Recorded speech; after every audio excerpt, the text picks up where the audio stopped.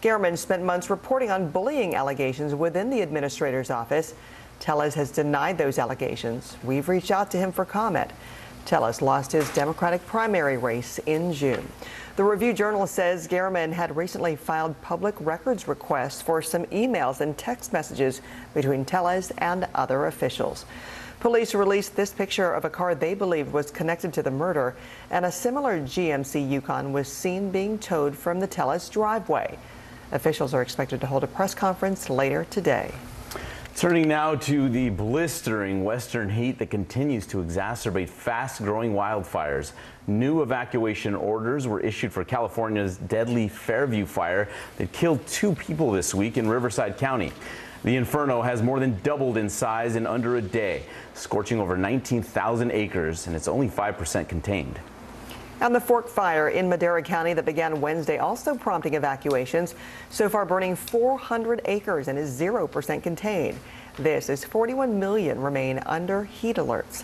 NBC meteorologist Michelle Grossman is here with how much longer this heat's going to stick around. Michelle, good morning. Good morning to you both. Well, we're going to see that heat today. Record-breaking heat once again. We broke so many records yesterday. We're going to see it again tomorrow, and then some relief comes over the weekend. So for today, we do have 41 million under a heat advisory and an excessive heat warning. That is in the pink. So Sacramento, Fresno, Los Angeles, San Diego, Las Vegas, you are under an excessive heat warning. We're looking at a fire danger once again. We have really hot conditions, dry conditions. So 11 million impacted today by either a fire weather watch, that is in the orange, or a red flag warning, that is in the hot pink. So portions of the Rockies into Washington, also Oregon, Northern California, we are concerned for a wildfire risk once again today. The greatest risk, the critical risk, is in red here. So we're looking at Idaho Falls, really hot, really dry brush, also looking at some windy conditions as well.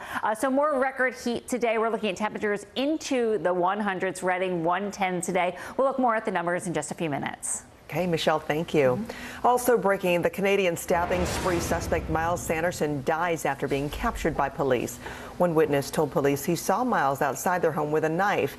Sanderson then stole a car and fled the property, and that's when police caught up to him. The chase ended in this ditch on the side of the highway. Sanderson was arrested and went into medical distress shortly after. Police did find a knife in his car. His cause of death is unknown. We are learning disturbing details in the grisly murder of Eliza Fletcher. An affidavit revealed the suspect was seen cleaning his SUV and behaving oddly in the hours after she disappeared. Jesse Kirsch has the latest. NBC News obtaining surveillance video appearing to be from roughly 3 hours after Eliza Fletcher's alleged abduction, showing a black SUV driving through the neighborhood where police discovered the mother of two's body. Possibly the scene outlined in court documents. The suspect cleaning the interior of the car with floor cleaner, according to 2 witnesses, including his own brother. You're now charged with first-degree murder. Back in court, the 38-year-old suspect now being referred to as Cleotha Henderson, his legal name. Henderson temporarily denied bond as we learn more about his violent past. The Shelby County Juvenile Court tells NBC News a court found Henderson to have committed rape at age 14. The court saying it can release this information about a minor because the crime was so severe. Henderson was later sentenced to 24 years in another kidnapping case, but was released early in November 2020, thanks to credit for time served and working while locked up. What do you say to someone who thinks this guy should not have been on the street at all? Quite probably he should not have been on the street. When you have repeat offenders, repeat violent offenders, they need to be dealt with very strongly. People convicted of serious crimes like this now serve their full terms under a new state law. Henderson's defense attorney has not shared any comment with NBC. On Friday before dawn, more than 1,000 people plan to rally here where Eliza Fletcher disappeared, hoping to finish the run she should have. Back to you. Okay, Jesse, thank you. The Seattle teachers' strike is stretching into a second day. Classes are once again canceled in the state's largest school district. Teachers have been negotiating with the district for months. They're seeking pay increases and more support for special education and multilingual students. And now they say they will stay on the picket lines until educators ratify a contract agreement. Markets are coming off their best day in months this morning. The Dow rebounded over 400 points while the Nasdaq snapped a 7-day losing streak, jumping just over 2%. The S&P was also up nearly 2%. Futures are flat ahead of the open. All right, time to set those fantasy lineups. The NFL is back tonight. Matt Stafford and the Rams start their bid to repeat, and they do it back in the stadium where they won Super Bowl 56. They will host Josh Allen and the Bills, hungry to make a run for the title after 3 straight playoff appearances. The 2022 season will kick off tonight in Los Angeles, and you can watch it at 8:30 p.m. Eastern right here on NBC. Get ready for those late nights if it's not late already with this schedule. Yep. Let's check back in on the extreme heat now with NBC meteorologist Michelle Grossman. Hi, Michelle. Hey there, guys. And we are looking at temperatures once again into the 90s, into the triple digits, and we're well into the triple digits once again today. 110 today in Redding. We're going to break a record most likely of 109. 107 in Fresno, Burbank 105. Even in Denver, we're really warm. Temperatures right near 100 degrees. And as we go throughout tomorrow and also, well, tomorrow we're looking at temperatures mainly in the triple digits once again, but a big cool down as we head towards the weekend. Bakersfield 94 on Saturday. Look at Los Angeles, 100 degrees on Friday, 84 on Saturday. That's a look at the big weather story of the day. Here's a closer look at your day ahead. All right, it's a warm one in the southeast. We're also looking at showers and storms, especially in the afternoon. That could lead to some localized flooding. A really nice day in the upper Midwest, Green Bay 84, 84 in Chicago. But we're looking at really warm conditions in the Rockies. All right, umbrellas needed once again in the southeast. We'll talk about that coming up. Sounds good. See you in a bit, Michelle. Roger Maris's AL home run record is in plain sight for Aaron Judge. The Yankee slugger crushed home run number 55 during the first leg of a doubleheader against the Minnesota Twins. The 4th inning shot moves Judge within 6 homers of Maris's record. The Yanks swept both games against Minnesota. And through 136 games in the season, Judge already has more home runs than Maris did at that point in 1961. And if he makes it to 60, he would be the first player since 2001 to reach that mark. All right, next, Steve Bannon back in legal jeopardy. Why Trump's X8 is traveling to New York this morning. Our show is about sparking conversations around today's biggest issues. The Fed raises interest rates. That controls inflation. Explain how that works. Is part of this that everyone's rethinking their jobs and their relationship to their employers? Could you just remind us why there are 9 justices on the Supreme Court instead of 3 or 20 or 2? It's not my job to tell you what to think. My job is to think about what you tell me. Now Tonight with Joshua Johnson, streaming weeknights at 8 on NBC News Now.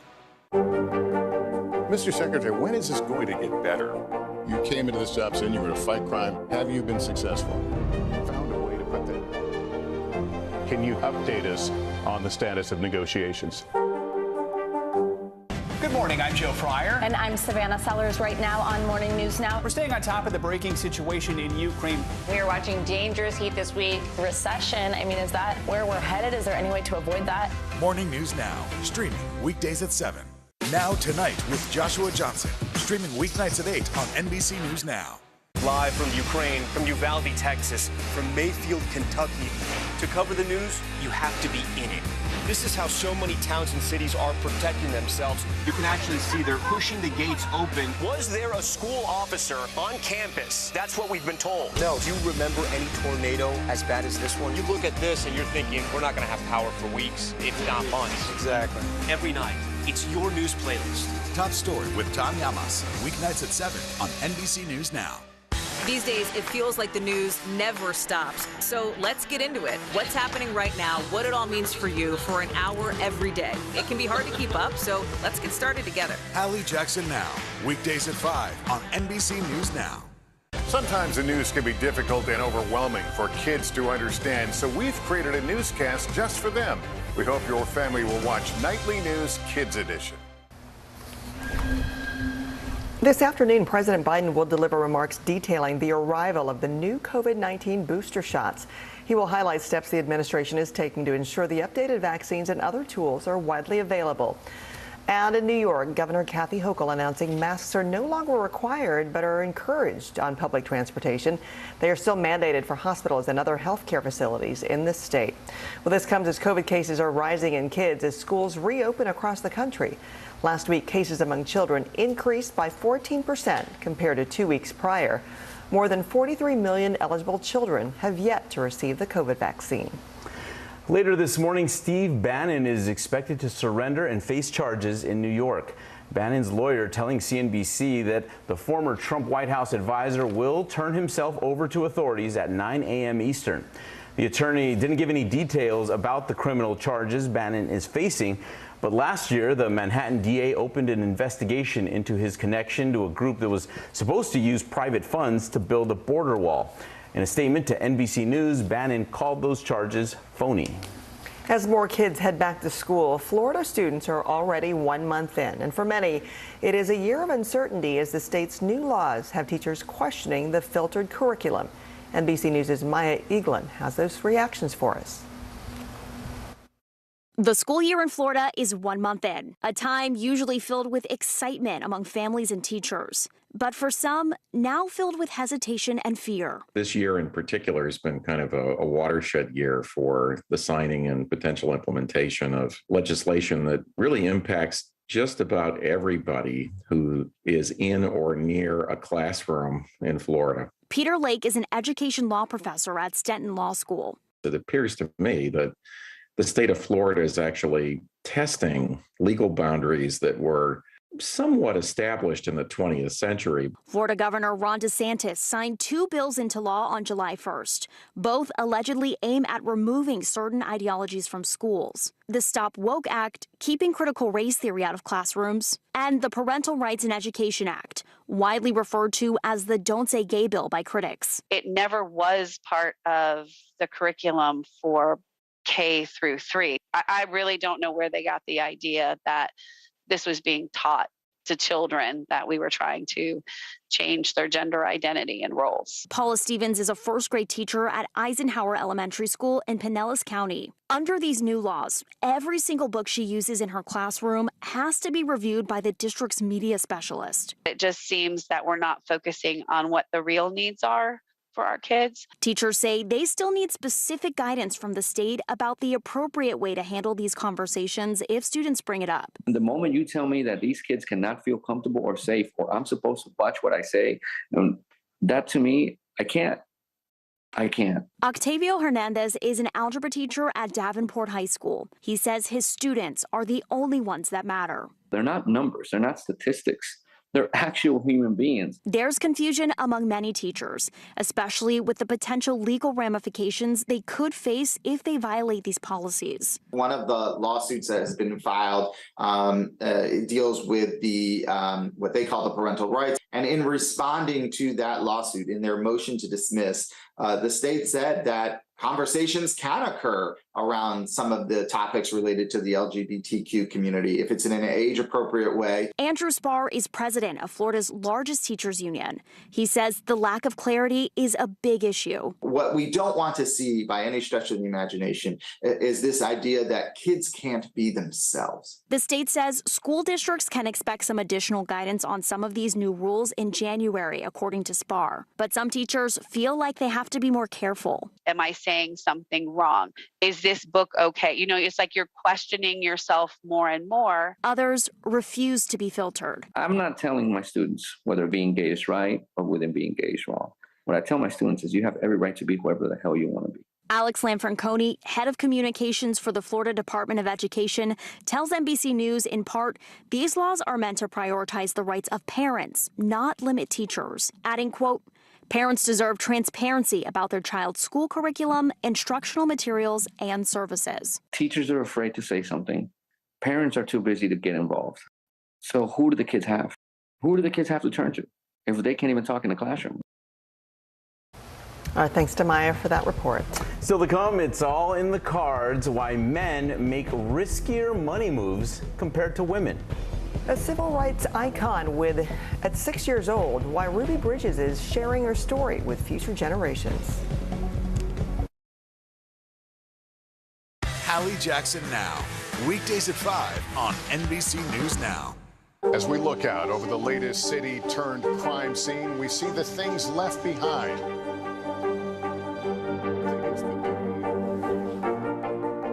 Can you tell us what it was like?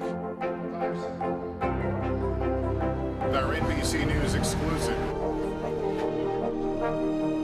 It was Lester.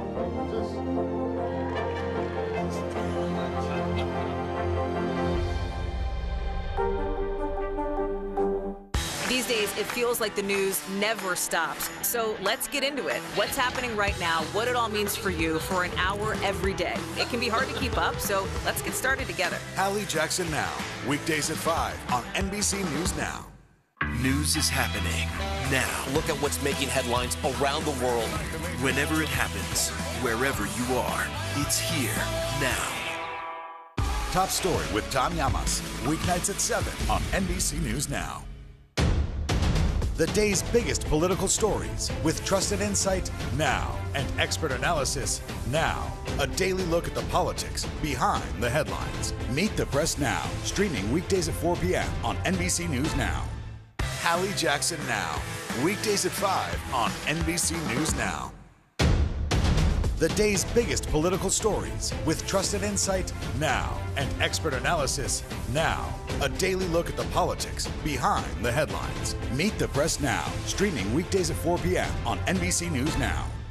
Hallie Jackson Now, weekdays at 5 on NBC News Now. The indictment of a former president, or perhaps candidate for president, would arguably tear the country apart. Is that your concern?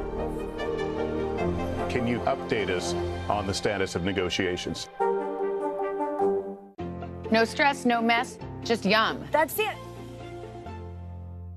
These days, it feels like the news never stops. So let's get into it. What's happening right now, what it all means for you for an hour every day. It can be hard to keep up, so let's get started together. Hallie Jackson Now, weekdays at 5 on NBC News Now.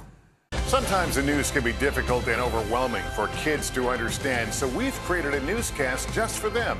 We hope your family will watch Nightly News Kids Edition. You don't know when your moment's coming, but when it does, you take it.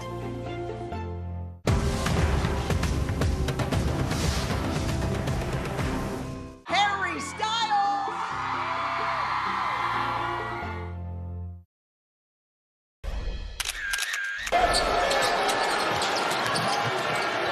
Here's Doncic. Oh! That's right. That incredible shot of the day from Luka Doncic on the move in the group stages of Eurobasket. He drained the one-handed runner over former Defensive Player of the Year, Rudy Gobert, no less.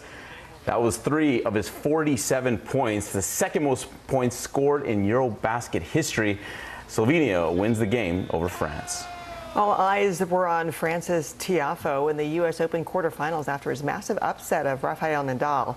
Tiafoe stacked up to number 9 Andrei Rublev, and while he didn't dominate any one set, he walked away with a win in each of them. Tiafoe became the first Black American since Arthur Ashe in 1972 to reach the U.S. Open semifinal. He beat Rublev in straight sets 7-6, 7-6, 6-4. And on the women's side, top-seeded Iga Swiatek kept up her winning ways. Swiatek took down America's Jessica Pegula in straight sets to punch her ticket to the semis. 6 decades after walking into William Frantz Elementary, Ruby Bridges is sharing her groundbreaking story with a new generation of kids. The civil rights icon authoring a new picture book called I Am Ruby Bridges. It details her experience as the first black student to attend an all-white school and the adversities she overcame. Speaking to NBC News, Bridges hopes the book will inspire readers, saying, quote, "It's important for children to know all of our history, good or bad." All right, the differences between men and women, with men in the hot seat after this study revealed that they were more likely than women to make risky financial decisions after getting a positive fortune telling. Yeah, so the journal Plus One published the study, and this is what it says. The effect on women was virtually absent in 2 online studies that were conducted. Nearly 700 participants were given positive fortunes and ideas of future financial success. Each found that men with good fortunes scored highest on a financial risk tolerance test, even those who did not believe in superstition at all. That really does surprise me, though, making the financial risk when it comes to maybe, online gambling, betting, and other stuff. But from fortune, it surprises me that men went to a fortune teller. Exactly. That's the difference in my mind, and the ones who did go for this study, they just got the affirmation they needed, Makes sense. Yeah. All right, coming up, Michelle's back with us with some flood risks for the Southeast. And Apple aims to make an iPhone that is also a lifesaver. The new features just revealed, and the cost.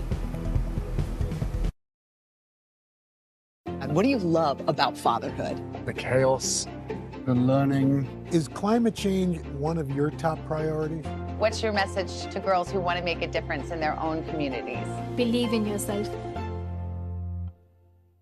Sometimes the news can be difficult and overwhelming for kids to understand, so we've created a newscast just for them. We hope your family will watch Nightly News Kids Edition.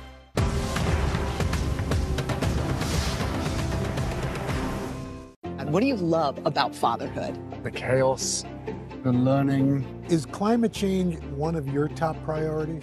What's your message to girls who want to make a difference in their own communities? Believe in yourself. Mr. Secretary, when is this going to get better? You came into this job saying you were going to fight crime. Have you been successful? Found a way to put that. Can you update us on the status of negotiations? News is happening now. Look at what's making headlines around the world. Right now on Morning News Now. We're coming on the air with breaking news. And this is a significant moment. Whenever it happens, wherever you are, NBC News, streaming free now. These are our missing daughters and sons. We need anyone who saw something to come forward. She was wearing a black jacket, a black top. I'm going to bring my son home alive. Dateline, Missing in America. Listen to the full season now. Top Story with Tom Llamas. Weeknights at 7 on NBC News Now. As we look out over the latest city-turned-crime scene, we see the things left behind. Back now with our NBC News exclusive.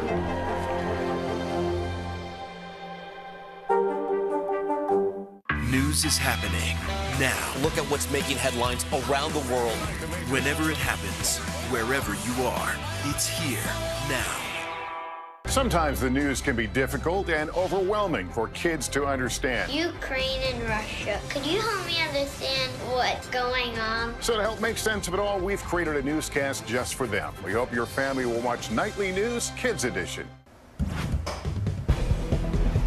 Welcome back on this Thursday. We are looking at a soggy south once again along the Gulf Coast into the southeast. Slow-moving storms today. Also tomorrow, we could see some locally heavy rain leading to some flash flooding. So generally 1 to 3 inches of rain, but higher amounts along the coast of the Carolinas, also the panhandle of Florida. We'll be right back. We're here to start conversations because it's not my job to tell you what to think. My job is to think about what you tell me. Now tonight with Joshua Johnson. Weeknights at 8 on NBC News Now. Sometimes the news can be difficult and overwhelming for kids to understand. Ukraine and Russia. Could you help me understand what's going on? So to help make sense of it all, we've created a newscast just for them. We hope your family will watch Nightly News Kids Edition. As we look out over the latest city-turned-crime scene, we see the things left behind. Back now with our NBC News exclusive.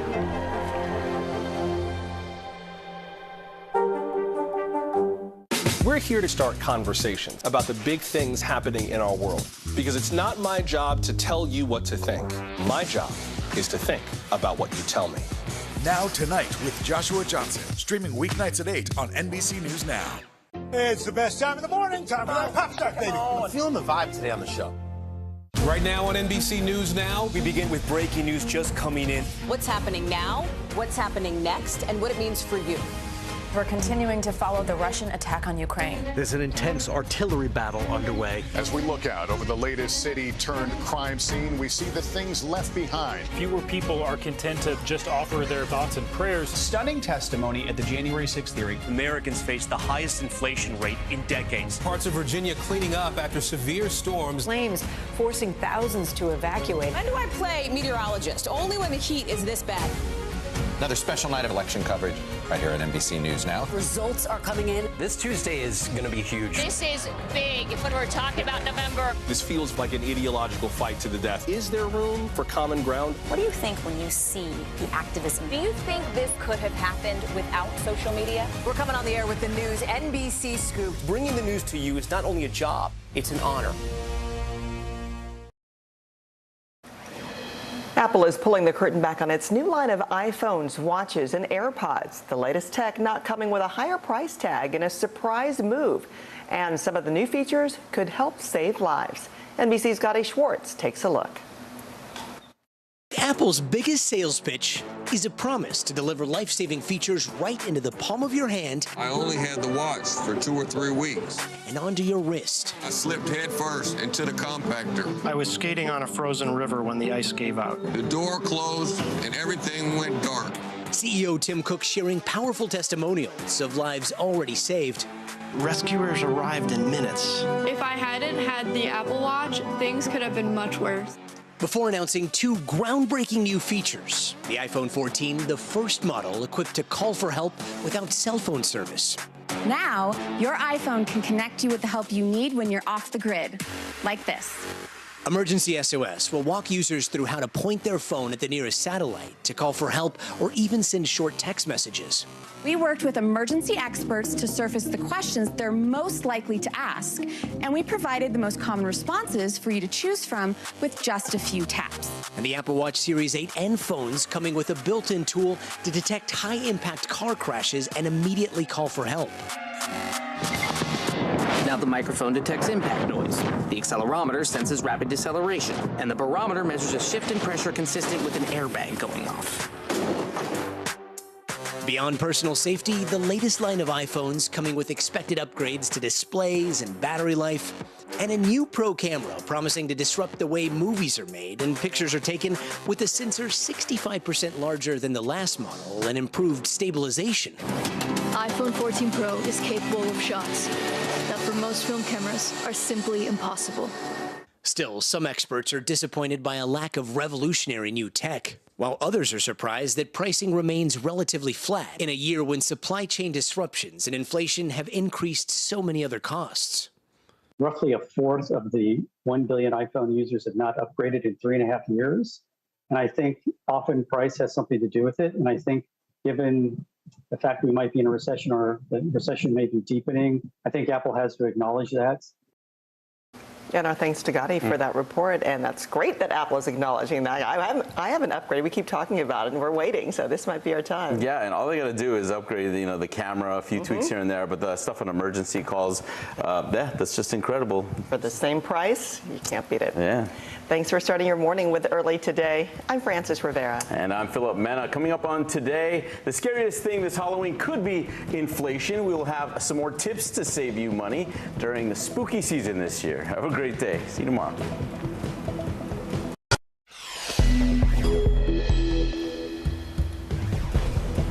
The record-breaking heat wave refusing to break in the West. The extreme triple-digit highs fueling fears of rolling blackouts for millions of Americans. Breaking news overnight. Horror in Memphis. Police arrest a suspect in a shooting rampage across the city that left at least 4 dead. And more breaking news in Vegas, where a county official is in custody accused of killing a journalist. The suspect was apparently the subject of his latest investigation. Painting to remember, the artist helping to heal Uvalde and raising money for a good cause. And inside Apple's biggest event of the year, the new features coming to the next generation of iPhones, watches, and AirPods. It's Thursday, September 8th. Early Today starts right now. Good morning, I'm Philip Mena. I'm Frances Rivera. We begin out west as the sweltering heat continues to blanket California, adding fuel to multiple fast-spreading fires. In Riverside County, new evacuation orders were issued for California's deadly Fairview fire that killed 2 this week. The inferno has more than doubled in size in under a day, scorching over 19,000 acres, and it's only 5% contained. And the Fork Fire in Madera County that began on Wednesday also prompting evacuations. So far, burning 400 acres and is 0% contained. This is 41 million remain under heat alerts.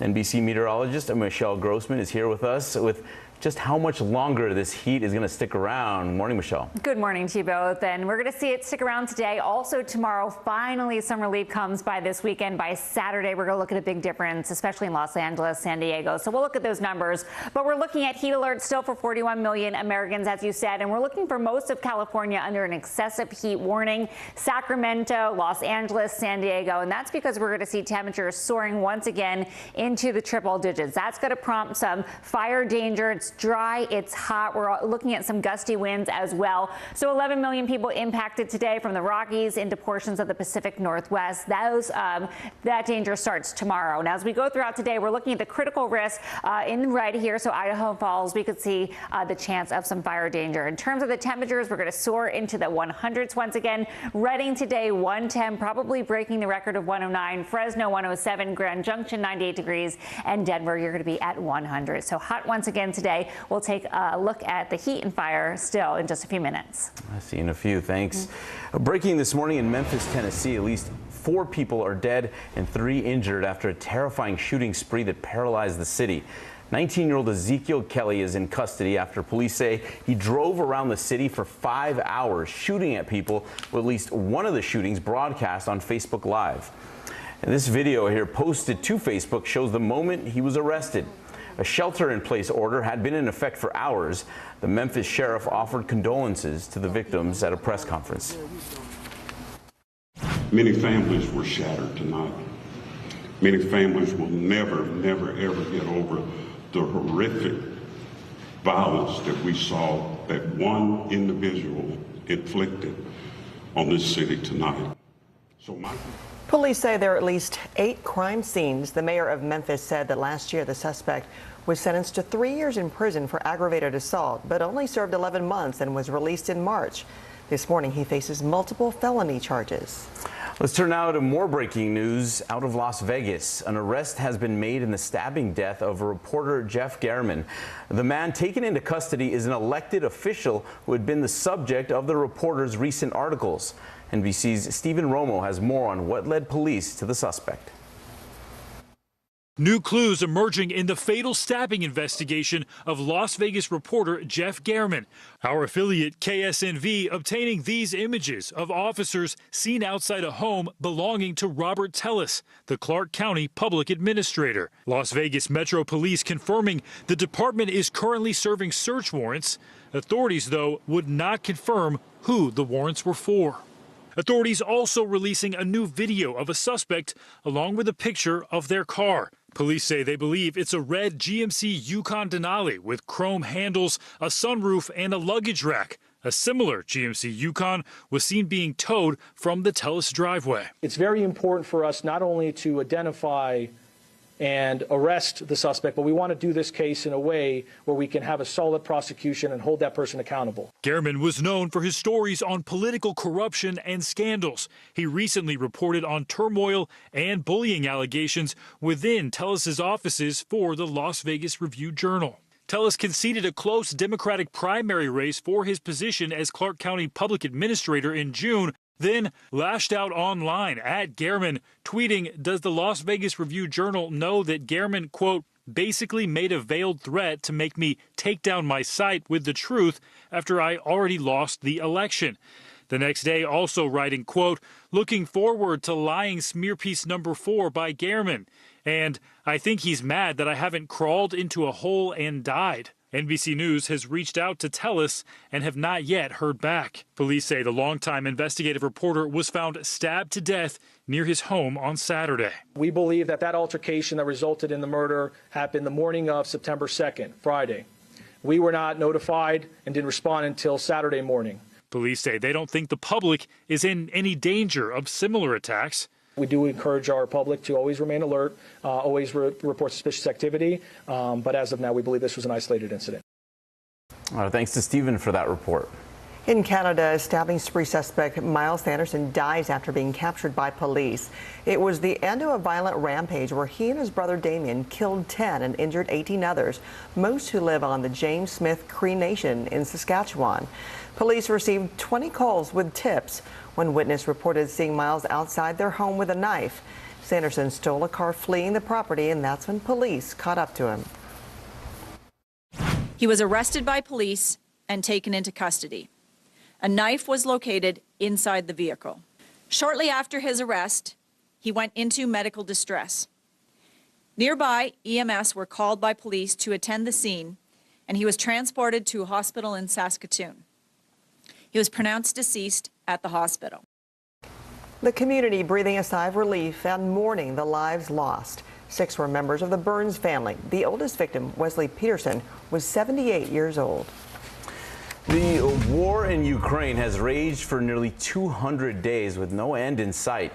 Russian President Vladimir Putin is striking a defiant tone, dismissing reports of Russian losses. Our Megan Fitzgerald is in Ukraine. Russian bombs raining down in eastern Ukraine, trapping several people under the rubble as Russia holds on to much of the east. But Ukraine is also on the attack. A week into their counteroffensive, Ukrainian soldiers lowered a Soviet-era flag in a town near Kharkiv.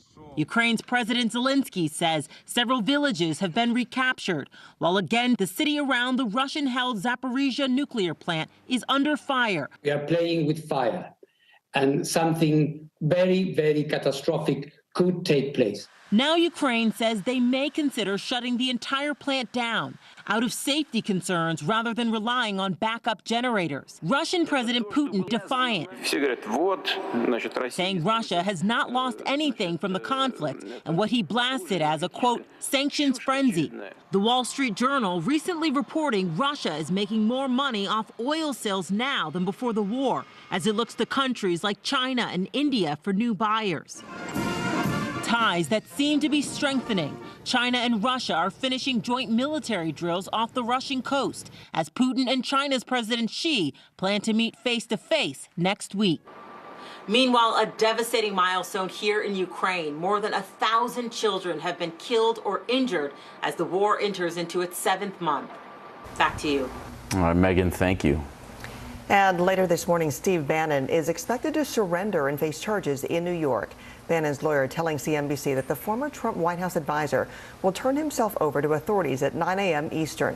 The attorney did not give any details about the criminal charges Bannon is facing, but last year the Manhattan DA opened an investigation into his connection to a group that was supposed to use private funds to build a border wall. In a statement to NBC News, Bannon called the charges phony. The Seattle teachers' strike is stretching into a second day. Classes are once again canceled in the state's largest school district. Teachers have been negotiating with the district for months. They're seeking pay increases and more support for special education and multilingual students. They say they will stay on the picket lines until they come to a ratified agreement. Okay, now let's check back on that scorching heat with NBC meteorologist Michelle Grossman. Hi, Michelle. Hi there, guys. And the temperatures remain brutal once again today. Record-breaking heat once again yesterday. We're going to see records break today. Also tomorrow, because we're going to be into the 100s once again. Look at Sacramento, 111, the record of 105. Most likely breaking a record there. Fresno, 107. Burbank, 105. 85 degrees in Flagstaff. So another warm day today, another warm day tomorrow, and then relief arrives over the weekend. We are also looking at some rain over the weekend. This will be what's left over from Hurricane K right now. So we're looking generally 1 to 3 inches. That would be for Los Angeles. That would be for San Diego. But the mountains in Southern California, you could see 3 to 5 inches. We could see locally flooding rains. And this is a track of K. It's going to move off to the northwest. That's a look at the big weather story of the day. Here's a closer look at your day ahead. It's hot and steamy in the south. We're looking at scattered storms. Need the umbrella once again, and could see some flooding rains as well. And then we're headed to the Rockies. It's hot there, 90 degrees in Casper. Also really nice in the upper Midwest. Temperatures in the 80s with sunshine. Another wet day in the south. We'll talk about that coming up. Okay, important to track it. Thank you. 6 decades after walking to William Franz Elementary, Ruby Bridges is sharing her groundbreaking story with a new generation of kids. The civil rights icon authoring a new picture book called I Am Ruby Bridges. It details her experience as the first black student to attend an all-white school and the adversities she overcame. Speaking to NBC News, Bridges hopes the book will inspire readers, saying, quote, "It's important for children to know all of our history, good or bad." Early Today is back in a minute with the new ruling that could make Michigan the next battleground for abortion rights this fall. And a brush of kindness, how an artist is helping Uvalde heal one painting at a time. Our show is about sparking conversations around today's biggest issues. The Fed raises interest rates. That controls inflation. Explain how that works. Is part of this that everyone's rethinking their jobs and their relationship to their employers? Could you just remind us why there are 9 justices on the Supreme Court instead of 3 or 20 or 2? It's not my job to tell you what to think. My job is to think about what you tell me. Now Tonight with Joshua Johnson, streaming weeknights at 8 on NBC News Now. To cover the news, you have to be in it. This is how so many towns and cities are protecting themselves. They're pushing the gates open. Was there a school officer on campus? That's what we've been told. No. Top Story with Tom Yamas, weeknights at 7 on NBC News Now.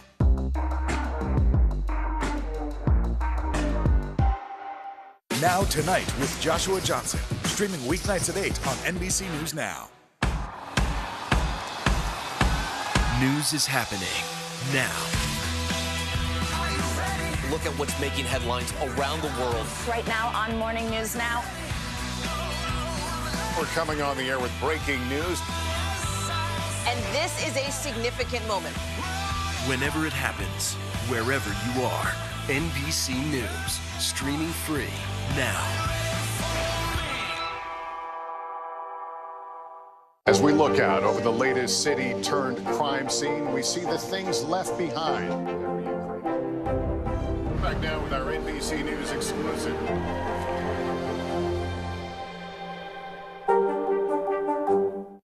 No stress, no mess, just yum. That's it. The day's biggest political stories with trusted insight now and expert analysis now. A daily look at the politics behind the headlines. Meet the Press Now, streaming weekdays at 4 p.m. on NBC News Now. Leading the news in Michigan, a 1931 law criminalizing abortion has been struck down. It's the first time a Michigan judge has weighed in on abortion since Roe was overturned. Judge Elizabeth Gleichner said that it violates the tenets of the Constitution and denies women the ability to control their bodies and their lives. The ruling comes as the state gets ready to decide whether to add an amendment in November that would add abortion rights to the Constitution. An artist in Austin is honoring the victims of the Uvalde school shooting through her artwork. Her painting has raised more than $22,000, and she plans to use that money to help the community. Tom Miller of NBC affiliate in Texas has the story. With tears in her eyes and grief in her heart, Sarah Hagelin started filling her canvas with Texas wildflowers. Not only are they each unique and beautiful, but that I knew that they would be something that we would see for years to come. Their colors, shape, and size all different. As I'm painting them, I'm thinking about the details and how unique this flower is. And this one has 6 petals, and this one has 3 petals, and this one's large, and this one's pink. 21 flowers in total, 1 for each life lost. I grew up there, went to Robb Elementary. I still have a ton of family there. My sisters are there with their school-age children. Now living in Austin, the project came to Hagelin as a way to honor her hometown and the lives lost. And I thought, you know, if I can assign a wildflower to each victim, then when I see them, wildflowers throughout my life, I would think about each of those souls. After more than 40 hours of work, the final product came to fruition. And from there, an idea to help. I may have a little something to offer. Maybe a few people would want a print of this so they also could remember and think about the victims. With Robb Elementary now permanently closed, the survivors are being sent to new schools, some without adequate playground equipment. I feel like play is so important for kids, and particularly for kids who've been through trauma. So I started thinking, you know, maybe if I sold a few of these prints, we could purchase a couple of things to update those playgrounds. Others got on board, including Austin playground equipment supplier Compin, the company offering to donate the equipment so long as the installation and resurfacing are covered. I remember printing this first one and thinking, oh my gosh, I can't believe, you know, I sold this many, and then here we are. It's pretty awesome. In less than 2 months, Hagelin sold 750. With $20,000 going to the Uvalde parent-teacher organization so far. There's so much sadness wrapped up in this situation. And so I wanted to create something that was beautiful to look at and that you would hang in your home, but that if you knew what it stood for, that it would be more meaningful to you. Remembering those lost while blooming something beautiful. It's to Tom for that report. Still to come inside the major launch at Apple, the latest features for iPhones, watches, and AirPods. And ahead, get those fantasy lineups ready. Thursday Night Football is back. To cover the news, you have to be in it. This is how so many towns and cities are protecting themselves. They're pushing the gates open. Was there a school officer on campus? That's what we've been told. No. Top Story with Tom Llamas, weeknights at 7 on NBC News Now. We're here to start conversations about the big things happening in our world, because it's not my job to tell you what to think. My job is to think about what you tell me. Now Tonight with Joshua Johnson, streaming weeknights at 8 on NBC News Now. These days, it feels like the news never stops. So let's get into it. What's happening right now, what it all means for you for an hour every day. It can be hard to keep up, so let's get started together. Hallie Jackson Now, weekdays at 5 on NBC News Now. And what do you love about fatherhood? The chaos, the learning. Is climate change one of your top priorities? What's your message to girls who want to make a difference in their own communities? Believe in yourself. Top Story with Tom Llamas is your news playlist on NBC News Now. And now, you can listen to it as a podcast. Available anytime and anywhere. News is happening now. Look at what's making headlines around the world. We're coming on the air with breaking news. This is a significant moment. Whenever it happens, wherever you are, NBC News, streaming free now. Mr. Secretary, when is this going to get better? You came into this job saying you were going to fight crime. Have you been successful? Found a way to put that. Can you update us on the status of negotiations? Sometimes the news can be difficult and overwhelming for kids to understand. Ukraine and Russia. Could you help me understand what's going on? So to help make sense of it all, we've created a newscast just for them. We hope your family will watch Nightly News Kids Edition.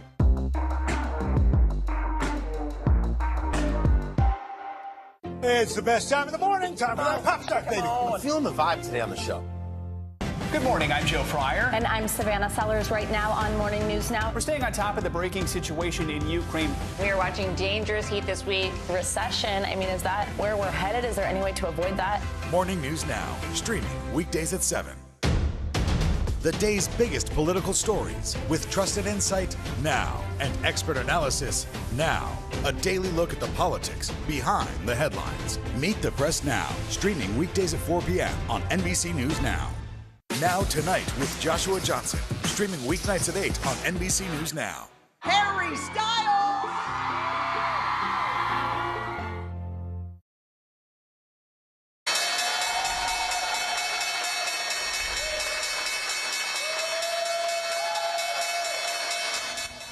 Futures are flat this morning as markets come off their best day in a month. The Dow rebounded over 400 points while the Nasdaq snapped a 7-day losing streak, jumping just over 2%. The S&P was also up nearly 2%. All right, after months of speculation, Apple is finally unveiling the next generation of iPhones and watches. CNBC's Karen Cho is here to break it all down for us. Good morning, Karen. Philip Francis, good morning to you both. Yes, exciting day for Apple. This is an annual event on the calendar, the big reveal. The new iPhone 14 is coming to the market, and of course a big focus on wearables too. When it comes to the new whiz-bang features, it was really about safety. You've got iPhones now that connect to satellites if you're out of connectivity, cellular connectivity, and it allows you to connect to emergency services. So a big feature there. Also on the watches too, can flag up if you've been involved in a car crash and connect to emergency services. So those were key features here. When you look under the hood, a little bit closer to the iPhone Pro and also the Pro Max, you saw not a huge difference to previous versions, although crucially, the notch on top of the phone that was seen as somewhat ugly by a lot of users, that's been replaced with a pill-shaped cutout. You've got an always-on display feature, better camera, so low-light photography enhanced, but also better zoom. Moving on to the watch, the big feature here was really around the Ultra. This is starting at around $800. $500, so not cheap by any means. It has a larger screen, longer battery life, improved GPS. The cheaper Model 8 series also out in the market, and that was about half the price of the Ultra. It measures temperature. That is an extra feature here. It can also tell if you have been involved in a car crash, if that's occurred. The AirPods, they've been a very successful formula for Apple, so this continues on. No major redesign here, but improved noise cancelling features. But I think the real takeaway from Apple in this launch was that prices have not gone up. You've seen the baseline iPhone 14 come to the market at the same price. Perhaps that's foreboding for the retailers if they're concerned about consumer spending habits coming up over the holiday season. Back to you, Philip Francis. Yeah, that is a surprise given the fact that we're kind of used to Apple raising the prices anyway, regardless of the economic temperature. All right, Karen, thank you. All right. We are looking ahead to the weekend. Michelle's got your forecast next. Plus, why these portraits are worth 1,000 words. The Obamas return to the White House. Right now on NBC News Now. As we come on the air, here's what we know. It has been dramatic, powerful. We begin with breaking news just coming in. What's happening now, what's happening next, and what it means for you. We're continuing to follow the Russian attack on Ukraine. There's an intense artillery battle underway. We're getting out of this area right now because more air raid sirens are sounding. As we look out over the latest city-turned-crime scene, we see the things left behind. Was there a school officer on campus? Because that's what we've been told. No, fewer people are content to just offer their thoughts and prayers. And the House has answered the call to create new gun laws. The stunning testimony at the January 6th hearing on Capitol Hill. Americans face the highest inflation rate in decades.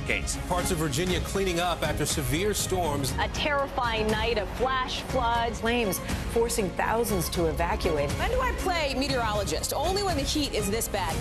Another special night of election coverage right here at NBC News Now. Results are coming in. This Tuesday is going to be huge for primary purposes. It's an interesting race here. I've just never covered anything like it. This is big when we're talking about November. How many doors do you think you've each knocked on? This feels like an ideological fight to the death. Is there room for common ground on this issue? What do you think when you see the activism that's happening right now? Do you think this movement could have happened without social media? A lot to talk about as we continue our rolling coverage. We're coming on the air with the news NBC Scoop. Bringing the news to you is not only a job, it's an honor. Sometimes the news can be difficult and overwhelming for kids to understand, so we've created a newscast just for them. We hope your family will watch Nightly News Kids Edition.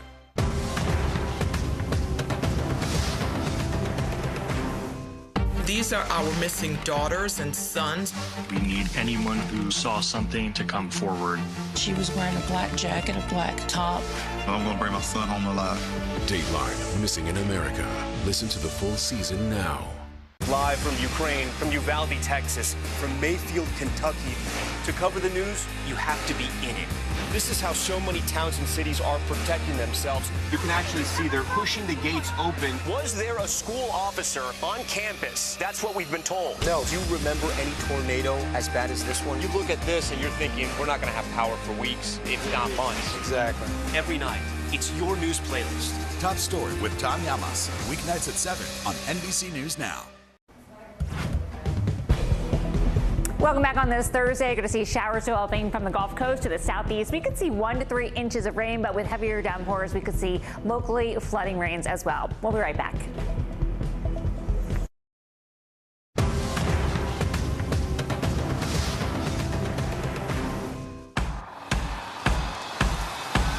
News is happening now. Look at what's making headlines around the world. Right now on Morning News Now. We're coming on the air with breaking news. And this is a significant moment. Whenever it happens, wherever you are, NBC News, streaming free now.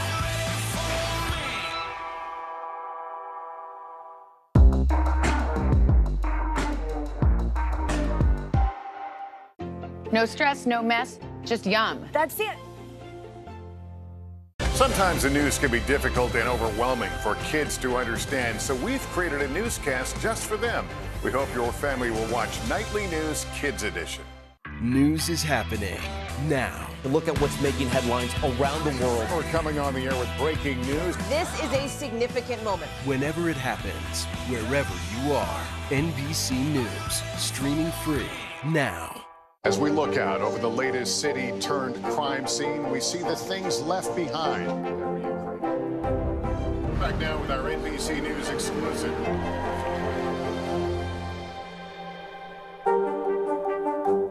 These are our missing daughters and sons.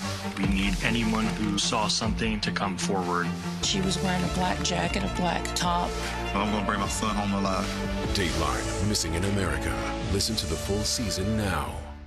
Top Story with Tom Llamas. Weeknights at 7 on NBC News Now. Sometimes the news can be difficult and overwhelming for kids to understand, so we've created a newscast just for them. We hope your family will watch Nightly News Kids Edition.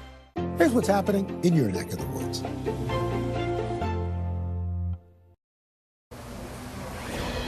A historic day at the White House. Former President Barack Obama and Michelle Obama were back for the unveiling of their official portraits. Kristen Welker has their story. It was a first family affair. Barack and Michelle, welcome home. Welcome home. For the country, a return of a White House tradition. For Michelle Obama, her first visit back in more than 5 years. Michelle, he knows, we all know, he couldn't have done it without you. The former president nostalgic. When people ask me what I miss most about the White House years, it is not Air Force One that I talk about, although I miss Air Force One. It's the chance that I had to stand shoulder to shoulder with all of you. A reunion of a political partnership forged over 2 terms. We trusted him, all of you in this room. We believed in him, and we counted on him. And I still do. Joe, it is now America's good fortune to have you as president. Mr. Obama thanking artists Robert McCurdy and Sharon Sprung, quipping the portrait of Mrs. Obama captures what he loves most. Her grace, her intelligence, and the fact that she's fine. Let me thank my husband, first of all, for such spicy remarks. An emotional Michelle Obama saying the portraits stand for something larger. A girl like me, she was never supposed to be up there next to Jacqueline Kennedy and Dolly Madison. And it is so important for every young kid who is doubting themselves to believe that they can too. That is what this country is about. The bipartisan tradition goes back decades. You will now be able to gaze at this portrait and ask, what would George do? But former President Trump did not invite Mr. Obama, a mutual decision, according to sources. Still, this moment particularly poignant for the first black president and first lady who will live on these walls for history. Kristen Welker, NBC News, the White House. All right, time to set those fantasy lineups because the NFL is back tonight. Matthew Stafford and the Rams start their bid to repeat back in the stadium where they won Super Bowl 56. They will host Josh Allen and the Bills, hungry to make a run for the title after 3 straight playoff appearances. The 2022 season kicks off tonight in LA. You can watch it 8:30 p.m. Eastern right here on NBC. You got the Super Bowl champs versus the odds-on favorites to win the Super Bowl this year. Should be great. Tougher for those Friday and Monday mornings for fans and this guy. It'll be worth it, though. Yeah, sure. Have a great one.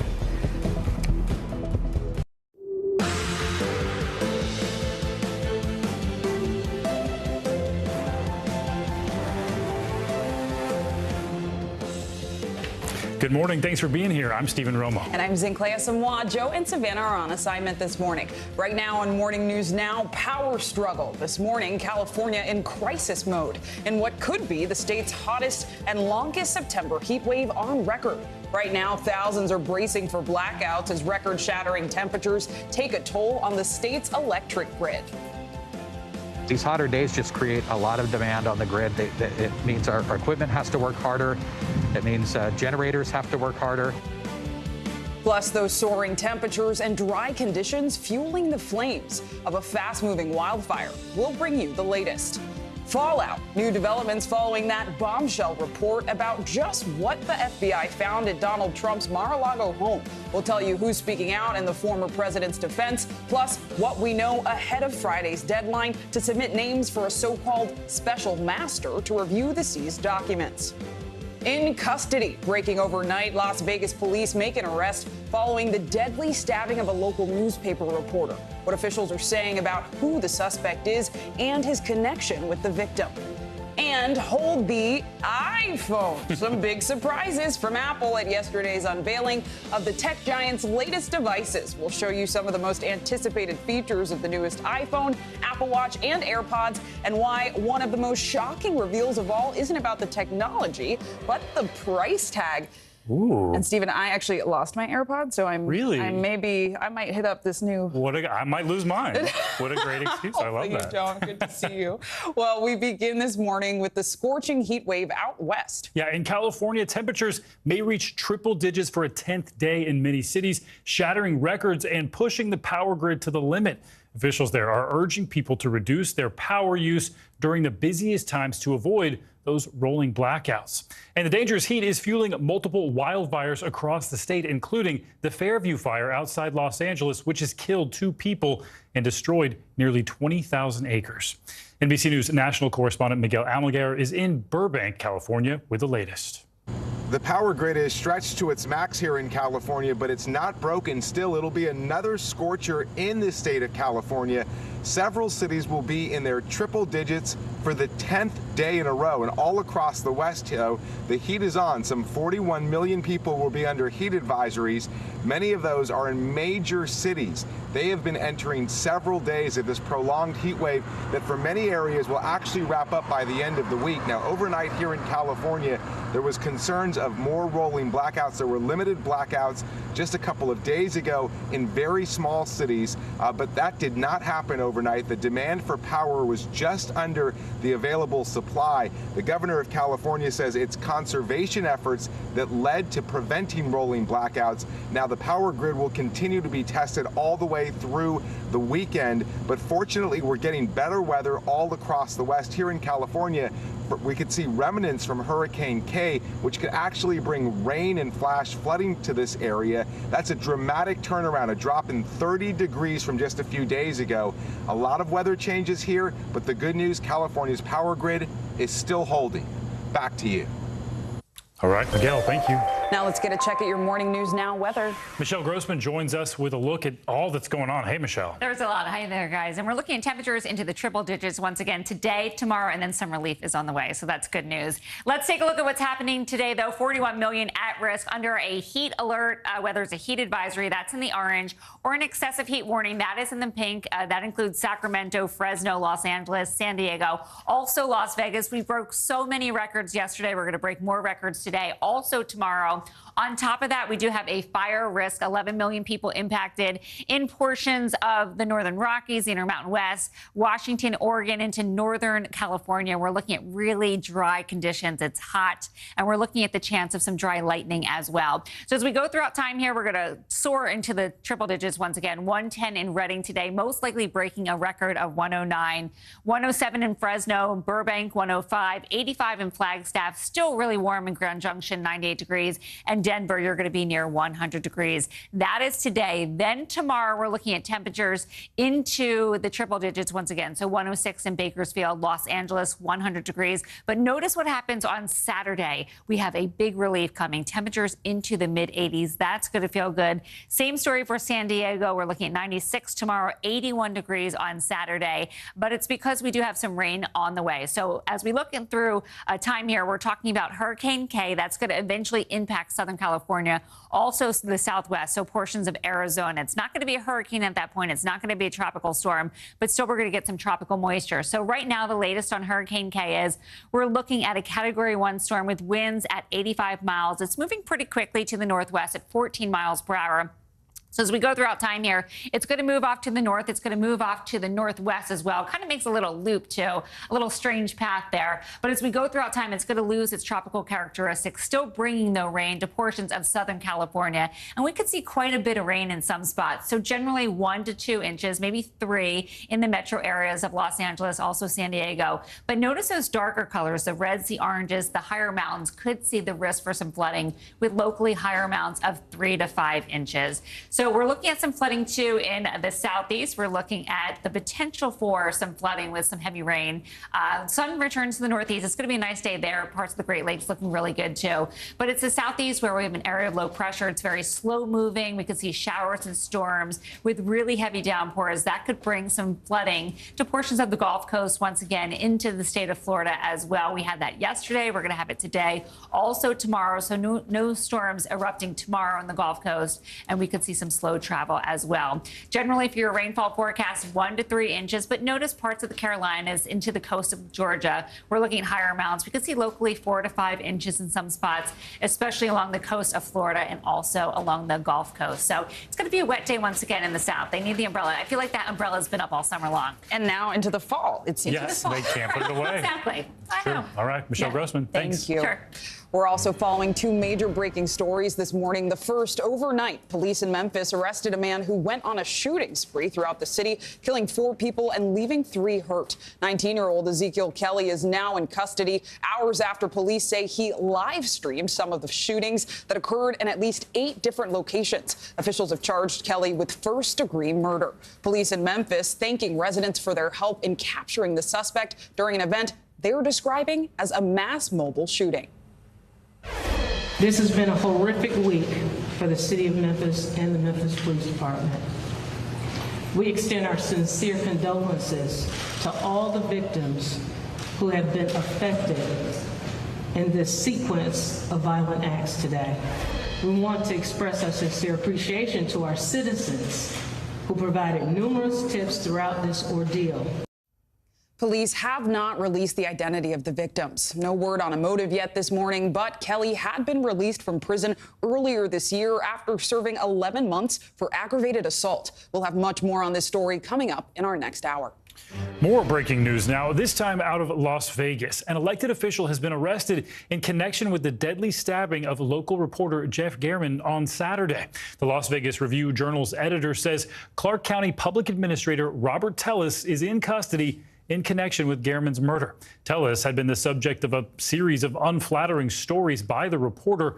Local media reported SWAT team members were outside of Tellis's home late Wednesday afternoon as authorities searched inside. Officials had this to say about the investigation.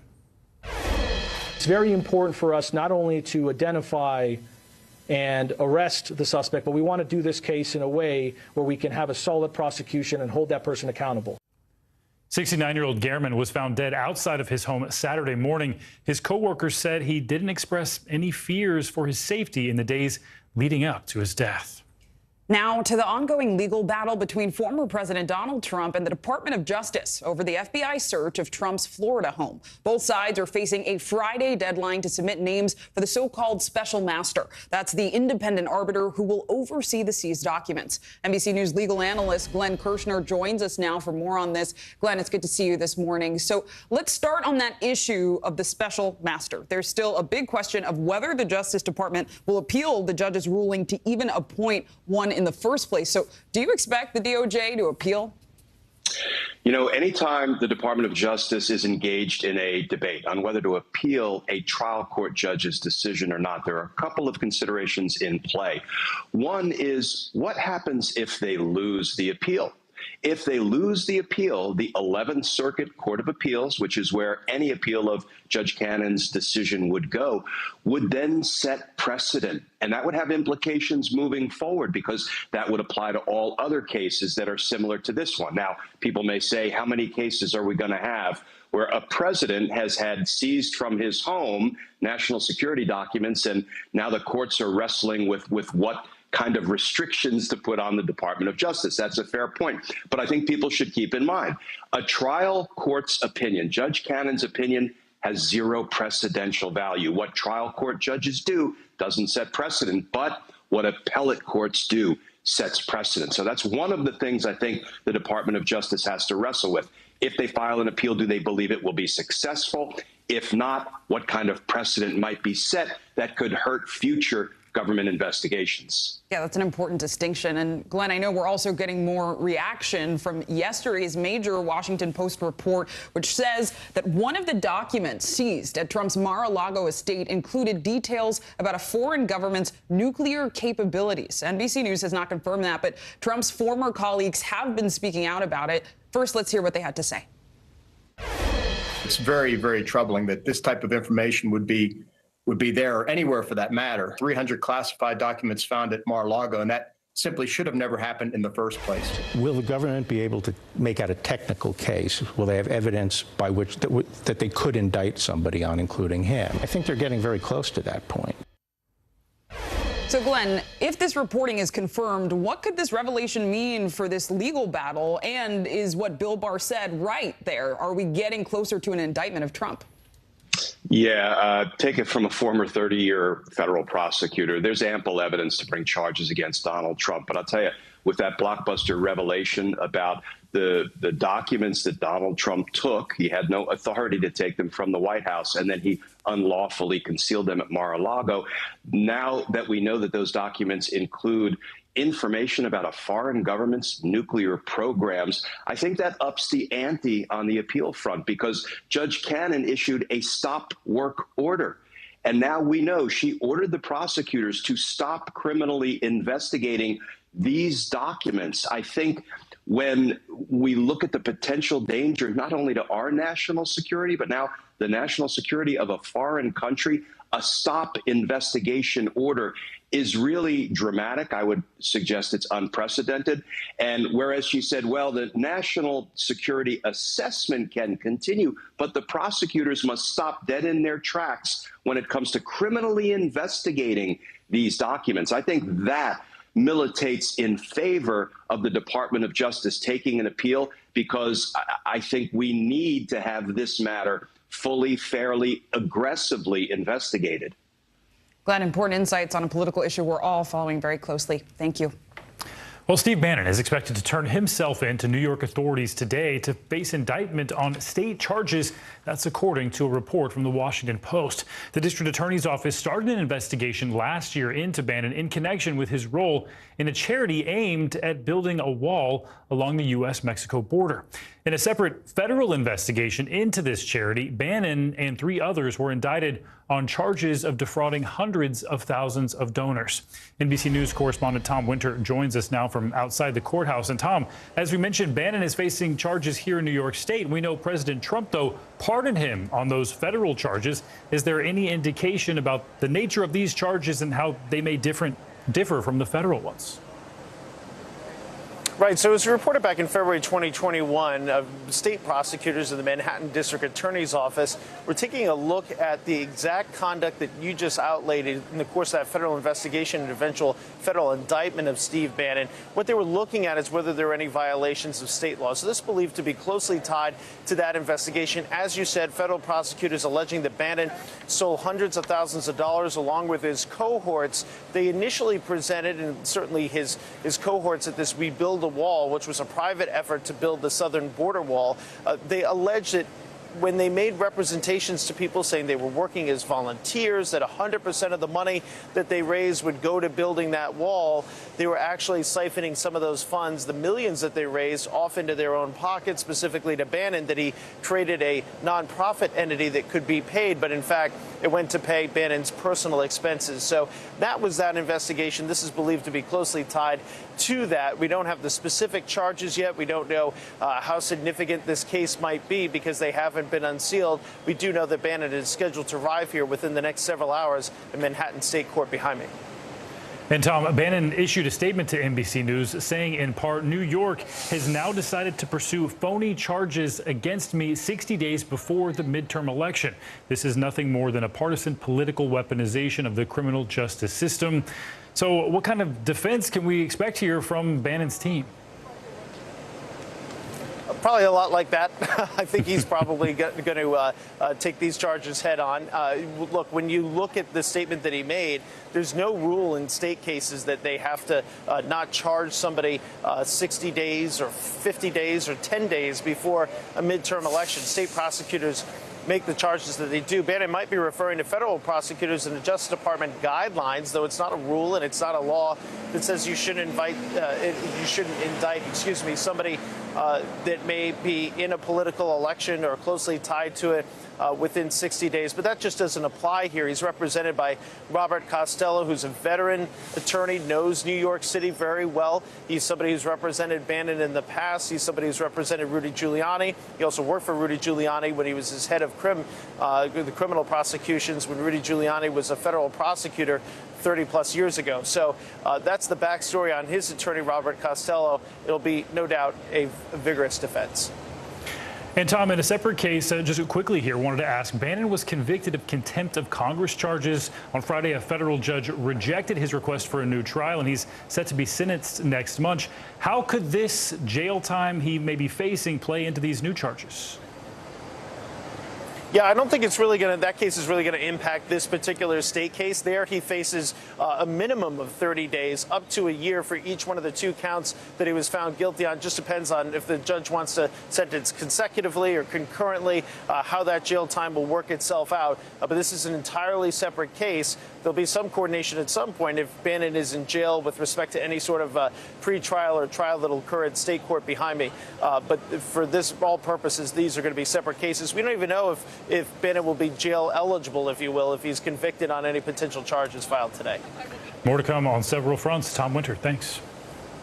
Turning now to a White House reunion. Yesterday, former President and First Lady Barack and Michelle Obama returned to the White House for the unveiling of their official White House portraits. NBC News Chief White House correspondent Kristen Welker has more. It was a first family affair. Barack and Michelle, welcome home. Welcome home. For the country, a return of a White House tradition. For Michelle Obama, her first visit back in more than 5 years. Michelle, he knows, we all know, he couldn't have done it without you. The former president nostalgic. When people ask me what I miss most about the White House years, it is not Air Force One that I talk about, although I miss Air Force One. It's the chance that I had to stand shoulder to shoulder with all of you. A reunion of a political partnership forged over 2 terms. We trusted him, all of you in this room. We believed in him, and we counted on him. And I still do. Joe, it is now America's good fortune to have you as president. Mr. Obama thanking artists Robert McCurdy and Sharon Sprung, quipping the portrait of Mrs. Obama captures what he loves most. Her grace, her intelligence, and the fact that she's fine. Let me thank my husband, first of all, for such spicy remarks. An emotional Michelle Obama saying the portraits stand for something larger. A girl like me, she was never supposed to be up there next to Jacqueline Kennedy and Dolly Madison. And it is so important for every young kid who is doubting themselves to believe that they can too. That is what this country is about. The bipartisan tradition goes back decades. You will now be able to gaze at this portrait and ask, what would George do? But former President Trump did not invite Mr. Obama, a mutual decision, according to sources. Still, this moment particularly poignant for the first black president and first lady who will live on these walls for history. Kristen Welker, NBC News, the White House. Beautiful portraits there. Well, coming up on Morning News Now, swing state showdown. The midterms are now just weeks away, and several election deniers are on the ballot in key states. More on those races and why they could have a major impact in 2024 and beyond.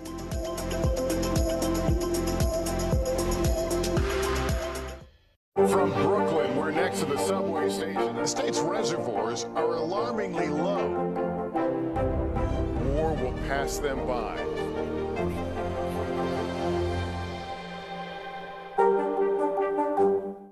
Top Story with Tom Llamas is your news playlist on NBC News Now. And now, you can listen to it as a podcast. Available anytime and anywhere.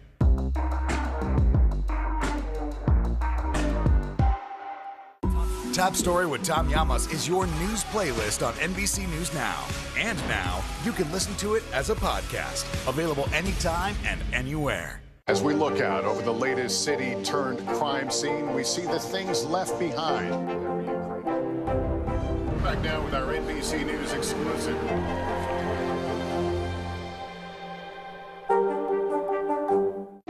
No stress, no mess, just yum. That's it.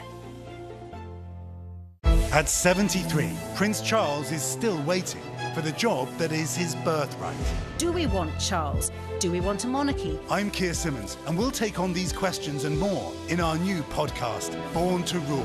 Listen now.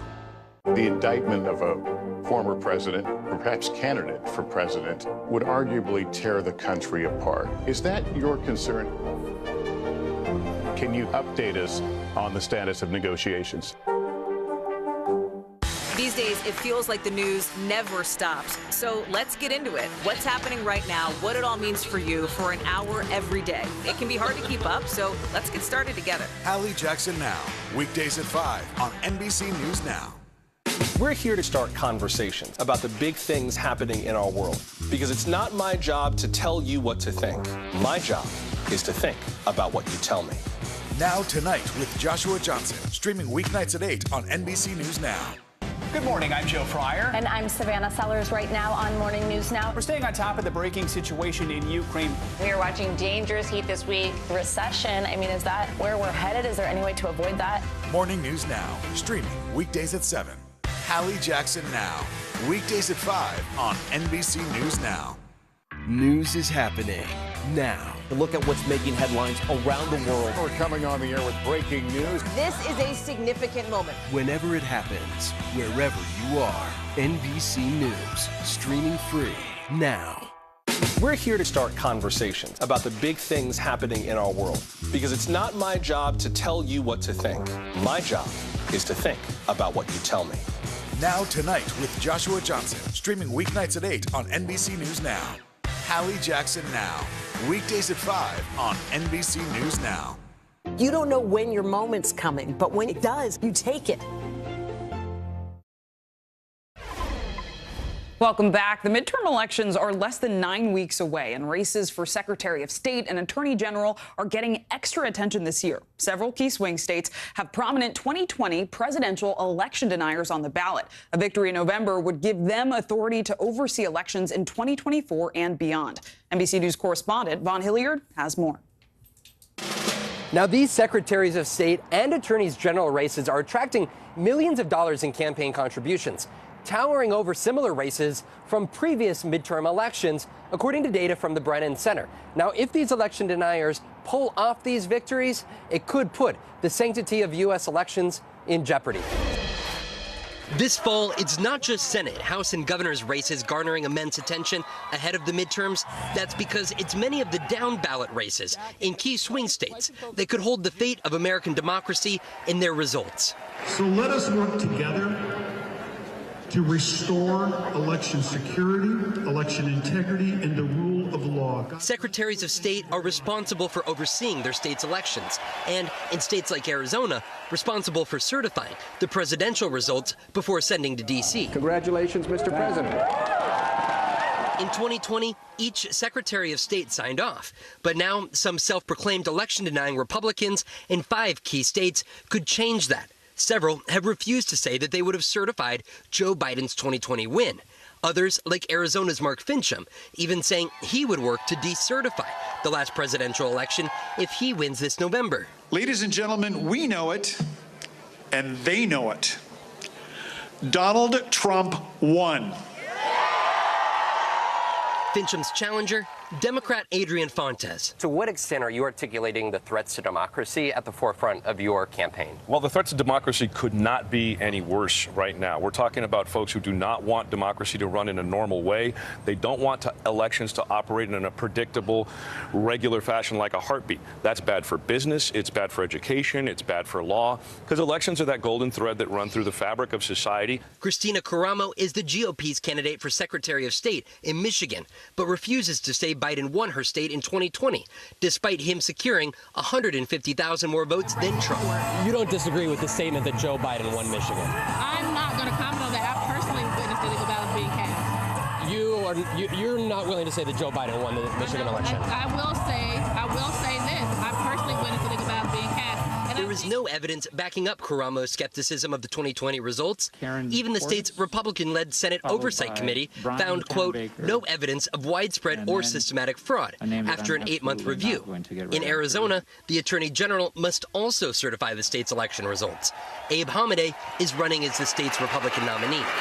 I will fight to secure our elections so that when Donald Trump runs and wins again in 2024, everyone will know it's legitimate. He is running against Democrat Chris Mays. Well, I think this year people across the country realize that because attorney generals are part of the certification process for presidential elections, that we've got to focus on AG races. And I think most people are starting to see that. Our thanks to Vaughn Hilliard for that report.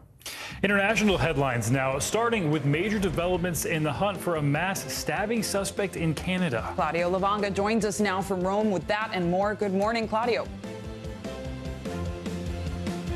Good morning, guys. Yes, Canadian police say that Miles Sanderson, one of the two brothers who went on a stabbing spree last weekend, has died after he went into what they said it was medical distress following his arrest on Wednesday. Now, the attack left 10 people dead and several others injured. His brother, Damien Sanderson, was found dead the day after the attack. And let's move to Haiti, where thousands of people organized fresh protests in several cities on Wednesday to demand safer streets, more affordable goods, and the resignation of the country's prime minister. Protesters marched through the streets blocked by rocks, tracks, and burning tires, and in some cases, the police fired tear gas to disperse the crowd. And let's go to Switzerland, where Swiss retailer Migros said it will launch a coffee maker that will replace polluting capsules with environmentally friendly coffee bowls. While traditional capsules are made with plastic and aluminum, the new coffee maker, they say it will make use of fully compostable coffee bowls, or you call it capsules, enclosed in seaweed cover. Seaweed? The coffee also doesn't taste of seaweed. Yeah. We hope not, and I'm looking forward to trying coffee balls. Yeah, I could use some coffee balls this morning. Interesting, Claudio. Thank you for that. And coming up, backlash over a new ruling that lets employers refuse coverage for HIV prevention pills. Up next, more on the decision by a federal judge and why advocates say it puts millions at risk. This is Morning News Now.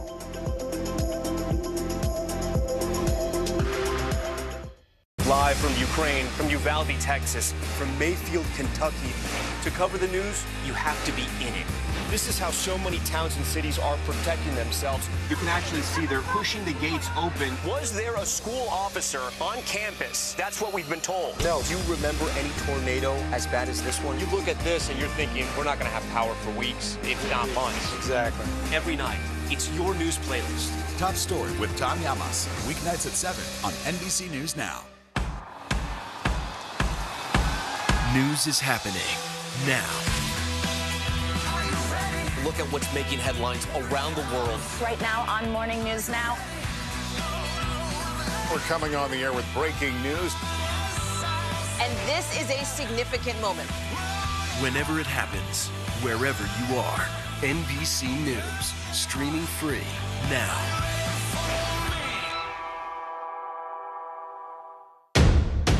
The day's biggest political stories with trusted insight now and expert analysis now. A daily look at the politics behind the headlines. Meet the Press Now, streaming weekdays at 4 p.m. on NBC News Now. News is happening now. Look at what's making headlines around the world. Whenever it happens, wherever you are, it's here now. As we look out over the latest city-turned-crime scene, we see the things left behind.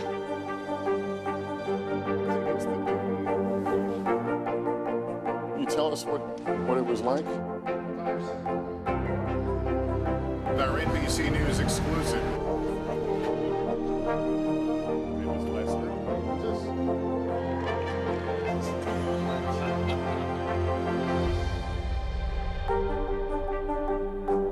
It's the best time of the morning. Time for that pop start, baby. I'm feeling the vibe today on the show. Welcome back. Most kids have already made their way back to the classroom for the fall semester, but many have yet to get their COVID-19 vaccine. That's despite a rise in pediatric cases. White House COVID response coordinator Dr. Ashish Jha joined Lester Holt on Nightly News to discuss ways to protect children while they're at school and shared why he thinks vaccines are essential to prevent COVID this winter. We're barely into the school year, Doctor, and already we're seeing an uptick in juvenile COVID cases, up 14% last week over the prior 2 weeks. Is it too early to begin reconsidering the COVID guidelines in schools? Yeah, first of all, Lester, thanks for having me back. We expected some of this. As kids get back to school, you are going to see more mingling, more people spending time indoors. I think the key is that we want to make sure people are protected. And the best way to do that for children is to get them vaccinated, because vaccines both prevent infection but also really prevent serious illness. That should be the #1 goal. And I know you've been heavily delivering the mantra about vaccinations, but the reality, only a third of kids ages 5 to 11 have even received a first dose. What's going wrong there? I think what we've always said about kids and kids vaccines is that these things take time. And when I think back to December of 2020, when the first vaccines came out, only about a third of adults said they'd get vaccinated. Now we know that 80% of adults have gotten fully vaccinated. What we want to do is encourage parents to talk to their pediatricians, talk to their trusted voices in their community. I think as that happens, you are going to see more and more children get vaccinated. If you are someone who only has that initial 2-dose vaccine combination and have not had a booster shot to this point, are you in increased danger? No question about it. If you have not had any additional shots beyond that first 2, presumably it's been a year and a half since you got it, your protection at this point is far more limited. For that group, for everybody, but for that group particularly, I think it's critical to go out and get this new updated bivalent vaccine. I really do think it's going to make an enormous difference. And a Texas federal judge ruled employers are not required to provide coverage for HIV prevention pills, saying the treatment violates religious freedoms, making it unconstitutional. The decision has sparked backlash from advocacy groups who fear the ruling puts millions at risk. Yeah, and that case was brought on by several plaintiffs, including 2 Christian-owned businesses who opposed a key provision in the Affordable Care Act that requires free coverage of most preventative treatments, including HIV drugs. The plaintiffs claimed they did not want to pay for health care that contradicted their religious beliefs, saying the drug encouraged same-sex relationships. Well, the drug maker argued the pill is not specifically for LGBTQ+ people and went on to say HIV does not target specific communities. To get into this, NBC News medical reporter Erica Edwards joins us now. Erica, good morning. So advocates in favor of the HIV prevention treatment say this will have wide-reaching consequences beyond the pills themselves. So what other preventative treatments or health care programs could be in jeopardy? Hi, good morning. Theoretically, this argument could be applied to any number of treatments, including birth control and vaccinations. In fact, the lawsuit included religious objection to contraception, to the HPV vaccine, as well as screening for drug use and sexually transmitted diseases. So certainly far-reaching implications. Zinkley, Stephen? And Erica, many Democrats are speaking out about this decision, including House Speaker Nancy Pelosi. In a statement, Pelosi said, quote, "This disturbing decision amounts to open homophobia, unleashing unthinkable suffering and death, specifically among the LGBTQ community." Do you think that's accurate? And can you explain to us why PrEP and other HIV prevention treatments are a key part of the government's effort to stop the spread of HIV? Well, first of all, as you mentioned earlier, HIV can impact anybody, full stop, right? However, most of the people in this country who take PrEP are men who have sex with men. Now, PrEP stands for pre-exposure prophylaxis. It usually comes in a pill form. It's taken every day. And when taken as directed, it can drive down the risk for contracting HIV through sex by 99%, especially among men who have sex with men. That's major. What's more, PrEP can also reduce the risk of acquiring HIV through injectable drug use by at least 74%. Stephen Zinkley, that's why PrEP has been so instrumental in bringing down the number of new cases. And Erica, it is important to note that access is already an issue for HIV prevention. And according to the CDC, 66% of people who are prescribed PrEP are white, compared to just 16% of the Latinx community and 9% of Black patients. So will this ruling widen the racial and ethnic gap there? Undoubtedly. I mean, according to a federal HIV/AIDS program, about half of the people living in this country with HIV live in underserved areas. They have no health insurance, and they are low income. About half of that group are Black Americans. Compare that to that 9% that you were just citing. Another quarter of people in that group are white. So certainly HIV and AIDS activists say that this ruling will undoubtedly widen that gap. And they say that certainly it could have far-reaching implications. Erica Edwards on that ongoing fight for HIV prevention. Thank you. And coming up on Morning News Now, changing the game. Former NBA stars now taking their talents to historically Black colleges as coaches. And after the break, we'll talk to one of those coaches, Kenny Anderson, about his journey from the pros to HBCUs and the impact he's hoping to make on the lives of young athletes.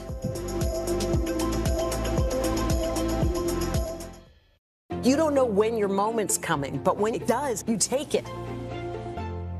Good morning, I'm Joe Fryer. And I'm Savannah Sellers right now on Morning News Now. We're staying on top of the breaking situation in Ukraine. We are watching dangerous heat this week. Recession, I mean, is that where we're headed? Is there any way to avoid that? Morning News Now, streaming weekdays at 7. The indictment of a former president, or perhaps candidate for president, would arguably tear the country apart. Is that your concern? Can you update us on the status of negotiations? News is happening now. Look at what's making headlines around the world. Whenever it happens, wherever you are, it's here now. These days, it feels like the news never stops. So let's get into it. What's happening right now, what it all means for you for an hour every day. It can be hard to keep up, so let's get started together. Hallie Jackson Now, weekdays at 5 on NBC News Now. Right now on NBC News Now. As we come on the air, here's what we know. It has been dramatic, powerful. We begin with breaking news just coming in. What's happening now, what's happening next, and what it means for you. We're continuing to follow the Russian attack on Ukraine. There's an intense artillery battle underway. We're getting out of this area right now because more air raid sirens are sounding. As we look out over the latest city-turned-crime scene, we see the things left behind. Was there a school officer on campus? Because that's what we've been told. No. Fewer people are content to just offer their thoughts and prayers. And the House has answered the call to create new gun laws. The stunning testimony at the January 6th hearing on Capitol Hill. Americans face the highest inflation rate in decades. Parts of Virginia cleaning up after severe storms. A terrifying night of flash floods. Flames forcing thousands to evacuate. When do I play meteorologist? Only when the heat is this bad. Another special night of election coverage right here at NBC News Now. Results are coming in. This Tuesday is going to be huge for primary purposes. It's an interesting race here. I've just never covered anything like it. This is big. When we're talking about November, How many doors do you think you've each knocked on? This feels like an ideological fight to the death. Is there room for common ground on this issue? What do you think when you see the activism that's happening right now? Do you think this movement could have happened without social media? A lot to talk about as we continue our rolling coverage. We're coming on the air with the news NBC Scoop. Bringing the news to you is not only a job, it's an honor.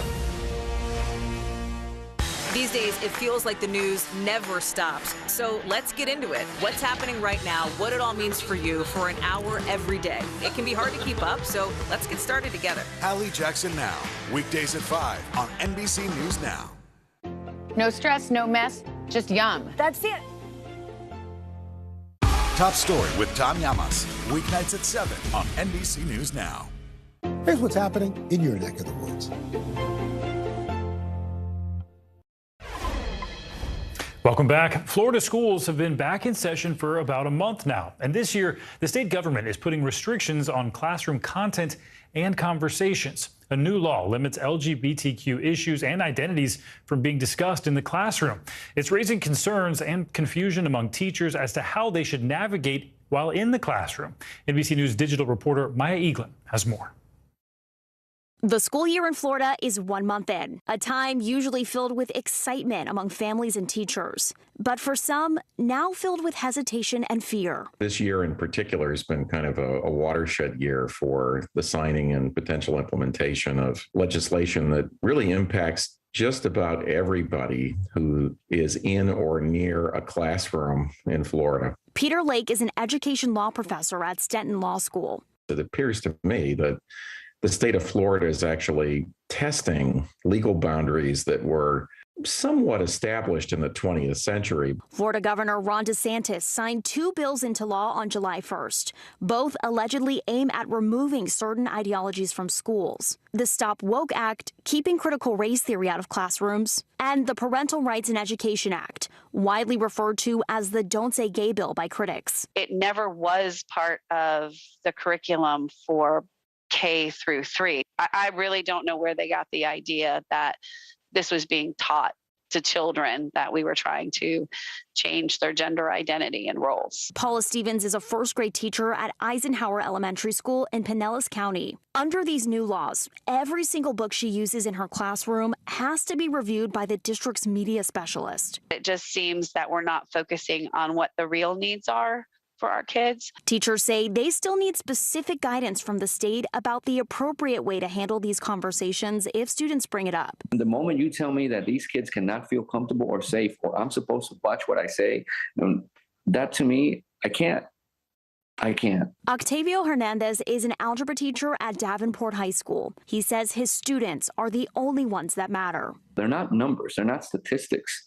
They're actual human beings. There's confusion among many teachers, especially with the potential legal ramifications they could face if they violate these policies. One of the lawsuits that has been filed deals with the what they call the parental rights. And in responding to that lawsuit, in their motion to dismiss, the state said that conversations can occur around some of the topics related to the LGBTQ community if it's in an age-appropriate way. Andrew Spar is president of Florida's largest teachers union. He says the lack of clarity is a big issue. What we don't want to see by any stretch of the imagination is this idea that kids can't be themselves. The state says school districts can expect some additional guidance on some of these new rules in January, according to Spar. But some teachers feel like they have to be more careful. Am I saying something wrong? Is this book okay? You know, it's like you're questioning yourself more and more. Others refuse to be filtered. I'm not telling my students whether being gay is right or whether being gay is wrong. What I tell my students is you have every right to be whoever the hell you want to be. Alex Lanfranconi, head of communications for the Florida Department of Education, tells NBC News in part, these laws are meant to prioritize the rights of parents, not limit teachers, adding, quote, parents deserve transparency about their child's school curriculum, instructional materials, and services. Teachers are afraid to say something. Parents are too busy to get involved. So who do the kids have? Who do the kids have to turn to if they can't even talk in the classroom? Our thanks to Maya Eaglin for that report. Attorneys for a group of parents, students, and nonprofit organizations are suing four school boards and 4 districts and asked a federal judge for a preliminary injunction. They argue that policies in Florida's parental rights and education law violate its First Amendment due process and equal protection rights. Florida's Attorney General and those 4 school boards are fighting it.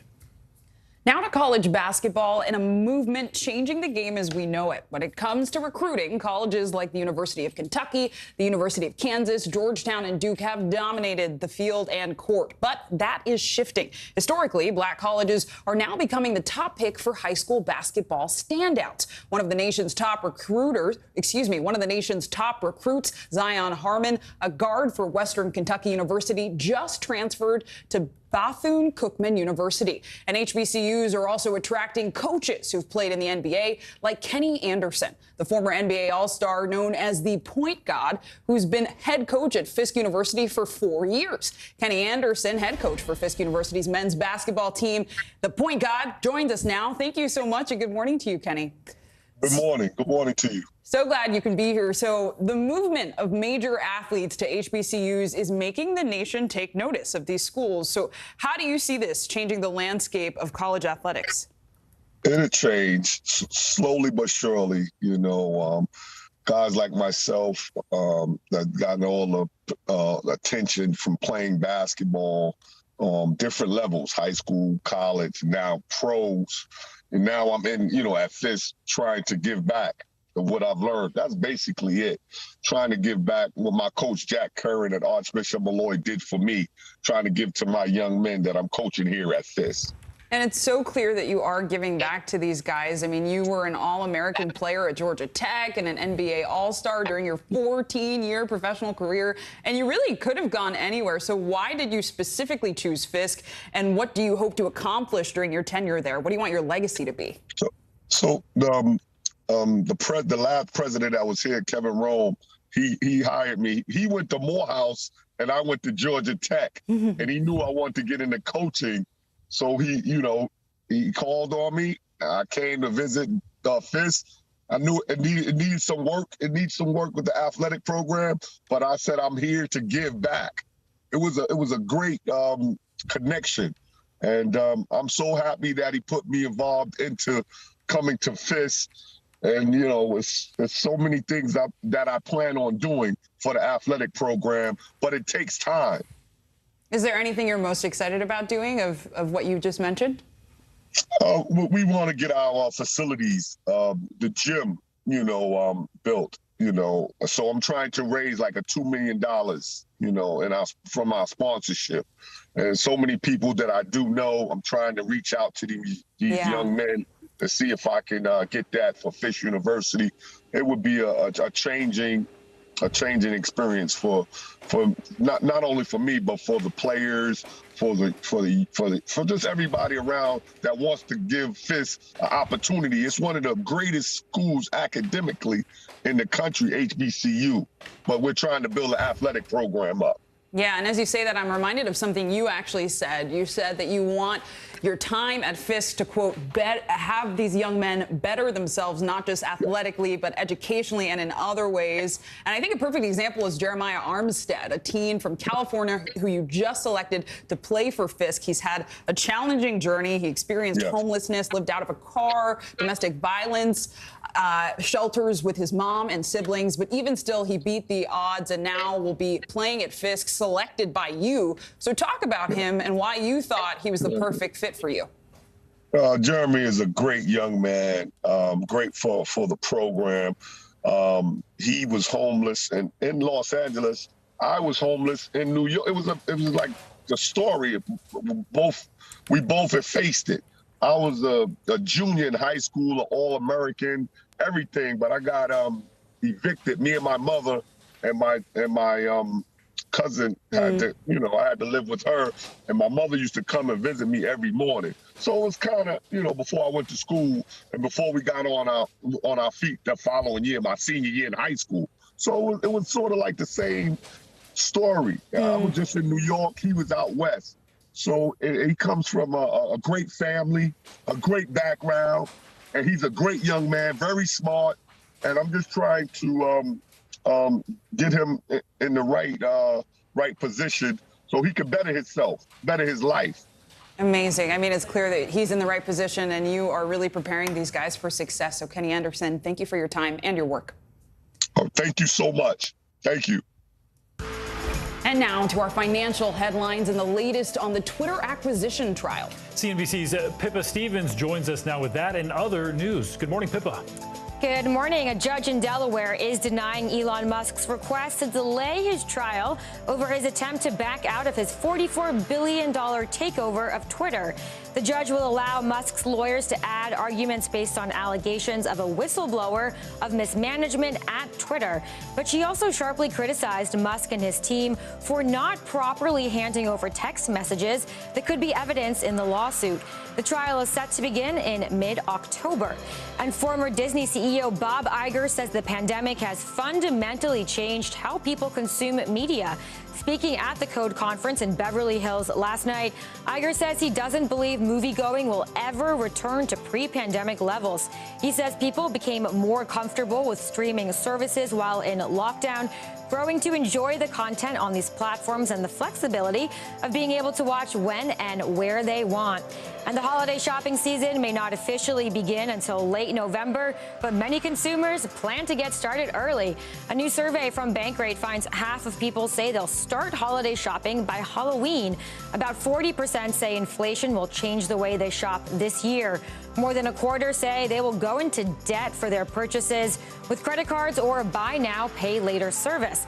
And more than 80% of people plan to find ways to save money, including seeking coupons and discounts and buying fewer items. Guys, I'm already seeing the Halloween decorations in CVS, and it already feels too soon. I think I saw them in August, and I was a little... All right. August. Wow. Pippa, thank you so much. Well, coming up, Apple answering the call with the unveiling of its newest iPhone. That's right. When we come back here on Morning News Now, what sets it apart from the rest, plus how soon you can get your hands on it.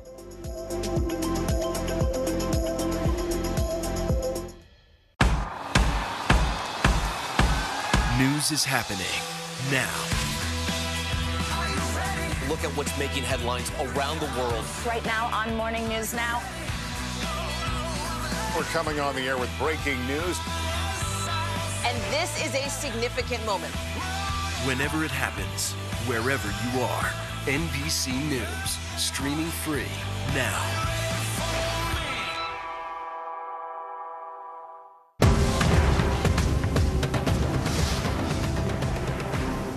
As we look out over the latest city-turned-crime scene, we see the things left behind.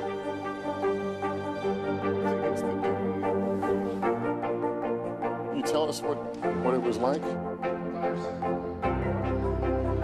Our NBC News exclusive.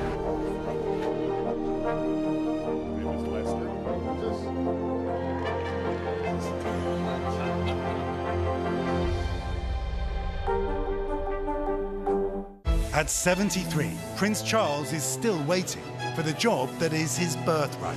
Do we want Charles? Do we want a monarchy? I'm Keir Simmons, and we'll take on these questions and more in our new podcast, Born to Rule. Listen now. We're here to start conversations because it's not my job to tell you what to think. My job is to think about what you tell me. Now tonight with Joshua Johnson, weeknights at 8 on NBC News Now. Here's what's happening in your neck of the woods. We're here to start conversations because it's not my job to tell you what to think. My job is to think about what you tell me. Now tonight with Joshua Johnson, weeknights at 8 on NBC News Now. At 73, Prince Charles is still waiting for the job that is his birthright. Do we want Charles? Do we want a monarchy? I'm Keir Simmons, and we'll take on these questions and more in our new podcast, Born to Rule. Listen now. News is happening now. Look at what's making headlines around the world. Right now on Morning News Now. We're coming on the air with breaking news. And this is a significant moment. Whenever it happens, wherever you are, NBC News, streaming free now.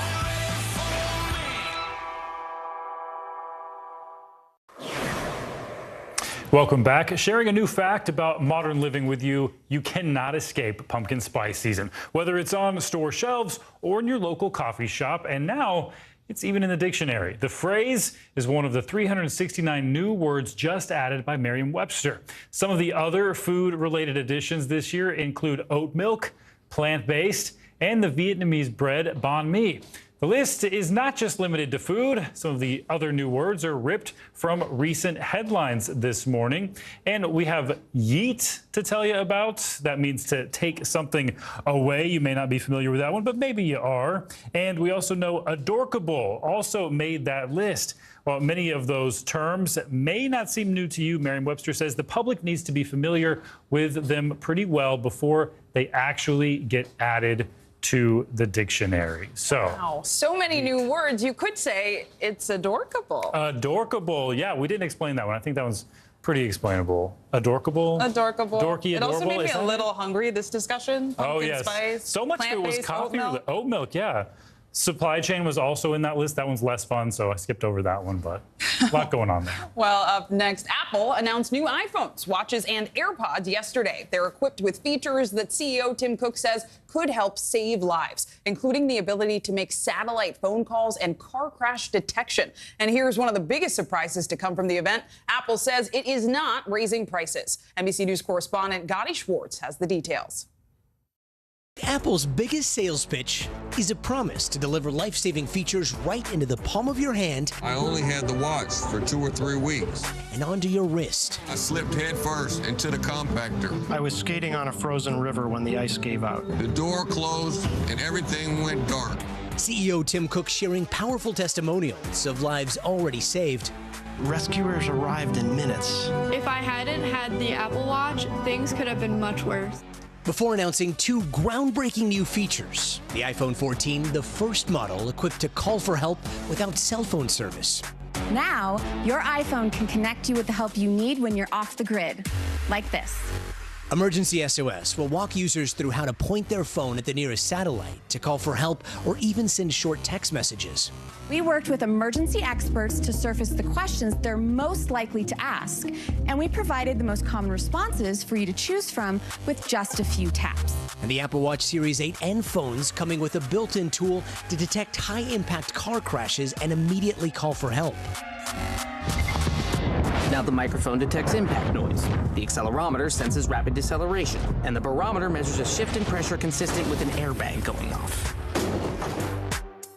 Beyond personal safety, the latest line of iPhones coming with expected upgrades to displays and battery life, and a new Pro camera promising to disrupt the way movies are made and pictures are taken with a sensor 65% larger than the last model and improved stabilization. iPhone 14 Pro is capable of shots that for most film cameras are simply impossible. Still, some experts are disappointed by a lack of revolutionary new tech, while others are surprised that pricing remains relatively flat in a year when supply chain disruptions and inflation have increased so many other costs.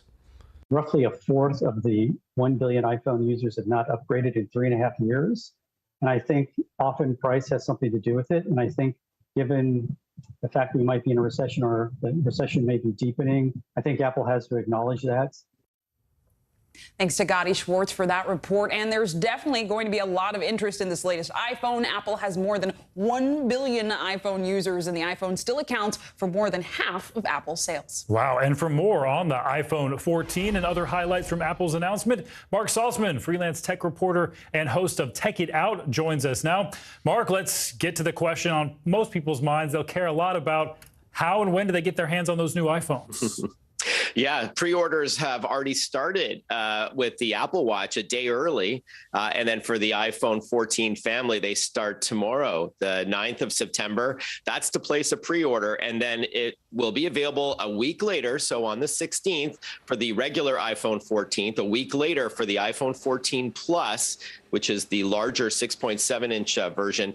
And then similarly for the iPhone 14 Pro, which had all those fancy features that your last package showed, that's going to be also available on September 16th. But pre-orders are available tomorrow. But Apple.com already has Apple Watch already for a day early for the Apple Watch Series 8, which is also, it garnered quite a bit of buzz yesterday as well. Not as much as the iPhone 14 family, but exciting nonetheless. And you talked about the watch, you talked about the phone. Let's talk about the AirPods and the AirPod Pro. What do buyers need to know about these?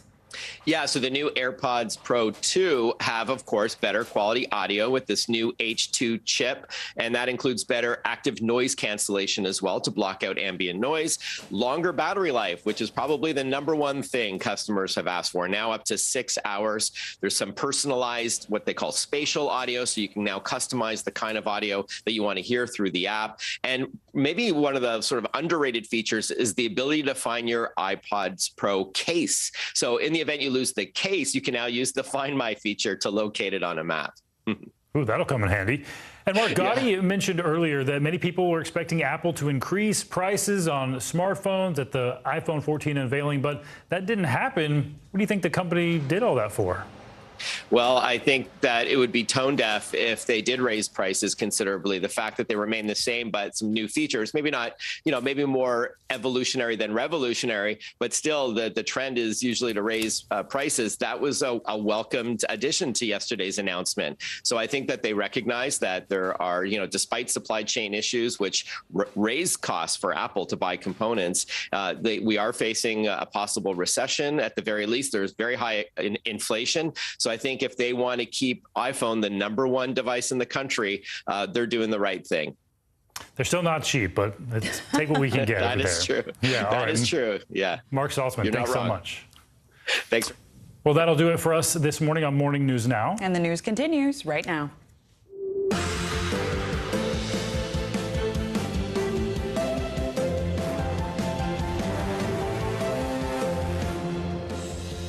Good Thursday morning. I'm Zincle Asamoah. And I'm Stephen Romo. Joe and Savannah are on assignment this morning.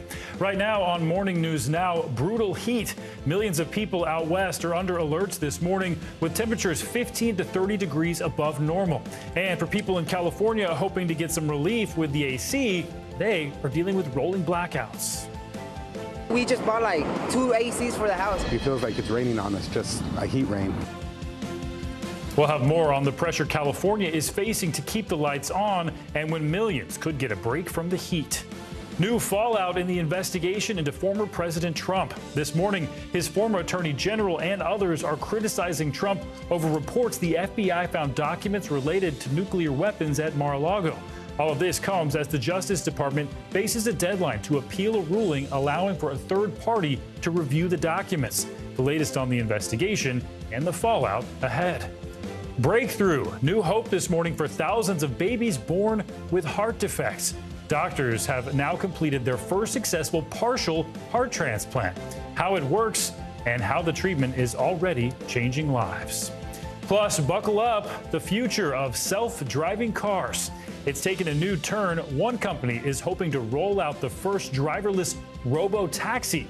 We'll take you inside the ride and the road bumps along the way.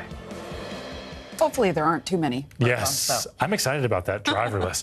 We do have some breaking news to get to this morning out of the UK. In just the last few moments, Buckingham Palace has released a statement saying doctors are, quote, concerned about the Queen's health following an evaluation this morning. That's right. And let's get straight out of this news from NBC News foreign correspondent Molly Hunter with more. Molly, good to see you. So what do you know right now about the Queen's health?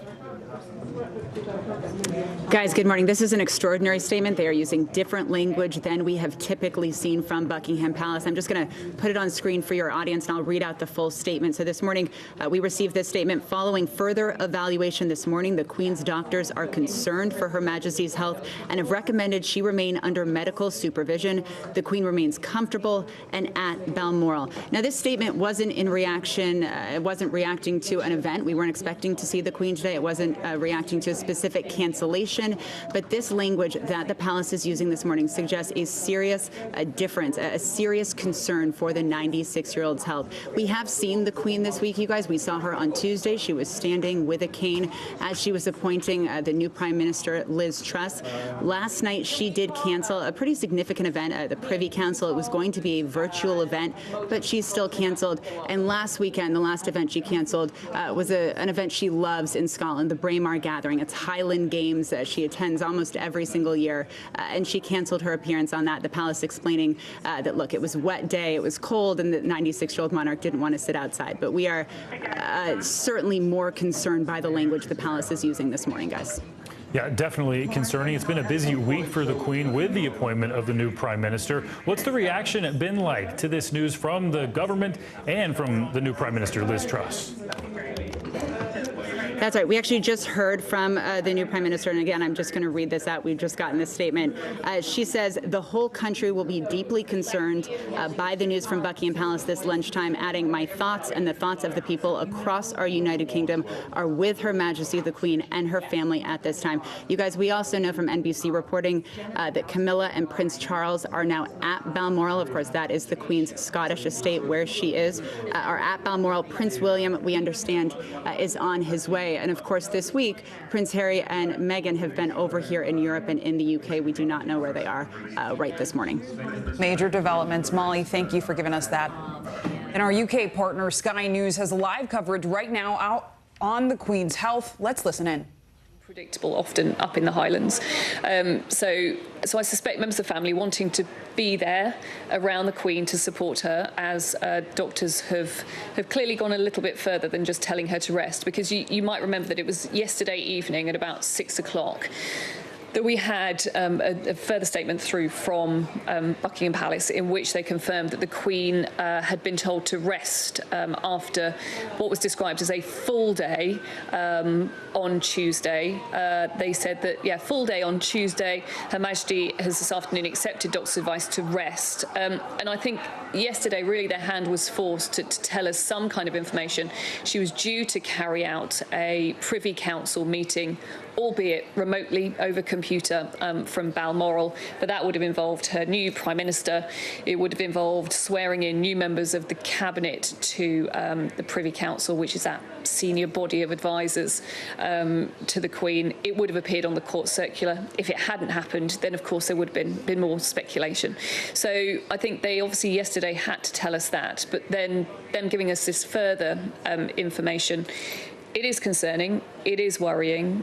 But we obviously need to look at the fact that on Tuesday, she had decided that she wanted to carry out that key, important constitutional role, the passing over of power from one Prime Minister to the next. No, she wasn't able to travel down to London to carry out that duty, as she has done right throughout her 70-year reign. Instead, her 14th Prime Minister, Boris Johnson, and then her 15th Prime Minister, Liz Truss, had to make that journey up to Scotland instead so that she was able to carry out that duty.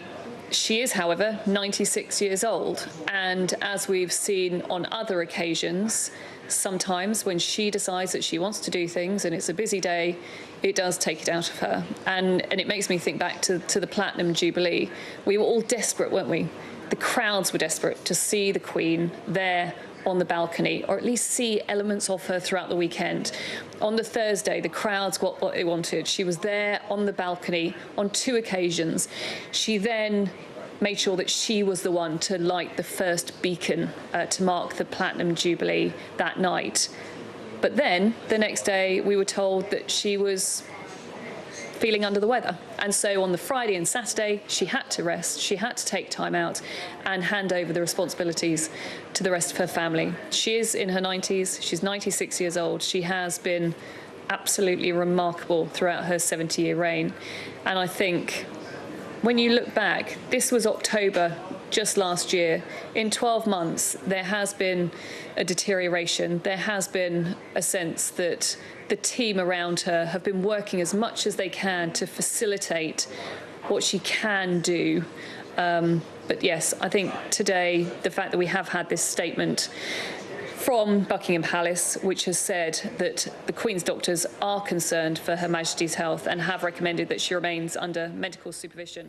All right, we've been listening to coverage from Sky News about the Queen's health. Doctors supervising her now saying they are concerned about her condition. Prince Charles is alongside her, along with his wife Camilla, and Prince William said to be on his way to her side right now. We'll continue to follow this breaking coverage. Meanwhile, back here in the U.S., the historic heat wave breaking records and fueling wildfires across the West. That's right. Today will be another tough test for the California power grid, with temperatures expected to reach triple digits yet again. Officials there are asking people to limit their energy use during the peak evening hours to prevent blackouts. NBC News national correspondent Miguel Almaguer is outside a power station in Burbank, California, with the latest.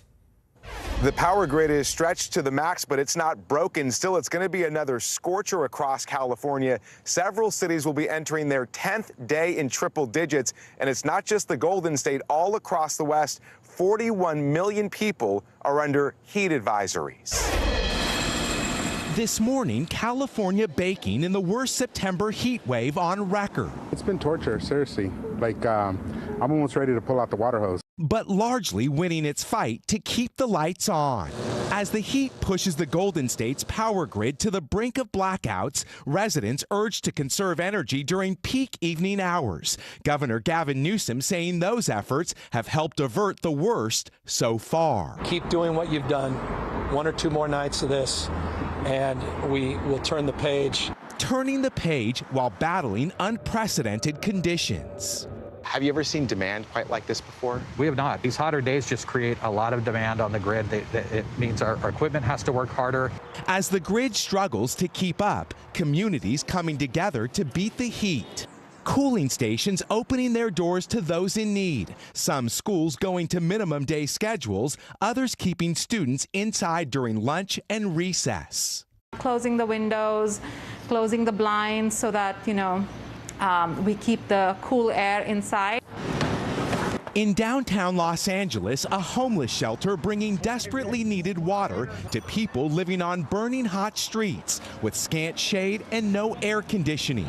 Some 2.4 million people in Northern California sweltering in temperatures over 110 degrees. All-time record highs are being shattered across the West. The blazing heat also means an eruption of wildfires, 10 major ones burning across California. The Fairview fire, 75 miles outside Los Angeles, scorching nearly 20,000 acres. Finally, this week's heat may be nearing its end, but not before shattering records and threatening to plunge California into the dark. And the West will be getting relief soon. In the Rockies, we actually expect temperatures to drop today. And here in California, by Saturday, it could cool 30 degrees from the record highs earlier this week. Back to you. Important reporting. Thank you, Miguel. Our coverage continues now with your Morning News Now weather. Michelle Grossman joins us. Good morning, Michelle. Good morning to you both. So good to see you. And yeah, we're going to see those brutal temperatures once again today. Also tomorrow before that relief arrives over the weekend. It's all due to this area of high pressure. It's a big heat dome, and it's going to be in place today, also tomorrow. But then it starts to break down, and that's good news because it allows the jet stream to come down. It's going to allow those cooler air from Canada to come down, and we're going to see that heat dome continuing to shrink, and that's going to be relief by the weekend.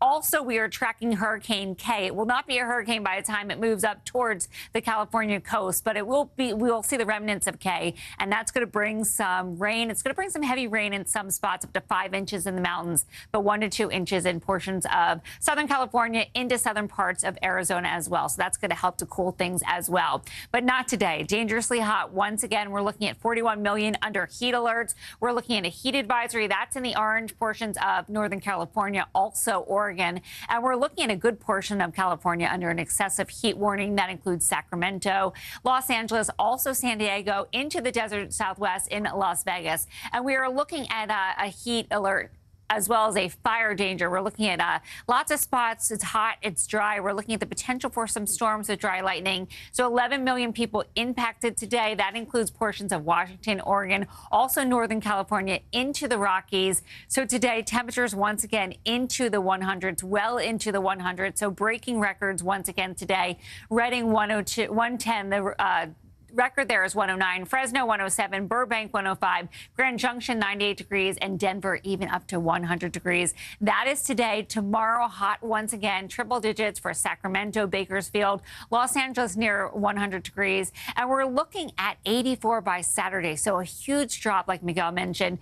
Going to feel really nice in Los Angeles by Saturday, but we're contending with the rain, also the potential for some flash flooding. So we're going to follow that as well. San Diego, 81 degrees, and cooling down in Las Vegas as well. Here's the rain we're expecting from K. We're looking at 1 to 2 inches, but could locally see 3 to 5 inches. That could lead to some flooding. Back to you guys. Some serious heat, but hopefully that rain helps a bit. Yeah. Michelle, thank you. Sure. And turning now to a scary situation overnight in Memphis. Police putting the entire city of more than 650,000 people on lockdown during a terrifying shooting rampage that lasted for hours and left 4 people dead. NBC News correspondent Jesse Kirsch joins us now from Memphis, Tennessee with the latest. Good to see you. Good to see you, Susan Clay. This city is suffering from yet another tragedy. Police say that a 19-year-old suspect is now in custody, but he was not apprehended before authorities say he drove around the city shooting at people at random, even broadcasting some of it live on social media. Overnight, a deadly attack on Memphis and a gunman now charged, leaving the terrified city on lockdown for hours. Police say the lone gunman live streaming parts of his shooting spree that stretched into the night, leaving at least 4 people dead and 3 more injured. This is no way for us to live, and it is not acceptable. Police say 19-year-old Ezekiel Kelly's rampage began in the early morning. The violence later continuing for nearly 5 hours across 8 different crime scenes, including this auto zone. Authorities warning the public to stay inside as they closed in on their suspect. Public transportation, including buses and trolley service, were also suspended. A minor league baseball game downtown called off. The ballpark locked down for hours. NBC affiliate WMC's Joyce Peterson showing emotion that so many in Memphis were feeling. Memphis is tired right now. Eventually, police were finally able to corner and capture the suspect after he allegedly crashed a stolen car during a high-speed pursuit. Now, Kelly's behind bars, where the mayor says he should have been sooner. Court records show that a warrant for first-degree murder was issued Wednesday for Kelly. The reason for that warrant is unknown. He was also charged in 2020 with 2 counts of attempted first-degree murder when aged 17, and subsequently pleaded guilty to the lesser charge of aggravated assault. If Mr. Kelly served his full 3-year sentence, he would still be in prison today, and 4 of our fellow citizens would still be alive. The mayor said he served 11 months in prison and was released in March of this year. More violence in a city still reeling from the abduction and killing of mother and teacher Eliza Fletcher. Court documents revealed that suspect had a lengthy criminal record. He was released from prison in 2020. Memphis's mayor speaking out overnight to a suffering city. This has been a painful week in our city, but I have hope for Memphis. Police were already searching for the suspect, responding to shootings yesterday, but authorities tell us that once the suspect started live streaming about causing harm, someone warned police, and that is what triggered a citywide shelter-in-place alert. But, of course, it took another 2+ hours in Clay for authorities to track down and apprehend the suspect, they say, because he kept carjacking people, and that made it hard for authorities to track exactly where he was going. In Clay? Really chilling and terrifying event. Jesse, thank you.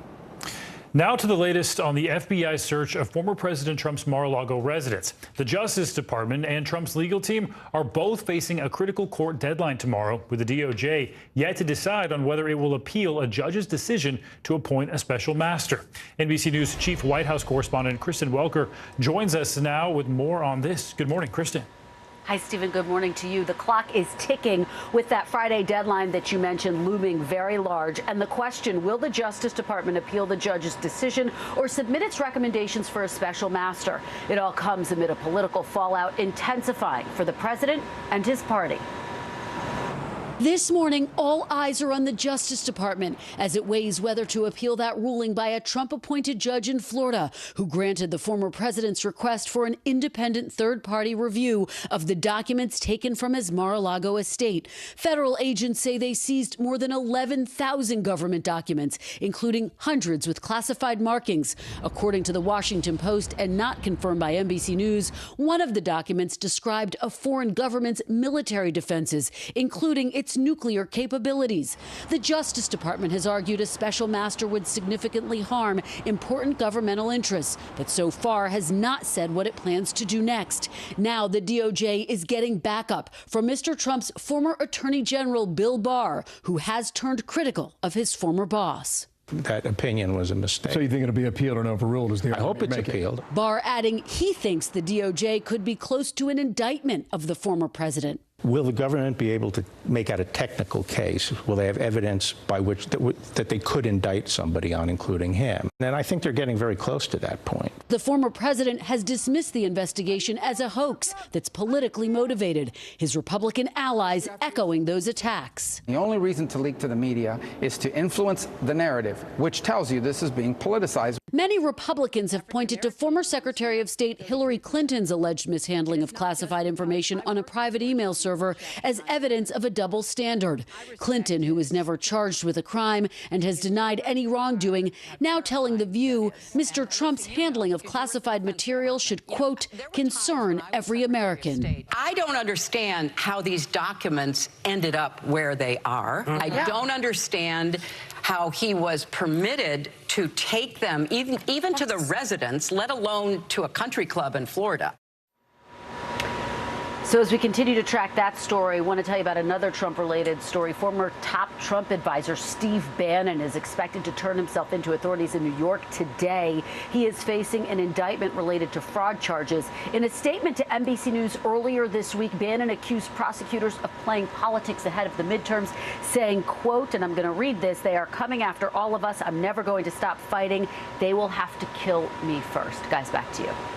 Wow, dramatic language there from Steve Bannon. Kristen, thank you. Well, coming up on Morning News Now, fears of a nuclear disaster in Ukraine. That's right. Russia and Ukraine are both blaming each other for increased fighting near a nuclear plant. The latest on the efforts to protect the plant as well as the people who live near it. Next. And we're following breaking news from the UK. Concerns over Queen Elizabeth's health this morning. We'll have the latest on that coming up.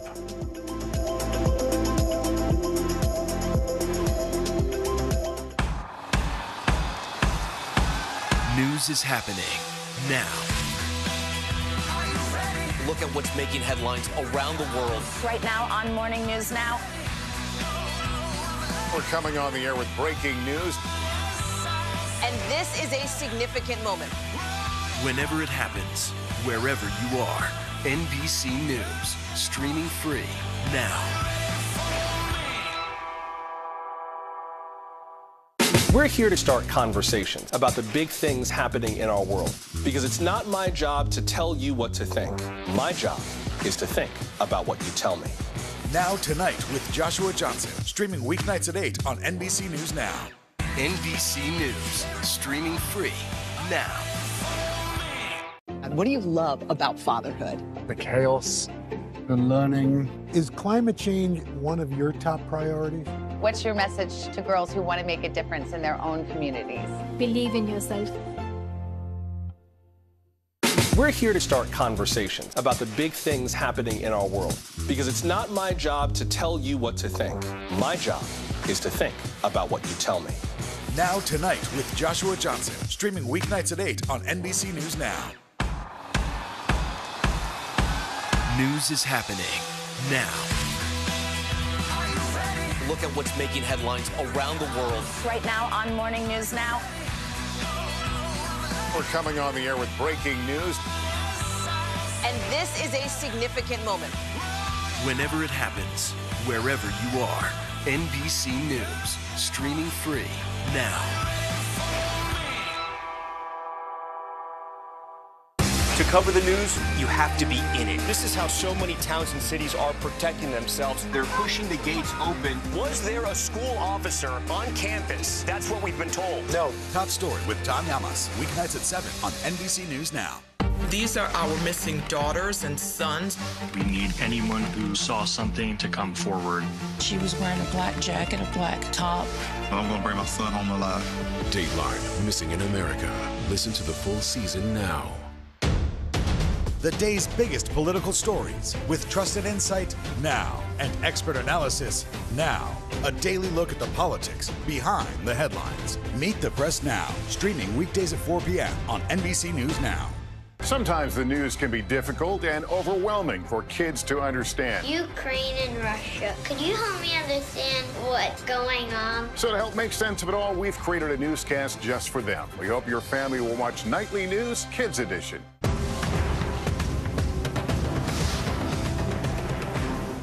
Now Tonight with Joshua Johnson, streaming weeknights at 8 on NBC News Now. Welcome back. We're staying on top of breaking news in the United Kingdom. Buckingham Palace says doctors are concerned about Queen Elizabeth's health. She's currently at her home in Balmoor, Scotland, under medical supervision.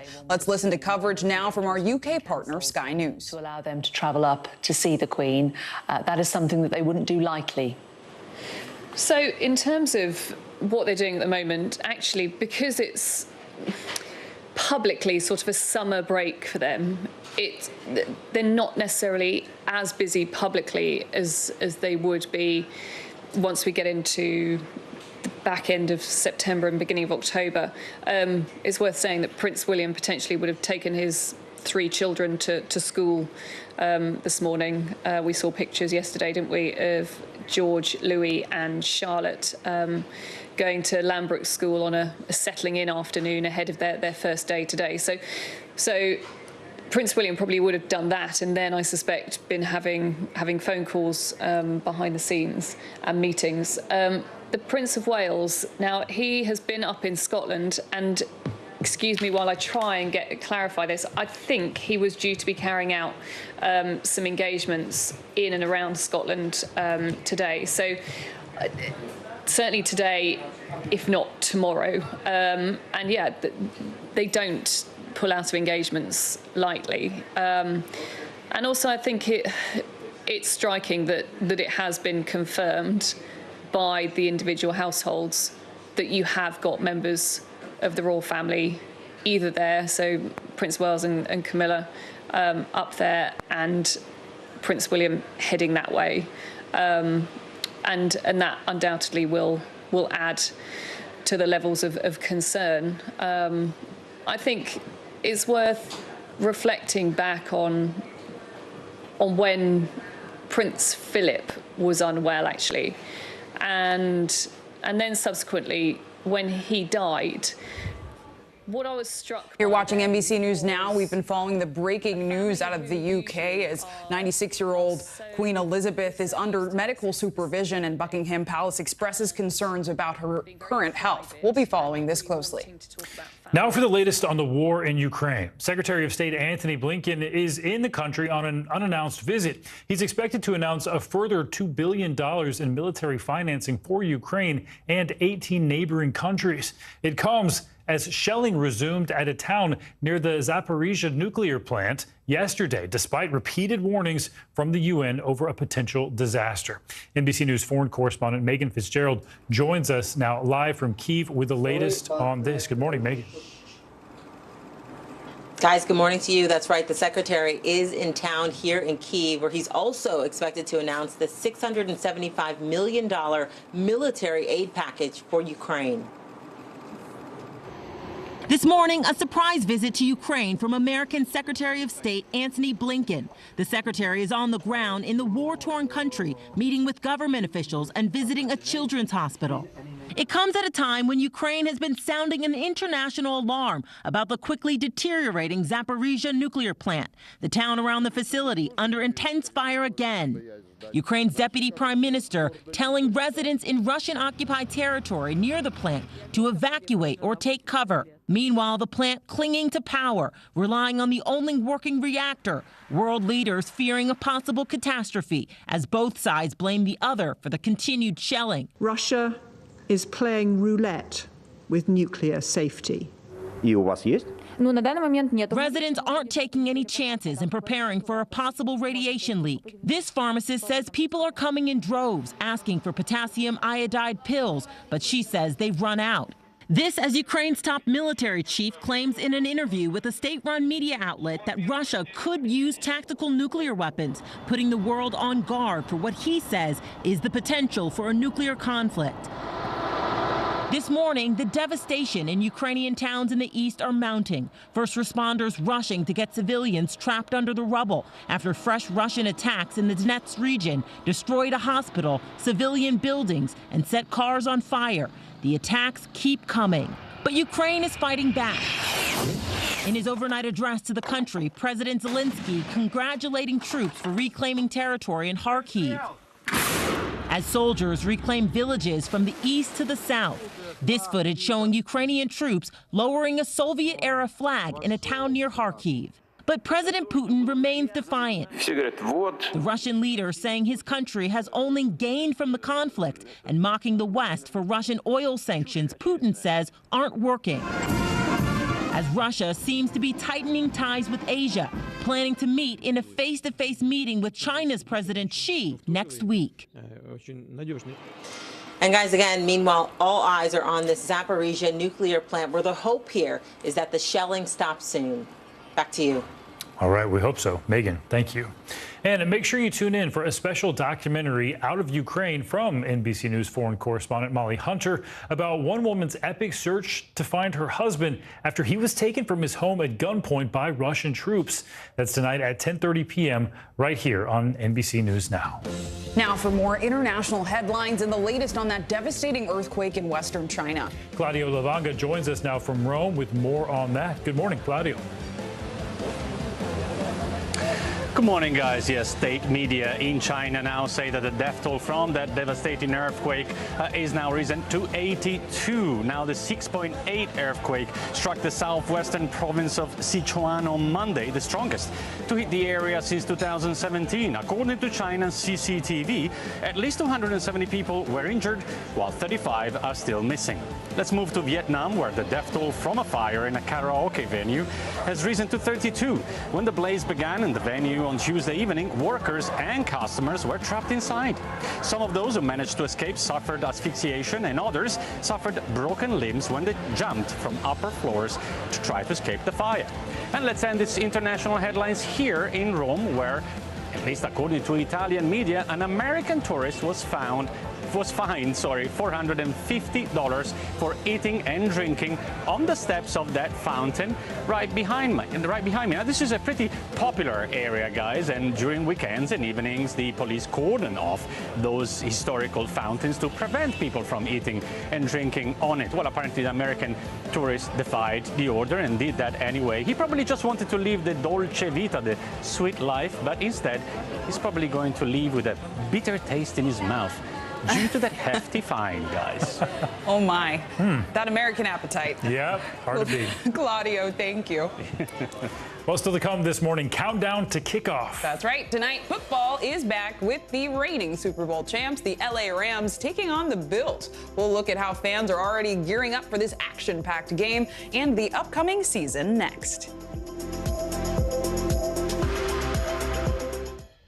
Right now on NBC News Now, We begin with breaking news just coming in. What's happening now, what's happening next, and what it means for you.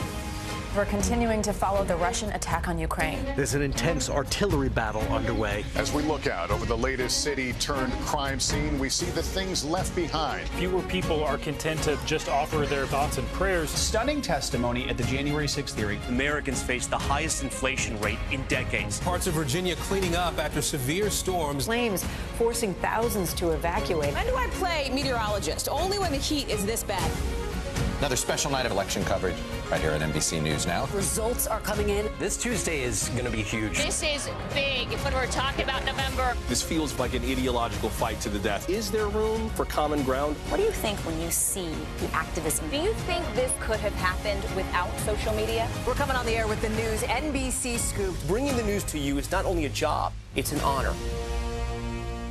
Sometimes the news can be difficult and overwhelming for kids to understand, so we've created a newscast just for them. We hope your family will watch Nightly News Kids Edition.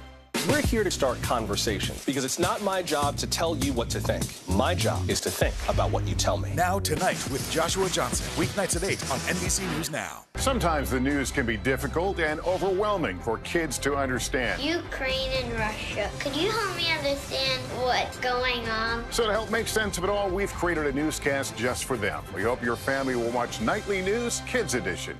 It's the best time of the morning. Time for that pop start, baby. I'm feeling the vibe today on the show.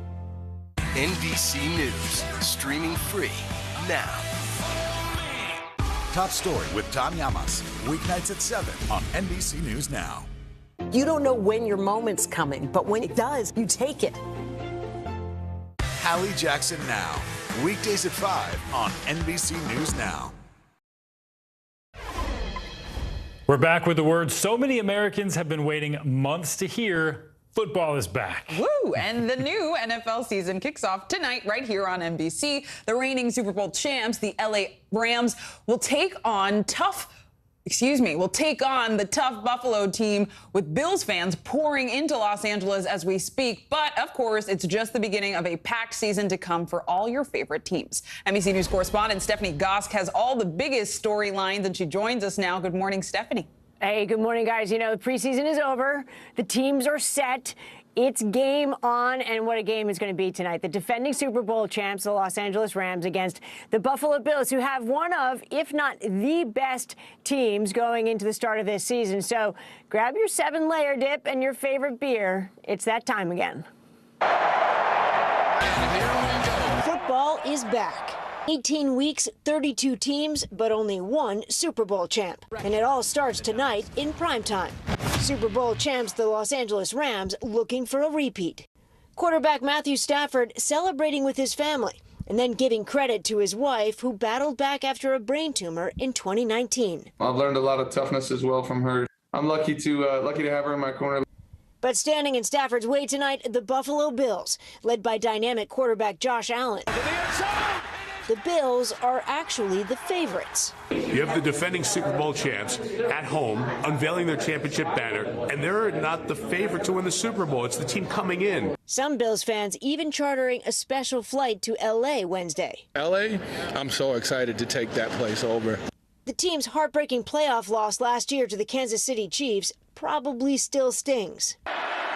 A Josh Allen-Patrick Mahomes shootout, trading touchdowns into overtime, and then to the end zone for the win.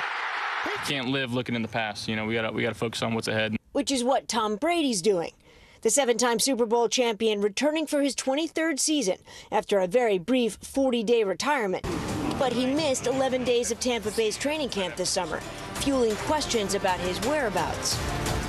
I'm 45 years old, man. There's a lot of going on. In his podcast this week, Brady speaking out. Can't stop your life, even though sports is happening. Beyond Brady, it's set to be a season of surprises. Keep an eye on the stacked AFC West division with the powerhouse Chiefs and the Denver Broncos, a team that bet big on Russell Wilson, who ditched the Seahawks after nearly a decade. His season opener against the team he just left. Just a taste of what's to come. Among the plenty of predictions that are being made right now, one that strikes kind of close to home, the New England Patriots are probably going to be terrible, but I will still love them. And Aaron Rodgers could get his 3rd MVP in a row. And the Eagles, if you're an Eagles fan, could win the NFC East. Guys, back to you. Ouch, Stephanie. I'm from New England, so I don't know how I feel about it, but I'll let it slide. I'll let it slide. It's not great. It's not great. But you know what? This will be the test of your loyalty. If you can still watch and still love them, you are a true fan. This is true. Stephanie Gosk, thank you so much. You're welcome. And for more on the upcoming NFL season, let's bring in Ken Belson, NFL reporter for the New York Times sports section. Good morning, Ken. So let's jump in. You heard Stephanie's preview. What are some of the teams and storylines you're going to be following this year? Well, she mentioned the AFC West. That's the most stacked division. You've got the Chiefs, you got the Chargers, Russell Wilson with Denver, and the Raiders adding Devontae Adams. That's going to be a great division to watch. She didn't mention the Cincinnati Bengals. They made it all the way to the Super Bowl. Joe Burrow and his team are going to probably win the division. They are the favorites for the first in a long time. And the Steelers no longer have Ben Roethlisberger, so I think that's a big change of the guard, so to speak. And then, of course, Aaron Rodgers, the reigning MVP. It's going to be a big question whether he has the weapons to keep the Packers at the top of their game. There's also a question about the San Francisco 49ers. They've had a lot of dramatic changes. They're not sure whether they're moving on from Jimmy Garoppolo or starting with Trey Lance. They could give the Rams fits. They certainly did last year, even as the Rams made it all the way to the Super Bowl. And Ken, let's talk more about the Buffalo Bills. They kick off their season with star quarterback Josh Allen, widely expected to challenge Aaron Rodgers for MVP honors this year. Who else are you keeping an eye on? Yeah, I mean, Josh Allen and the Bills now have had 2 really good playoff runs. I think they're a seasoned team now. They have a lot of confidence. For many years it was the Patriots division. I think the Bills are kind of primed to do well. I like the Cowboys, actually. I'm not a big Cowboys fan, but I think they probably have enough tools, although they've also lost a few key players. I think that division's up for grabs as well. But I would never count out the Patriots just to go back to the AFC East. Bill Belichick always comes up with a new game plan. I think Mac Jones had a good first season, and I think he could improve on that dramatically. I hope Stephanie heard that. Never count out the Patriots. So we've talked teams. Let's talk about rookies. What young talent are you expecting to make an impact in the league? Well, I'm in New York, so I'm looking for Sauce Gardner with the Jets. I think he's got a lot of potential. Chris Olave with the Saints, wide receivers widely expected to do well with Jameis Winston as they move on from a new coaching change. And Aiden Hutchinson in Detroit, I know he probably defensive lineman may not got the attention, and the Lions usually don't, but he's at home. He played at Michigan. He should do well. And then if Mitch Trubisky in Pittsburgh falters, you could see Kenny Pickett, who played in Pittsburgh, and he was their first-round draft pick. He could come in and become the quarterback of the future of the Steelers. Great insights on this upcoming football season. Ken Belson, thank you. Thanks. And coming up, with pumpkin spice already back, a lot of us have our sights set on fall. That also means spooky season is almost here. Up next, the steps retailers are taking to avoid scaring shoppers with the price tags this Halloween. And we're also continuing to follow breaking news this morning, concerns over the health of Queen Elizabeth. We'll have the very latest on her condition coming up.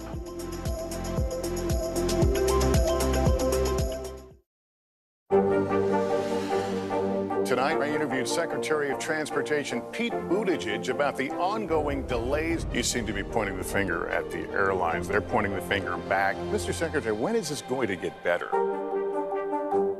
Good morning, I'm Joe Fryer. And I'm Savannah Sellers right now on Morning News Now. We're staying on top of the breaking situation in Ukraine. We are watching dangerous heat this week. Recession, I mean, is that where we're headed? Is there any way to avoid that? Morning News Now, streaming weekdays at 7.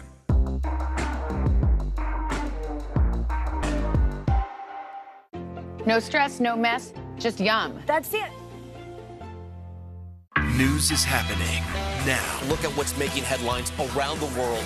Whenever it happens, wherever you are, it's here now.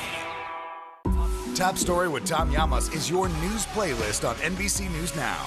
And now, you can listen to it as a podcast. Available anytime and anywhere. As we look out over the latest city-turned-crime scene, we see the things left behind.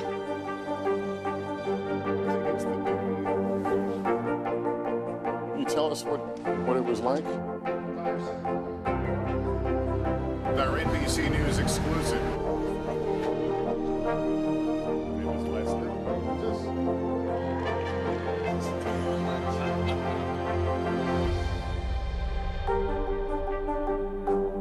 Good morning, I'm Joe Fryer. And I'm Savannah Sellers right now on Morning News Now. We're staying on top of the breaking situation in Ukraine. We are watching dangerous heat this week. Recession, I mean, is that where we're headed? Is there any way to avoid that? Morning News Now, streaming weekdays at 7. Tonight, I interviewed Secretary of Transportation Pete Buttigieg about the ongoing delays. You seem to be pointing the finger at the airlines. They're pointing the finger back. Mr. Secretary, when is this going to get better? These are our missing daughters and sons. We need anyone who saw something to come forward. She was wearing a black jacket, a black top. I'm going to bring my son home alive. Dateline, Missing in America. Listen to the full season now. You don't know when your moment's coming, but when it does, you take it. NBC News, streaming free now. We're here to start conversations about the big things happening in our world, because it's not my job to tell you what to think. My job is to think about what you tell me. Now Tonight with Joshua Johnson, streaming weeknights at 8 on NBC News Now. News is happening now. Look at what's making headlines around the world. Whenever it happens, wherever you are, it's here now.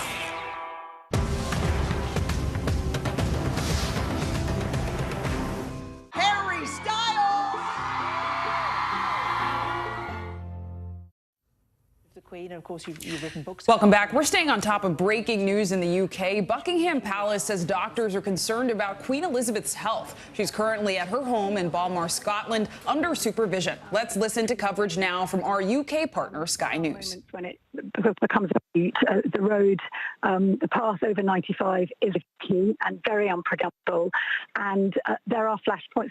Sometimes they're false alarms, but nonetheless, especially when your mother, your next of kin is the sovereign, they are flares that are enough sufficient to family members to the residents of the monarch, in this case, Balmoral. I'm very much hoping that she'll rally. We all are, of course, the entire nation, and I'm sure much of the wider world is. But as I say, it's very unpredictable over the age of 95.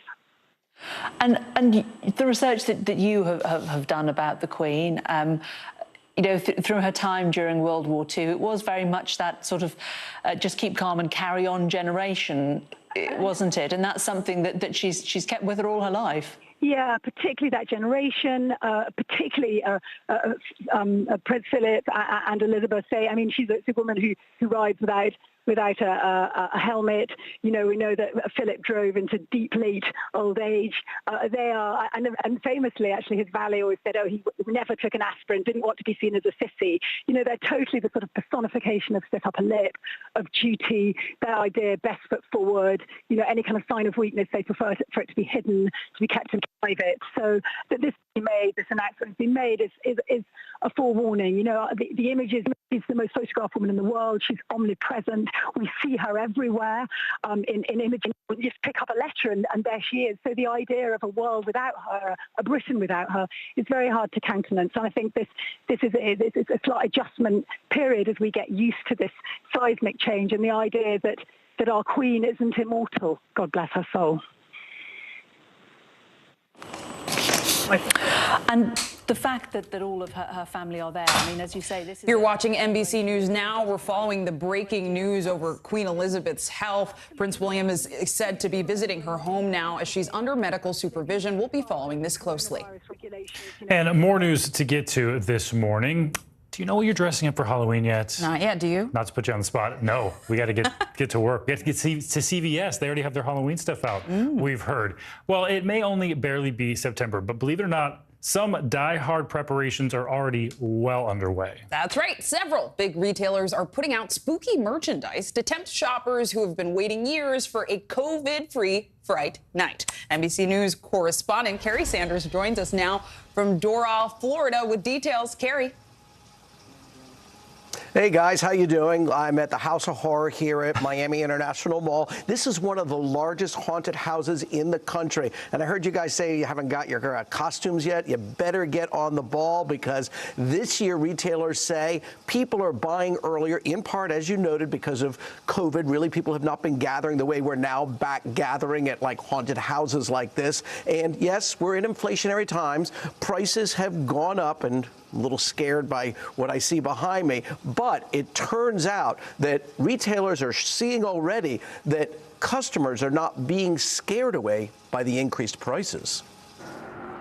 Ghosts and goblins of all ages have missed out on Halloween fun for the past few years, but this fall, not even inflation running at a 40-year high is enough to frighten off shoppers. Halloween has been my favorite holiday since forever. With Halloween still 7 weeks away, retailers like Home Depot, Big Lots, and Target are stocking up on some very scary spending sprees. Home Depot says it has plenty of giant skeletons, witches, and werewolves, which flew off the store shelves this summer like a witch on a broom. Party City hiring 20,000 seasonal employees to meet the expected demand. We are on track this season to have one of our best Halloween seasons ever. I absolutely expect it to be record-breaking for us this year. With plenty of trick-or-treating and adult parties canceled last year because of COVID, lots of people are ready to let loose and get dressed up for Fright Night. The costumes have been actually in demand earlier than normal. In Nashville, Jennifer Corcoran shelling out more than $3,000 on her ghoulish Halloween display. Last year, she had 600 trick-or-treaters. I really hadn't planned to spend as much, but I saw some new things I really like. There's a lot that gets spent on candy and toys. It adds up pretty quickly sometimes. Candy will cost over 9% more than a year ago. Still, sales of the sweet treats are expected to jump 5%. And crazy about costumes in Fort Lauderdale. Karen Chiavarini has already rented 30 custom Halloween looks. And she says cost is not deterring her clients. Ginger Zuckerman and her husband are in it to win it at their upcoming Halloween party costume competition. Ginger won with this getup 3 years ago, which because of COVID was the last time they gathered for the haunted holiday. I am Batman. Past winter, but now you're feeling the pressure. Yes. So what do you think of what you got here? I love it. Their costumes at $150 each are rented, which can be cheaper than buying. If you tell me you have $40 to spend, I'll work with you. I'll show you what I can do. It seems early, but no? Not for us. And for some, the magic of All Hallows Eve is worth every penny. people want to have fun. They're done with the COVID era. They want to have a good time. They want to party. They want to get dressed up. So as we are scared by everybody who's already in costume here this morning, a couple tips. First of all, set a budget. Don't go crazy here. And try to think about how much candy the kids coming by your house are going to need so you don't overbuy because you just wind up eating it yourself, guys. Buy in bulk, and then ultimately, you don't have to go out and spend a lot of money on a costume. You might look around the house and see if perhaps there's something that you could use around the house. I mean, this just happened to be laying around my house, guys, so I'll give you my own little sound effect. There we go, which means in dolphin speak, boo. Okay, guys. Wow, Carrie, that might be the best costume I have seen in a long time. Amazing, and thanks for the translation from Dolphinese. We appreciate that. Carrie, thanks for that. And coming up this morning, more surprises. Hailing a taxi may soon be a little different. That's right, and it may not have a driver. How one company is testing out driverless cars in one of the country's largest cities. Next. Now Tonight with Joshua Johnson, streaming weeknights at 8 on NBC News Now. To cover the news, you have to be in it. This is how so many towns and cities are protecting themselves. They're pushing the gates open. Was there a school officer on campus? That's what we've been told. No. Top Story with Tom Llamas, weeknights at 7 on NBC News Now. Sometimes the news can be difficult and overwhelming for kids to understand. Ukraine and Russia. Could you help me understand what's going on? So to help make sense of it all, we've created a newscast just for them. We hope your family will watch Nightly News Kids Edition.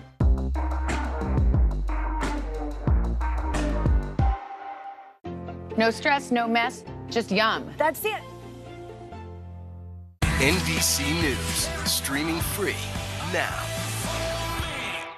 Top Story with Tom Llamas is your news playlist on NBC News Now. And now, you can listen to it as a podcast. Available anytime and anywhere. Mr. Secretary, when is this going to get better? You came into this job saying you were to fight crime. Have you been successful? Found a way to put that. Can you update us on the status of negotiations? Harry Styles!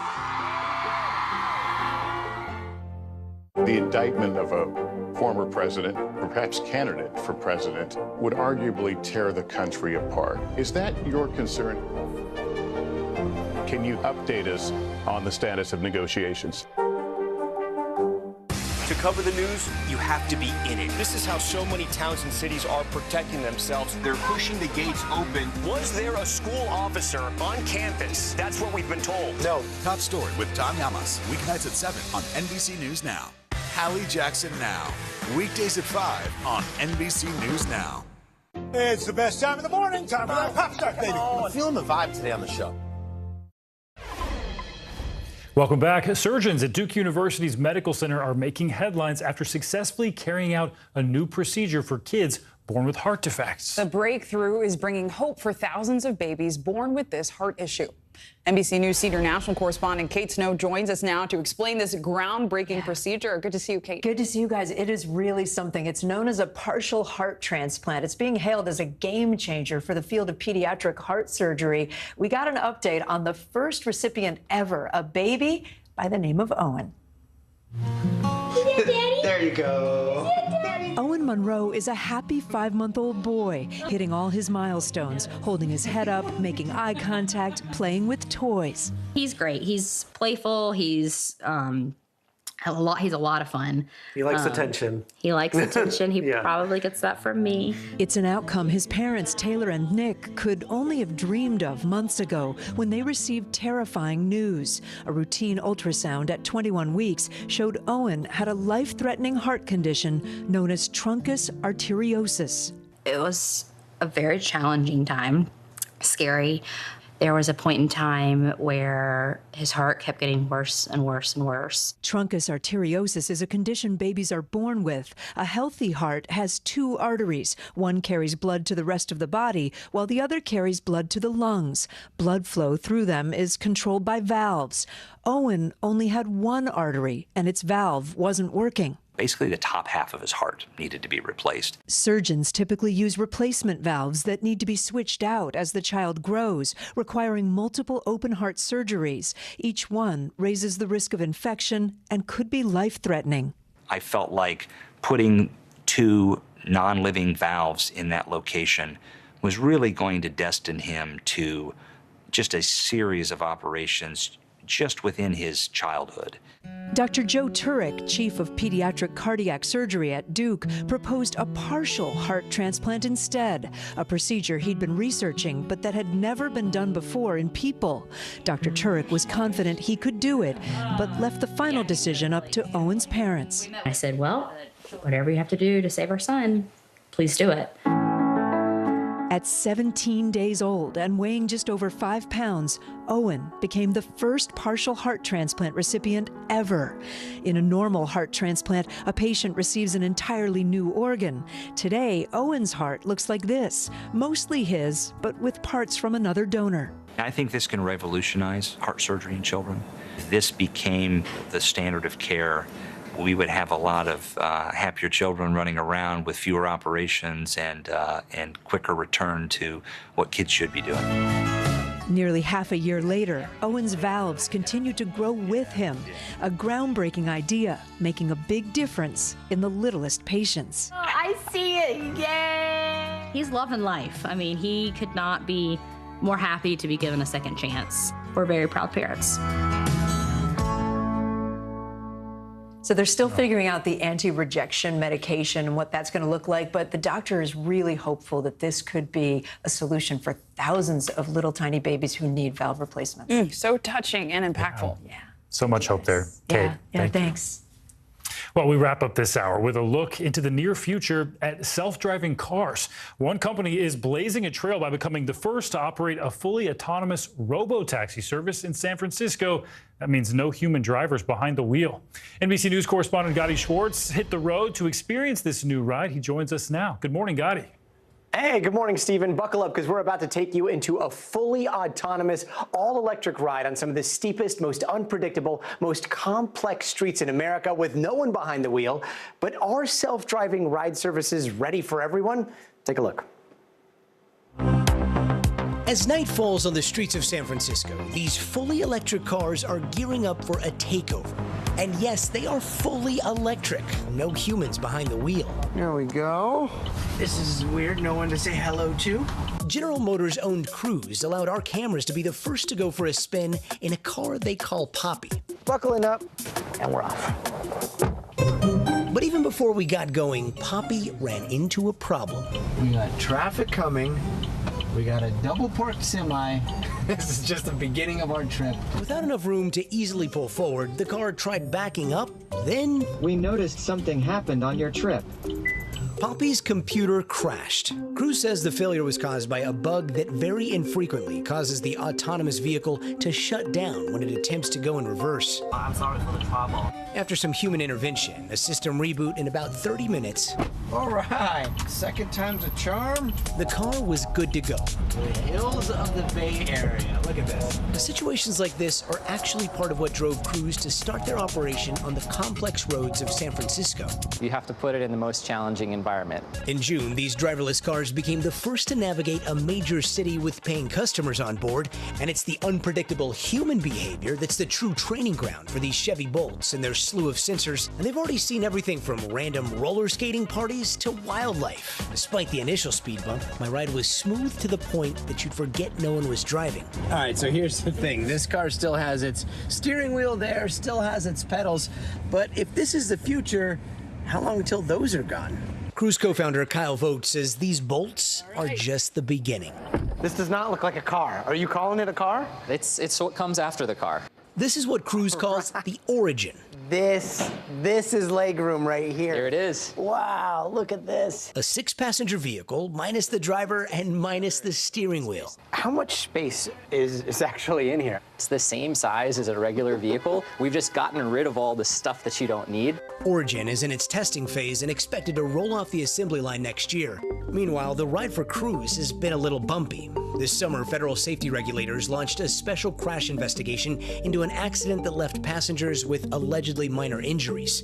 In April, one of their self-driving cars went viral when it was pulled over because a human forgot to turn on its headlights. And in June, a bug caused some cars to temporarily slow down and stop, forcing other cars to go around them. Cruz says all those problems have been fixed. A lot of your hiccups have come before everybody else's. Is it hard getting people to trust autonomous cars, especially being first? Well, important thing to realize, we're only a few months into this, and so we're learning a lot as we go. Still, some safety advocates say Cruise and other self-driving car companies should consider pumping the brakes. What do you say to people who see this and think that we're moving way too fast towards autonomous driving? Well, to start with, I mean, the status quo is not a pretty picture. You know, we feel like we're in a war against car accidents here, so we feel a sense of urgency to get this technology out there as soon as it can be done safely. And there are still quite a few restrictions in the area that they operate. They have to keep the speed to 30 miles an hour and under, and those drives take place at night when traffic is extremely light. As for the glitch we experienced, Cruz says it's now fixed. Stephen, Sinclair, back to you guys. You always get the cool assignments. Scotty Schwartz, thank you so much. Sure. And a reminder that we're continuing to follow that breaking news out of the United Kingdom. Buckingham Palace says doctors are concerned about Queen Elizabeth's health. The 96-year-old is currently at her home in Scotland under medical supervision. Prince Charles and Camilla are there, and Prince William is on his way. We'll have more throughout the morning. And for now, that does it for Morning News Now. The news continues, though, right now. That all 4 of the Queen's children are en route to Balmoral. Also on their way to Balmoral are the Duke and Duchess of Cambridge, as well as the Duke and Duchess of Sussex. The new Prime Minister, Liz Truss, responded to the news a short while ago. She said the whole country will be deeply concerned by the news from Buckingham Palace this lunchtime. My thoughts and the thoughts of people across the United Kingdom are with Her Majesty the Queen and her family at this time. The Archbishop of Canterbury tweeted, "My prayers and the prayers of people across the Church of England and the nation are with Her Majesty the Queen today. May God's presence strengthen and comfort Her Majesty, her family, and those who are caring for her at Balmoral." Well, shortly after that announcement was made, the Speaker of the House of Commons, Lindsay Hoyle, made this announcement to the House. I know I speak on behalf of the entire House when I say that we send our best wishes to Her Majesty the Queen and that she and the royal family are in our thoughts and prayers at this moment. Well, joining me now from Westminster is Sky's royal correspondent, Rhiannon Mills. Rhiannon, just bring us up to date on the information that we have, the bare bones of it we've just outlined. We don't really know a great deal more, do we?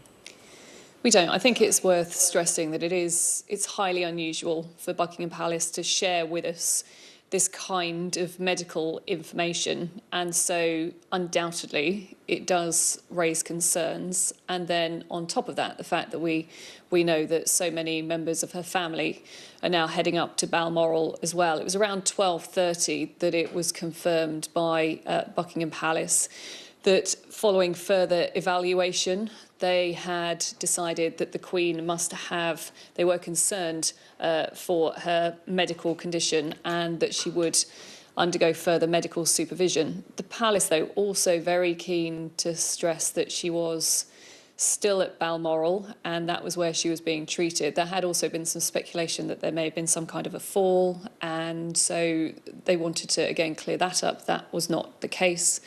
And then shortly after that, they told us that, yes, family members had been told of the Queen's condition and that as a result, we now know that the Prince of Wales and the Duchess of Cornwall are up in Scotland. Princess Anne is also already up in Scotland because she was carrying out engagements there this week. We also know that Prince Edward and his wife Sophie and also Prince Andrew, are now heading up to Balmoral. And in terms of grandchildren, we've also been informed that the Duke of Cambridge is on his way to Balmoral. And in the last kind of few minutes, really, it has also been confirmed by their spokespeople that the Duke and Duchess of Sussex are going to be making their way up to Scotland as well. Has to be said, it is a rather long journey. It was a journey that I carried out earlier in the week. It's not necessarily that quick to get up to Aberdeenshire, and often would involve a flight up to Aberdeen and then either a helicopter flight from Aberdeen Airport over to Balmoral, weather permitting, of course, or getting in the car, which is normally about an hour's journey. So it's not necessarily an easy place to get up to, but certainly it appears that the doctors are advising and the Queen's staff are advising that it is best for the family to be there around her, to spend some time with her, to see how she's doing. But undoubtedly, it is, I think, concerning that they have decided to tell us that she is continuing to be supervised medically. Of course, it all comes after yesterday evening. It was confirmed that the doctors had told her to rest because she had to cancel a Privy Council meeting that had been pencilled in yesterday evening, which was due to involve her new Prime Minister, and also she would have been introducing new members of the Cabinet to that important body, senior body of advisors to the monarch. That event would have appeared in the court circular. If it hadn't appeared, if she hadn't been able to carry it out, then of course there would have been speculation about why not. So I think their hand was really forced yesterday in terms of having to tell us that she'd been told to rest by doctors. Often they're reluctant to tell us details like that. But yes, it is, I think, alarming and concerning that they have decided to tell us today that they are particularly concerned about her medical condition. As you will probably not be surprised to hear, we don't know what that involves, and that is fairly common for members of the royal family not to tell us more details than they have to. Of course, over the last 12 months, we have had to get used to the fact that the Queen, at 96 years old, has been struggling with her mobility, and I think it is particularly marked in the last 12 months. If I think back to last October, where she was opening the Scottish Parliament, opening the Welsh Parliament, where she was conducting the baton ceremony at the front of Buckingham Palace and then meeting global business leaders at Windsor Castle. Last October, she was incredibly busy.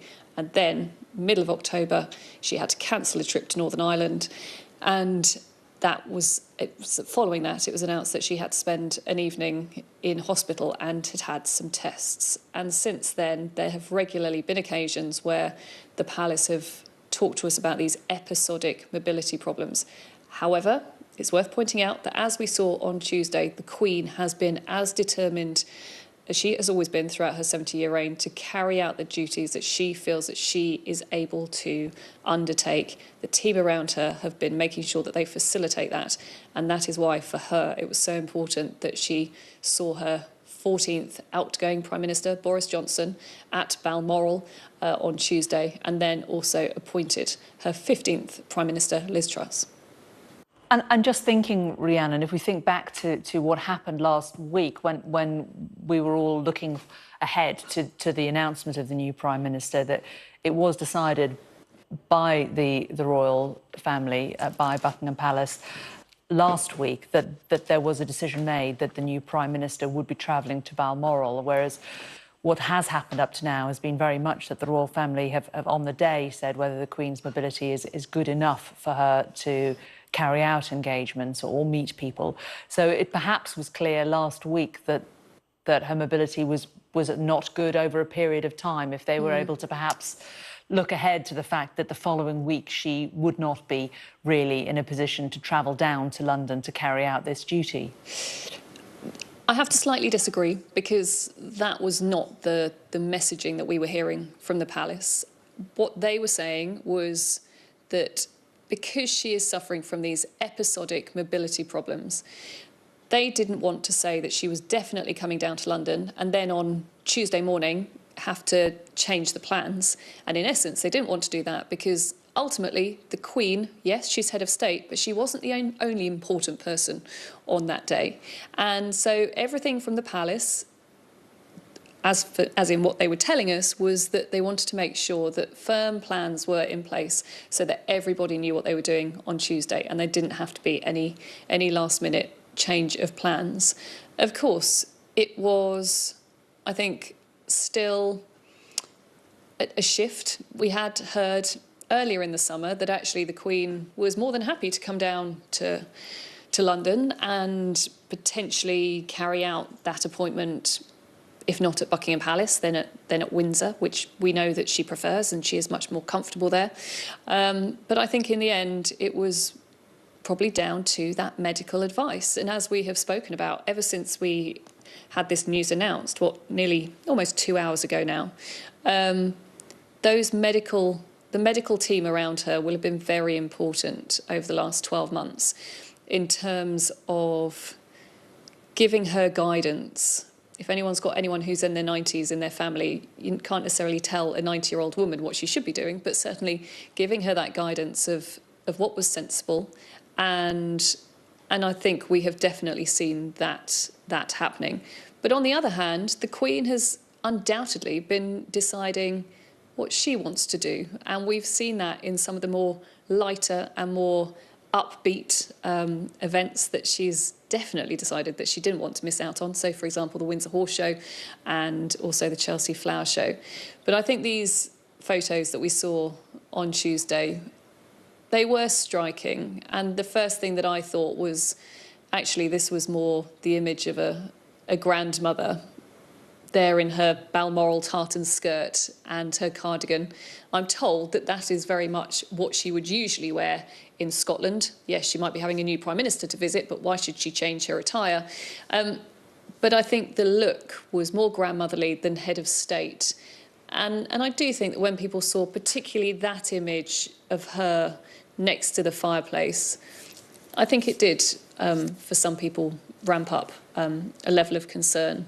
But what is interesting is that I was actually talking to some photographers who were based up in the Highlands over the summer, and they have taken photographs. Has to be said, these photos have not been published, I suspect because of where they're taken and potentially seen as being intrusive. But in these photographs, you can see the Queen dressed very similarly to what she's wearing there, sometimes with a headscarf on, out in the grounds with her dogs and not with a walking stick. And so it appears that whether it was because Tuesday was a busy day or whether there has been a deterioration in her health, a marked deterioration in her health in the last 48 hours for other reasons, it does seem that Tuesday certainly took it out of her. OK, Rhiannon, thanks very much for now. Let's just remind you of the breaking news that we're bringing to you this lunchtime, that there has been a statement from Buckingham Palace about the Queen's health, saying, following further evaluation this morning, the Queen's doctors are concerned for Her Majesty's health and have recommended she remain under medical supervision. The Queen remains comfortable and at Balmoral. Well, joining me on the phone is the royal author and historian Sarah Gristwood. Sarah, good to talk to you today. Thank you. This does seem to be a significant announcement, doesn't it? Yes, it does. I mean, the palace does not usually comment on the Queen's health, but also I think there's several signifiers there, if you like. There's the word concerned, but crucially, there is the fact that key members of the royal family, Prince Charles, Prince William, and as we now know, Prince Harry, are flying to Aberdeen. This really, I hate to say it, this is not looking very good. But I mean, no one knows, of course. The fact is that with anybody's health, certainly someone in their 90s, even the doctors can't tell what is going to happen. And I'm sure we all hope that this will just have been the wear and tear of the last few days and that the Queen will recover from it. But to me, the real key is that those key members of the royal family have flown to Aberdeen. Indeed. But as you point out, at 96, until as recently as Monday, she was still carrying out a significant number of duties. Indeed, she was. I mean, we have obviously seen a great many, signs over the last year or so, perhaps one might say since the death of Prince Philip, that her health is not what it was at 96. Why would it be? But this, I'm afraid, does have a slightly different feel to things that we've heard or seen before. She is up at Balmoral. It's where she does spend her summers. What does Balmoral mean to the Queen?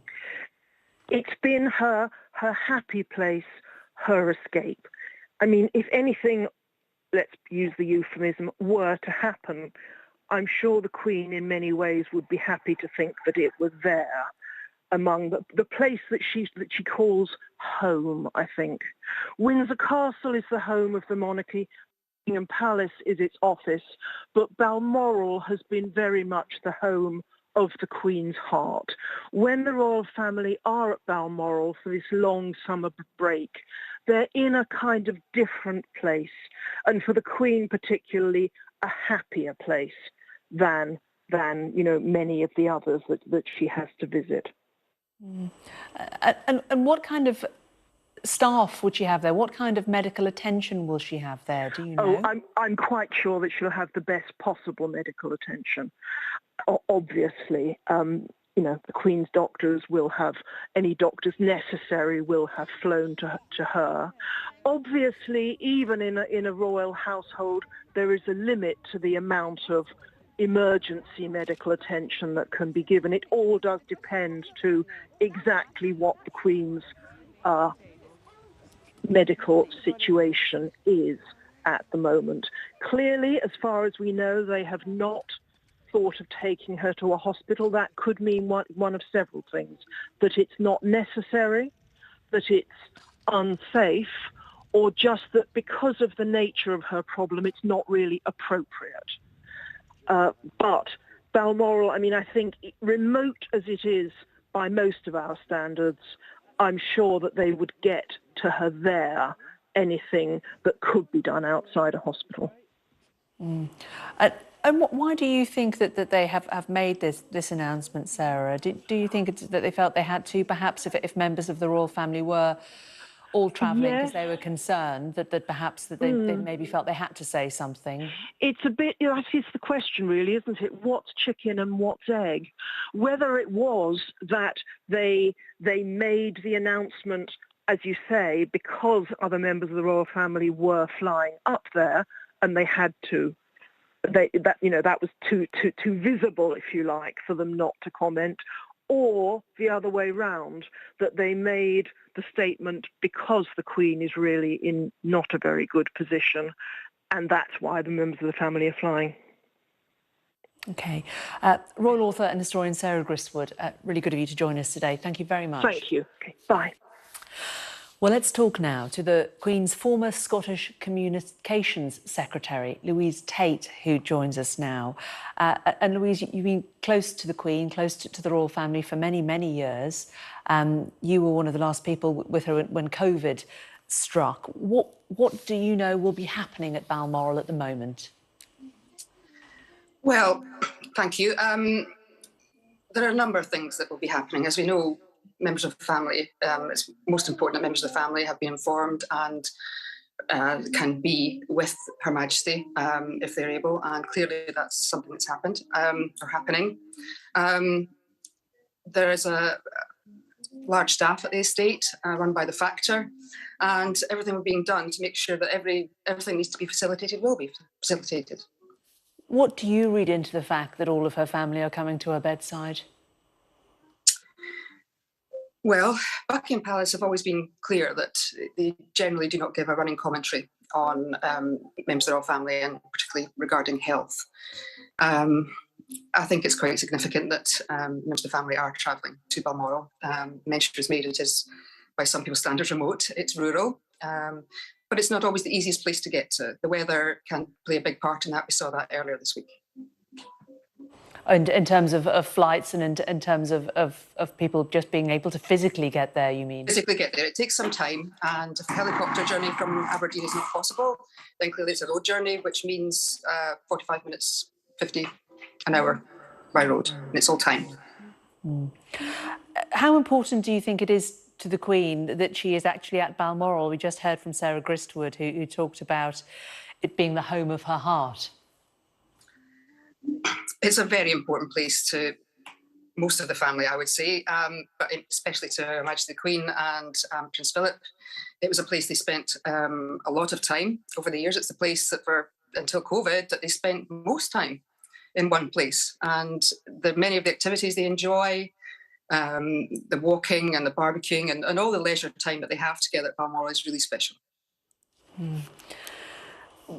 The fact that she has always had these long holidays there, is it what is special about the place? The fact that it is away from duties, because presumably she has to carry out duties while she is there. Is it just that it is the place of the family rather than the place of the job? Well, I think it's all very well understood that Her Majesty continues to work wherever she is, and the environment that Balmoral affords is being able to plan a day where you can do the red boxes, deal with the official government business of state, and then perhaps look forward to something more outdoors later in the day. So it's a matter of, I think, pace and just being able to spend time with family in an intimate place like Balmoral. It's very atmospheric. It is a castle, but it's quite an intimate castle, if you like. And it's always a very lively place to be, with members of the family coming and going and different guests. And it's always, as I understand it, been a very, very happy place. And from your knowledge of I mean, I presume that you're still in contact with people who are still working with the Queen. Has she been able this summer to make much of the environment there? Has she been able to get out and about and get the fresh air? Well, I have to confess that that's not something I've been keeping an eye on, just the summer I've had. But as far as I'm aware, yes, she has been able to enjoy some outdoor pursuits. That's my... What kind of team does she have up there around her? What kind of what, sorry? What kind of team does she have up there around her?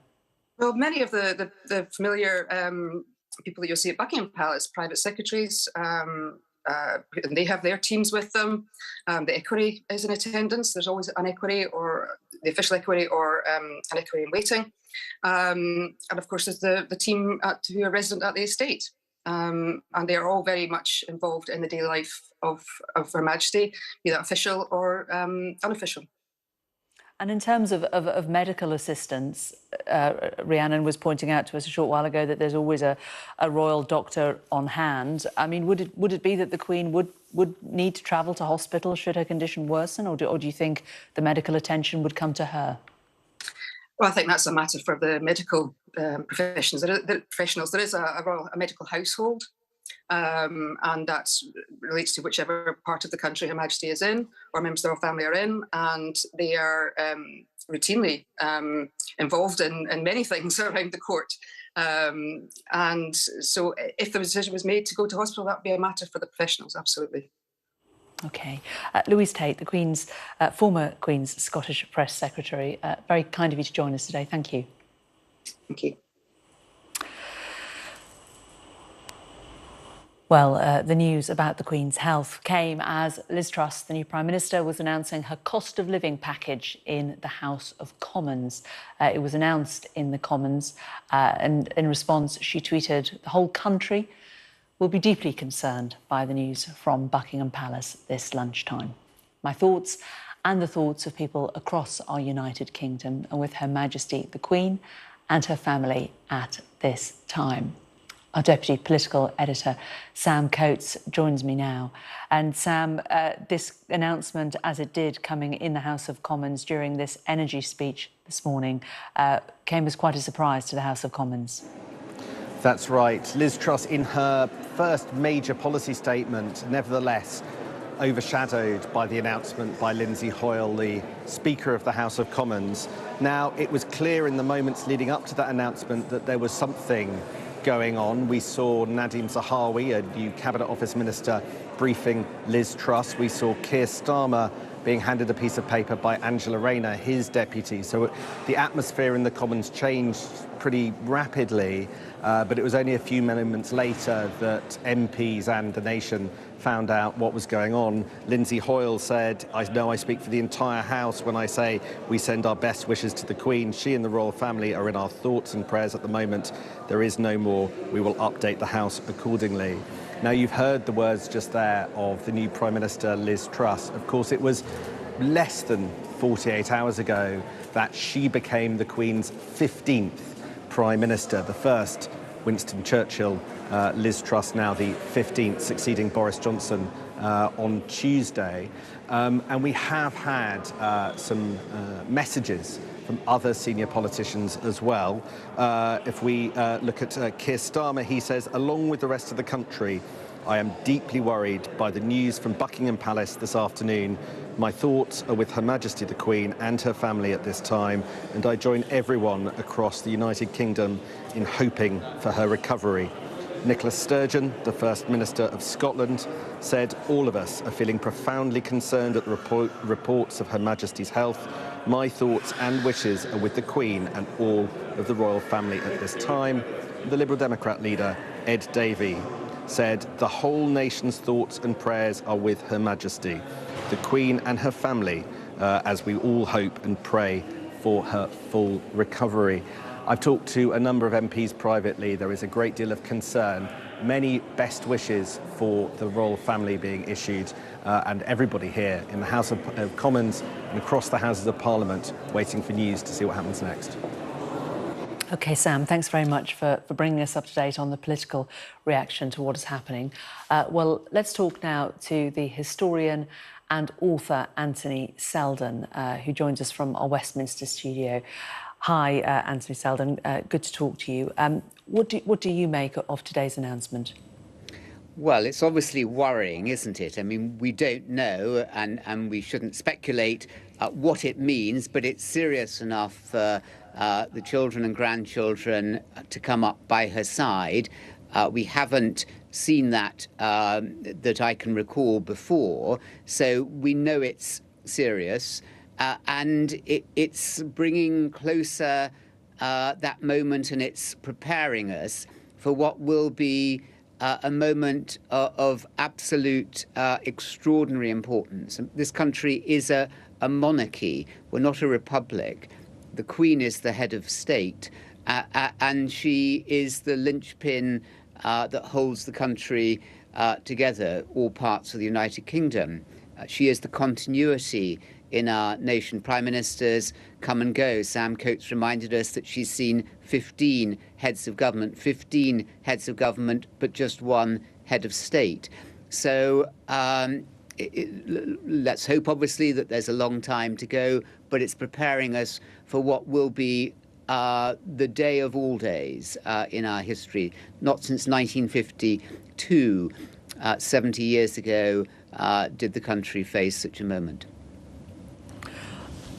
And it's a moment, as you say, a remarkable monarchy, a remarkable reign that we marked at the Platinum Jubilee in the summer.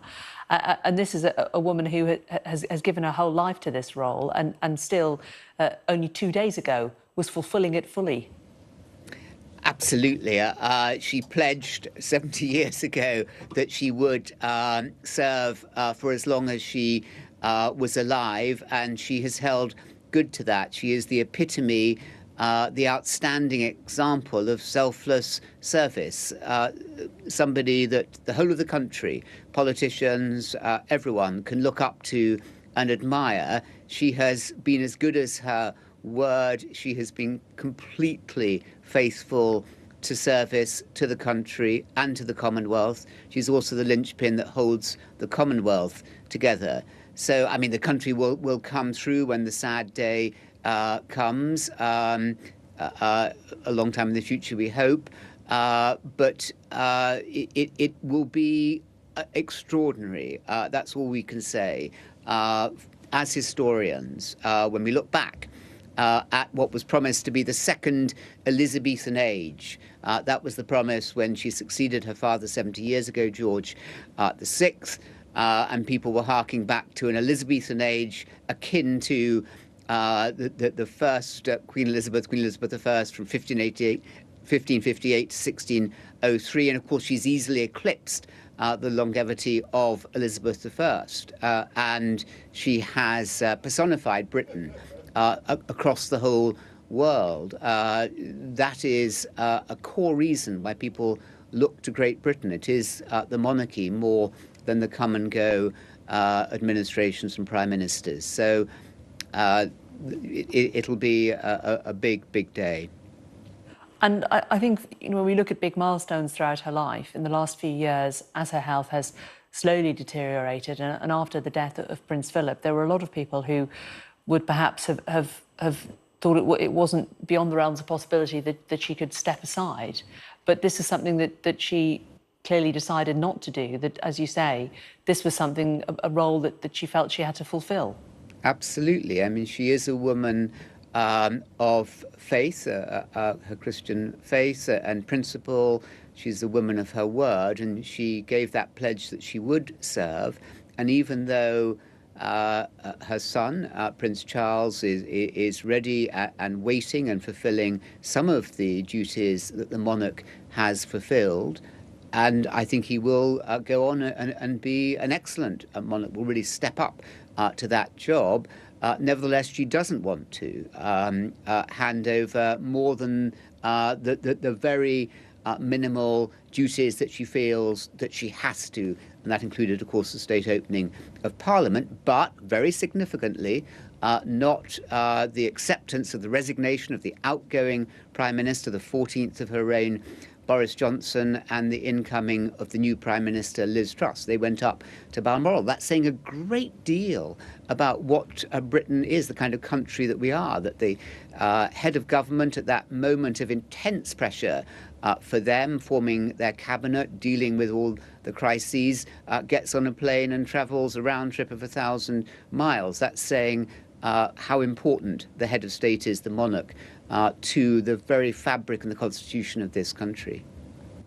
And should there be any doubt as to how the rest of the nation feels about the monarch, we only have to look to the crowds that gathered at the Platinum Jubilee and the events that were held and the enormous warmth that was shown at those public events by people in the UK towards Her Majesty.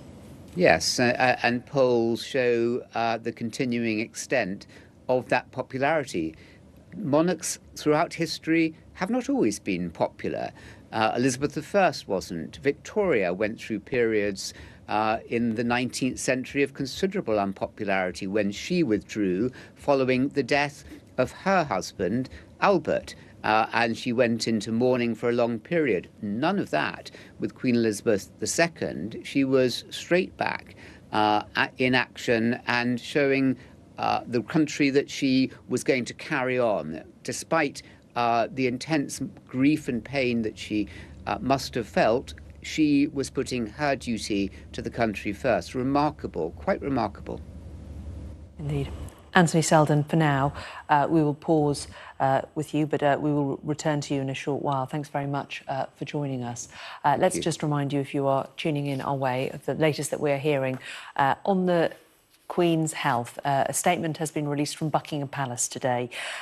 They have said, following further evaluation this morning, the Queen's doctors are concerned for Her Majesty's health and have recommended she remain under medical supervision. The Queen remains comfortable and at Balmoral. And then we also heard a short time after that from various royal palaces that the Queen's children, Princess Anne, the Earl and Countess of Wessex, the Prince of Wales and the Duchess of Cornwall and the Duke of York are all travelling to be by her bedside. Some of them, we believe, were already up there in Scotland. Princess Anne was up there already. Also hearing that some of her grandchildren, Duke of Cambridge and the Duke and Duchess of Sussex, also travelling to be by her bedside. And those two bits of information together do convey that there is obviously concern in the royal households about Her Majesty's health. Well, joining us now is Emily Nash, the royal editor of Hello magazine. And Emily, this does appear to be a significant day, doesn't it? And it does appear to be a worrying development about the Queen's health. Well, unfortunately it does. And we've seen so many times over the years rumours going around that something was going to be announced But actually, this morning, seeing the House of Commons, the two party leaders being handed notes, and the expressions on their faces really brought home how much of an impact concern over the Queen's health will have on the country as a whole. And the fact that the palace are obviously not doing much to allay people's concerns. We're being told the Queen is comfortable, but the fact that other members of the family are around her suggests that it's very serious indeed. Do you think it's likely we will get further updates? I think we would all hope for further updates. They'll come in due course. Obviously, the palace don't want speculation around what's happened. I've been told that reports that she'd had a fall were wider than mark. But I think it's key that they want the family to be around her, and in due course, we'll find out more. It's a difficult balancing act for the royal palaces, isn't it? Because they, on the one hand, wish to preserve her privacy and her dignity, but on the other hand, as a monarch of the country, there is a certain amount of knowledge that the public need to know. Absolutely. And, everyone feels invested in the Queen in some way. She's the only monarch most of us have ever known. She is so integral in our country's identity that this is deeply unsettling for a lot of people. So it's right that we are kept informed. Obviously, there is medical privacy there, which is she has as much right to as anybody else, of course. But, I think at this moment, people's thoughts are very much with the Queen and her family. And in terms of the Queen's popularity, we saw it on the streets during the Platinum Jubilee. But for you at Hello, do you find that still there is great appetite for people who wish to read about the Queen, who wish to have more information about her? Absolutely. She is so loved by people across the country. Our readers, obviously, in particular, very keen on the royal family. But the Queen in particular, whether or not you're a monarchist, engenders such respect from people across the board. People respect the fact that she has done her duty throughout her entire life. She has not allowed various crises get in the way of her taking her red boxes every day. We saw her appointing her 15th Prime Minister earlier this week. There is a huge amount of respect for her. And for her family travelling up there, a really, really worrying time. Absolutely. I was due to be covering the Well Child Awards this afternoon, which the Duke and Duchess of Sussex were attending. They are now en route to Scotland. So, there's no doubt about it that this is a huge moment for the royal family. OK, Emily Nash, Royal Editor at Hello, thanks very much for joining us. Well, let's bring in the royal author of The Queen and Elizabeth and Margaret, the intimate world of the Windsor sisters, Andrew Morton. Andrew, what are your thoughts today when you've heard these two bits of information we've had from Buckingham Palace, one about the Queen's health and two about the other members of the royal family travelling to be with her? Well, it's reminiscent of the last weeks in the life of Prince Philip, where Prince Charles and other members of the royal family visited him in hospital. So this is very, very serious indeed. And obviously we all travel in hope, but we all expect the worst. How significant do you think it is that she's at Balmoral while she appears to be particularly ill? It's always been an important place for her, hasn't it? You're absolutely right there. When I was researching my book on the Queen, I spoke to some of the great and the good of Edinburgh and beyond. And they have a committee on what to do in the event of the Queen's passing in Scotland, how it should be handled. So it's all been thought through and arranged. And it's in its own way, it's kind of, you stand back in awe at the way that people have organised this. And in terms of writing your book and researching the Queen's life, I mean, she is a 96-year-old woman who's led virtually her entire life, certainly from her early 20s, in the public eye. You would imagine that there's possibly little we don't know about the Queen, but is that the case? Well, I think that the Queen has surprised us all by the way that she's handled, for example, the COVID crisis. Her "We'll Meet Again" speech really underpinned her sense of duty, but also her pragmatism. She's a member of the war generation, and I think that comes shining through in her behaviour. Never explain, never complain could be her motto. And in terms of what she provides to that generation, a figurehead of behaviour, were that to be lost, that would be an enormous loss to the country, wouldn't it? Well, as one of your other contributors said, the Queen is the only person most of us have ever known as head of state, and we've seen her triumphs and her tragedies over the years. We've walked with her, and in that sense, she's part of our own lives. And you know, when Diana died, we talked about the stiff upper lip giving way to the trembling lower lip, and in a way, the Queen has always represented the stiff upper lip, and someone who, you know, we all respect for her sense of duty and her sense of family as well, which, you know, is often forgotten about. Well, indeed, and as Anthony Selden was just saying to us a short while ago, monarchs are not always popular, but she has been universally popular, but at the same time managed to also raise a family. Well, yeah, I mean, she's gone through some bumpy patches. Let's not sugarcoat it. As she said herself, 1992 was her annus horribilis. Her reign started off with great expectation after the coronation in 1953. There was talk of a new Elizabethan age. That soon turned to sour talk about the monarchy, about the political elite, the failure of sewers and so on. And then we get into the swinging 60s, and she was, to a degree, overshadowed by her glamorous sister. But she's someone who does the marathon. She's not in it for the sprint. And over the years, whether there's been vicissitudes amongst members of her family, she's always been the one that people turn to for support, and they turn to with respect. And that would be something that you know, interestingly enough, as you say, that the country would feel the loss of, but certainly as a family, they would feel the loss of, were she not to be there. Well, the very fact that the Sussexes are flying in from abroad shows you the severity of it, because they've done their utmost to avoid being in a room with other members of the family. Indeed, yes. We've heard that news in the last couple of hours, that they are going to be travelling up there along with other members of the royal family. Andrew Morton, historian and author, thank you very much for joining us for now.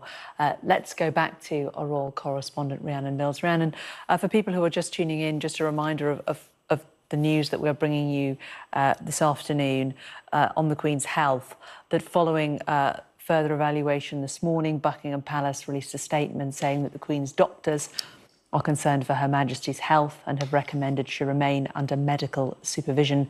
She is comfortable and at Balmoral.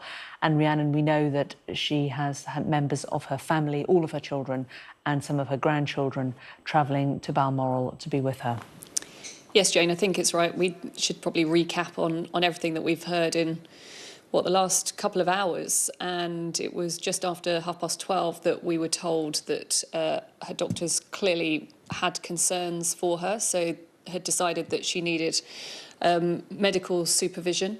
And then shortly after that, the palace confirmed that family had been informed of that decision that the doctors had made. And we heard about this procession of members of the family, so children and grandchildren, who are now either at Balmoral. So we understand that Prince Charles and the Duchess of Cornwall and also Princess Anne are already up there. And we now also have Prince Edward and his wife Sophie, Prince Andrew heading up there, and grandsons Prince William and also Prince Harry and Meghan are now also making their way up to Scotland. It's worth, again, stressing that it is highly unusual that we should have this kind of update from Buckingham Palace, and that is why, undoubtedly, it is causing a great deal of concern. and the fact that all of her family members are also travelling up to be with her and see how she is. The first inkling that we got that something wasn't quite right with the Queen's health actually came yesterday evening. So at about 6 o'clock, Buckingham Palace told us that after what was a full day on Tuesday, the day, of course, that she oversaw the handover of power between one Prime Minister and the next, after a full day on Tuesday, the doctors had advised the Queen to rest yesterday, and that meant that she wasn't able to carry out a Privy Council meeting. Now, she was going to carry out that via computer, remotely anyway, but it was going to involve Liz Truss, her new Prime Minister, and also welcoming new members of the Cabinet to the Privy Council, which is that senior body of advisors to the monarch. That, of course, would usually appear on the court circular, and the fact that you have so many people within Westminster who were expecting to be involved in it, I think their hand really was forced in terms of having to tell us that the Queen had been advised to rest. But then I think the fact that they've gone further today is unexpected and is a step further than we've seen in the past. She has had a remarkable 70-year reign, and I think for many people it has been easy to forget that for 6 years she's now been in her 90s. We've still been so used to her soldiering on, continuing with those duties, never giving up, still committed to that sense of service and duty. And again, we saw that on Tuesday, didn't we? She was very firm that she was the one who wanted to be there at the centre of that important handover of power, just as she'd been on 14 other occasions. Yes, the whole process had to be moved up to Balmoral because she was unable to travel down to London. But I think for all parties involved, it was important to see that the Queen was involved, that she again was carrying out that key constitutional role, that sense of continuity. Because I think what will be unsettling for many people today, this news will be unsettling, and that is because many people up and down the country still see her as a really important symbol of stability and continuity. And that's exactly what we saw on Tuesday, continuity. The Queen, again, as monarch, carrying out those important duties. And Rhiannon, just reminding our viewers of the statement that we received from Buckingham Palace saying, following further evaluation this morning, the Queen's doctors are concerned for Her Majesty's health and have recommended she remains under medical supervision. The Queen remains comfortable and at Balmoral. Rhiannon, just bringing you back in, I mean, when we look back over the Queen's lifetime and her health, I mean, she has had one or two ailments, but a remarkably healthy woman throughout her entire life. And I think that is why the last 12 months have been, in some ways, quite difficult for many people to comprehend. Yes, during her 70-year reign, it's been incredibly rare for her to suffer from any great sustained period of ill health. There's been the odd cataract operation, there's been the odd issue that she's had maybe with her knee, or we saw probably about 6 years ago, she, on a rare occasion, used a walking stick. But I think there has been a marked change within the last 12 months. I've been thinking back to 12 months ago, where in the October of 2021, she was incredibly busy. At the end of September, she had planted a tree on the Balmoral estate with the Prince of Wales. She then went on to open the Scottish Parliament, accompanied by Prince Charles and Camilla, but the Queen still very much leading proceedings there.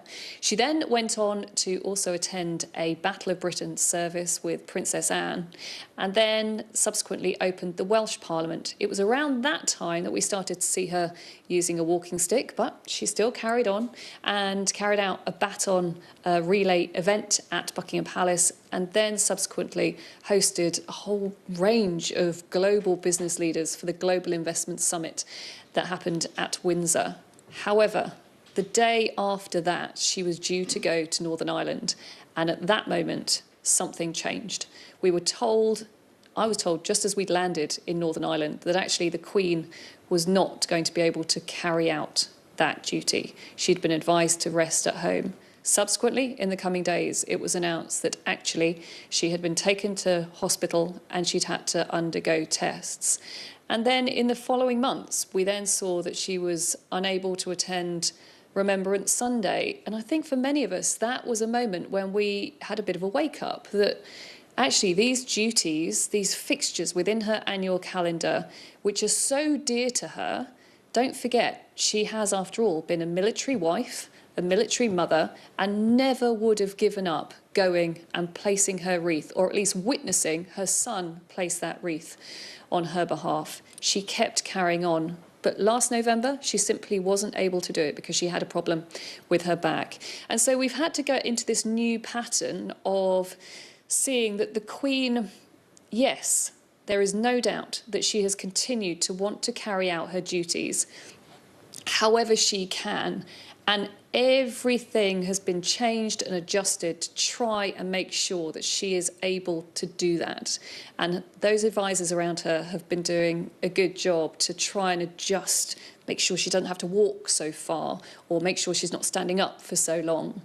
But actually, there still have been moments where it's simply been too much. And one of those was the state opening of Parliament, where we saw that for the first time, our constitution had to really shift and change, adjust in a way that we hadn't seen previously, as the responsibility was handed over to her two councillors of state, so the Prince of Wales and the Duke of Cambridge, to carry out that responsibility of opening Parliament.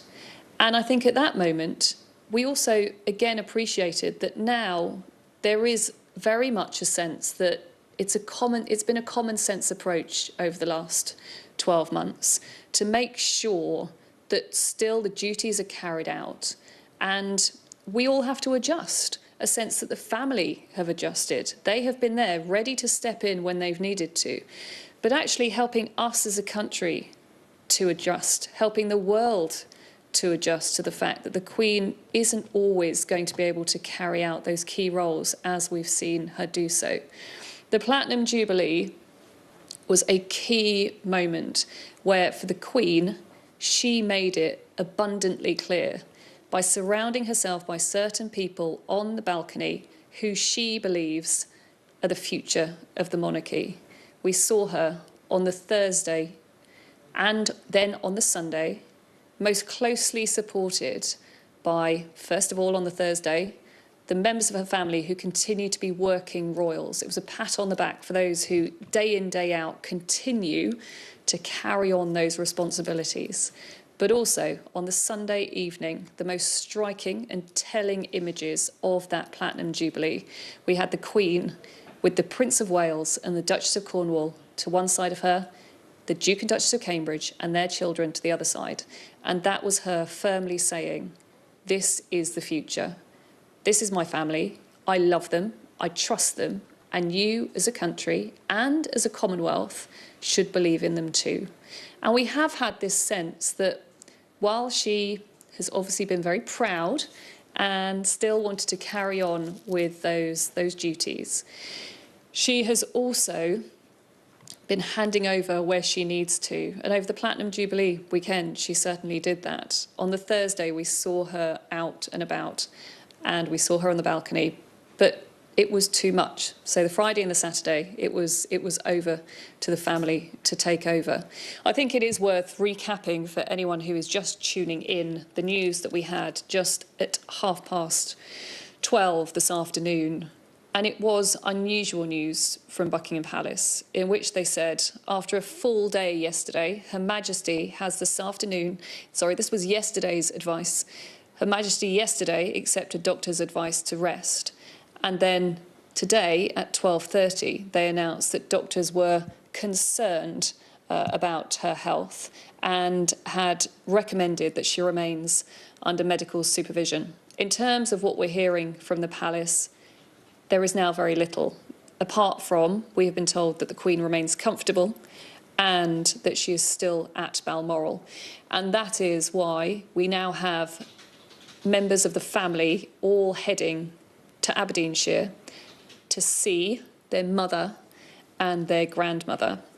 Now, in terms of what we've heard from Clarence House, they confirmed very quickly, actually, that the Prince of Wales and the Duchess of Cornwall had travelled to Balmoral. We know that the Prince of Wales and the Duchess of Cornwall have been in Birk Hall. For those of you who don't know that part of Scotland, it's very close to Balmoral, which of course is in Royal Deeside. Birk Hall is the Prince of Wales's residence and probably only about a 10-minute drive. And there's been reports in the newspapers, certainly over the summer, that there's been more meetings maybe between Prince Charles and the Queen, with son heading over to see mother on a regular occasion. We also know that Princess Anne is already in Balmoral. She has been up in Scotland carrying out a number of engagements over the last few days. And we know that heading in that direction, also the Queen's other children. So Prince Edward is going to be joined by Sophie, his wife, and also Prince Andrew, he's heading that way, and also the two grandsons. So Prince William and Prince Harry, along with Meghan, now heading to Balmoral to be with the Queen as she remains under medical supervision. Thanks very much for that, Rhiannon. Let's just get the thoughts of the former royal correspondent, Jenny Bond, who joins us now. Jenny, this is clearly a serious moment, isn't it, for the Queen and for the royal family? What are your thoughts at the moment? Well, I think Rhiannon has summed everything up very eloquently and comprehensively. But yes, I've been reporting on the royals for more than 30 years. And when I saw that statement at lunchtime, my blood did run cold, because it's so unusual for Buckingham Palace to issue a statement like that, expressing the concern of her doctors. Clearly something fairly catastrophic has happened in the last 36 hours, because the Queen was really looking quite well when she appointed Liz Truss as Prime Minister on Tuesday. She had her walking stick, but she looked relaxed up there at Balmoral, which is one of her favourite places.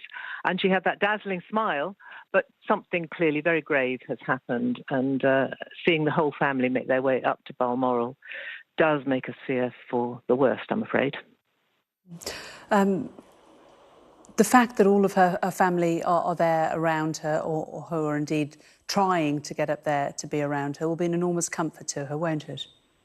I think it will be, yes. You know, she's a much-loved grandmother and mother and great-grandmother. And one small consolation, I suppose, is that Harry and Meghan have cancelled their engagement in London and are heading there as well. They had no intention on this brief trip to the UK, as far as we know, to meet the rest of the family. So perhaps in this crisis there will be some ending of the feud, some unity, some discussion amongst the younger members of the family, which would be something of great comfort to the Queen, I think. In terms of Her Majesty and not particularly liking fuss, the fact that we are all endlessly speculating about her health and have been rolling on it, one would imagine that she would have viewed it with a certain amount of wry humour. Well, she's always been very private about her health and very stoic about it, until actually recent years, when she has let it be known she has these mobility issues. And she said at a meeting with some defence chiefs that she says, well, look at me, I can't move, you know. She was quite open about it in her older age, and she is 96. And yet that mobility issue was clearly coming and going, because it literally is only a few weeks ago that somehow or other she managed to get on her horse again. But that was a few weeks ago. So something, as I say, something very grave has clearly happened in the last 24 hours or so.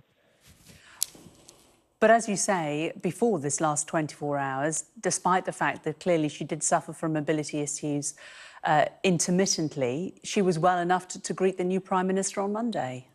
Yeah, and she had her dazzling smile. She has a lovely smile, even to her old age. It really lights up her face. And she was well enough to do that. But any big event like that, as we've seen in recent months, as with the Platinum Jubilee, she does a sort of major event, and then she seems to feel exhausted the next day, which she did yesterday and was ordered to rest. But then I feel, I am speculating, but something else has happened, which has caused the whole family to rush up to Balmoral to be at her side. And I'm hoping that we will get further news from the palace. I think they will try to be as open as they can, and hopefully we might get an update later today. Her Majesty is 96. She is remarkably well for a person of that age, but we've seen a gradual scaling down of her royal duties over the last few years, and that's definitely happened a lot quicker since the passing of Prince Philip, hasn't it? Yes, we've been in a period of transition. We've seen so much more of Charles and William taking on the responsibilities, both of them being consulted about major events and crises in the family, what to do with Prince Andrew and all that. They are consulted about it. So we've seen almost a triumvirate, really, in the last weeks and months. And I think that has eased things. People are used to seeing Prince Charles take the place of his mother. And also the Queen has been very clear that she wants Camilla to be Queen Camilla. And I think by making that announcement, which she did during the Platinum Jubilee weekend, she showed that she wants the transition to King Charles to be as smooth as possible. And she removed quite a major obstacle there by making her wishes clear. And she's also made it very clear, and we saw this during the Platinum Jubilee, that the royal family following her, those who are active royals, those who are funded, and those who will play an active part, is to be very much slimmed down. Well, I think that's always been Prince Charles's wish, and the Queen has gone along with that. And as Rhiannon was saying, yes, the balcony scene crystallised that the immediate family, the immediate heirs are the core of this family. And that's how it's going to be. And I think that's in the wishes of the people, really, to see the royal family slimmed down, a bit more accountable, and things are going to change. Things are going to change, but the great thing is the lack of continuity, which of course she has provided over all of these years, and that we saw such a huge public outpouring of joy over at the Platinum Jubilee in the summer. Yes, but I do think that the transition we've seen, this gradual transition, the handover of powers, as at the state opening of Parliament, for example, Prince Charles taking her place there, has attuned us all, the public, to seeing Charles act in locus monarch. And I think that will give an element of continuity that might have been missing had it been much more sudden. So yes, I think the Queen's enormous strength has been the continuity and stability she's provided over 70 years. And I do think that when the time comes and she is no longer with us, we will all recognise that much more clearly. But the transition has been slowly taking place and has eased things. So I don't think it's going to be as brutal or brusque as it might have been. It's a two-way street, though, isn't it, Jenny? She has continued to carry out her role, but equally will presumably have drawn strength from the warm public support that she has had and the fondness with which she is held in people's hearts. Yes, I think she recognised that. I think that's why the Platinum Jubilee, she made a monumental effort on the last day, having opened the party and then been feeling too tired to continue it, really, and she rested at Windsor. But she made that decision to travel from Windsor almost at the last minute and stand on the balcony to thank people. Because, I mean, as Prince Charles said during that weekend, what gets the Queen up in the morning? It's you.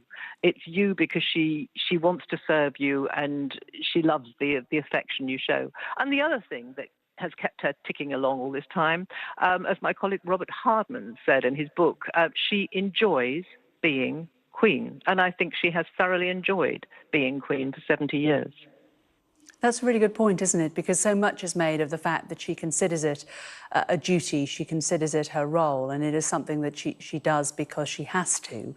But the fact that actually it's also something that actually she's drawn great pleasure from is important, isn't it? Yes, I think Robert is absolutely right in saying it is what makes her tick, and she knows she's good at it. She knows she is loved for it, and not just in this country, but around the Commonwealth. She knows she is respected and admired, and has had a popularity rating which any politician would covet and die for, quite frankly.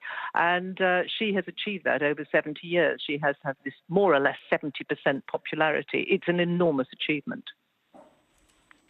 And in terms of the family who follow her, I think it will be hard for them to really think that they can hold anything in place of people's hearts quite as much as she had. It will be, when the time comes, an extraordinary act to follow, an impossible act to follow, really. And I think Prince Charles will recognise that.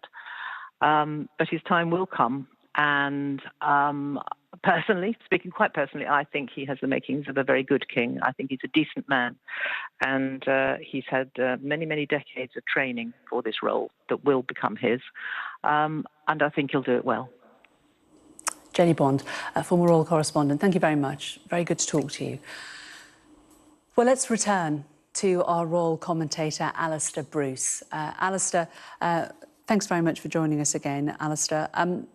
We have had no more information, have we? But let's just reflect on what the information we know so far, that the Queen is comfortable and is at Balmoral, and that her family are with her. How significant do you think this announcement is today by Buckingham Palace? It is very significant. It is very clear that this is a profound moment in the Queen's life. And for members of her family to be coming back, to be at Balmoral with her. They were all there only recently to celebrate what must have been a wonderful family holiday. It is where the family all love to be together. And clearly, as a result of seeing the Queen looking perfectly robust and able as she invited Liz Truss to become her Prime Minister. And then within a day, we have learned that she was unable to take on the duties of swearing in the Privy Council members and the new members of the Cabinet. And that certainly made us concerned. But now to hear that she is in a degree of some alarm for those who are medically responsible for her is a sign that this story has reached a point which I think anyone who contemplates the age of the Queen at 96 can't be that surprised about.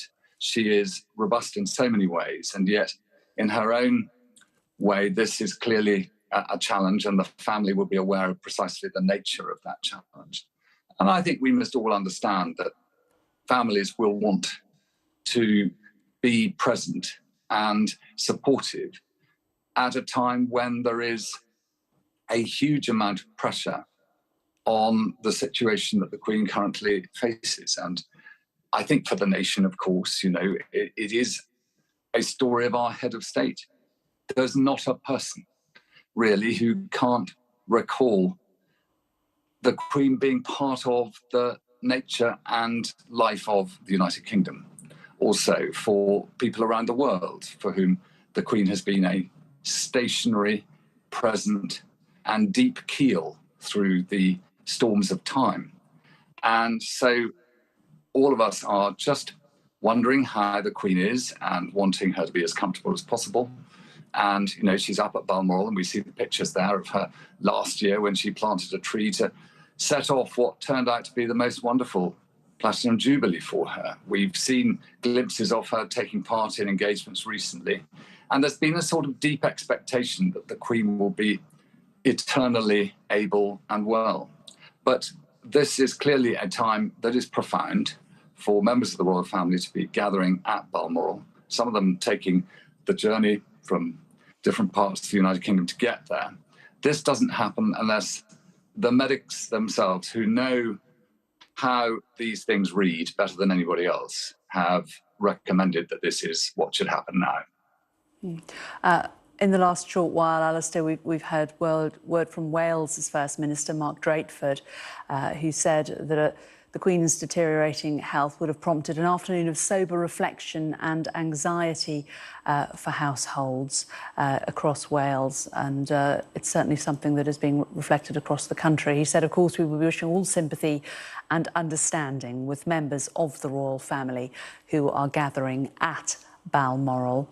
And what do we know of this gathering, Alistair? We know that the Queen's children and some of her grandchildren travelling to be with her. Do we know if all of her children are with her at the moment yet? It is a family home. They all know it well. And it's an important in place for all their lives, really. They've all wanted to gather and be obviously with the Queen. It's a perfect house for the family to gather around the Queen at this challenging time. And when I say perfect, it's been the centre of all the great holidays that the family have had. And whenever you dream and think of what it is that's important to you as a person, family is so key in that. And especially so for the Queen, who in this very august position, so elevated as she is, to have the chance to be at that family home now when she's feeling below par, and the fact that that is where the family have decided to gather as quickly as possible under the advice of the doctors. And I think that in its own way, for the Queen, she's surrounded by everything that she recalls and remembers. She's always been full of memories of the Second World War, when she was up with her parents and watching her father have to deal with the fact that the nation of which he was king, and at that time emperor, was at war. And I do think that her life has been so extraordinary because, you know, here we have a Queen at a time when the world is not peaceful anymore. And she started her reign soon after the Second World War. And it really has been the most extraordinary 7 decades when broadly the United Kingdom broadly has prospered, broadly has been in a period of peace. And Balmoral has been the focus always where she could go and be with her family. And it's only appropriate that so soon after the family holidays have ended and children have gone back to school, those who are free have decided to come straight back up and be with the Queen at this time. Yeah, and Alistair, we have some footage that we can show our viewers now of the Prince of Wales and Duchess of Cornwall, Charles and Camilla, leaving Dumfries House this morning, apparently on their way to Balmoral. This was shortly after 10:30 this morning, so we can see them there travelling to be by her side, and one would imagine that they will be by her side already. Alistair, just remind us what we know about the Queen's health in recent months. Well, the Queen hasn't been in her best of health for some time. The nation was gathered to mark the Platinum Jubilee of her reign, and in so many respects, I'm sure the Queen would have loved to have played a greater part. At the Chelsea Flower Show, she played a part in being amongst all those who had gathered at that sort of most summary of British occasions. And I'm sure it was quite a strain for her.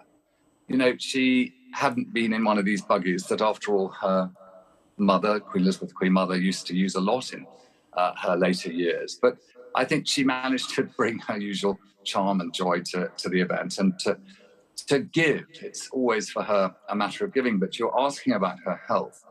And we know that in older age, most people have taken a break, have retired for some years. But the Queen has been rigorously determined to continue always delivering as head of state and doing whatever she can. And I think that it was a great cause of anguish to her that she was unable to do more during the Platinum Jubilee. There was that period when she was affected by her mobility issues and couldn't go to St Paul's Cathedral, something which I was convinced would be of the most profound importance to her personally. This moment when she handed out George Crosses to the National Health Services of the 4 parts of the United Kingdom was again really important for her because, you know, it was an honour created by her father, carried through her reign, and here towards the end of it, she's passing it to people who've done so much to look after the United Kingdom when people have been facing medical difficulties. And of course for her, she's now facing her own. She's being attended to by her doctors, and members of the royal family are gathering, as you say. And mentioning the Jubilee, it struck me, I was down there as you were, covering much of it, and being down on the Mall, and obviously people hadn't been gathering for quite a long time because of COVID. The crowds were huge, and there was just such a warmth of emotion towards the Queen. You could almost feel it, couldn't you? Well, when she walked out on that balcony and was facing what she must recall from balcony appearances back in the Second World War and throughout her reign, a nation responding to what she is, not so much in her mind who she is, but what she is as this symbol of the United Kingdom as head of state in the monarchy that we have. And she has, without doubt, upheld what it means and what soldiers have served and what people in their own ways have been called to do in her name. And, you know, she has always given of herself. And I think she sort of probably, when we think about it, plucked up quite a lot of courage and strength to receive Liz Truss and say goodbye to Boris Johnson a few days ago. Because if we are to understand that she is in some difficulty at the moment, then I would imagine that it's all part of putting a brave face on life and doing her duty, which is what she always has done. And of course, also in the last couple of years, she lost Prince Philip. And despite mourning him during a period of COVID, that brave face, as you say, and carrying on with her duties was still at the forefront, wasn't it? Well, I don't think there's a person anywhere who doesn't understand how powerful mourning can be, how deeply moving it is to lose someone that you deeply treasure in a family or who you are married to. And because she was absolutely in love with him from the moment she first clapped eyes on him, people watching this will know in their own life of people that they are madly in love with, and to lose them, you know, particularly when you're doing such a separate job, because the Queen's job is not, you know, being Queen is so separate from everybody else. Somebody put it once that nobody can be with the Queen without benefiting from it. And in that, there is a sort of burden about carrying that through life, that people, when they come, take great joy at being close to her, but also, you know, in a way, she has to be separate from everybody by the nature of what kingship is. But, you know, she was always able throughout life to be distracted by horses in particular, not least her racing. And she was terribly keen always. And I bet today, even today, she will be given updates on how her horses are and what they're up to. And that will fascinate her. You know, she took regular phone calls from all the people looking after her horses. And you're showing some footage now of the Queen when we had the privilege as the armed forces of presenting our loyalty to Her Majesty in Edinburgh. And it was the only occasion, actually, during the Platinum Jubilee that the armed forces were able to express a personal act of loyalty to the Queen. And it was very intimate in that it was a very small ceremony, and she was utterly delighted by it. She smiled from beginning to end, and she took in the usual rituals of ceremonial, and she was as much a part of it as she ever is. And she loves those moments. I think she knows how soldiers, sailors, airmen and women are bonded to her personally by that act of loyalty and by their oaths of allegiance. And when each of the armed forces came up to her, the Royal Navy with the Royal Marines, the Army and the Air Force, all of it meant a great deal to her. And she goes on knowing every single day of her life what is going on to the armed forces. And right now, as the armed forces face challenges, you know, she is still the emblematic and figurehead focus of all loyalty for those people who serve. And I think, you know, people throughout the United Kingdom and the Commonwealth have seen her sense of continuity, her desire to always be present. And right now, she's not feeling 100%, and members of the royal family have been gathered to be with her at what appears to be a very critical time. And you mentioned that the military being important to her, and also the Commonwealth, as you just mentioned there. That is something that has very much defined her reign, and something that she has stuck with the importance of throughout. You can be something as a monarch, or you can actually live it fully. And the Queen has entirely lived fully the concept of what it means to be head of the Commonwealth. She watched her father shape the idea of that leadership in an assembly of free independent nations who choose to have a collective head and to meet in order to celebrate shared values. And the Queen has kept abreast, day by day, with the good times and the bad through the Commonwealth story, and has provided, I think, as perfect an emblem of good grace and fine behaviour as any organisation could choose to have as their head. And for the Queen, that has never stopped. And I will not be proved until someone tells me, but I'll bet you that even yesterday, the Queen will have had her red boxes, and in those boxes would have been details, despite the fact that people are still coming back to work, of what is going on in different nations, particularly the details of the new government. And of course, with her 15th Prime Minister, there's quite a lot of mechanics of government that the head of state needs to take part in. And all of that plays its part in, I think, making the job such a rich one and an interesting one for the Queen, and that she absolutely loves it and is fascinated by all the challenges she faces. From the very moment she was told her father had died in February 1952 until today, she is fixed on that role. It is not one that ends at any point. It continues all her life. And right now, our thoughts are with her as her family gather. Alistair, thanks very much. Well, let's now bring in royal historian and author Dr. Anna Whitelock, who joins us now. And Anna, just as Alistair was saying there, you know, the fact that a lot of people will be really feeling very strongly for her family today. And we heard from the First Minister, Mark Drakeford, that it's an afternoon of sombre reflection and anxiety for many.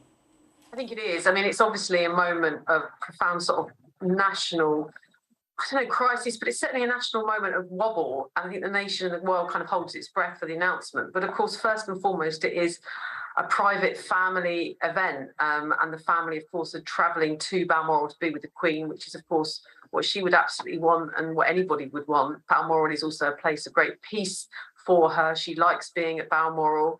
But yeah, I mean, it's a very poignant moment. We're in the twilight hours, I think. And, you know, we wait and we wait for that announcement. There is a sense, I think, in the United Kingdom, you know, we've just got a new Prime Minister. We lost one a couple of days ago with the outgoing Boris Johnson. There's a bit of a national mood of what next? And I think, having seen the Queen appoint Liz Truss at Balmoral, the pictures of her in the paper, certainly looking smaller and shrunken, but smiling and a sort of twinkle in her eye, holding on to that stick. But the news, you know, turns quite dramatically, and yeah, and now we just wait. And of course, it's been an extraordinary reign, 70 years, 15 prime ministers, her 15th just the other day, her first Winston Churchill, are really quite remarkable. And I think whether you're a monarchist or not, whether you think the thing is, you know, the monarchy is something that's outdated or a great thing in our society and for our country, I think there is a great sense of, gosh, for most people, they haven't known any other monarch than the Queen. She's been around for 70 years. She's kind of, you know, she's on our stamp, she's on our coins. Gosh, what now? I think that's the sense for most people.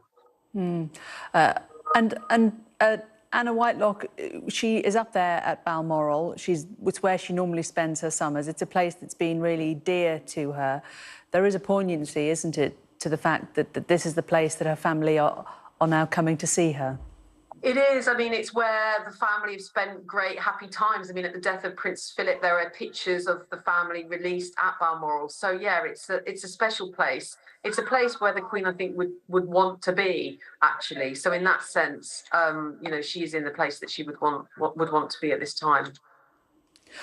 What do you make of how the royal family is, I suppose, pivoted over the last few years? We've seen the Queen step back slowly from royal duties, but also seen this sense coming from Prince Charles that he wants to see the royal family coming behind her, behind him, to be much smaller.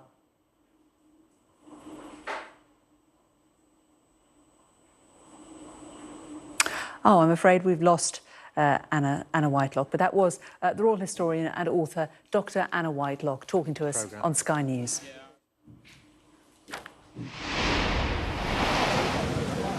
Just keep saying that we've lost programming. A very good afternoon. This is Sky News live from Buckingham Palace, which says that Her Majesty the Queen is under medical supervision after her doctors became concerned about her health. A statement from Buckingham Palace says this. Following further evaluation this morning, the Queen's doctors are concerned for Her Majesty's health and have recommended that she remain under medical supervision. The Queen remains comfortable and at Balmoral.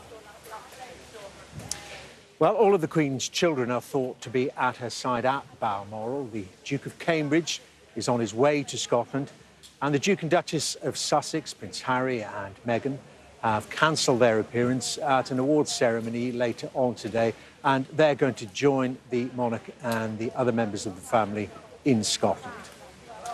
The new Prime Minister, Liz Truss, has responded to the news. She has said the whole country will be deeply concerned by the news from Buckingham Palace this lunchtime.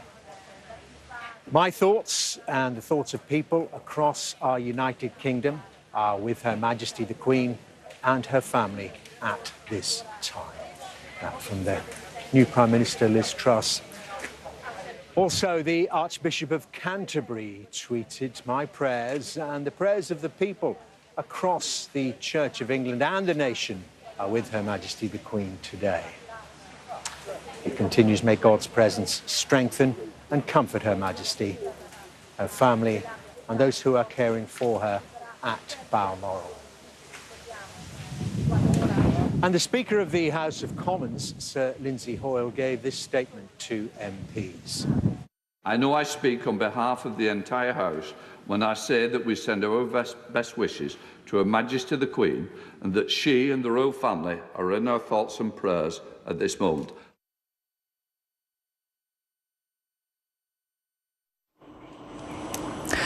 Well, the Queen's former Communications Secretary, Louise Tate, joins us now. Louise, thanks again for speaking to us again. Just talk to us about what do you think will be going on at the moment in Balmoral? Well, I think as Alistair Bruce has just said, Balmoral is a perfect house for family to gather, and that's clearly what is happening. There will be state staff, I'm sure, in attendance, as well as Her Majesty's official team, the formal team from Buckingham Palace. It is as we would perhaps consider a holiday home. It does have that feel to it, and it has that slight informality. So clearly, it's a difficult time, but there is a good, solid team of people who are both there in their capacity as estate staff and the more official side of state business around her. But in terms of those staff, compared to the numbers of people that would perhaps surround her when she's down in Windsor or Buckingham Palace, it is a lot more pared back, isn't it? The business of state has to continue, so there is enough staff there to facilitate that and make sure that all the daily duties of our head of state are covered effectively, and it's a seamless transition. Wherever the Queen goes, the business of state continues, and there are always the right people around her to advise and consult as needed. I mean, of course, she is the Queen. She has duty and she has staff around her, but is there space at Balmoral for privacy, for her to have time away from everybody and just to be actually on her own? I think it's if that was her choice, then there's so many ways to spend your time at Balmoral, and the royal family traditionally make very good use of so much of the outdoor space. But it's also, like I said, it's a very intimate house, and if she wanted to be on her own, I'm sure she's quite a possible thing to accomplish. Yeah. I suppose what I'm getting at is that when a family member is ill and other family members come and join and be with them, is there an opportunity for that family to just be together as a family, or is the fact that she has a duty and the fact that she is the monarch mean that there will always be staff members around? But it is a family, and this is family time, and I'm sure that will be respected, no doubt. Yeah. How important is Balmoral to Her Majesty? I'm often asked that question, and in my opinion, it's very important. It was the place, I think I said before, where up until the pandemic and I moved to Windsor, it was the place where she spent longest at any one given time. I think it's about 3 months of the year, which is a long time. And I think she is, and as many members of the family, very, very fond of Scotland. They feel great affinity for Scotland, and the Scots, they understand what it takes to live in and be custodian of quite a significant part of rural Royal Deeside. And I think they take that responsibility of being that custodian very, very seriously. But it's also a place where they can relax and enjoy. Up until recently, Her Majesty used to be often seen riding around the estate and was often spotted by different people, members of the public who came to spend time on the estate, as you can. In Scotland, there's no trespass law in Scotland in certain parts of the estate, and that was a routine thing. Many members of the public will recount coming across the Queen and other members of the family, well, just out for a walk or a picnic. And it's a place where she's felt that freedom, I suppose, and it's not a freedom that she's really enjoyed much in her life. I think, yes, she enjoys a great deal of freedom. She's well, all the family are often cited by local people. They're generally left alone to go about whatever activity they're enjoying at the time, be that in Ballater or something on the estate more widely. Socialising, obviously, there's some fixtures in the calendar like Braemar Games that was dear to the heart. And it's a place where they can really relax and get away from it all. But we've heard that term remote. It's rural, I would say, rather than remote. It's not the easiest place to get to, perhaps, from London, but it's a beautiful rural location. It's a very atmospheric place, and it's somewhere that I think she's enjoyed throughout her life. And although the Queen does stay very much apart from politics, doesn't she? And we certainly don't know her views. She has taken a keen interest, hasn't she, in the constitutional affairs of Scotland and in what's happening in the local community up there. Well, I think that's, as you might expect. She is head of state. She's always taken as far as I understand, taken a lot of interest in local things. They're very involved with the Women's Institute and that kind of thing. She often attended a jumble sale I think it was a jumble sale, forgive me, at Crathy Kirk. So she's been a very active member of the local community in that way. And you'll see a lot of the shops in Ballater have the royal warrant. Louise Tate, who was the Queen's Scottish Press Secretary, thanks so much for giving us a flavour of what the Queen's time up in Balmoral means to her. Thank you. You're welcome. We're back here at Buckingham Palace. We're going to go to Downing Street. I think so. I think talk to our political editor, Beth Rigby. And of course, Beth, this news comes on the day of some pretty important political news. But of course, that is now for obvious reasons, being overshadowed. That's right, Dermot, and we got a sense of something very worrying happening, actually, as the Prime Minister, Liz Truss, made that statement in the Commons on energy bills. She was in the Commons, Keir Starmer, the Labour leader, on his feet at the dispatch box.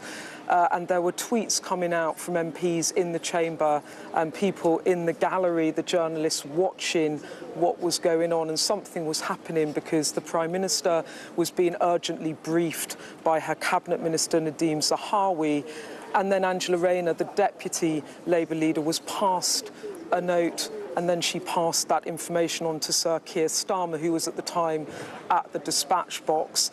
The Labour leader then leaving the chamber, and he returned a little later, and he had changed into a black tie. After the announcement was made from the palace about the Queen's condition, the Speaker then made a statement to the Commons confirming that, and he said, "I know I speak on behalf of the entire House when I say we send best wishes to Her Majesty the Queen. She and the royal family are in our thoughts and prayers at the moment. There is no more. We will update the House accordingly." Now, Dermot, since then, both the Prime Minister and the leader of the opposition, as well as many other dignitaries, have sent their best wishes to the Queen and the royal family. The Prime Minister, Liz Truss, tweeting, "The whole country will be deeply concerned by the news from Buckingham Palace this lunchtime. My thoughts and the thoughts of people across our United Kingdom are with Her Majesty the Queen and her family at this time." And Sir Keir Starmer tweeted, "Along with the rest of the country, I am deeply worried by the news from Buckingham Palace this afternoon.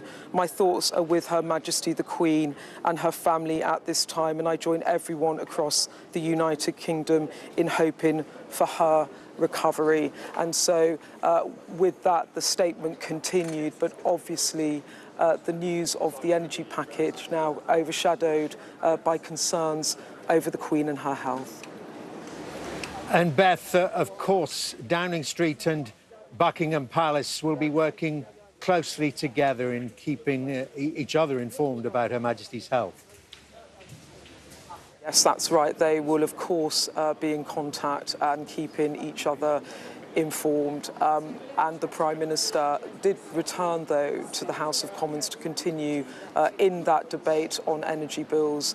You'll remember there was a pledge from Liz Truss to cap energy bills for the next 2 years for households at £2,500 a year on average. So that was her big statement, her big first statement as Prime Minister. But obviously now the situation with the Queen far more important for the Prime Minister at this current time. And of course it was only 2 days ago that the most recent picture we saw of Her Majesty was with Prime Minister Liz Truss. Yes, Dermot, she was the 15th Prime Minister that the Queen has greeted, and we saw those lovely pictures of them as Liz Truss was anointed Prime Minister by the Queen. Typically that ceremony happens in Buckingham Palace, but of course the Queen on her annual holiday in Balmoral, it was decided that it was uncomfortable for her to make the journey to London, so both the former Prime Minister Boris Johnson and the current Prime Minister Liz Truss journeyed to Balmoral, and we saw those lovely pictures of the Queen smiling as she welcomed Liz Truss. As I said, she is the 15th Prime Minister that the Queen has seen into office, and that was but 2 days ago that we saw the Queen looking well, welcoming Liz Truss to the role. And Beth, tell me just a little bit then about, people will want to know the details of this energy package. Sure, Dermot. Well, this was Liz Truss's big first announcement as Prime Minister, and what she has done is she has pledged to cap energy bills at £2,500 on average for the next 2 years for households. There's also an additional package of support for businesses that will run for 6 months with a 3-month review to sort of see how it could be extended beyond that 6-month period for the most vulnerable businesses. But I'm afraid there was no detail today on what the package for business looked like. In terms of the financing of this, we know that it will be funded through borrowing, but I'm afraid to say that the government, despite announcing the biggest intervention, we think, in peacetime from a government, much bigger than the furlough scheme, and that cost around £55 billion a year. We don't have any costings on how this will work. The Prime Minister saying that that will be outlined later in the month in a fiscal statement by her new Chancellor, Kwasi Kwarteng. And from Labour's point of view, they made the argument that firstly, this reduction on bills, you'll remember they're meant to go up on average to £3,500 a year in October. This cap or freeze comes in on the 1st of October at £2,500. Labour pointing out that that's still £600 a year more on bills than the April cap, which is what they were proposing to introduce, and also took aim at Liz Truss for choosing to fund this through borrowing, which ultimately the taxpayer will, over perhaps many years, have to pay back, rather than the Labour's preferred choice, which is a windfall tax on excess profits of energy companies, estimated to be coming in at £170 billion. So Labour want the companies to be taxed. The Liz Truss point of view is that she needs the companies to invest in renewables, more oil and gas, fracking.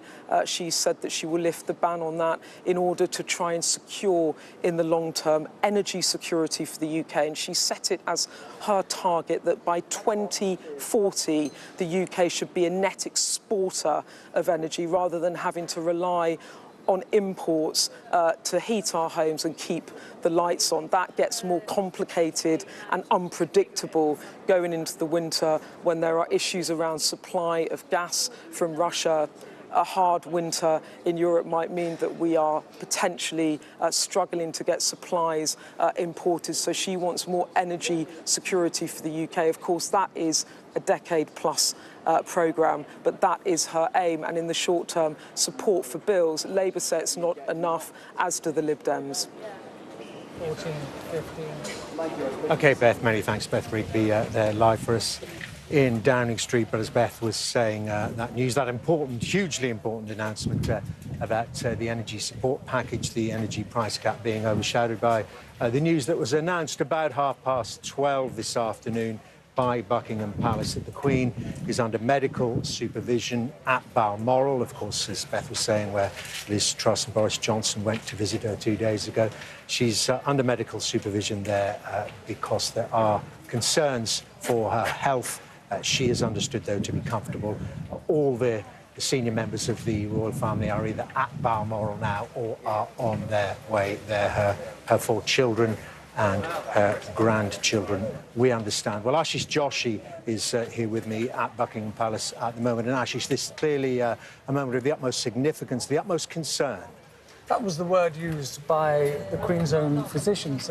It's the first time we've heard her doctors use that sort of language. And the fact that her closest immediate family have been called to her bedside at Balmoral will tell you that the doctors have thought now is the time for them to be there just in case. And this is what it is. We can't speculate on the Queen's health, but what we can do is listen to the words of her doctors and look at events as they unfold. Families don't get called to the bedside of someone who doctors have a concern for, but we also understand at the same time that the doctors stress she is comfortable. This is a woman who is 96 years old. As far as we know, and because doctors swear that oath of confidentiality and she is the Queen and the head of state, we aren't privy to her medical records. We have absolutely no idea exactly what is wrong with her. We do know she's a 96-year-old woman who enjoyed, up until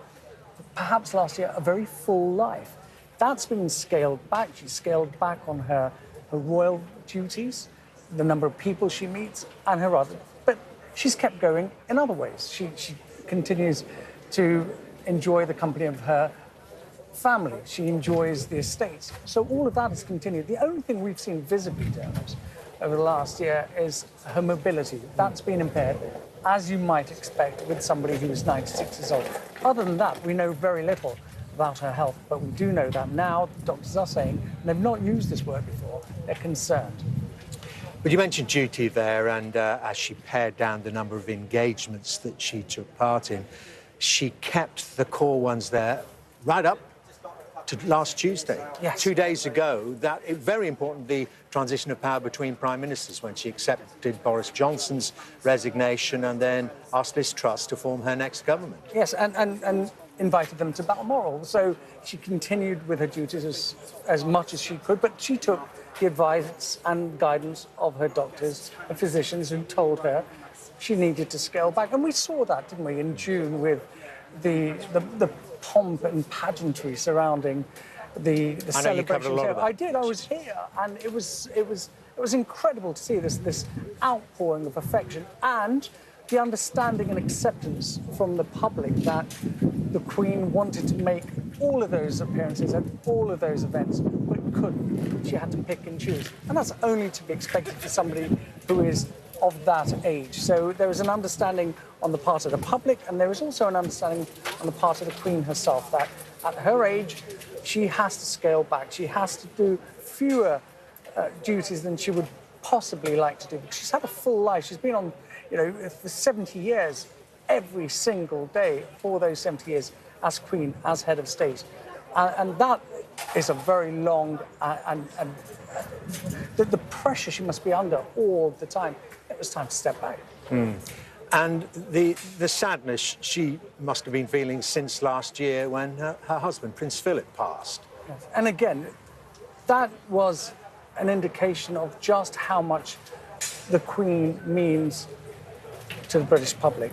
It was a tragedy losing her husband, but ultimately it was that picture which is seared in everyone's memory of her alone at church, sitting there without her husband of so many years by her side, a constant companion.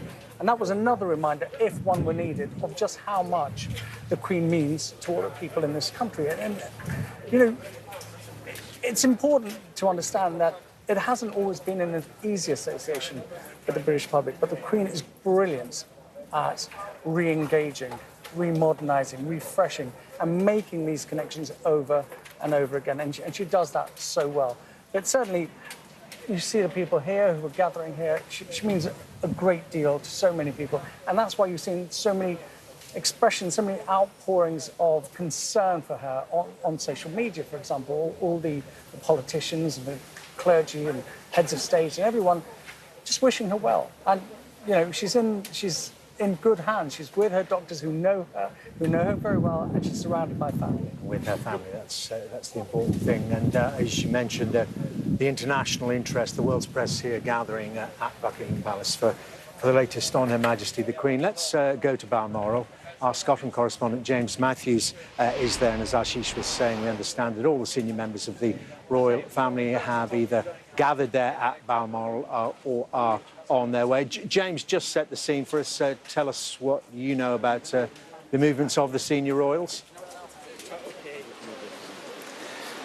There hasn't been much movement at the gates of Balmoral itself, Dermot. They are on their way via Aberdeen Airport, but in terms of this location west of Aberdeen, there hasn't yet been much coming and going. I would expect that to change in time. The first sign today that anybody had an inkling that things aren't great was Prince Charles's non-departure from the Balmoral estate. He was due to attend a public event in Lanarkshire. The helicopter that would have transported him went in, but we understand it didn't leave with him on board. So that was the first sign locally that all was not as it should be. Then, of course, there was that statement from the palace talking about concern for Her Majesty's health. The statement said that she is comfortable. And of course, this is a part of the world, this is an estate, Balmoral, at which she is extremely comfortable, which she enjoys at this time every year. She is spending summer holiday this year, as she has done throughout her life. And people, you know, who come across her, people who meet her and deal with her, they say that it's where she is happiest. Scotland is part of her soul, they say. People who have seen her recently, in recent days and weeks, they talk about her being in good form. On Tuesday, when she met and appointed Liz Truss as Prime Minister, they met, of course, in the drawing room. I'm told that in the preamble to that meeting, it was in the drawing room, lit by a fire, big drafty room. They were obviously keen to keep it warm for the Queen. She was in good humour, smiled for her press secretary and press photographer who took those pool images that you saw of the Queen on Tuesday. She had a big smile for them, joked about the weather, talked about how dark it was. You'll remember on Tuesday it was bucketing down here. Liz Truss's plane couldn't land for something like 20 minutes because of the conditions. The Queen remarked on that too. The press secretary and photographer, they had a joke about it. She was in good spirits. She was jovial. Waited around 2 or 3 minutes for Liz Truss to arrive. Had a big smile for the incoming Prime Minister, and thereafter she sat back down. She was using a stick that day, but we've seen the pictures. She was all smiles. And again, people who were there and who met her in person said that she was in jovial mood. But clearly her condition has changed since then, and we have this statement from the palace that there is concern for her health, but that she is comfortable behind the gates of the Balmoral estate. James Matthews in Balmoral, thank you. Well, we're joined now by the broadcaster and royal commentator Wesley Kerr for reaction to today's breaking news. And just to remind people who are just joining us, Wesley, there was a statement released earlier on today saying, following further evaluation this morning, the Queen's doctors are concerned for Her Majesty's health and have recommended she remain under medical supervision. The Queen remains comfortable and at Balmoral. What was your reaction to that statement? It's a deeply concerning statement. As it happens, I was with some friends when I saw that, and one of them actually burst into tears when we saw that statement. So obviously, something has happened in the last couple of days, which has concerned the doctors, and she has excellent medical team, Her Majesty, some up there, some down here. I think this is a concerning situation. But I suppose it's good not to speculate in detail about what's happening.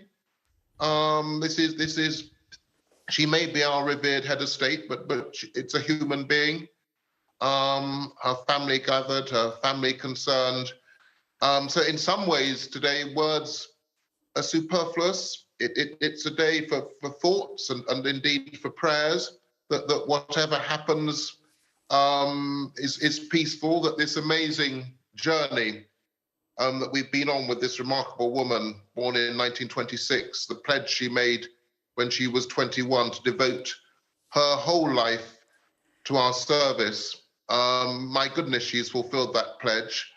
I hope there'll be some more years, but it's a very worrying situation at the moment, and I know that there'll be thoughts and worry really across the world today, across this country and across the Commonwealth.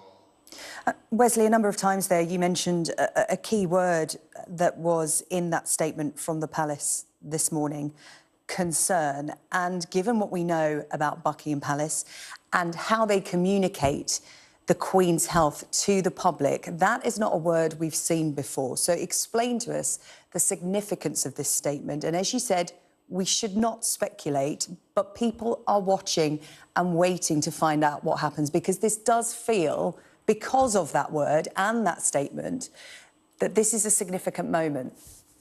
And indeed by the fact that members of the family are converging on Balmoral, which is rather reminiscent of what happened at Sandringham, I'm afraid, in January 1936. Towards the end of the life of Her Majesty's beloved grandfather, George V. So obviously there has been a serious medical incident, I would have thought, but the fact that the statement is from doctors speaks of concern. The family are converging, Wesley, I think I just want to explain to our viewers, I don't know if you can see the pictures that they can, but this is a plane coming in to land at Aberdeen Airport. It's from Aria Northolt. We understand that the Duke and Duchess of Sussex, Harry and Meghan, are on board that plane. They were due to attend the Well Child Awards in London tonight, but they have had to pull out of that event and have headed straight up to Balmoral. They've just landed there at Aberdeen Airport. We understand those are the two senior royals on board that will then get in a car to go to Balmoral.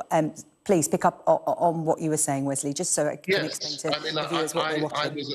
I was at that airport the day that Princess Diana died, so I've got very powerful memories of that airport when Prince Charles went by plane to Paris. So it's some way from Balmoral. That's one reason why it would have been inconceivable for the Queen to come to London earlier in the week to invite the new Prime Minister to take office. So I think there are going to be emotional scenes at Balmoral, and I think the family will be hoping and praying that for good news, and the doctors will be doing their best. But this undoubtedly is a significant and worrying series of developments. But it is just remarkable to see these pictures, how active Her Majesty has been this year, considering all the health concerns. That this is in Scotland in the summer.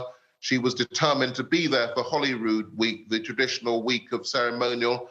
I saw her at the Chelsea Flower Show, those pictures of her in the buggy, and it was a very, very happy visit for her. So although she was in the buggy, she walked to the buggy unaided. She was particularly pleased that day to be given a bouquet of roses, which were named after her beloved husband, Prince Philip, and she took those with her in the car. So, but that was a very happy day. She's because she was in a buggy, she was quite comfortable and relaxed, not worried about mobility, and she spoke to lots of people that she'd known over the years. I mean, so just to take that event, that's an event she's been attending since 1947. So Her Majesty is such a fixture in all our lives. I do pray for positive news.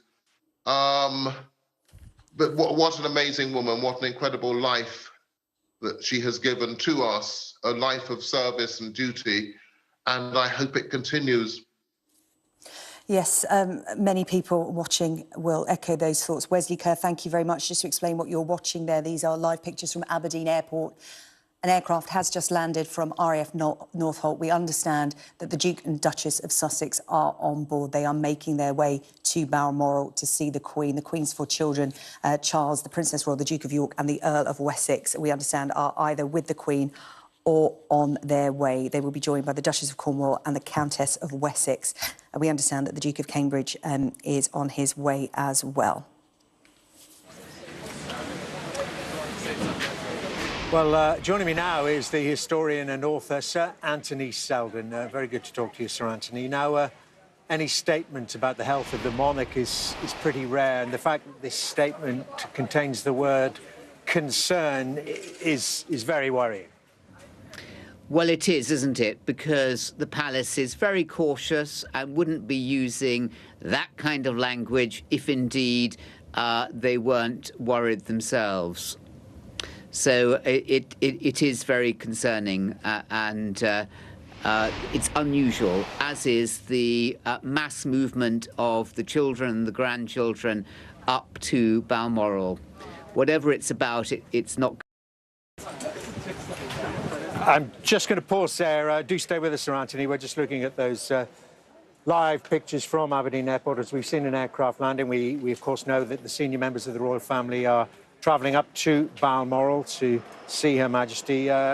We thought initially that perhaps Harry and Meghan, the Duke and Duchess of Sussex, may have been on board the aircraft. We have now been informed that it does contain Prince William, the Duke of Cambridge, and also the Countess of Wessex, Sophie, and Prince Edward. So William, Edward and Sophie, we understand, to be on board that aircraft then will be making their way. It's a bit further to travel to the royal residence at Balmoral to be with Her Majesty the Queen. And just as we are, of course, Sir Anthony, in the platinum year of the second Elizabethan age, I mean, it really is such an important moment. It's a moment that is absolutely massive. Prime ministers come and go. They're here today, they're gone tomorrow. There have been 15 who've served under the life so far of Her Majesty. And it reminds us that the head of state is the permanent feature of the British Constitution, who holds the country together. And the Prime Minister, the mere head of government, who we lavish so much attention on, that they do come and go. The monarch is the permanent figure, none more so in British history than Elizabeth II. No one knew when she came to the throne in 1952, succeeding her father, George VI, that it would be anything like such a long monarchy. That was unseen. The previous queens, Elizabeth I and Queen Victoria, served long periods themselves, but nothing like as long as Queen Elizabeth II. So utterly defining, and very rare to find someone who has a memory of George VI, her father, as the monarch. And it is strange you mentioning that point, illustrating just how ephemeral, in contrast, I suppose, that the political careers of our prime ministers are compared to the reign of our monarch. That change, that here today, gone tomorrow, as you put it, nature of prime ministers, happened just 2 days ago in Balmoral. We were all watching similar shots at Aberdeen Airport, carrying one Prime Minister in and another one out. And looks like the same planes, doesn't it? Yes, I mean, isn't that an interesting reminder of the fact that we are a monarchy? We're not a republic in Britain. And the mere fact that the new Prime Minister, on her first day, made that 1,000-mile round trip underlines the importance of the monarchy, of the way that Britain runs its constitution, and it was extraordinarily significant. But it's also very important that she has kept bouncing back. When Queen Victoria lost her husband, Albert, Prince Albert, in the middle of the 19th century, she went for many years into mourning and retired. The monarchy became very unpopular. Whereas the Queen, who lost, as we were hearing, again being reminded of the loss of her own husband, the Duke of Edinburgh, showed extraordinary fortitude and fidelity to her promise that she would always serve. And she has come back and she's had a very busy year since. Sir Anthony, thank you very much indeed. Sir Anthony Selden there, the historian and author. As we watch pictures live from Aberdeen Airport, as you will no doubt be aware now, senior members of the royal family are flying up. They're flying in. Many of them have been in London. And I think we just saw disembarking, coming down the steps from the aircraft, the Duke of Cambridge. Prince William, also understood to be on board that aircraft, are the Earl and Countess of Wessex, Edward and Sophie. Our royal correspondent, Rhiannon Mills, joins me now live, and we can see then the gathering of the senior royals, and still a way to go, though, to get to Balmoral, Rhiannon. That's right. So just to confirm, a couple of moments ago, we first of all saw some close protection officers leaving that plane, closely followed by the Duke of Cambridge, who took a bit of time to pause and speak to a woman who was wearing a high-vis jacket, ready to welcome them. And then we saw the Earl and Countess of Wessex get off the plane, and followed by Prince Andrew. And now we can see those Range Rovers heading off towards Balmoral, a journey that I took the other day, that actually the outgoing and incoming Prime Ministers took the other day. It's around 40 miles. Hi there, everyone. Thank you so much for joining us this Thursday. I'm Morgan Radford. And I'm Vicky Nguyen. We begin with breaking news out of Great Britain. Queen Elizabeth II is under medical supervision. That's right. Nearly all members of the royal family are headed to Balmoral to be by the Queen's side. Today's show host Jenna Bush Hager was with the Duchess of Cornwall when Camilla learned of the Queen's condition. Hey guys, that's right. We're here at the Dumfries House in Scotland, where I was about to sit down with Her Royal Highness Camilla. We were just hours away from our interview when Her Royal Highness and Prince Charles rushed off to Balmoral in North Scotland. They are there with Her Majesty as well as other members of the royal family. We are told that this is something they do not take lightly. They had schedules that were packed for the rest of the day, and so that they wanted to be with his mother, of course. Scotland is a place where she is very much loved, and many people around here are somber. Back to you. That was Jenna Bush Hager there on the ground. NBC News International correspondent Molly Hunter joins us now from London. Molly, it's good to see you. Help us understand sort of the context here. We know that the Queen was just seen in a photo standing and smiling with new UK Prime Minister Liz Truss. But what do we know about her health sort of leading up until this moment? Yeah, Morgan and Vicky, good afternoon. That's right. We did just see the Queen on Tuesday. She was standing up. She did have a cane, but she was doing one of the many duties that she does as head of state, is appoint the new Prime Minister. No, I just want to share with your audience, we did just hear from Liz Truss, the new Prime Minister, and she said the whole country will be deeply concerned about the news from Buckingham Palace this lunchtime, adding, my thoughts and the thoughts of people across our United Kingdom are with Her Majesty the Queen and her family at this time. As far far as a little bit of context, you guys, we received a statement from Buckingham Palace a couple of hours ago. This was not in response to a canceled event. This was not in response to a lot of questions surrounding necessarily an appearance. We weren't expecting to see the Queen today, and I'm just going to read the statement for you as well. Following further evaluation this morning, the Queen's doctors are concerned for Her Majesty's health and have recommended she remain under medical supervision.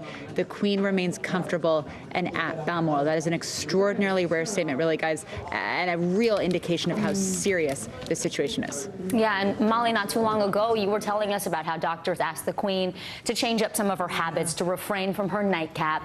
We know she has certainly skipped a few of her usual appearances. Take us through the Queen's recent health concerns over this past year. That's exactly right, Vicky. We've been talking about it a lot, and what we've been getting from Buckingham Palace now for the last few months is really they have been taking her public schedule and her public engagements day by day. They have said they are really playing it by ear on a regular basis to see how the Queen is feeling.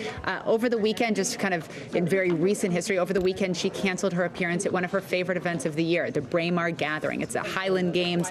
She has gone almost every single year for the last 70 years. It's something she really enjoys. She canceled her appearance there, which got people talking over the weekend. But then, of course, as you mentioned, we saw her on Tuesday.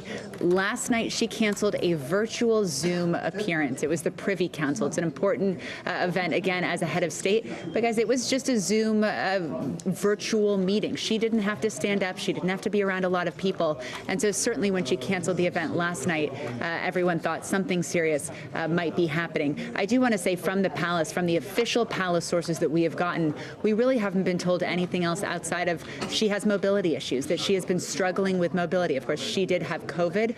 We did report that. We did know that. She was admitted to the hospital. But as far as additional details that we have about her health, that's pretty much it. We've also heard from the palace today, off the record, really kind of on background, that we're not going to be getting these kind of play-by-play TikTok updates on her health as we go. And that certainly makes sense, Molly. I mean, but, you know, we can hear sort of the hustle and bustle of a working newsroom behind you. I know people this side are refreshing their phones, trying to sort of get the latest updates. What is the mood now at Buckingham Palace, especially as so many members of the royal family are headed that way?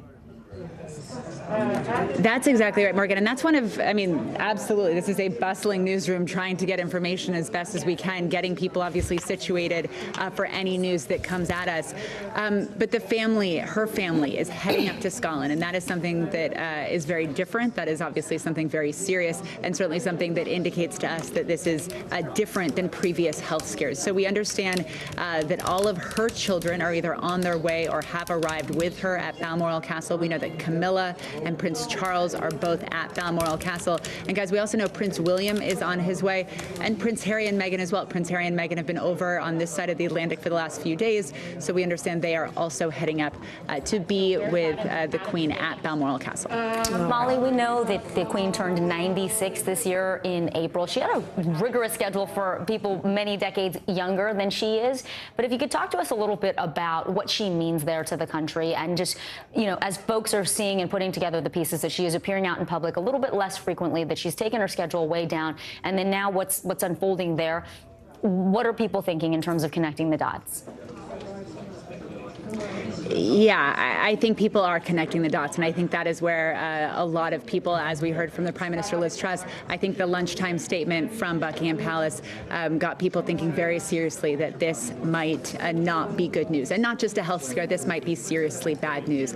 Most people here, she's been on the throne for 70 years. She is this country's longest serving monarch. She is the most widely traveled monarch in history. Most people here don't know a country, don't know a United Kingdom without the Queen. That is a big deal.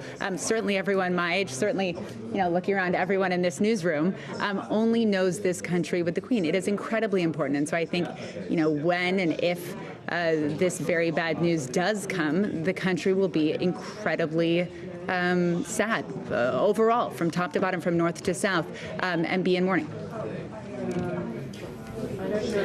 Molly, talk to us a little bit about this protocol. We know that everything that happens with Buckingham Palace, there are protocols in terms of, you know, who's notified, what happens next. Give us a sense of what is triggered in this kind of situation.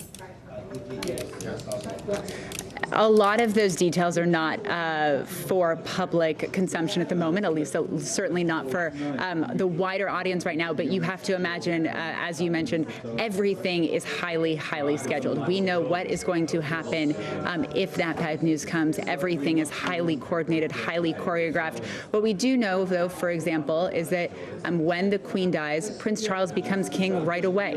It is immediate. He doesn't have to wait for a coronation. There is no ceremony that happens. That happens immediately. And then his wife, Camilla, is expected to then be Queen Consort, which is the title the Queen gave her blessing to just in the last year. Really important context and procedure. Molly Hunter for us there, our international correspondent. Molly, thank you. Andrew Roberts joins us now from London. He is a British historian. Thanks so much for being here with us. We know that nearly all members of the royal family are being called to Balmoral to be with the Queen. And we understand Harry and Meghan also on their way to Scotland. They were visiting Europe there. The new Prime Minister, as Molly just mentioned, Liz Truss, said in a statement the whole country will be deeply concerned by the news. What does this indicate to you about the Queen's health? I think all the indications are that the long life of Her Majesty the Queen is drawing peacefully towards its close. Everything we've heard, as you said, from the doctors, the fact that the family are converging on Balmoral, the fact that the senior, I've just heard it on good authority, that the senior government ministers have been told to expect some important news very soon. The Archbishop of Canterbury has asked the nation to think of Her Majesty in their prayers. And so I'm afraid all of these things lead one to only one inevitable conclusion.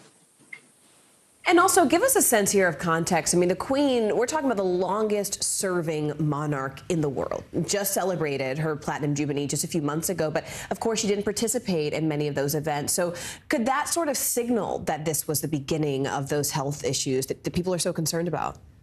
She participated in all the really important ones, apart from the Westminster Abbey commemoration service. Other than that, really the only one that she missed was the sort of party pop concert one, which she might not have wanted to have gone to in the first place, frankly. But she also missed, more importantly, the Derby, which is a great horse race that she has historically gone to pretty much every year. And then more recently, only yesterday, she missed a Privy Council meeting, and it was only a Zoom Privy Council meeting, and that is pretty much unknown. So these are unprecedented, essentially, especially when taken together. And I'm afraid they can only really tell us one thing.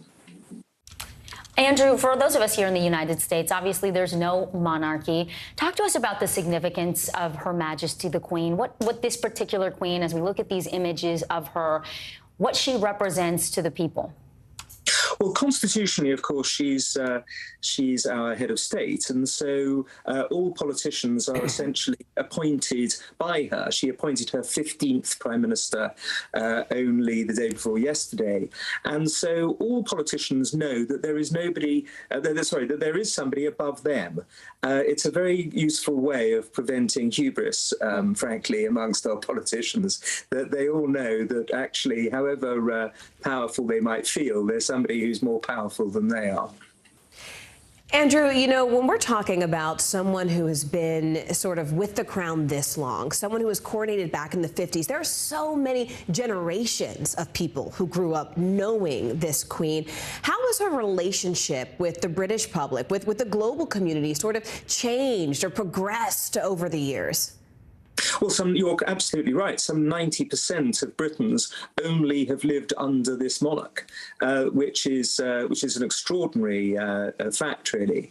And the way in which she has been able, through her character, her decency, her sense of duty, her personality, to really personify Britain for so long is something that we are very grateful for. The way in which she was in the forefront of moving from the old imperial days of the British Empire through to the Commonwealth was something, and the way in which she embraced that change and in many ways led it was something that I think has turned out to be a great act of statesmanship. British historian Andrew Roberts for us there. Andrew, thank you so much for joining us. We really appreciate your time. Meanwhile, our partners at Sky News will pick up our breaking news coverage of this health crisis for Queen Elizabeth. Members of the royal family are rushing to be with the 96-year-old Queen as her doctors have her under medical supervision.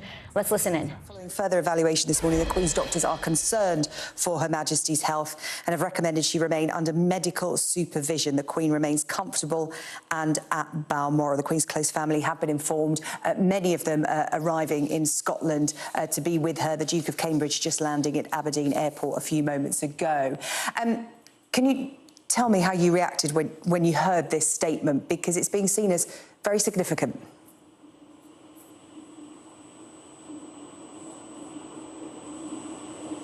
Hello? Helena, hello. Can you hear me? Yes. I'm here, yes. Yeah, Helen, I'm sorry. I'm afraid we've got a few problems with the line here, but I'll just ask you your reaction to the statement that was released by Buckingham Palace earlier on today. Thank you. It's so good to join you. To begin with, my thoughts are with Her Majesty the Queen and obviously her family at this time. I think many other people, my colleagues, and broadcasters, we're shocked. You know, everyone has heavy hearts. But I think something deep in me is it was a reminder to really to remember the joy and the courage that she's given the nation. And she's given an enormous amount of strength to everyone. And I think what she's given is huge. And that is why it will affect a lot of people, not just here, not just the Commonwealth, but also internationally, because there's a great love. We understand that from the Reuters news agency that Prince Andrew, Prince Edward have arrived in Scotland as well. As I said, we've just seen the Duke of Cambridge. We understand the Duke and Duchess of Sussex, who were due to be in London at an award ceremony, have cancelled that to head up to Balmoral. Can you just talk me through the significance of what we're seeing unfold? It's a huge, I mean, this is huge for everybody at the moment.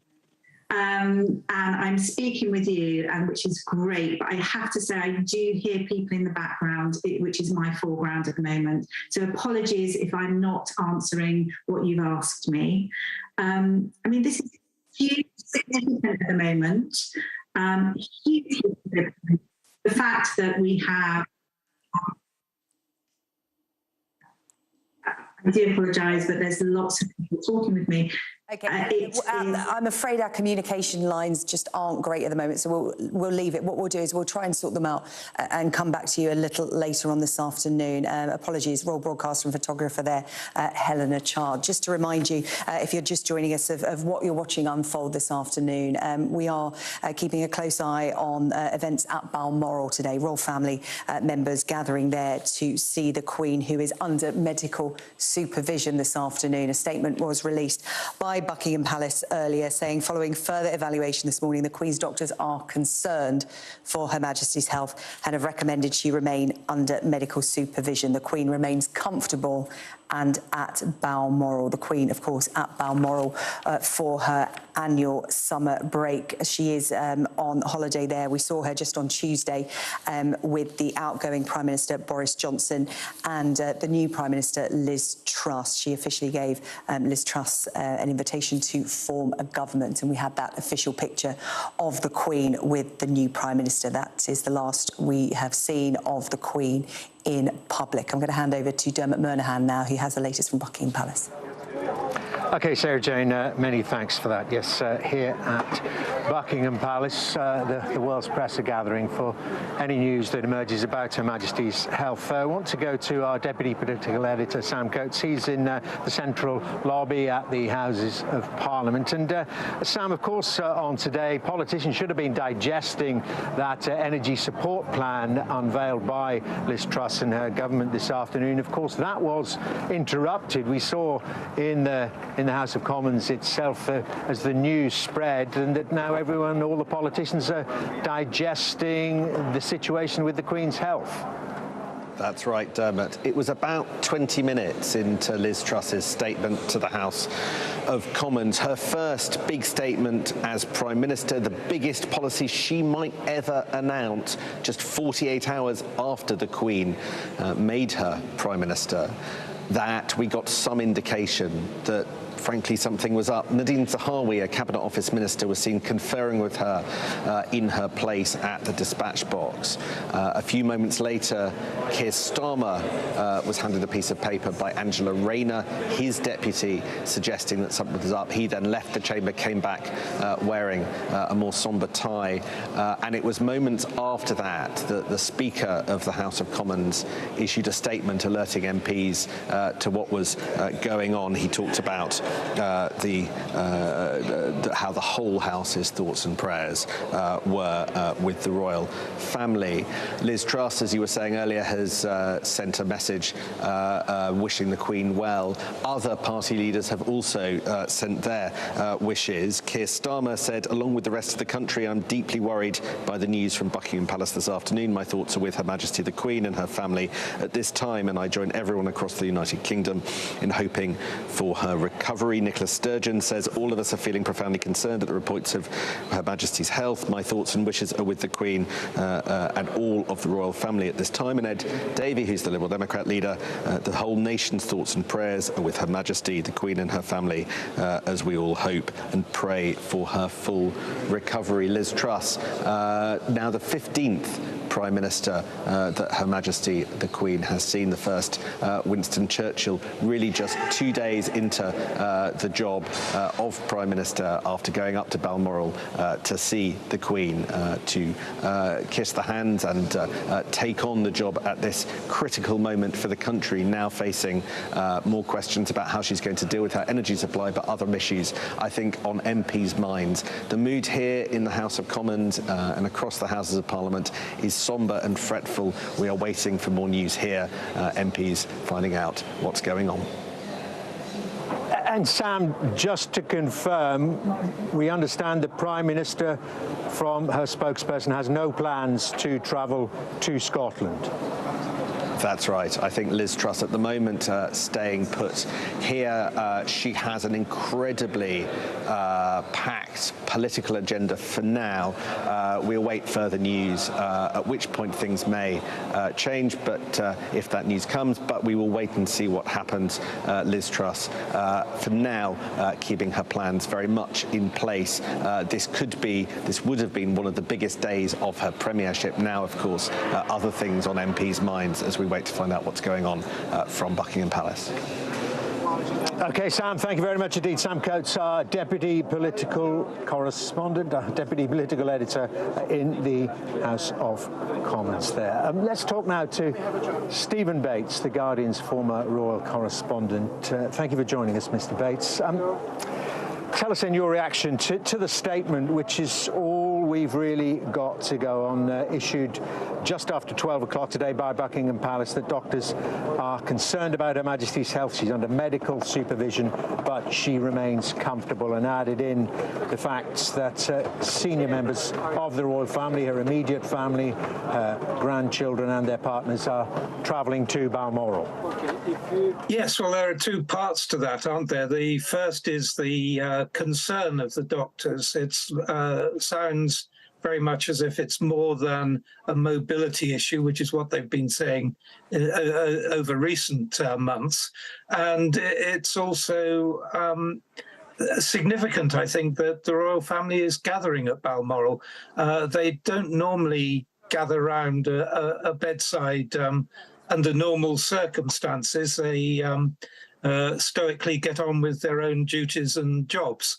So I think there's obviously a deep level of concern about the Queen's health, and it's entirely worrying, and coming at a time of political turmoil, all the more difficult, I suspect, not only for the palace but also for the government.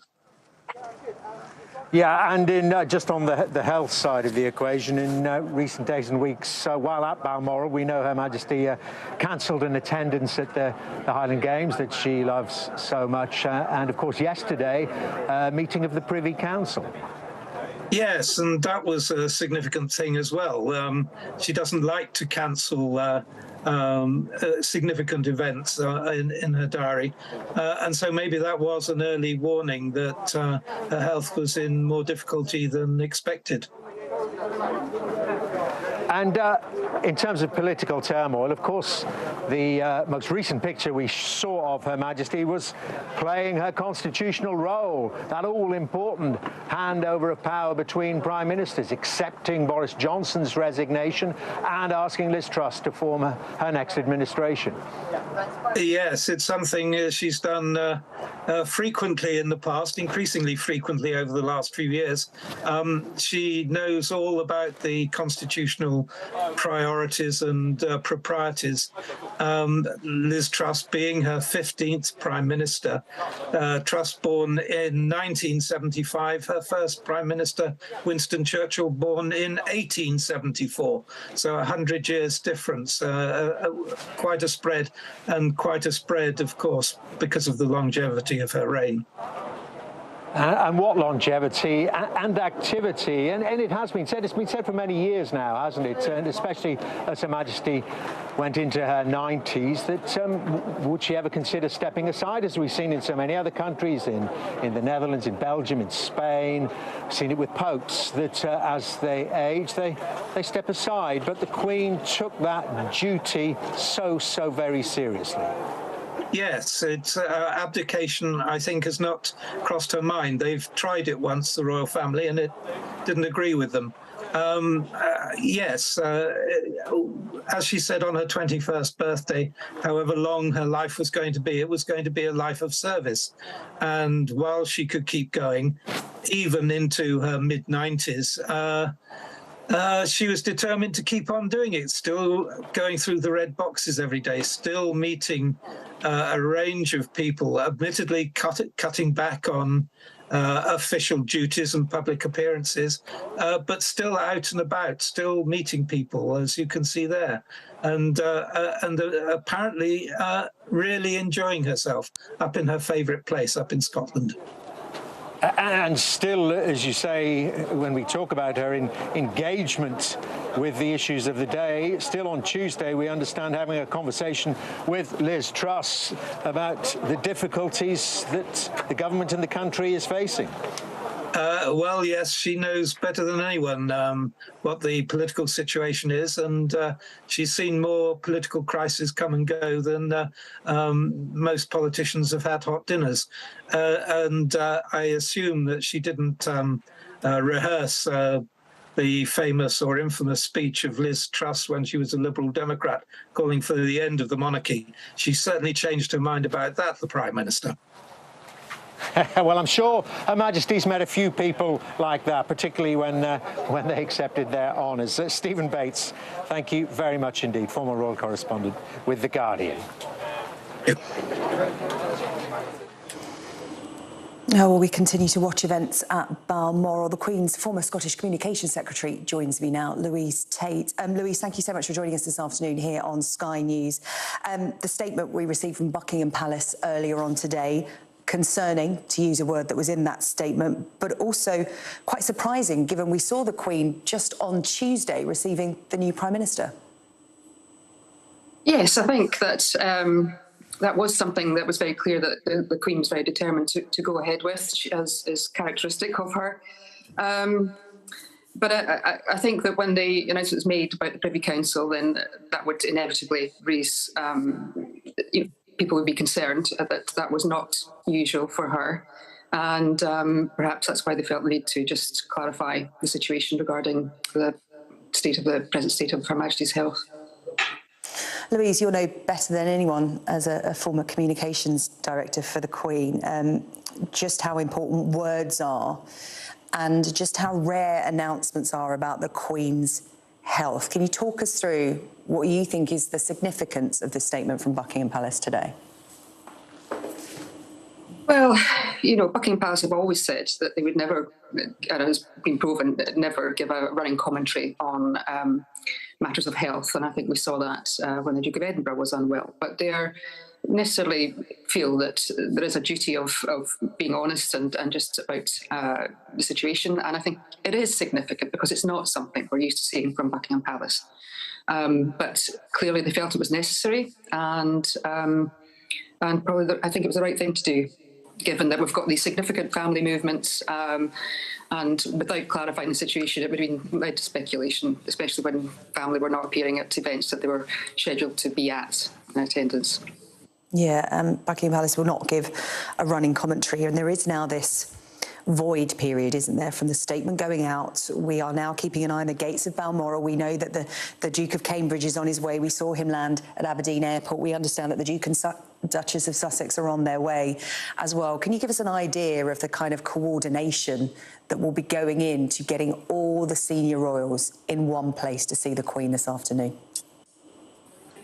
Well, they all have diaries, busy diaries. They've all got commitments. They are, possibly some of them, I'm not sure, but it could have been out of the country, for instance. So that doesn't seem to be the case this time. And it's important that, as you might imagine, for any family member who's ill, that family tries to gather.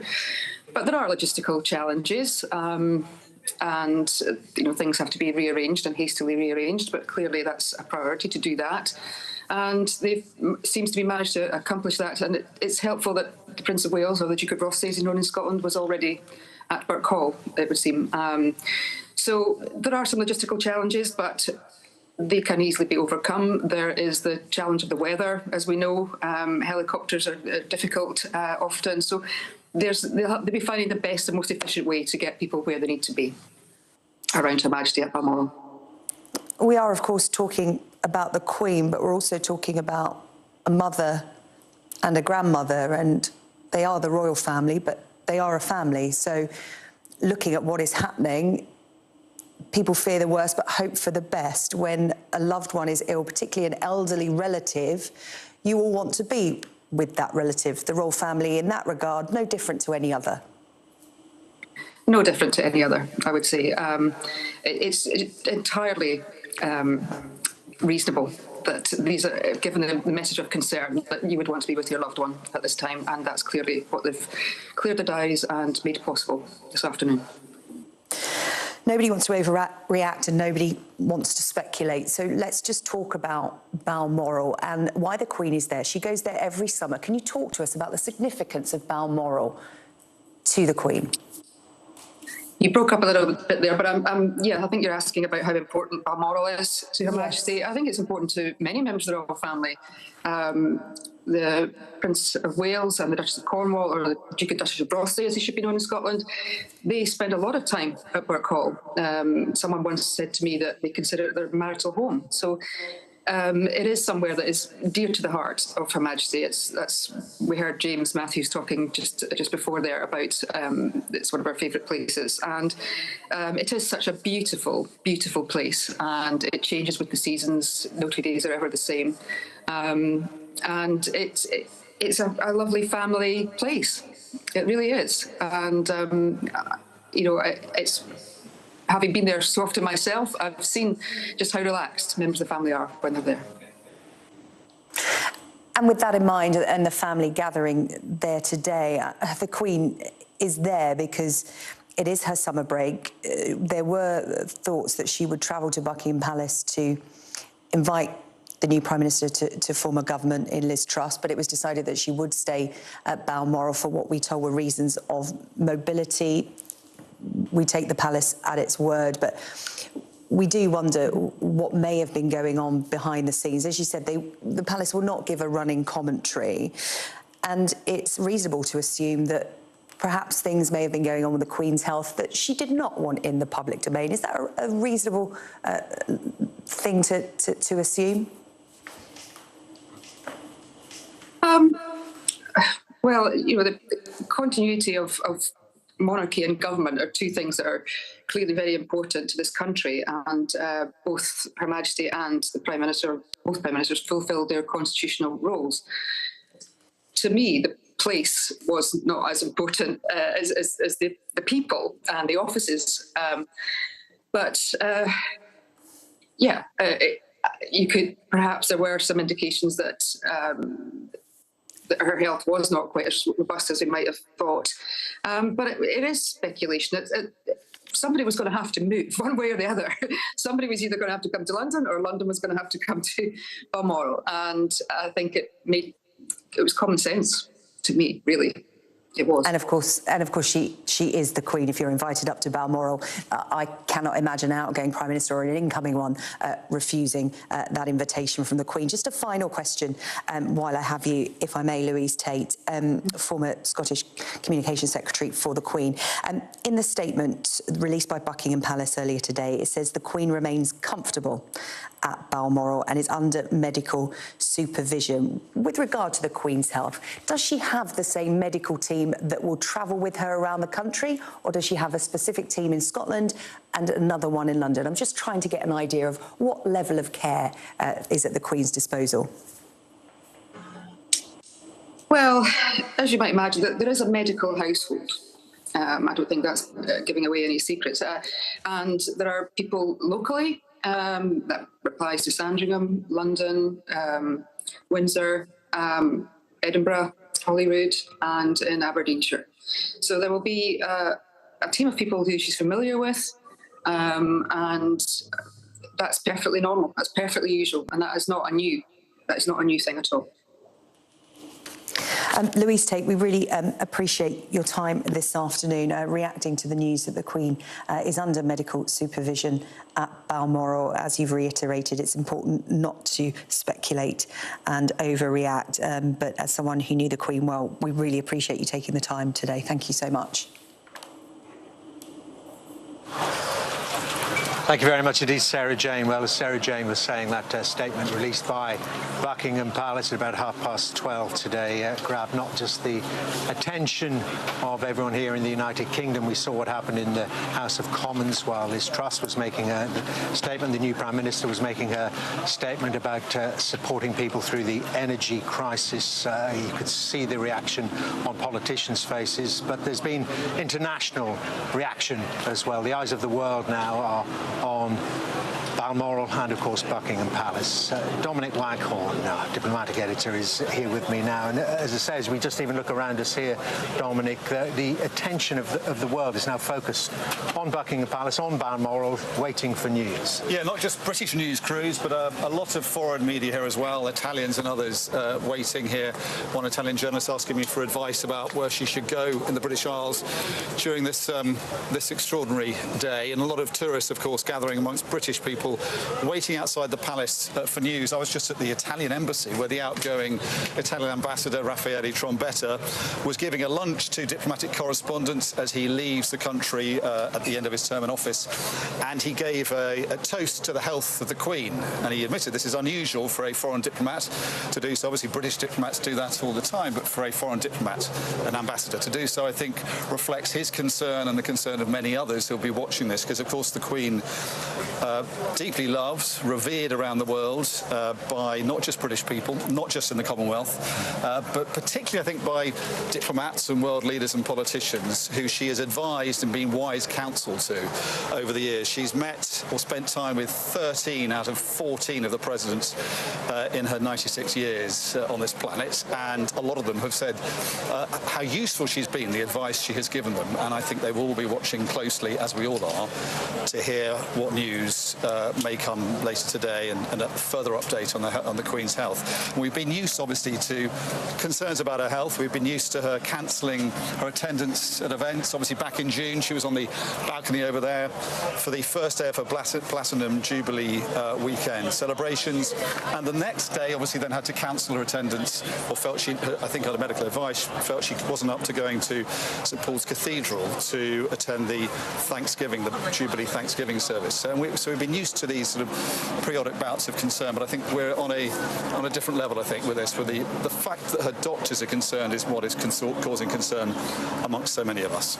And Dominic, you talk of the international admiration for Her Majesty because of her knowledge, her longevity, the advice you mentioned that she's given so many world leaders. She's seen them come and go. She's seen heads of state come and go, particularly when we mention countries like Italy. And that admiration international is about the role, isn't it, as well, about the symbolism, the steadiness, the stability that she offered to the United Kingdom. Yeah, I mean, constitutionally, she is that source of stability and continuity for the British because she is an unelected head of state.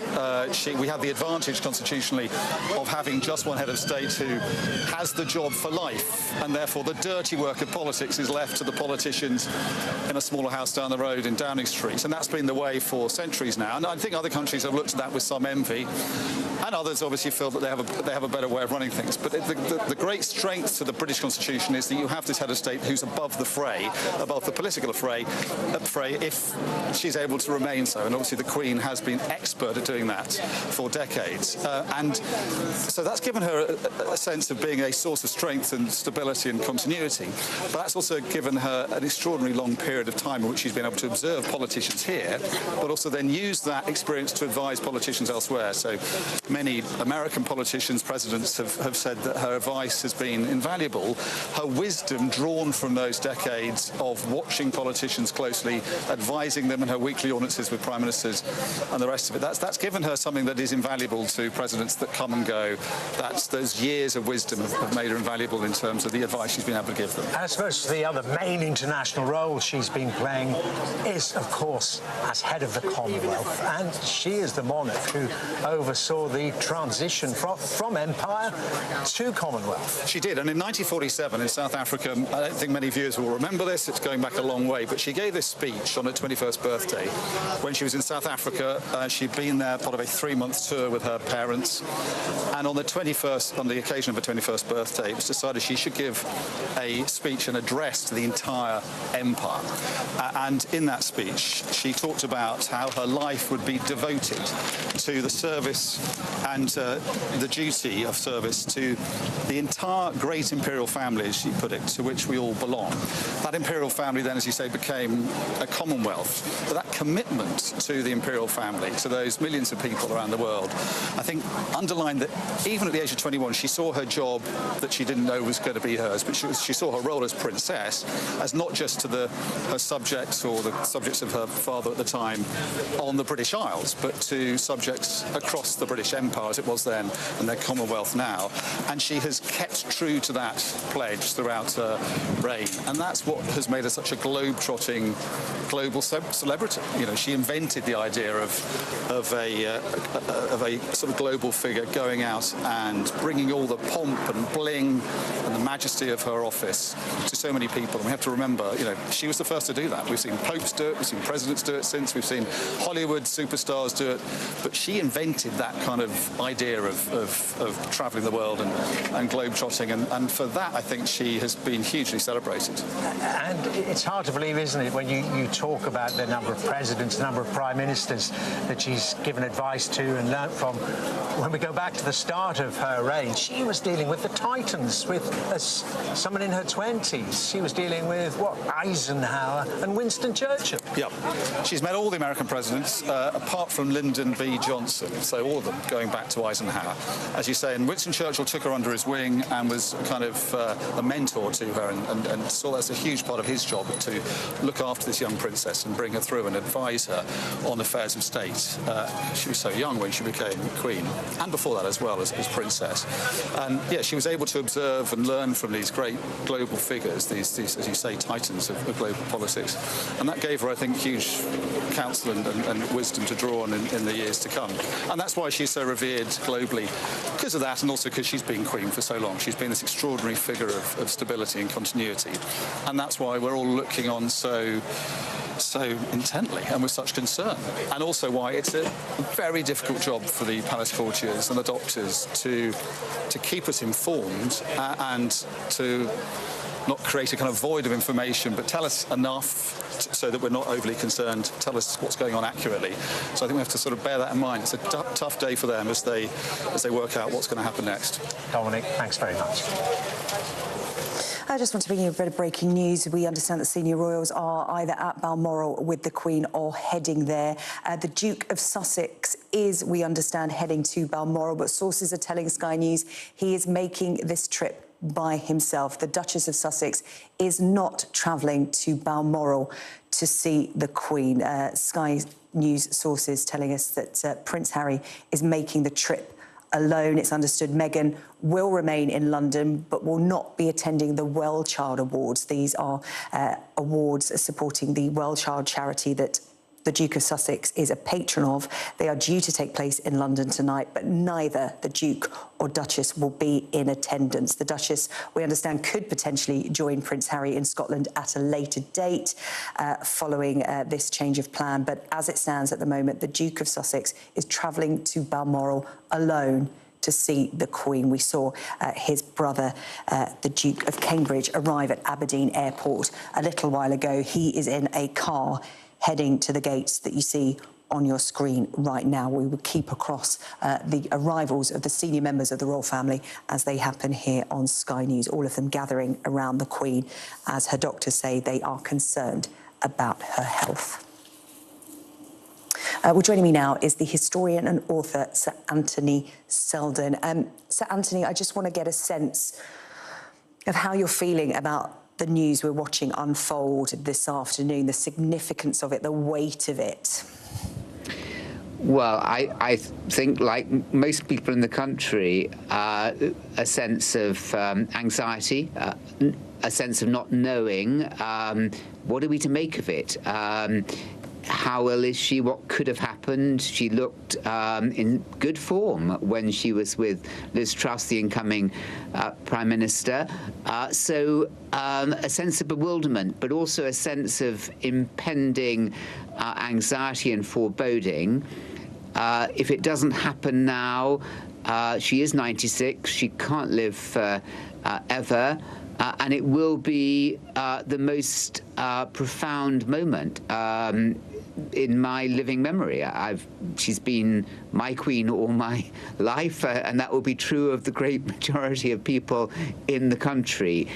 She's such a presence that we almost overlook her. 15 prime ministers have come and gone, but there's only been one monarch. She's always there. She's there at the moments, like most recently COVID, when the country is deeply perturbed, and she manages to find the words, harking back to the Second World War, that provide some consolation.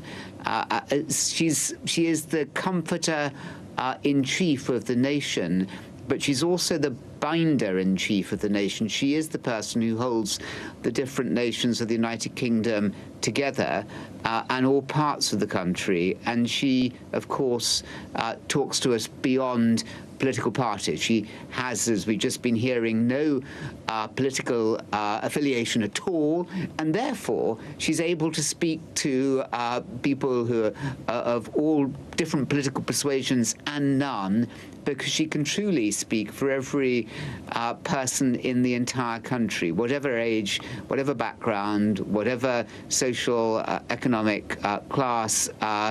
She is there for all of us, and we will miss her deeply on a personal and a national level when she goes. It will also change Britain's standing in the world. So many people will be tuning in to Sky News, watching and waiting. I think you described it perfectly there, with a sense of anxiety, because, as you said, the Queen has always been there for the majority of the country. 70 years of service, she has always been there. So it feels like if anything were to happen to the Queen, it would be a real shift in this country at a time when the country is struggling in such uncertain times. I think this is why people are feeling it so keenly today, Sir Anthony Seldon, and really just watching Balmoral for further news. Yes, I think that is right. I mean, there was never going to be an ideal moment for her to be seriously ill, if indeed she is, as appears to be the case, in a worrying condition. There's always trouble in the nation in one corner or another, but this is obviously with the cost of living, the fuel, inflation, NHS, the war in Ukraine and more, and the prospect of COVID coming back with a new variant. She is a comfort. She's the nation's granny. She's somebody who we all have at the back of our minds, who is a constant. She goes on, and come rain and sunshine, night and day, autumn and summer, she's always there. And in a sense, we've taken it so much for granted. And if and when she is plucked away, it will be emotionally and psychologically very significant for all the people in the nation who care for her. And that is, as polls would show, vast numbers. So on every level, personal, psychological, as well as political and diplomatic, international, this will be one of the great moments. Whatever else happens in the 21st century, this will be one of the defining moments of the 21st century. Sir Anthony Seldon, thank you so much for speaking to us here on Sky News. I know you're going to stay with us for a little while longer as we watch those gates of Balmoral. As I said, the Duke of Cambridge has landed at Aberdeen Airport. We understand that he is in a car on his way to Balmoral. We also know, we've learned in the last few minutes, that the Duke of Sussex is travelling to Balmoral alone. The Duchess of Sussex, as we understand at this present time, is not making the journey to see the Queen. That may change, but sources telling us at the moment the Duke of Sussex is on his way alone. Thanks, Sarah Jane. Well, let's find out if there's anything to be gleaned from the politicians. Live to Downing Street, our political correspondent Joe Pike is there. And Joe, what is the latest from there? Yes, I have. Well, Dermot, Liz Truss's official spokesman has confirmed she will not be making the trip up to Balmoral. I think it would be a surprise if she did so. Certainly, though, there has been a sense here in number 10, in Whitehall, in Westminster, over the last year or so, that although the central constitutional role that the Queen plays as head of state has not changed and will not change, the way she has carried it out, the way she's undertaken that role certainly has. We saw that at the state opening of Parliament early this year in May, where the Queen's speech was actually delivered by her son, the Prince of Wales, Prince Charles, with the Duke of Cambridge, Prince William alongside. And we also, far more importantly perhaps, this week saw that changeover of Prime Minister, Boris Johnson tendering his resignation, Liz Truss accepting an invitation to form a government not a mile away from here, where you are, Dermot, at Buckingham Palace, but both incoming and outgoing Prime Minister making that 500-mile trip to Royal Deeside, to Aberdeenshire, this private, secluded castle home of monarchs back to the time of Queen Victoria, where the Queen and her family are now gathering. And also last night, I think significantly, a Privy Council meeting which was due to take place virtually, the Privy Council being a group of senior government advisors.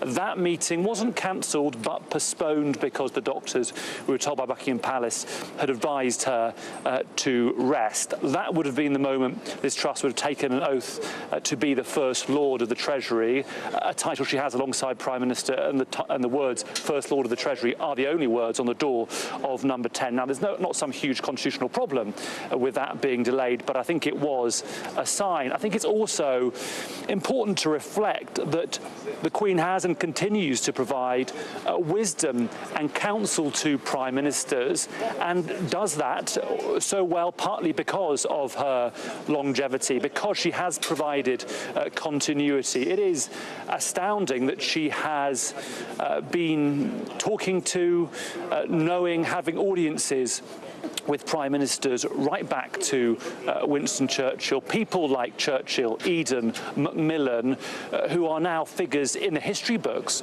who historians debate over the decisions of, who school children, university students learn about. Those were people that the Queen advised at very challenging times, times of crisis, times of change.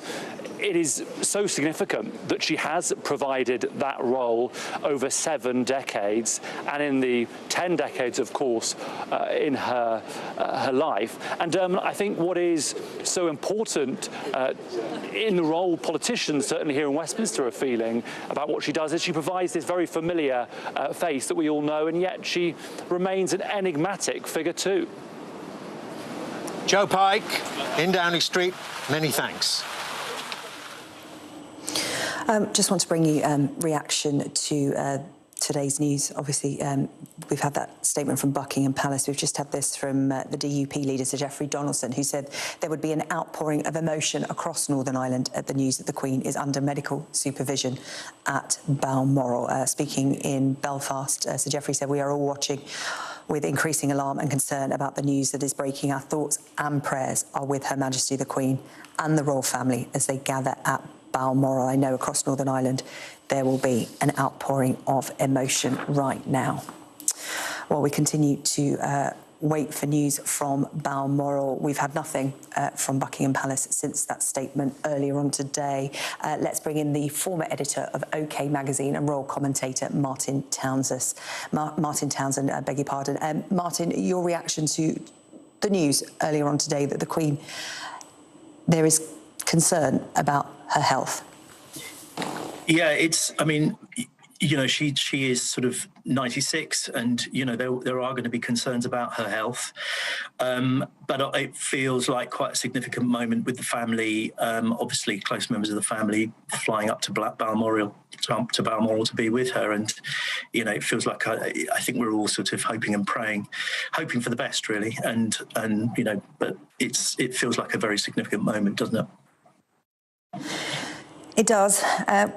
You know, we don't want to speculate, we don't want to overreact, but the fact that Buckingham Palace felt the need to put out this statement today when we'd seen the Queen just on Tuesday, that last time we saw her publicly, the official photograph of her inviting the new Prime Minister Liz Truss to form a government, the fact that just a couple of days later they felt the need to put this statement out saying that they were concerned, that is significant, that carries weight. Yeah, it certainly does carry weight. As I say, I think we can't really speculate at this stage. I mean, the Queen is a remarkable woman. She's a remarkably strong woman, but obviously she is, you know, advancing in years. And so, you know, at times like this, the whole nation is concerned. I mean, there's an atmosphere around, you know, of people just hoping that, you know, that it will be good news rather than the opposite. And, you know, but it feels like a significant moment. And I think we've known the Queen all of our lives, and, you know, she feels like someone we all know. We've all grown up with her over the decade. She's always been there for us. She's like the guiding light of the nation. And, you know, so there's a kind of collective at the moment holding of breath, I think, across the nation. And we can't speculate, and we would just hope that, you know, that it's perhaps better than we thought. I don't know. Yeah, it's a time for people to reflect and send their well wishes. As you said, nobody wants to speculate or assume the worst, but people very much, as you said, watching and waiting with bated breath. I was speaking to the historian St Anthony Selden earlier on, who said she's the nation's granny. As you said, Martin, she has always been there. And I just wonder how the public have seen the Queen in recent years in terms of, we've just had those phenomenal Jubilee celebrations where if the monarch's popularity was in any doubt, you just had to watch that weekend of celebration and goodwill from the nation unfold. Yes, goodwill from the nation and goodwill from the entire world, really. I mean, they were extraordinary events, absolutely amazing. They demonstrated that the monarchy is, you know, is as healthy and strong as ever. and the most amazing display of pageantry, and something that we could all unite around and be proud of, and the most extraordinary summer. And exactly as you would expect from a woman who has just done everything with such style, everything with such amazing dignity. You know, we knew that it would be great, but it was even greater than we expected it to be. And, you know, all of those things, all of those memories are going through people's minds of the summer. And as I say, you know, as we wait for, you know, whatever news, you know, hopefully good news, but we just don't know. You know, we'll all be individually and collectively reflecting on the Queen and how much she means to us all. And she is like the nation's grandmother without any shadow of a doubt. We all feel we know her. I mean, isn't that extraordinary from somebody, you know, the head of the nation, that we all actually feel a connection to her, a really strong emotional connection to her. And I think that's fantastic sort of testimony to her, you know, the way in which she's conducted herself and the way in which she's worked for us all over the years. The Queen, a dedicated servant of her people, as I said on Tuesday, carrying out official duties. We understand that she has been receiving state papers every day at Balmoral on her holiday, as she does day in, day out. Some 2 to 3 hours of reading of state papers she does a day, which is perhaps why it took people by surprise, this statement this morning. As I said, we saw her fulfilling official duties on Tuesday. But the Queen, from what we know, is a pragmatist. For a number of years now, she has been shaping the future of the monarchy. She has been whittling down the senior royals to a tight group that will continue her legacy. Yes. I mean, I think she has prepared the monarchy so brilliantly for the future. I mean, to my mind, I mean, obviously there are challenges, you know, to the monarchy from the outside, some from the inside, and you know, we've seen the sort of slight buffeting of the monarchy over the years, actually, not just in recent times, but throughout it all, the Queen has led so steadfastly, and she has strengthened the monarchy. Is an argument for saying, I know that people sometimes say, oh, well, the monarchy's, you know, having a rotten time or whatever. But my argument would be it's never been stronger, actually. And much of that is due to her steadfastness, to her refusal, really, to change her path, to just carry on doing what she does. And what you were saying earlier about the fact of her keeping on top of her papers, and you know, she is the most avid reader of newspapers. As an ex-newspaper man, I'm so delighted she set such a great example. And you know, she wants to know what's going on in the world. She's always been like that, and it's no surprise that she's been like that this week as well. And across her communications, she is an amazing, remarkable woman. Absolutely amazing.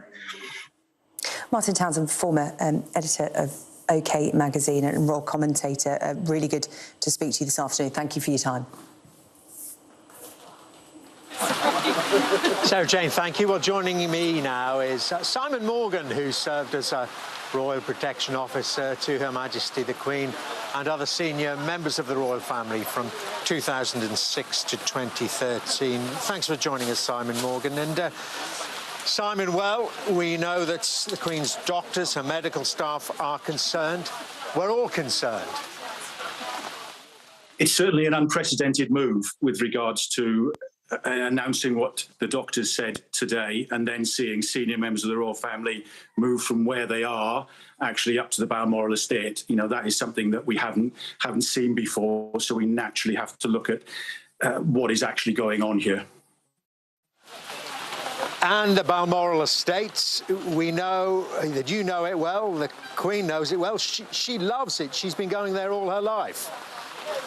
Very much so. It's the Queen's summer holiday, you know, and kind of over the years of my time, it was always extended by a couple of days each year because, you know, she felt very much at home there and could very much do kind of what she wanted to do away from the prying eyes kind of the public. So it's very much a favourite palace of hers, and certainly the Prince of Wales also stays down the road in Burke Hall. Hi, everyone, and good Thursday to you. Thanks for being with us. I'm Vicki Wynn. I'm Morgan Radford. We begin right now with breaking news out of Great Britain. Queen Elizabeth II is under medical supervision. And nearly all members of the royal family are headed to Balmoral Castle to be by the Queen's side. This is a live look outside the castle where the Queen is resting now. She has been there since July for this summer. Today's show co-host Jenna Bush Hager was with the Duchess of Cornwall in Scotland when Camilla learned of the Queen's condition. Take a look. Hey guys, that's right. We're here at the Dumfries house in Scotland, where I was about to sit down with Her Royal Highness Camilla. We were just hours away from our interview when Her Royal Highness and Prince Charles rushed off to Balmoral in North Scotland. They are there with Her Majesty as well as other members of the royal family. We are told that this is something they do not take lightly. They had schedules that were packed for the rest of the day, and so that they wanted to be with his mother, of course. Scotland is a place where she is very much loved, and many people around here are somber. Back to you. Julie Montague joins us now. And first, we also have NBC News international correspondent Molly Hunter, who is joining us from London. Molly, can you first just describe the mood right now? What are people telling you? What are everyday residents saying to you about the Queen and this moment? Hey, Morgan, Vicki, good afternoon. Good to be with you. There's a lot of anxiety. People are nervous. People are refreshing their phones. You see the busy newsroom behind me right now. Everyone, this entire country, including our newsroom, is waiting. I do want to just share, Prime Minister Liz Truss spoke earlier, and I think she captures what a lot of people here are feeling. She says the whole country will be deeply concerned by the news from Buckingham Palace this lunchtime, adding, my thoughts and the thoughts of people across our United Kingdom are with Her Majesty, the Queen, and her family at this time. As we have discussed, you guys, the Queen, who has been on the throne for 70 years, is a constant here. There is no one in this room, and certainly not that many people across the country, who know life in the United Kingdom without the Queen. So I think it is safe to say everyone is watching with increasing alarm as we wait for any news. Molly, we know the Queen has had multiple health scares in the past, including contracting COVID-19. Is there a sense that things are much more serious right now?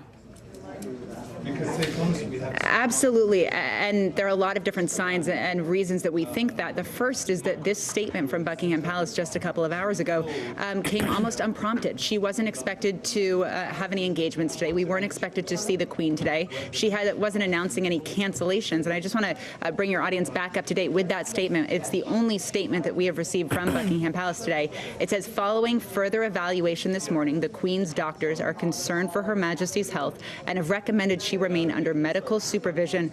The Queen remains comfortable and at Balmoral. These are serious words. This is strong. This is her doctors want her to be under medical supervision. This is very different than anything we have received from the palace. Speaking of that, Molly, I mean, this is all sort of happening against the backdrop of some difficulty within the royal family. Can you tell us sort of the Queen's role? I mean, is she sort of the one that seems to unite them all, especially when we heard from Meghan and Harry? They speak with great reverence about the Queen, even when they're discussing sort of difficulties they've had in the past with other family members. So what is sort of the Queen's role internally, so to speak? From what we can tell from the outside, Morgan, you know, she is the great uniter. Everyone in that family loves her, respects her, feels a great loyalty to her. She has maintained her relationships with all of her children, for example, as they have gone through kind of the trials and tribulations and various scandals. She has also really maintained her relationships with both Prince William and Prince Harry. Now, we do understand Prince William and Prince Harry are both headed to Balmoral Castle. We believe they are traveling separately. Earlier today, you guys, we thought that Meghan and Harry were both going up. We now understand the PA is reporting that Meghan, the Duchess of Sussex, will stay in London, while Prince Harry, of course, the Queen's grandson, will head up to join the rest of his family. All right, NBC News' Molly Hunter for us there, reporting from London in real time. Molly, thank you so much. And American Viscountess Julie Montague is with us now. Hey there, Julie. Prince Harry is traveling to Balmoral alone, not, as we just mentioned, with his wife, Meghan Markle, as Molly was just reporting. What do you sort of make of this turn of events in terms of our understanding at this moment?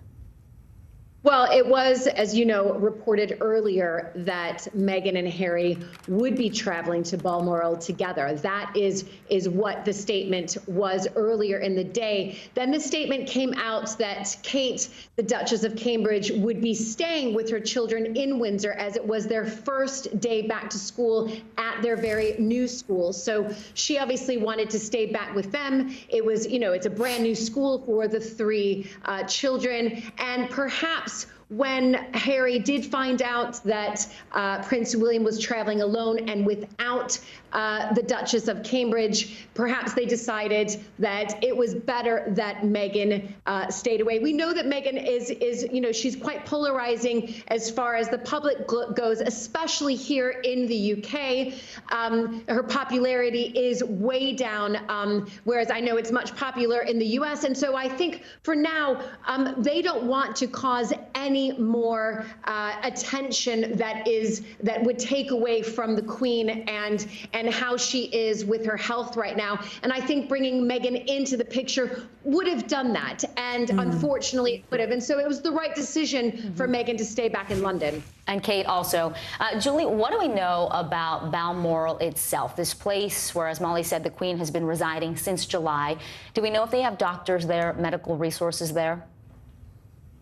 Absolutely, they do. We know that Balmoral is, the place that the Queen goes to every single summer. She has a real love for Scotland and enjoys her time there. Princess Anne has been there with her. And I think, we have all seen a more of a frail Queen since the Jubilee. Let's remember, I was reporting at the Jubilee, and we got those two glimpses of the Queen at the beginning and at the end, but everything in between she wasn't able to attend. And we've seen her pull out of engagement since the Jubilee. We saw her on Tuesday with the new Prime Minister, Liz Truss, looking a little bit more frail than I think anybody probably expected to see. And then, of course, here we are 48 hours later, and we're, for Buckingham Palace to put out a statement like that, we know that there is cause for concern. And Julie, can you give us a sense sort of what happens procedurally at this point? I mean, in the event of her passing, whenever that should be, what is the protocol for not only the family, but also for the Commonwealth? I think we're in uncharted territory, to be perfectly honest right now. We are seeing a Queen who has been on the throne for 70 years, and so many changes within the Commonwealth and, of course, within the royal family. And we're out of the pandemic as well. So when Prince Philip was gathered, it was different because there were COVID protocols put in place. But, there has been planning. We must remember that the royal household has been planning for, for this period. And again, this is speculation. We do hope that she makes a full recovery, whatever that full recovery looks like. But they have been planning for this, planning funerals, planning memorials. So as far as what happens next if she is gathered, that statement will, of course, come out, I suspect, by Prince Charles. I think, it comes to that point where the statement wouldn't come out from Buckingham Palace, but in fact, we would hear from Prince Charles first. Julie, we're looking at these black and white images now of the Queen when she came into power. She was very young. She was just a teenager, and she's been serving since then. Talk to us about why she's so beloved by the British public. And if you can, go over some aspects of her legacy that you believe people will remember and cherish. It was wonderful just to see the black and white images. And I think we all feel that Queen Elizabeth is steadfast. She's a constant. She's a pillar of strength. She has seen wars. She has seen heartache. She has seen tragedy. She has seen, this pandemic and seen us through it. But she's also suffered herself, personal tragedies, of course, with, the death of her father, the death of her sister, the death of her beloved husband. And she really is just this pillar of strength. And we all, she's been around for so long, 70 years on the throne, that you can't imagine life without the Queen. And I think that's the hard part for many of us to contemplate, is life without the Queen. Now, hopefully we're not there yet. And again, this is speculation, but when you know, we're in a world where there's a lot of polarization and political division and unrest, and the Queen stands for something that we can all come together with, regardless of our views on worldly politics and so on and so on. 70 years. There's really nothing like it in modern day politics, truly. American Viscountess Julie Montague, thank you so much for joining us today. Thank you for having me. Meanwhile, breaking news back here at home. A 19-year-old man is behind bars today, accused of going on a shooting spree and killing 4 people across Memphis, Tennessee. Authorities say the alleged shooter drove around firing randomly and even streamed part of it live on social media. NBC News correspondent Jesse Kirsch is in Memphis with the very latest for us. And Jesse, do we know anything at this point about a potential motive? And also, how did police finally corner and arrest him?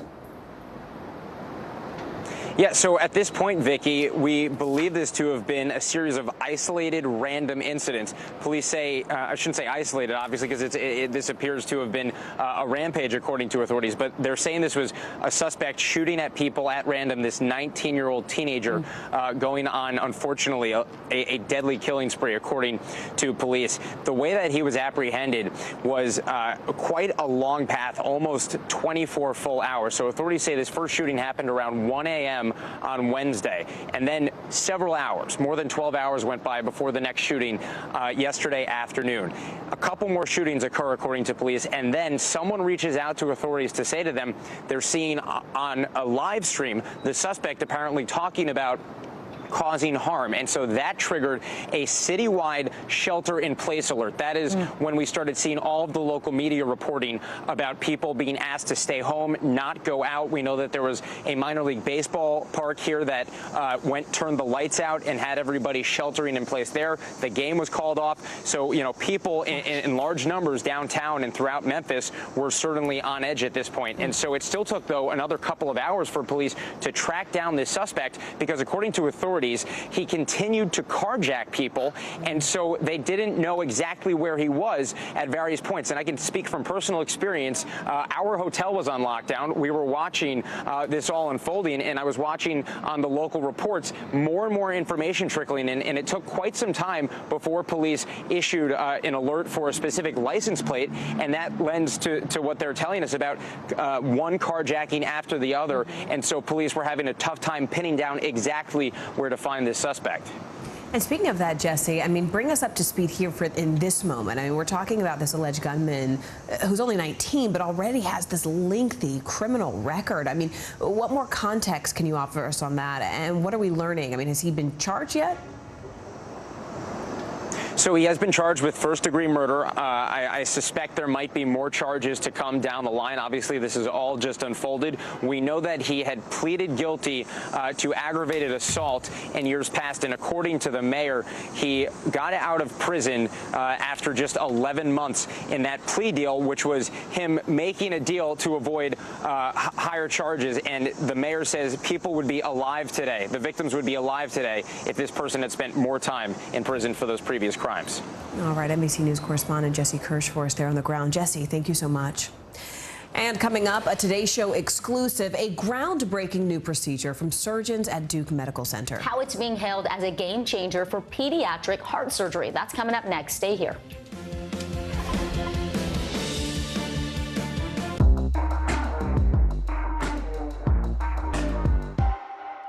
Hallie Jackson Now, weekdays at 5 on NBC News Now.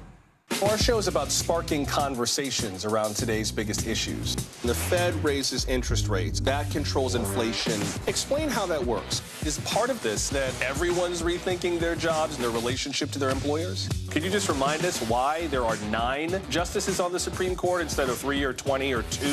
It's not my job to tell you what to think. My job is to think about what you tell me. Now Tonight with Joshua Johnson, streaming weeknights at 8 on NBC News Now. These are our missing daughters and sons. We need anyone who saw something to come forward. She was wearing a black jacket, a black top. I'm going to bring my son home alive. Dateline, Missing in America.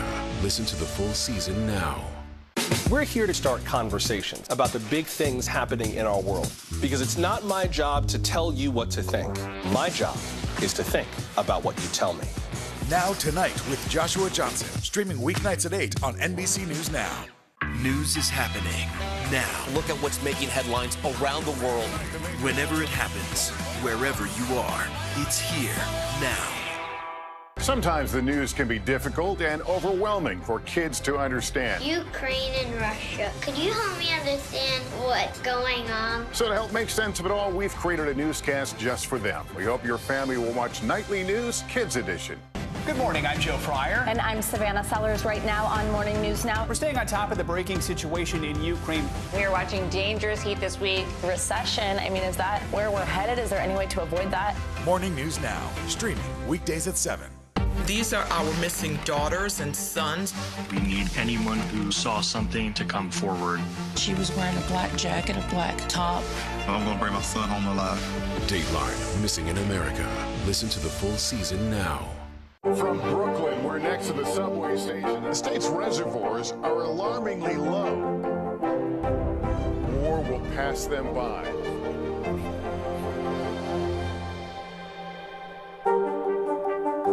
We're here to start conversations, because it's not my job to tell you what to think. My job is to think about what you tell me. Now Tonight with Joshua Johnson, weeknights at 8 on NBC News Now. Surgeons at Duke University's Medical Center are bringing hope to babies born with heart defects. It's a groundbreaking procedure in pediatric heart surgery. NBC News Now anchor Kate Snow has the exclusive. There you go. Owen Monroe is a happy 5-month-old boy, hitting all his milestones, holding his head up, making eye contact, playing with toys. He's great. He's playful. He's a lot of fun. He likes attention. He likes attention. He probably gets that from me. It's an outcome his parents, Taylor and Nick, could only have dreamed of months ago when they received terrifying news. A routine ultrasound at 21 weeks showed Owen had a life-threatening heart condition known as truncus arteriosus. It was a very challenging time, scary.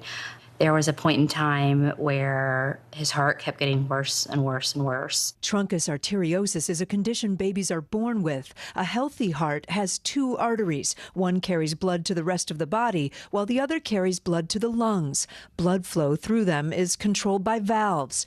Owen only had 1 artery, and its valve wasn't working. Basically, the top half of his heart needed to be replaced. Surgeons typically use replacement valves that need to be switched out as the child grows, requiring multiple open heart surgeries. Each one raises the risk of infection and could be life-threatening.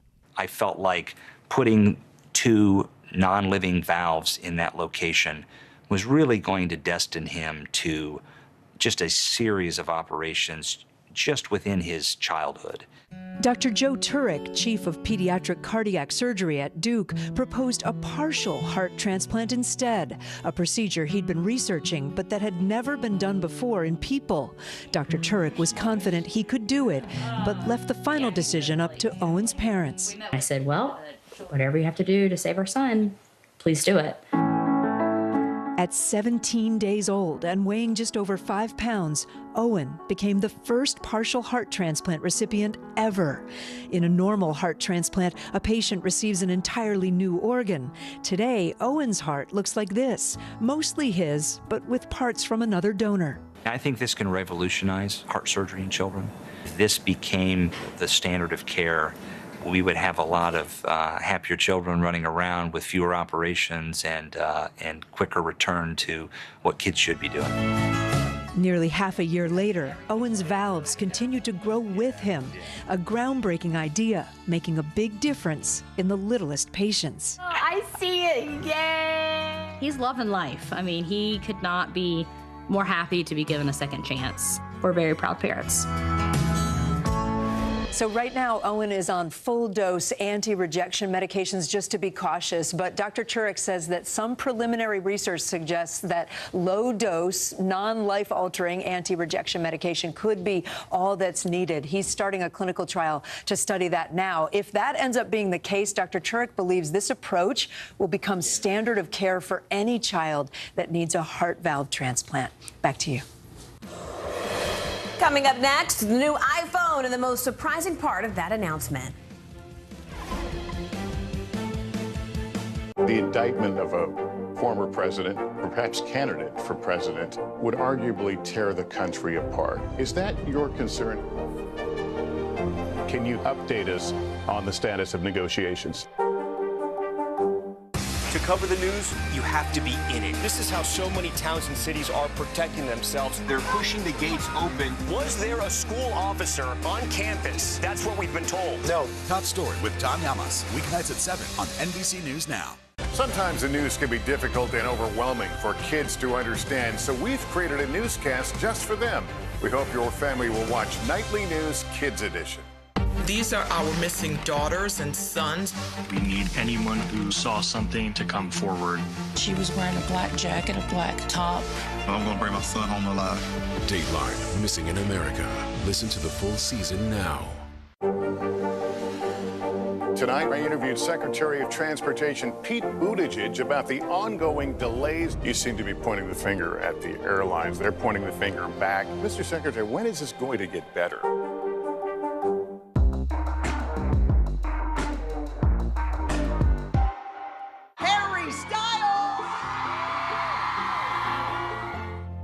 Sometimes the news can be difficult and overwhelming for kids to understand. Ukraine and Russia. Could you help me understand what's going on? So to help make sense of it all, we've created a newscast just for them. We hope your family will watch Nightly News Kids Edition.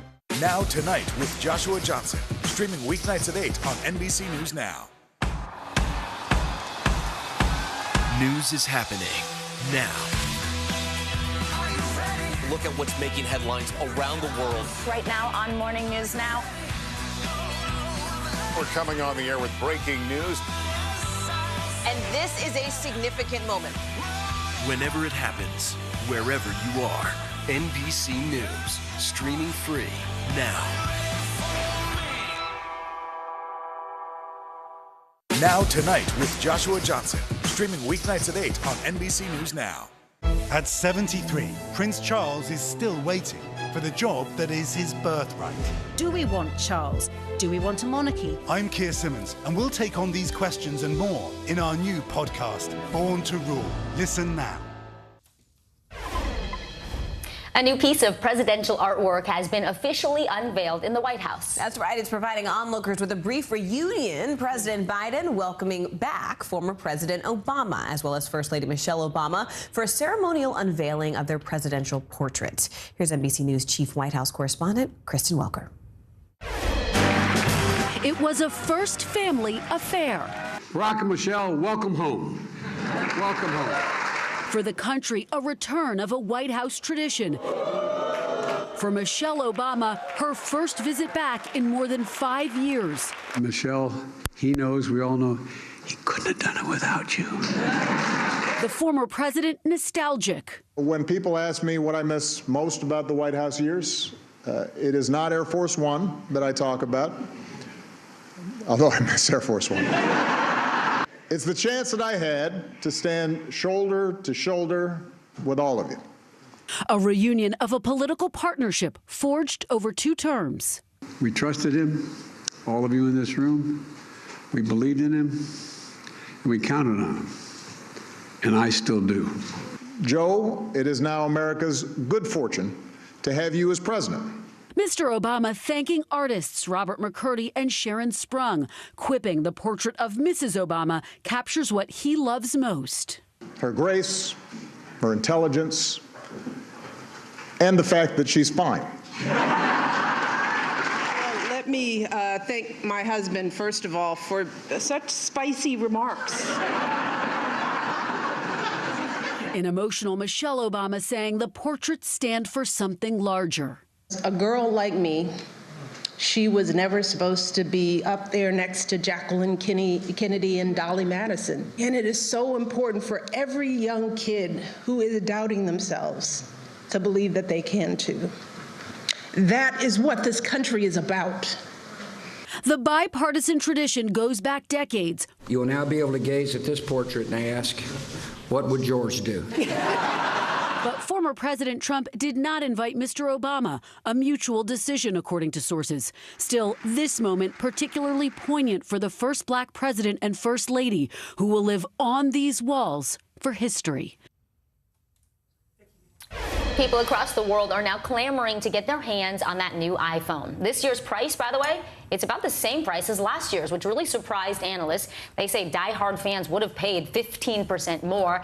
That's because the iPhone changed tech forever. It made cell phones kind of a part of us. There are more than 1 billion active iPhones worldwide, according to Apple. They account for half of all smartphones here in the U.S. So how did it get this way? NBC News correspondent Tom Costello takes a closer look. Apple has had Americans in the palm of its hand, literally, with about 113 million active iPhone users just in the U.S. But how did it get here? We're going to reinvent the phone. In 2007, Steve Jobs introduced the first generation of the iPhone, combining its hit iPod product with an internet-enabled and easy-to-use mobile phone. Apple had a hit.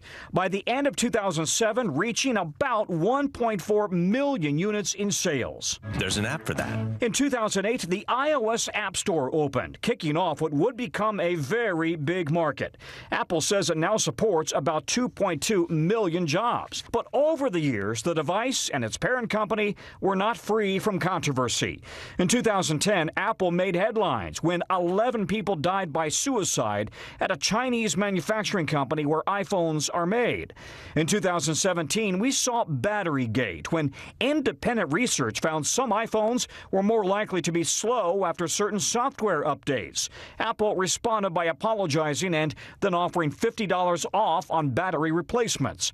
But Apple's core customers have stayed loyal, with 90% of iPhone buyers remaining with Apple. It's a luxury item. You have the device that you have in your hand, but then you also have the digital world that it has created. The cultural phenomenon has taken on a life of its own. A popular app is reminding users to love thy neighbor this contentious election season that's just around the corner. In a blog post, Nextdoor says users will get pop-up reminders to keep things civil if comments on an election-related post are getting too heated. The company is using predictive technology to detect when someone is about to use hurtful or harmful language. All right, we are going to head to the break now. To cover the news, you have to be in it. This is how so many towns and cities are protecting themselves. They're pushing the gates open. Was there a school officer on campus? That's what we've been told. No. Top story with Tom Llamas. Weeknights at 7 on NBC News Now.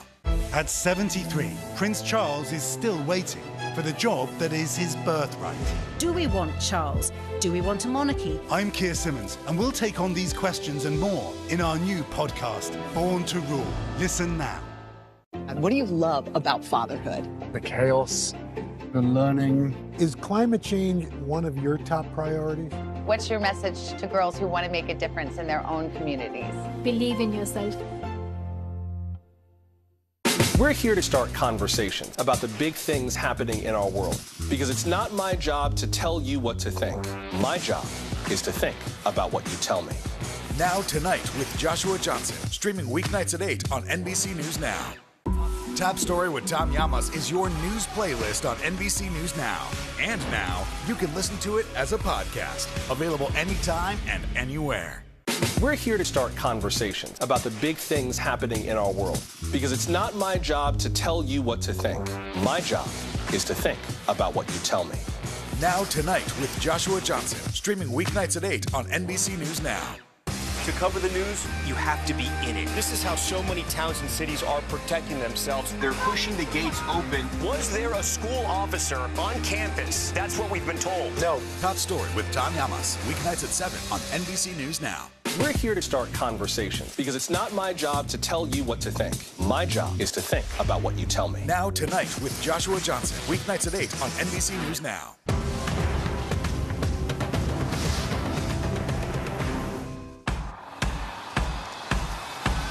News is happening now.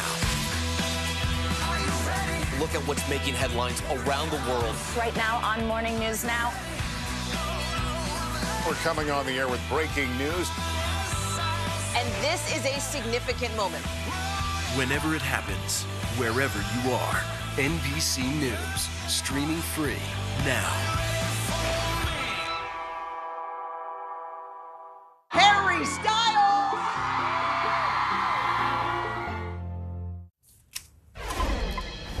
Secretary of State Antony Blinken arriving in Ukraine this morning on an unannounced trip. Yeah, he announced more than $2.6 billion in additional support to Ukraine and other countries in that region. NBC News foreign correspondent Megan Fitzgerald joins us now from Kyiv. Megan, this is Secretary Blinken's third trip to Ukraine since the start of the war. What's on his agenda today, and what does he hope to accomplish with this meeting? So, guys, the purpose of this meeting was really to send the message that the United States stands firmly behind Ukraine as they continue with this war. We also know, as you mentioned, that he announced the more than $2 billion that they're asking Congress for. He talked about the more than $675 million that the president approved to help Ukraine in the long term with military support. We also saw him tour a children's hospital. Of course, this comes when the news has come out that more than 1,000 children in this country have either died, been killed, or have been injured by this war over the last 6.5 months. He also visited a town called Irpin. This is just outside of Kyiv, right near Bucha, a place that saw some of the worst atrocities of this war, where people were assassinated, murdered. There were several reports of war crimes in this community, and he got to see for himself just how awful this war has been for this community and this entire country, guys. And speaking of that, Megan, I mean, this visit is coming right as Ukraine calls for residents that are living right around that Zaporizhzhia nuclear plant to evacuate for their own safety. What more do we know about where things stand right now with that plan? Yeah, so Morgan, the shelling has just continued all throughout the week, and yesterday it really intensified. And so what we saw is that the mayor of the town where the Zaporizhzhia nuclear plant is located really sending out this urgent message for people in the community to evacuate immediately or take cover because the shelling was just so continuous. We know that the power was off, and then it came back on, and then it went back off again.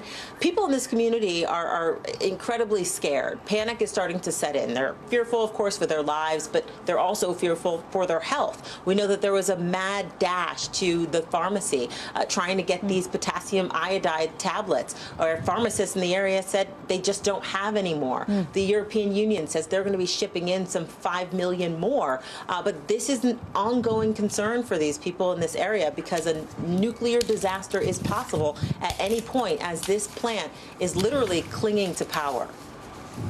All right, NBC News foreign correspondent Megan Fitzgerald on the ground for us there in Kyiv. Megan, as always, thank you so much. We are continuing to follow the breaking news out of Scotland, where Queen Elizabeth II is currently under medical supervision. That's right. Her Majesty is currently at Balmoral Castle. The word from Buckingham Palace says that she is currently comfortable.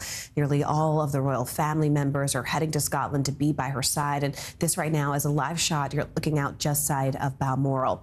Joining us now from London is Sky News anchor and MSNBC contributor Wilfred Frost. Oh, Wilfred, it's great to see you today. Help us get some context here. I mean, the royal family is coming together with a real sense of urgency. So is it your sense that the situation is in fact grave and sort of pointing to a transfer of power? Well, I think the nation is waiting and hoping that the next official update will be a more positive one. But until we do get that update, I think the nation is nervous. I think the situation is grave for two key reasons. The first being that statement that we got 5 or 6 hours ago that you referenced that confirms she's under medical supervision and that her doctors are concerned for her. Now, in any of the health issues she might have faced over the last couple of years, years. We've never got a statement of that ilk. But also the fact that you mentioned that senior members of the royal family have rushed to be by her side. The latest arrivals about 10-15 minutes ago in a fleet of SUVs, bringing in the likes of Prince Andrew, Prince William, and Prince Edward, alongside Prince Charles, who arrived a few hours earlier. So all of her children now at Balmoral, and of her grandchildren, Prince William, of course, second in line to the throne, are there. And that speaks to the severity of this issue, and does put the nation certainly on edge right now. Yes. Wilfred, among the Queen's last official duties was an audience with the new Prime Minister, Liz Truss. That was just 2 days ago. The Queen, we remind our audience, has been Queen, reigned for more than 70 years. Yeah. Talk about just how remarkable that is, not just in British history, but in history, period, Wilfred. Well, absolutely. 70 years, and you mentioned the appointment of a new Prime Minister just 2 days ago, still showing her commitment to duty, to work, despite obvious frailties. 15 Prime Ministers is another great way of summing up this extraordinary reign, a reign that has been longer than her 4 predecessors combined. And I think what is remarkable about it is the grace and poise that she has done it with, that has earned her respect around the world, as well, of course, as here in the UK. Her reign's so long that 90% of the population don't know anything different. She has been the monarch rising above it all for such a long period of time. And Wilfred, I mean, give us a sense when you describe sort of the historical context and what she means to literally generations of Britons, right? I mean, how has that sort of representation and her interaction with the public changed? I mean, what do you think sort of she symbolizes to the typical royal subject, perhaps independent of age? Well, I think what is remarkable is what has changed around her, and she has been this constant, and one would say a reassuring constant, and one that has been impartial. You know, of course, the 15 prime ministers of different political persuasions have served her, but she has not got involved in that. And I think, you know, in America, people rally around the flag. Here, we look to the crown and the person that wears it, and she has been that constant throughout the last 70 years, and therefore so clearly represents the nation as head of state for so many people. And I do think what is quite remarkable is someone that was born in such a different era to be, of course, a princess and to take the throne, can command the respect, as all opinion polls continue to show. The vast majority of people in an age that is today way more merit-based, where inheritance seems far more ridiculous than it did when she came to the throne, and yet she still commands the respect and admiration of her people. It just shows her personal appeal and the way she has delivered on her duties so gracefully. It's true, and as we see those images of her as a young queen all the way to now, looking at that 70 years, 15 prime ministers. Wilfred, you live there. You have witnessed so much of this in your own lifetime as well. What are some parts of her legacy that stand out to you? And also, what are some steps that the Queen led in terms of modernizing the royal family's relationship with the British public? I think you've already hit the nail on the head, and that is the way she has modernized the royal family to change it with the decades. Now, there have been some decades, some eras where she allowed that modernization process to get a little bit behind the curve of where the people wanted it, and the late 90s, of course, is a great example of that. But outside a few of those blips, and right now today, her opinion polls could not possibly be higher. The nation's admiration for her could not possibly be higher, because I think she has always realized the key point, which is she serves at the pleasure of the people. If the people no longer wanted the royal family, then they wouldn't be around. And she, despite being born into a very different age, a very different era, where I think royal family members had a greater sense of entitlement, that service and duty was something that just came to them, as opposed to a status that had to be earned. I think she realized that. She's dragged the royal family into a new era, of course, with great pomp and ceremony and luxury around her. There's no getting away from that. But it is, at the moment, under her reign, as popular as ever. She certainly is as popular as ever. Very good to have you with us. Sky News anchor and MSNBC contributor Wilfred Frost. We really appreciate it. Thank you, Wilfred. Meanwhile, back here at home, a Las Vegas politician is currently in custody. This is after police arrested him in connection to the stabbing death of Las Vegas Review-Journal reporter Jeff Germain. Now, the former Clark County public administrator lost his bid for re-election in June, and that was after a series of unflattering articles. Tells is now scheduled to make a court appearance today. We are joined now by NBC News correspondent Stephen Romo. Stephen, this was a devastating loss for the Las Vegas community, particularly investigative journalists. You know, Jeff was known for his hard-hitting reports over many years, taking down mobsters. What do we know about the arrest that came literally a couple of days later? Yeah, this really captured the attention of so many people, even before we knew who the victim was, because the stabbing death of a 69-year-old was just shocking enough. And then now learning that this was a veteran reporter that actually was killed here, and a person now arrested in connection with this investigation, a local politician. An arrest announced in the deadly stabbing of Las Vegas reporter Jeff Germain. Robert Tellis, the Clark County public administrator, was taken into custody Wednesday. The arrest came after our affiliate KSNV obtained these images of officers serving a search warrant at a home belonging to Tellis.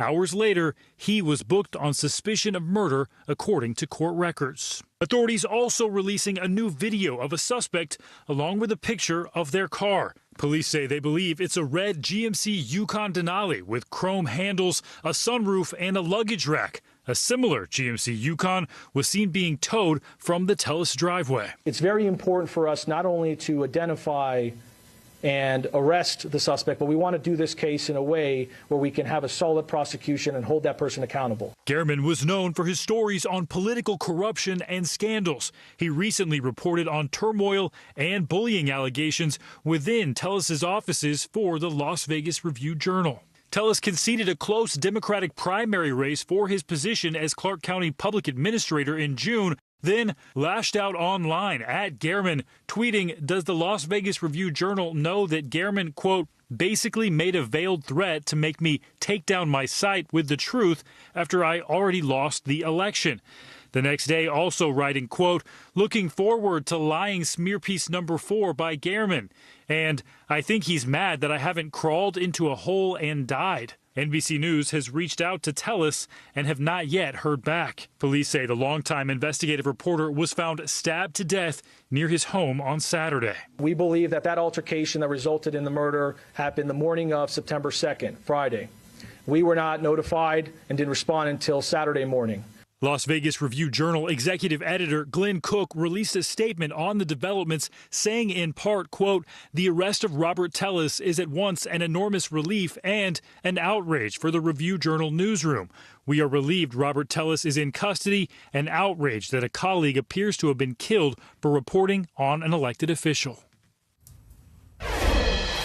So, Stephen, what's happening in terms of the appearance in court? Do we know what the latest is on the investigation? Yeah, he is expected to make an appearance this afternoon in court, and it's an initial appearance after his arrest yesterday following that search at his home. We also are expecting from police to get more information about his arrest and potential connection to this case. As of right now, they have not directly said any possible motive in this situation, so of course we'll keep you posted on that one. God, Stephen, this has really sent ripple waves through the journalism community. He had a lot of contributions to this, to Las Vegas. So many investigations into corruption, not just with any particular politician, but over decades now. He's covered this type of story. And his colleagues said that before this, he showed no fear. He just went about his business as normal. Now they're mourning the loss of their fellow reporter, Mr. Germain. All right. Stephen Romo for us there. Stephen, thanks so much for bringing us the story. We really appreciate it. Meanwhile, family from Pennsylvania is now in mourning after a deadly shark attack killed 57-year-old mother Caroline DePlacido. More on this heartbreaking story coming up just after the break.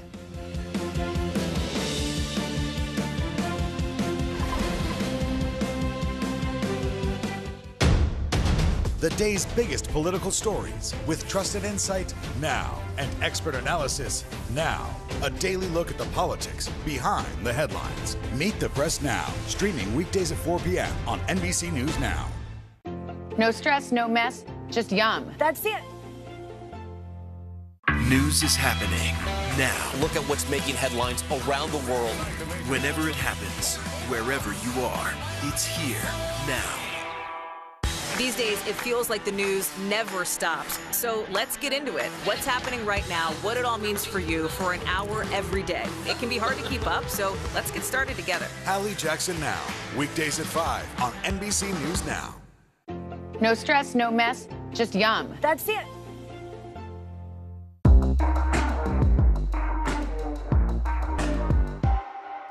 Here's what's happening in your neck of the woods. To cover the news, you have to be in it. This is how so many towns and cities are protecting themselves. They're pushing the gates open. Was there a school officer on campus? That's what we've been told. No. Top story with Tom Llamas, weeknights at 7 on NBC News Now. Good morning, I'm Joe Fryer. And I'm Savannah Sellers right now on Morning News Now. We're staying on top of the breaking situation in Ukraine. We are watching dangerous heat this week. Recession, I mean, is that where we're headed? Is there any way to avoid that? Morning News Now, streaming weekdays at 7. Right now on NBC News Now, We begin with breaking news just coming in. What's happening now, what's happening next, and what it means for you. We're continuing to follow the Russian attack on Ukraine. There's an intense artillery battle underway. As we look out over the latest city-turned-crime scene, we see the things left behind. Fewer people are content to just offer their thoughts and prayers. Stunning testimony at the January 6th hearing. Americans face the highest inflation rate in decades. Parts of Virginia cleaning up after severe storms. Flames forcing thousands to evacuate. When do I play meteorologist? Only when the heat is this bad. Another special night of election coverage right here at NBC News Now. Results are coming in. This Tuesday is going to be huge. This is big when we're talking about November. This feels like an ideological fight to the death. Is there room for common ground? What do you think when you see the activism? Do you think this could have happened without social media? We're coming on the air with the news NBC Scoop. Bringing the news to you is not only a job, it's an honor.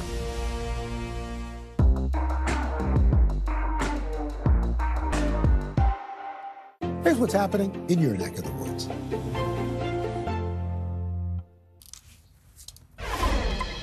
Police in the Bahamas have confirmed the identity of the 58-year-old Pennsylvania woman who was killed after being attacked by a shark while out snorkeling. Caroline DePlacido was on a tour with her family when a bull shark latched onto the left side of her body. Here's NBC News correspondent Sam Brock with the details. Absolutely heart-wrenching turn of events. Caroline DePlacido of Erie, Pennsylvania, was on a week-long cruise with her family when she was attacked and killed by a bull shark while she was snorkeling. The mother of three worked for the same college she graduated from in 1986. The school right now remembering her as a powerful presence of friendship and kindness. An American woman killed in a shark attack in one of the most beautiful places in the world has been identified. Caroline DePlacido, a 57-year-old from Erie, Pennsylvania, was snorkeling with her family in the Bahamas when tragedy struck. She was visiting a popular location near Green Key, not far from Nassau, when a bull shark attacked the mother of three, transforming a family vacation into a nightmare. According to the Bahamian police, tour operators and family members tried to help, but were unable to fend off the shark before the predator inflicted serious injuries to the left side of her body. DePlacido was vacationing with her family of 5 on Royal Caribbean's cruise ship, the Harmony of the Seas. Royal Caribbean says the family used a local tour company for the snorkeling excursion. Now, a close-knit college community struggling with the loss. Gannon University, DePlacido's alma mater, where she also worked for 13 years as a project coordinator, writing, Caroline was a powerful presence of kindness and friendship to colleagues, students, and the wider community. The news is devastating, and she will be missed. Shark attacks, especially fatal ones, remain rare, even as they've seen a recent uptick. According to a site that tracks them, there were 73 unprovoked shark attacks around the world in 2021, 9 that were deadly. Most shark attacks in the Caribbean have happened in the Bahamas. In 2019, a 21-year-old student from Southern California was killed by a school of sharks snorkeling near the same location. Diving experts say being near the top of the water may be more dangerous than underneath it. When you're on the surface, particularly if you're wearing black or splashing around. You could be perceived as a fish in distress or even a seal. And sharks are programmed to eat seals. Authorities have closed off the area where the most recent attack occurred, with no set date for when it might reopen, as new heartache hangs over the Caribbean. And bull sharks are among the species most commonly involved with unprovoked attacks, along with tiger and white sharks. While Carolyn's friends and family and community gathered at a private ceremony at Gannon University on Wednesday to honor her life. Sam Brock, NBC News. Back to you. Thank you, Sam. 50,000 students are out of class, and Seattle public school teachers are on the picket lines for another day today. Teachers asking for better pay, mental health support, and staffing ratios for special ed and multilingual students. The district says parents will be notified by 3 p.m. local time if classes are called off for tomorrow. You're watching NBC News Now.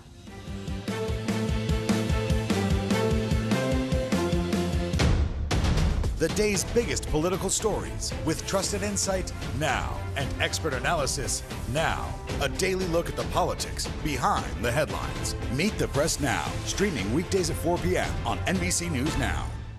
Top Story with Tom Llamas, weeknights at 7 on NBC News Now. You don't know when your moment's coming, but when it does, you take it. Top Story with Tom Llamas is your news playlist on NBC News Now. And now, you can listen to it as a podcast. Available anytime and anywhere.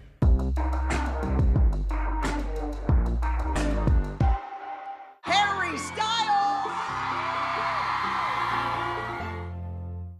Top Story with Tom Llamas is your news playlist on NBC News Now. And now, you can listen to it as a podcast. Available anytime and anywhere. From Brooklyn, we're next to the subway station. The state's reservoirs are alarmingly low. War will pass them by.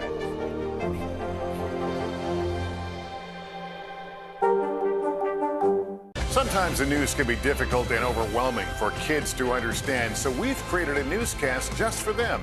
We hope your family will watch Nightly News Kids Edition. Right now on NBC News Now, we begin with breaking news just coming in. What's happening now, what's happening next, and what it means for you. We're continuing to follow the Russian attack on Ukraine. There's an intense artillery battle underway. As we look out over the latest city-turned-crime scene, we see the things left behind. Fewer people are content to just offer their thoughts and prayers. Stunning testimony at the January 6th hearing. Americans face the highest inflation rate in decades. Parts of Virginia cleaning up after severe storms. Flames forcing thousands to evacuate. When do I play meteorologist? Only when the heat is this bad. Another special night of election coverage right here at NBC News Now. Results are coming in. This Tuesday is going to be huge. This is big when we're talking about November. This feels like an ideological fight to the death. Is there room for common ground? What do you think when you see the activism? Do you think this could have happened without social media? We're coming on the air with the news NBC Scoop. Bringing the news to you is not only a job, it's an honor. Top Story with Tom Llamas is your news playlist on NBC News Now. And now, you can listen to it as a podcast. Available anytime and anywhere. All right, here's what's popping now. Grey's Anatomy alum Cade Walsh will return as Dr. Addison Montgomery for the upcoming 19th season. Walsh's character first appeared in the season 1 finale before getting her own spin-off Private Practice. 19th season. Yeah, wow, still going on. All right, well, this is a weird story. Zac Efron now says the physique that he had in the movie Baywatch. Did you watch it? I did not. Me neither. Okay. Yes, well, you apparently did. he had a great That body, face. but no, I didn't. But apparently he had a great body, not surprising. But he's saying it had devastating effects on him. In a profile for Men's Health, Efron says he had this near perfect body for the role, but it took a real toll on him. Clearly physically, I'm sure it was really hard to get in shape like that, but also mentally. So it took him 6 months to feel normal again. Wow. I don't know what normal feels like. I don't know either, but it sounds good. It sounds like it's a good look. Also, Peppa the Pig getting its first same-sex couple. Look at that. The popular children's show introducing 2 polar bear mommies from Peppa's classmate, Penny Polar Bear. The episode is getting some mixed reaction online. Yeah, not surprising. All right, well, before we close out this hour, we have a really important story for you. We want to turn now to some medical health news and the challenges we all face when we're trying to make sense of those medical records. Talk about it. Some of the best ways to take control of your health is by knowing what's on the documents your doctor hands you after a visit and by being able to access them whenever you might need them. But that's often easier said than done. We have. Oh, go ahead. We both got excited. We are excited to have Dr. Cedric McFadden. He's a board-certified colorectal and general surgeon joining us here on set with some tips on how to decode all of these documents. So first question is, how first do we even get our hands on our own medical records? How do we access them? And then once we have them, what should we be doing with them? Well, there are two ways that you get access. One of which is most health systems have an online patient portal. They'll give you a code, they'll give you a login, and you'll protect that like you would, say, your banking account information. And they'll allow you to not only do virtual visits, but also give you access to your records. The other way that you can get access to it is just by asking for a printed copy, asking for a CD or a thumb drive. That's all those important documents in it that you can share and that you should be looking at with your family. And when you get that information, you want to actually read it. Very important that you read it. And I guess then the question becomes, what actually are patients' rights to have their medical records? And also, too, like, what should you be asking for in real time from the doctor? Full disclosure, I'm pregnant. I'm going to the doctor pretty often. I went to a doctor literally that's in a major hospital system here. I have asked for my medical records 6 times, 3 times in person, 2 times via fax, by phone and by email, and the internal message board. And how annoying is it? They still have use my records. Yeah. I still don't have my records. So I'm a dogged reporter and like walking in, and they still have not delivered them to me. So like, what do you do? What should I be asking for when I go to the doctor to say in real time, what do I need to know to get these records? Right. So there are 2 things you can probably do. Number 1, access the online portals, because then you have immediate access to all of those documents, and you should have access legally now to accessing all your records. And that's supposed to be online for Morgan? Most of the large systems should have an online system that you can tap into to get real-time access to what they're writing when you're in the office, what they're prescribing to you, and all those sorts of things. So that should be available. The second thing that you can do is go in person while you are there and saying, these are the documents I need, and to also ask for an after-visit summary that will have additional information that you can use to build your own collection. Because I think it's helpful to have your own folder, to have all those pieces in it so you can take it with you wherever you like. Dr. McFadden, what if Morgan gets her hands on those records? How does she make sense of them if she doesn't have a doctor in the family? Are there resources where you can go online and say, like, what does this gobbledygook mean? Well, there's a lot of stuff you'll find online, and you want to be careful about what you're accessing. But the first thing I like to use is the medical record as a conversation starter. Bringing that to your visit to say, these are the things that are listed here. Are these accurate? Are these fully representing the things that I'm concerned about?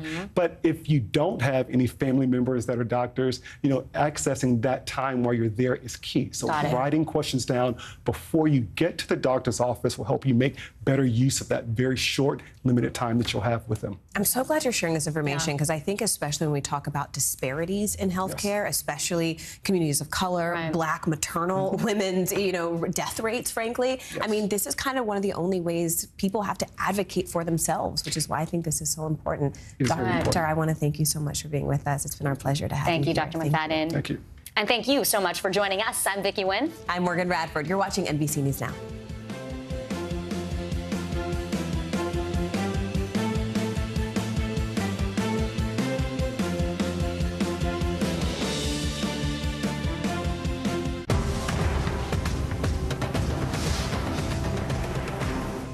It's the best time of the morning. Time for that pop start, baby. I'm feeling the vibe today on the show.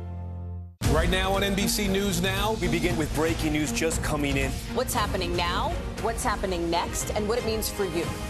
We're continuing to follow the Russian attack on Ukraine. There's an intense artillery battle underway. As we look out over the latest city-turned-crime scene, we see the things left behind. Fewer people are content to just offer their thoughts and prayers. Stunning testimony at the January 6th hearing. Americans face the highest inflation rate in decades. Parts of Virginia cleaning up after severe storms. Flames forcing thousands to evacuate. When do I play meteorologist? Only when the heat is this bad.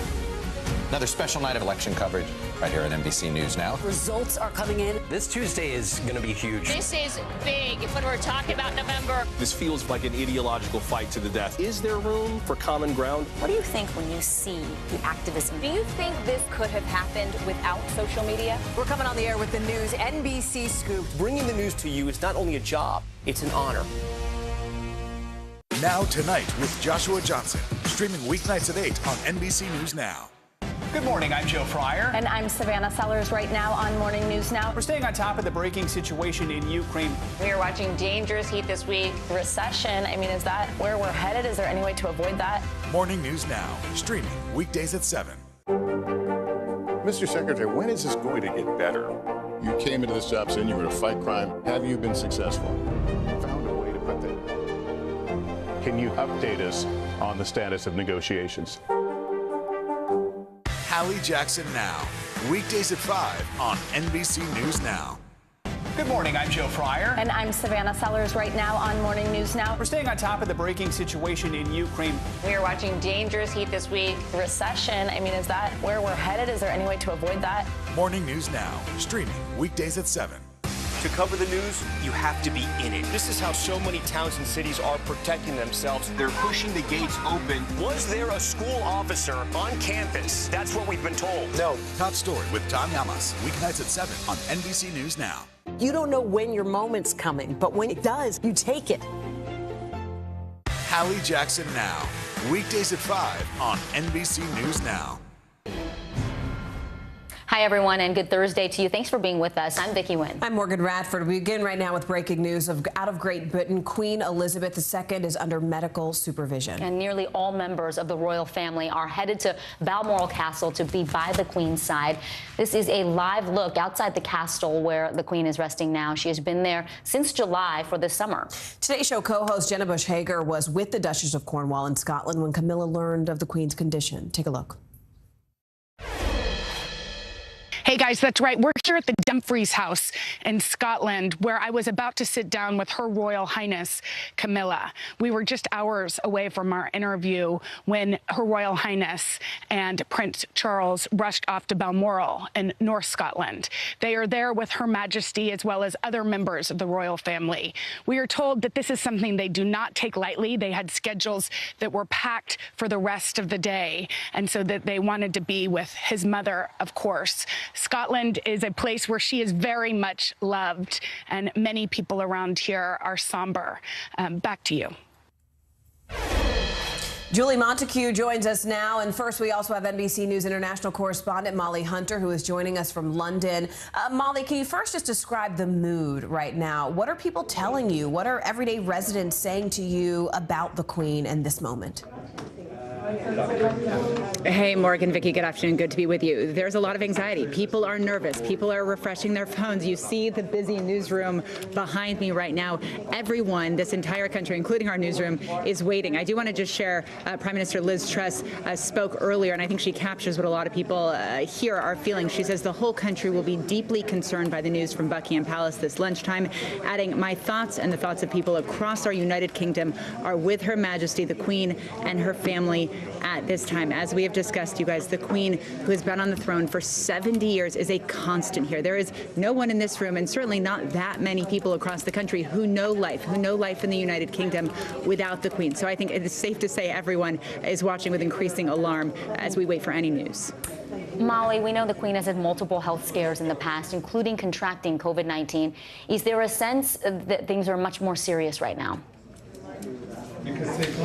Absolutely, and there are a lot of different signs and reasons that we think that. The first is that this statement from Buckingham Palace just a couple of hours ago came almost unprompted. She wasn't expected to have any engagements today. We weren't expected to see the Queen today. She wasn't announcing any cancellations, and I just want to bring your audience back up to date with that statement. It's the only statement that we have received from Buckingham Palace today. It says, following further evaluation this morning, the Queen's doctors are concerned for Her Majesty's health and have recommended she remain under medical supervision. The Queen remains comfortable and at Balmoral. These are serious words. This is strong. This is her doctors want her to be under medical supervision. This is very different than anything we have received from the palace. Speaking of that, Molly, I mean, this is all sort of happening against the backdrop of some difficulty within the royal family. Can you tell us sort of the Queen's role? I mean, is she sort of the one that seems to unite them all, especially when we heard from Meghan and Harry? They speak with great reverence about the Queen, even when they're discussing sort of difficulties they've had in the past with other family members. So what is sort of the Queen's role internally, so to speak? more? From what we can tell from the outside, Morgan, you know, she is the great uniter. Everyone in that family loves her, respects her, feels a great loyalty to her. She has maintained her relationships with all of her children, for example, as they have gone through kind of the trials and tribulations and various scandals. She has also really maintained her relationships with both Prince William and Prince Harry. Now, we do understand Prince William and Prince Harry are both headed to Balmoral Castle. We believe they are traveling separately. Earlier today, you guys, we thought that Meghan and Harry were both going up. We now understand the PA is reporting that Meghan, the Duchess of Sussex, will stay in London, while Prince Harry, of course, the Queen's grandson, will head up to join the rest of his family. All right, NBC News' Molly Hunter for us there, reporting from London in real time. Molly, thank you so much. And American Viscountess Julie Montague is with us now. Hey there, Julie. Prince Harry is traveling to Balmoral alone, not, as we just mentioned, with his wife, Meghan Markle, as Molly was just reporting. What do you sort of make of this turn of events in terms of our understanding at this moment?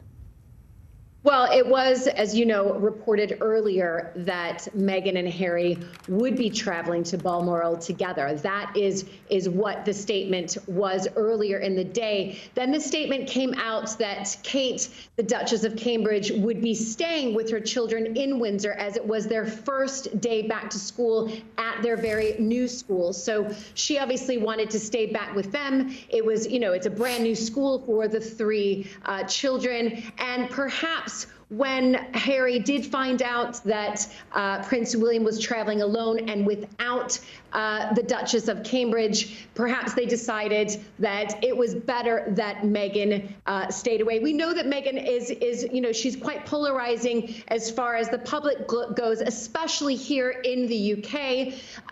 Her popularity is way down, whereas I know it's much popular in the US. And so I think for now, they don't want to cause any more attention that would take away from the Queen and how she is with her health right now. And I think bringing Meghan into the picture would have done that, and unfortunately it would have. And so it was the right decision for Meghan to stay back in London. And Kate also. Julie, what do we know about Balmoral itself? This place where, as Molly said, the Queen has been residing since July. Do we know if they have doctors there, medical resources there? Absolutely, they do. You know, we know that Balmoral is, you know, the place that the Queen goes to every single summer. She, you know, she has a real love for Scotland and enjoys her time there. Princess Anne has been there with her. And I think, you know, we have all seen a more of a frail Queen since the Jubilee. Let's remember, I was reporting at the Jubilee, and we got those two glimpses of the Queen at the beginning and at the end, but everything in between she wasn't able to attend. And we've seen her pull out of engagement since the Jubilee. We saw her on Tuesday with the new Prime Minister, Liz Truss, looking a little bit more frail than I think anybody probably expected to see. And then, of course, here we are 48 hours later, and we're, you know, for Buckingham Palace to put out a statement like that, we know that there is cause for concern. And Julie, can you give us a sense sort of what happens procedurally at this point? I mean, in the event of her passing, whenever that should be, what is the protocol for not only the family, but also for the Commonwealth?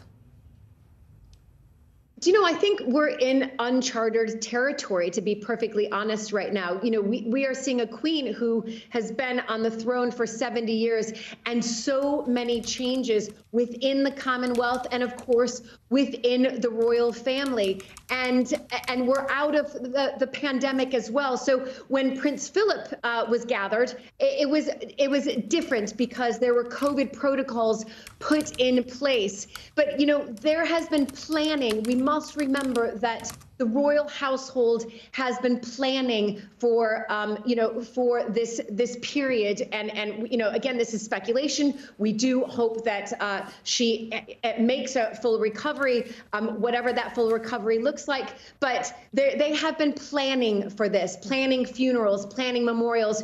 So as far as what happens next if she is gathered. You know, that statement will, of course, come out, I suspect, by Prince Charles. I think, you know, it comes to that point where the statement wouldn't come out from Buckingham Palace, but in fact, it would. We would hear from Prince Charles first. Julie, we're looking at these black and white images now of the Queen when she came into power. She was very young. She was just a teenager, and she's been serving since then. Talk to us about why she's so beloved by the British public. And if you can, go over some aspects of her legacy that you believe people will remember and cherish. You know, it was wonderful just to see the black and white images. And I think we all feel that Queen Elizabeth is steadfast. You know, she's a constant. She's a pillar of strength. You know, she has seen wars. She has seen heartache. She has seen tragedy. She has seen, you know, this pandemic and seen us through it. But she's also suffered herself, you know, personal tragedies, of course, with, you know, the death of her father, the death of her sister, the death of her beloved husband. And she really is just this pillar of strength. And we all, you know, she's been around for so long, 70 years on the throne, that you can't imagine life without the Queen. And I think that's the hard part for many of us to contemplate, is life without the Queen. Now, hopefully we're not there yet. And again, this is speculation, but when you know, we are in a world where there's a lot of polarization and political division and unrest, and the Queen stands for something that we can all come together with, regardless of our views on worldly politics and so on and so on. 70 years. There's really nothing like it in modern day politics, truly. American Viscountess Julie Montague, thank you so much for joining us today. Thank you for having me. Meanwhile, breaking news back here at home. A 19-year-old man is behind bars today, accused of going on a shooting spree and killing 4 people across Memphis, Tennessee. Authorities say the alleged shooter drove around firing randomly and even streamed part of it live on social media. NBC News correspondent Jesse Kirsch is in Memphis with the very latest for us. And Jesse, do we know anything at this point about a potential motive? And also, how did police finally corner and arrest him? Yeah, so at this point, Vicky, we believe this to have been a series of isolated random incidents. Police say, I shouldn't say isolated, obviously, because this appears to have been a rampage, according to authorities. But they're saying this was a suspect shooting at people at random, this 19-year-old teenager going on, unfortunately, a deadly killing spree, according to police. The way that he was apprehended was quite a long path, almost 24 full hours. So authorities say this first shooting happened around 1 a.m. on Wednesday, and then several hours, more than 12 hours went by before the next shooting yesterday afternoon. A couple more shootings occur, according to police, and then someone reaches out to authorities to say to them they're seeing on a live stream the suspect apparently talking about causing harm. And so that triggered a citywide shelter-in-place alert. That is when we started seeing all of the local media reporting about people being asked to stay home, not go out. We know that there was a minor league baseball park here that turned the lights out and had everybody sheltering in place there. The game was called off. So, you know, people in large numbers downtown and throughout Memphis were certainly on edge at this point. And so it still took, though, another couple of hours for police to track down this suspect, because according to authorities, he continued to carjack people, and so they didn't know exactly where he was at various points. And I can speak from personal experience. Our hotel was on lockdown. We were watching this all unfolding, and I was watching on the local reports more and more information trickling in, and it took quite some time before police issued an alert for a specific license plate, and that lends to what they're telling us about one carjacking after the other. And so police were having a tough time pinning down exactly where to find this suspect. And speaking of that, Jesse, I mean, bring us up to speed here in this moment. I mean, we're talking about this alleged gunman who's only 19, but already has this lengthy criminal record. I mean, what more context can you offer us on that? And what are we learning? I mean, has he been charged yet? So he has been charged with first-degree murder. I suspect there might be more charges to come down the line. Obviously, this is all just unfolded. We know that he had pleaded guilty to aggravated assault in years past, and according to the mayor, he got out of prison after just 11 months in that plea deal, which was him making a deal to avoid higher charges. And the mayor says people would be alive today. The victims would be alive today if this person had spent more time in prison for those previous crimes. All right, NBC News correspondent Jesse Kirsch for us there on the ground. Jesse, thank you so much. And coming up, a Today Show exclusive, a groundbreaking new procedure from surgeons at Duke Medical Center. How it's being hailed as a game changer for pediatric heart surgery. That's coming up next. Stay here. News is happening now. Look at what's making headlines around the world. Whenever it happens, wherever you are, it's here now. At 73, Prince Charles is still waiting for the job that is his birthright. Do we want Charles? Do we want a monarchy? I'm Keir Simmons, and we'll take on these questions and more in our new podcast, Born to Rule. Listen now. No stress, no mess, just yum. That's it. From Brooklyn, we're next to the subway station. The state's reservoirs are alarmingly low. War will pass them by.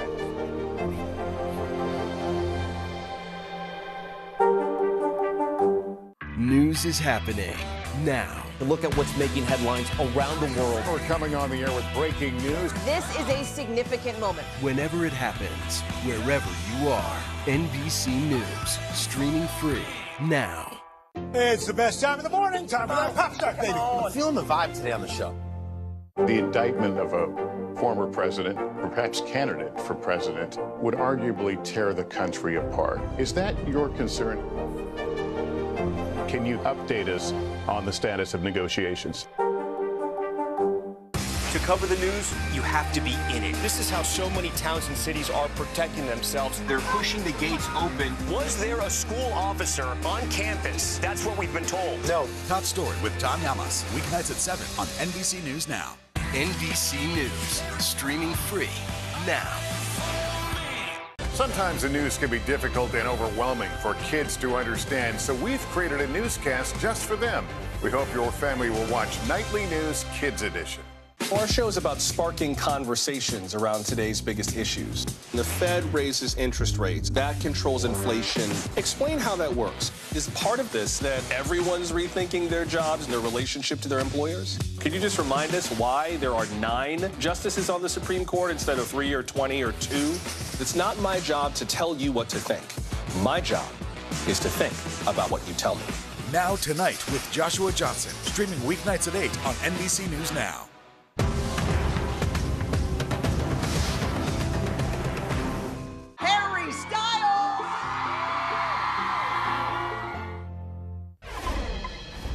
Surgeons at Duke University's Medical Center are bringing hope to babies born with heart defects. It's a groundbreaking procedure in pediatric heart surgery. NBC News Now anchor Kate Snow has the exclusive. There you go. Owen Monroe is a happy 5-month-old boy, hitting all his milestones, holding his head up, making eye contact, playing with toys. He's great. He's playful. He's a lot of fun. He likes attention. He likes attention. He Yeah. probably gets that from me. It's an outcome his parents, Taylor and Nick, could only have dreamed of months ago when they received terrifying news. A routine ultrasound at 21 weeks showed Owen had a life-threatening heart condition known as truncus arteriosus. It was a very challenging time, scary. There was a point in time where his heart kept getting worse and worse and worse. Truncus arteriosus is a condition babies are born with. A healthy heart has 2 arteries. One carries blood to the rest of the body, while the other carries blood to the lungs. Blood flow through them is controlled by valves. Owen only had 1 artery, and its valve wasn't working. Basically, the top half of his heart needed to be replaced. Surgeons typically use replacement valves that need to be switched out as the child grows, requiring multiple open heart surgeries. Each one raises the risk of infection and could be life-threatening. I felt like putting 2 non-living valves in that location was really going to destine him to just a series of operations just within his childhood.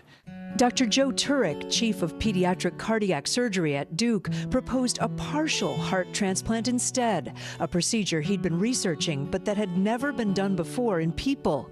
Dr. Turek was confident he could do it, but left the final decision up to Owen's parents. I said, well, whatever you have to do to save our son, please do it. At 17 days old and weighing just over 5 pounds, Owen became the first partial heart transplant recipient ever. In a normal heart transplant, a patient receives an entirely new organ. Today, Owen's heart looks like this, mostly his, but with parts from another donor. I think this can revolutionize heart surgery in children. If this became the standard of care, we would have a lot of happier children running around with fewer operations and quicker return to what kids should be doing. Nearly half a year later, Owen's valves continue to grow with him, a groundbreaking idea making a big difference in the littlest patients. Oh, I see it, yay! He's loving life. I mean, he could not be more happy to be given a second chance. We're very proud parents. So right now, Owen is on full-dose anti-rejection medications just to be cautious. But Dr. Turek says that some preliminary research suggests that low-dose, non-life-altering anti-rejection medication could be all that's needed. He's starting a clinical trial to study that now. If that ends up being the case, Dr. Turek believes this approach will become standard of care for any child that needs a heart valve transplant. Back to you. Coming up next, the new iPhone and the most surprising part of that announcement.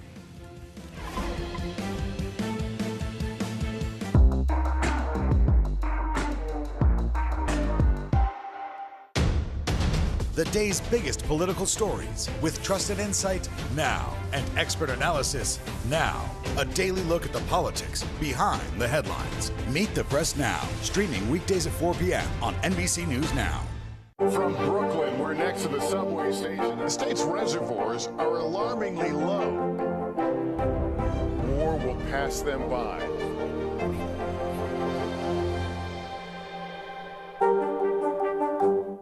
To cover the news, you have to be in it. This is how so many towns and cities are protecting themselves. They're pushing the gates open. Was there a school officer on campus? That's what we've been told. No. Top Story with Tom Llamas, weeknights at 7 on NBC News Now. Sometimes the news can be difficult and overwhelming for kids to understand. Ukraine and Russia. Could you help me understand what's going on? So to help make sense of it all, we've created a newscast just for them. We hope your family will watch Nightly News Kids Edition. Mr. Secretary, when is this going to get better?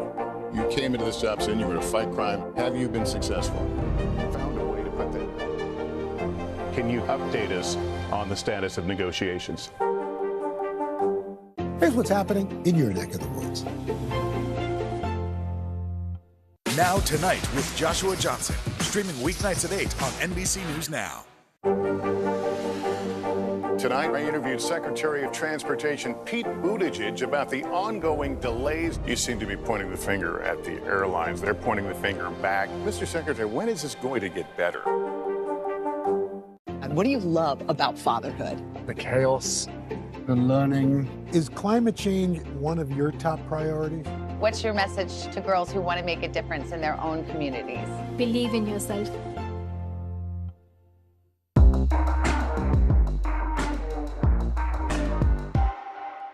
These are our missing daughters and sons. We need anyone who saw something to come forward. She was wearing a black jacket, a black top. I'm going to bring my son home alive. Dateline, Missing in America. Listen to the full season now.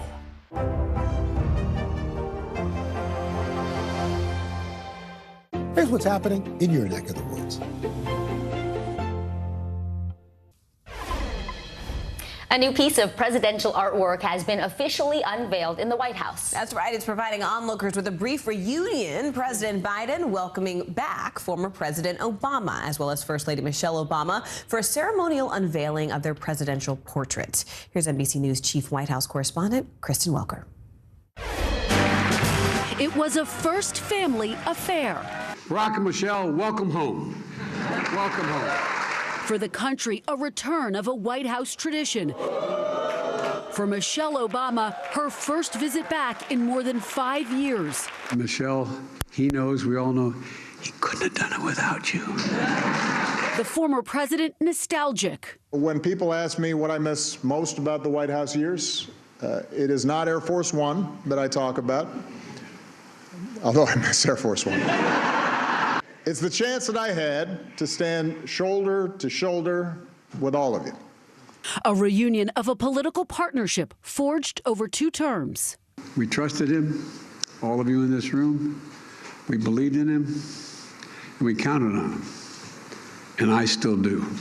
Joe, it is now America's good fortune to have you as president. Mr. Obama thanking artists Robert McCurdy and Sharon Sprung, quipping the portrait of Mrs. Obama captures what he loves most. Her grace, her intelligence, and the fact that she's fine. Let me thank my husband, first of all, for such spicy remarks. An emotional Michelle Obama saying the portraits stand for something larger. A girl like me, she was never supposed to be up there next to Jacqueline Kennedy and Dolly Madison. And it is so important for every young kid who is doubting themselves to believe that they can too. That is what this country is about. The bipartisan tradition goes back decades. You will now be able to gaze at this portrait and ask, what would George do? But former President Trump did not invite Mr. Obama, a mutual decision, according to sources. Still, this moment particularly poignant for the first black president and first lady, who will live on these walls for history.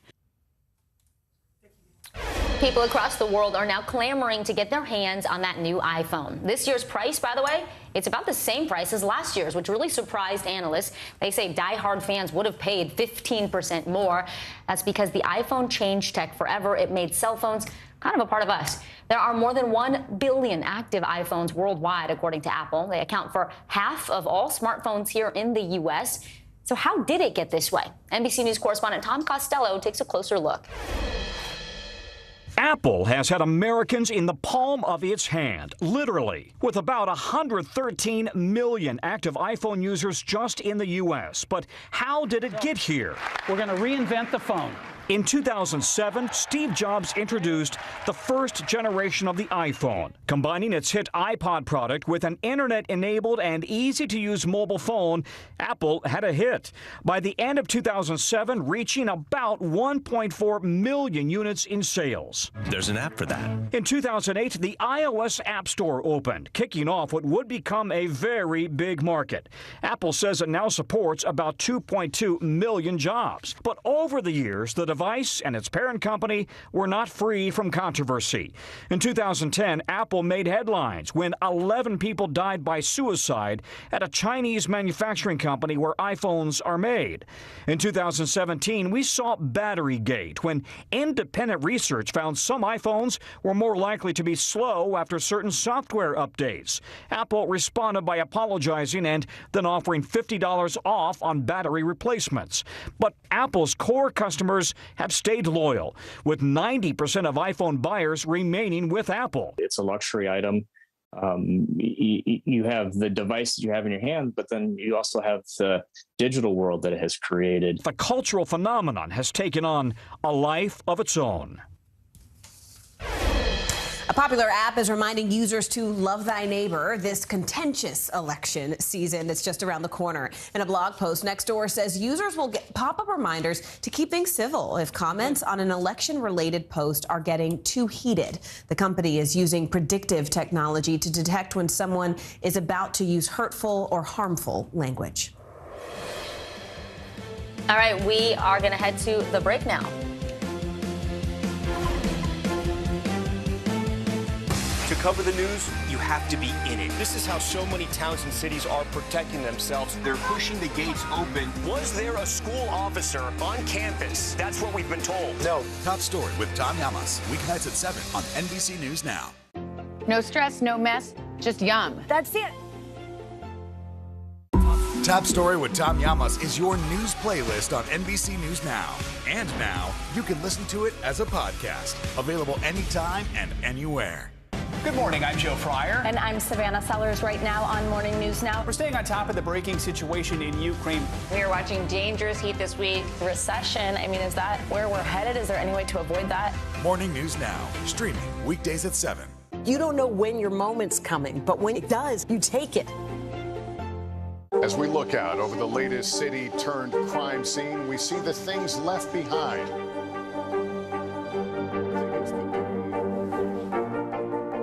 Can you tell us what it was like? Our NBC News exclusive.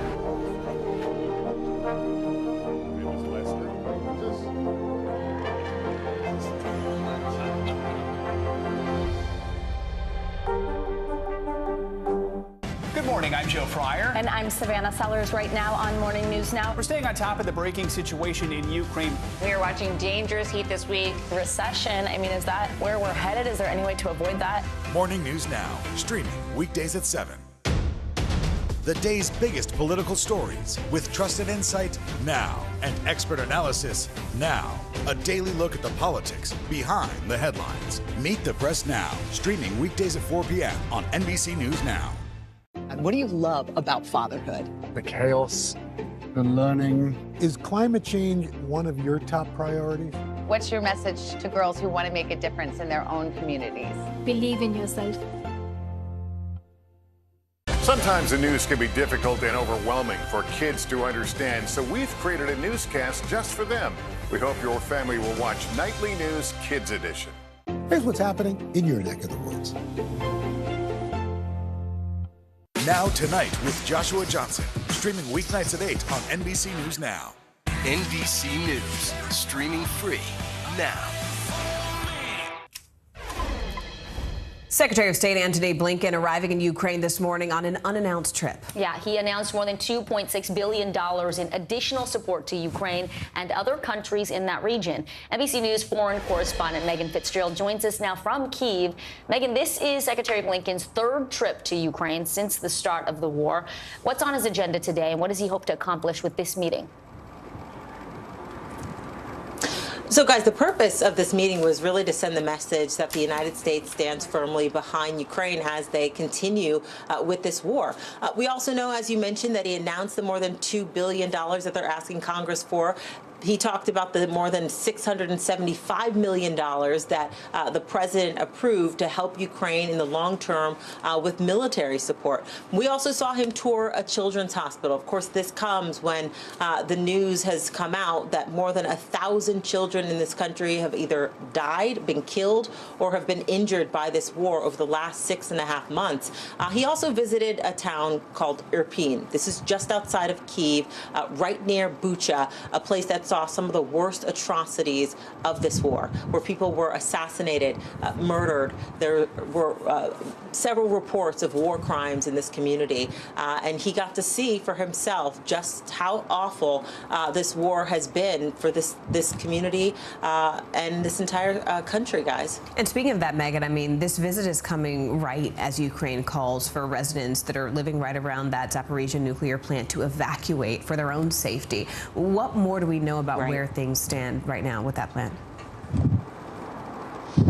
Yeah, so Morgan, the shelling has just continued all throughout the week, and yesterday it really intensified. And so what we saw is that the mayor of the town where the Zaporizhzhia nuclear plant is located really sending out this urgent message for people in the community to evacuate immediately or take cover because the shelling was just so continuous. We know that the power was off, and then it came back on, and then it went back off again. This is an NBC News special report. Here's Lester Holt. And good day, everyone. We're coming on the air with some sad breaking news. Queen Elizabeth II, Britain's longest reigning monarch, has died at the age of 96. The Queen reigned for 7 decades, working with many prime ministers through periods of peace and crisis since she took the throne. Her family rushing to be by her side today after doctors became concerned for her health. Her death comes after the passing of her husband, Prince Philip, last year. And her passing sets the stage for Prince Charles to become king, Britain's first new monarch in 70 years. Let's go now to NBC senior international correspondent Keir Simmons. He's outside Buckingham Palace. Keir. Well, Lester, you know that this moment is coming, but nothing really prepares you for it, does it? It's really stunning. One statement here, I'm just looking down from the royal family. The Queen died peacefully at Balmoral this afternoon. The King and Queen consort will remain at Balmoral this evening and will return to London tomorrow. The King and Queen consort. So this is the moment when we say in history, the Queen is dead, long live the King. And the moment that we heard this news behind me at Buckingham Palace, the flag was lowered to half-staff, and I can tell you that millions of people across this country and around the world will be hearing this news and will be frankly devastated. The Queen, 96, 70 years as Queen, 70 years of service, an extraordinary life, Lester, which is incredibly difficult simply to put into words. That is the public side, and then there is the private side. There is the Queen's children and grandchildren. Through the day, we have been watching her children race to be with her. A very moving photograph of Prince William driving a car with two of his uncles and an aunt in the car with them, an experience that so many families will relate to and understand. You can imagine the phone calls and texts, we need to be with her, we need to get there. Prince Charles and Princess Anne and Camilla already there with her today as they worked so hard to be with her too. Prince Harry was on his way to be with her. Meghan staying behind, Kate staying behind. We just saw William and Kate introduce their children to a new school this week, and so Kate, we understand, stayed behind to be with the children.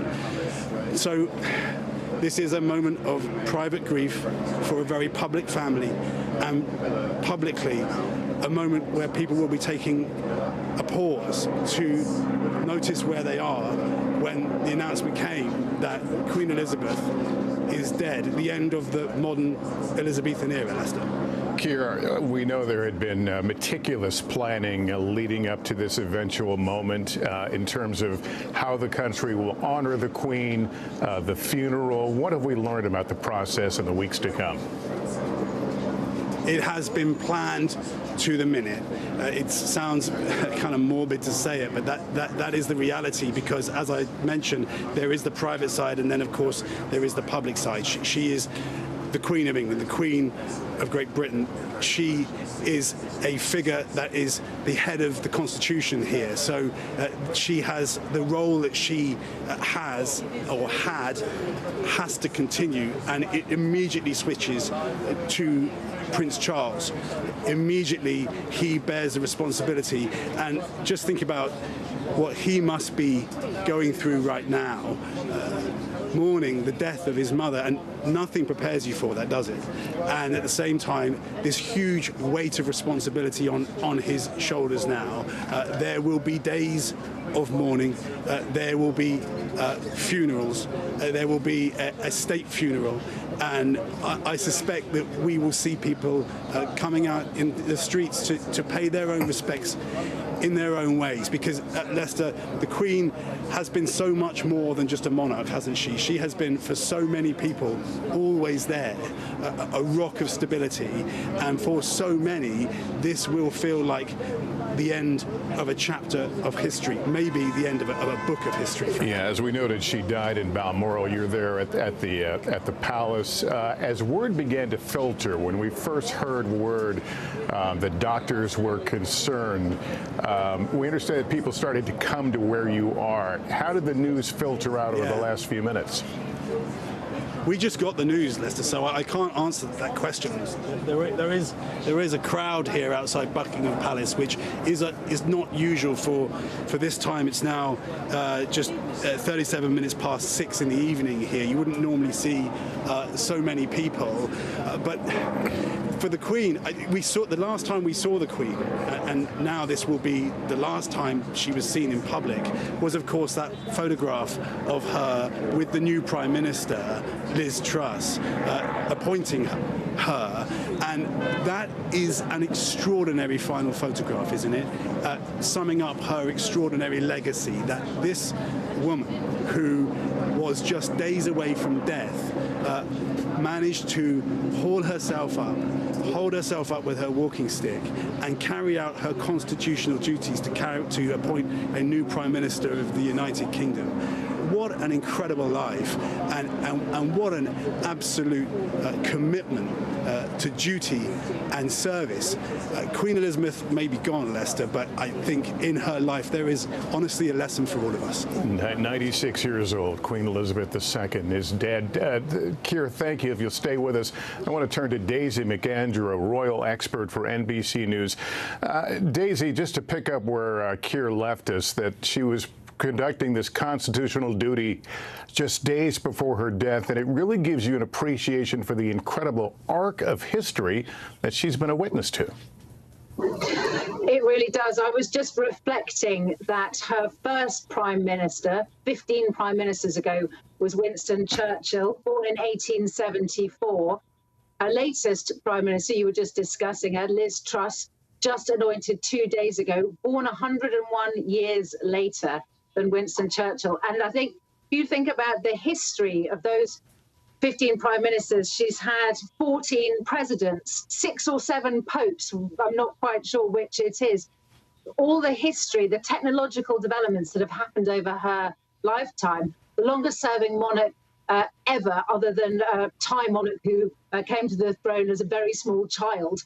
So you can see this was an extraordinary life, totally devoted to duty and service. She didn't have many days off. She would always stay on top of her red boxes, which are the parliamentary papers, the government papers that are sent to her every night. She would have her weekly briefings with the Prime Minister. You never got to find out what was said in those briefings, but a lot of Prime Ministers, once they've retired, they don't give away the secrets of what she would say, but they did always say that she was incredibly good counsel, would give wise advice. Right. She also was somebody who adopted modern technology. She wasn't old-fashioned.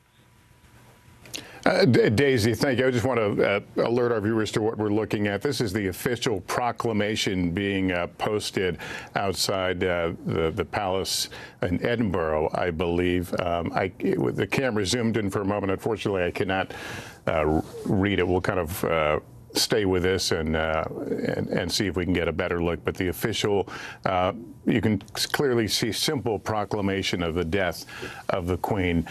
We want to pause in our coverage right now, take a moment and take a look back at the Queen's remarkable life. Queen Elizabeth II, Great Britain's longest-serving monarch, died after living a life dedicated to duty. Born in 1926, the third grandchild of King George V, Elizabeth would guide the nation and its monarchy through historic challenges. During the Blitz, the royal family stayed in London, despite the nightly bombing raids from Nazi Germany. To the people of Britain, there was this message from their future queen. We know, every one of us, that in the end, all will be well. For God will care for us and give us victory and peace. That speech sealed a special relationship with her future subjects. Westminster Abbey, 1953, the first time TV cameras were allowed inside to record a coronation. The celebration was seen worldwide. And Elizabeth's reign would be felt worldwide. She was the most widely travelled monarch in history. She helped transform Britain's empire, easing former colonies into states, and all that while balancing motherhood and monarchy, 3 sons and a daughter. The pomp was there, but circumstances changed. For the first time, the Queen opened the royal family to the public eye. She encouraged her children to live lives beyond the palace walls. In some ways, the royal family appeared just like the rest of us, vulnerable. There was divorce and reconciliation. Her son, Prince Andrew, mired in accusations of sexual misconduct. But the tragedy of Princess Diana was an especially dark moment for the royal family. Her fairy tale romance and marriage ended in scandal with a messy divorce and then death. Diana killed in a traffic accident in Paris. The royal family grieved privately, but there was growing anger in Britain that the monarchy was out of touch, detached and aloof. The Queen quickly returned to London from her vacation home to pay tribute to Diana and face a challenge to modernise the monarchy. I, for one, believe there are lessons to be drawn from her life and from the extraordinary and moving reaction to her death. Queen Elizabeth set out to change the face of monarchy. It would be more open, compassionate, in touch with a changing British public. Institutions, which in turn must continue to evolve if they are to provide effective beacons of trust and unity. She embraced many changes, including the marriage of her grandson Prince William to commoner Kate Middleton,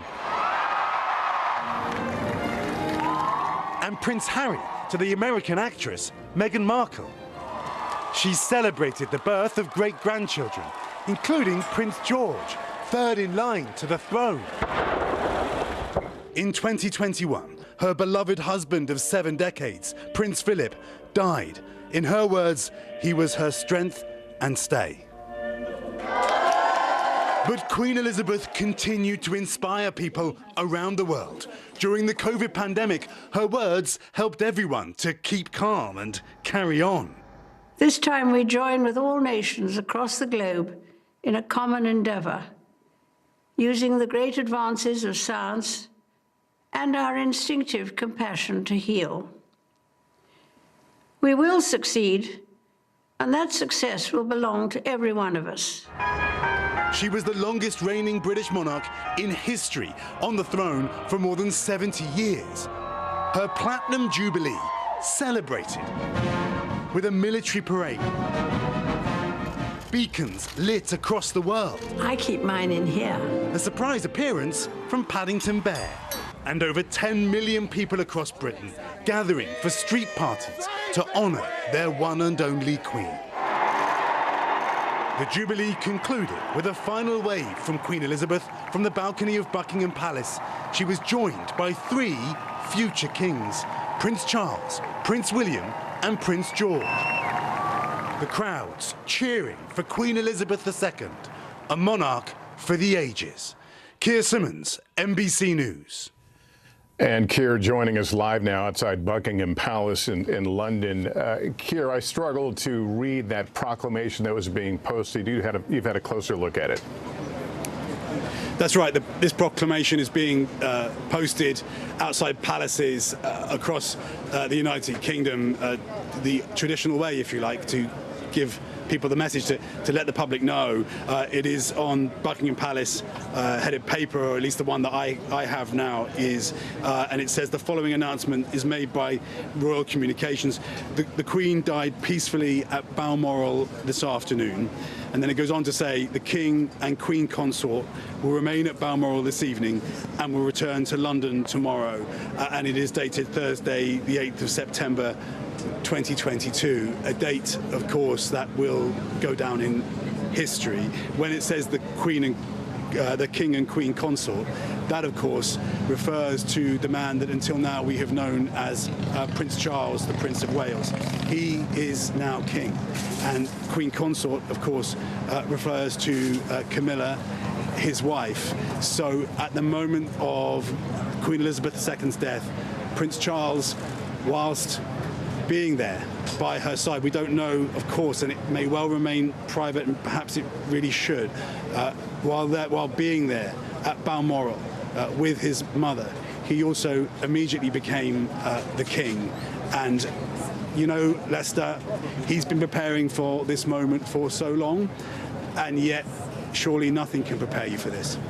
You could say the same for the country, that, you know, obviously the advanced age of the Queen, her health, the inevitability of life, really struggling now to face a world without the Queen. And I would argue, you could say that probably most people in the UK don't remember a life without her.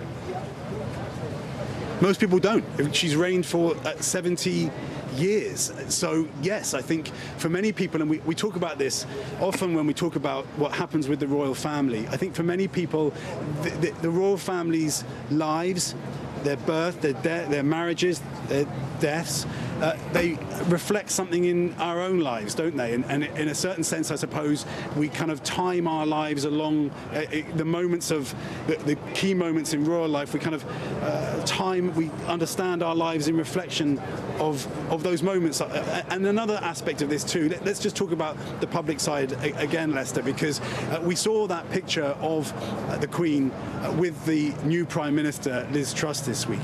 Prime Ministers going back to Winston Churchill have been able to sit down with the Queen and take her counsel and talk privately with her, knowing that nothing they say would ever emerge from that room. There won't be leaks. They won't be in the newspapers. They can say anything they like. And sitting down with a woman who had been the Queen for Churchill, for Blair, for Thatcher, most recently, of course, for Johnson. Her wealth of knowledge will be sadly deeply lost. And I think that's not just true for British leaders. I think that's true also for leaders around the world. She met 15 presidents. She met 13 out of 15 presidents. And I think it really says something, just to go through them, Lester. Truman, Eisenhower, Kennedy, Nixon, Ford, Carter, Reagan, George H.W. Bush, Clinton, George W. Bush, Obama, Trump, and of course President Biden. It takes a while just to list the number of presidents that the Queen met. Keir, does it now fall to the new Prime Minister, Prime Minister Truss, to lead the nation through this period of mourning?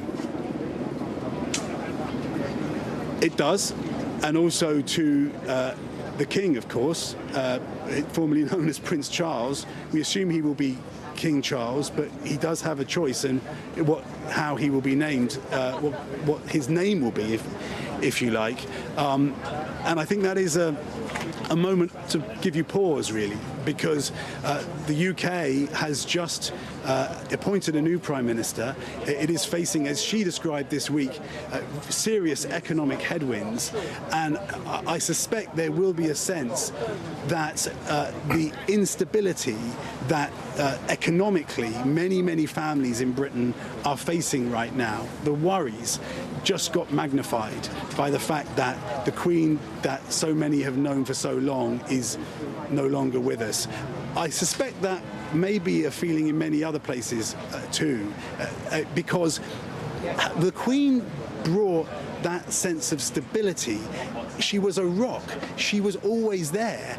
And for many people, not just in this country, I think that will be sadly missed.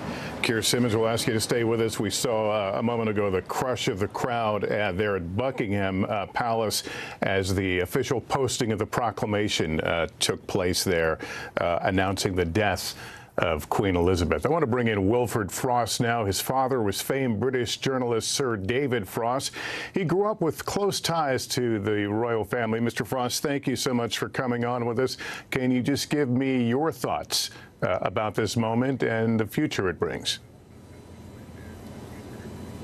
Well, it's a moment of great sadness, Lester, for the nation. One felt it deeply hit as the news crossed just moments ago. And I think it is impossible to overstate the reassuring and unifying constant presence that Her Majesty Queen Elizabeth II has provided to the nation for that remarkable period of 70 years reign, 96 years of her life. When all has changed around her, from popular culture to politics, she's remained above it all, the impartial head of state. And you mentioned there with Keir, for many people, they don't know anything else. Well, over 90% of the British population have not known anything else. And whereas in America, you rally around the flag, here we look to the crown, and in particular the person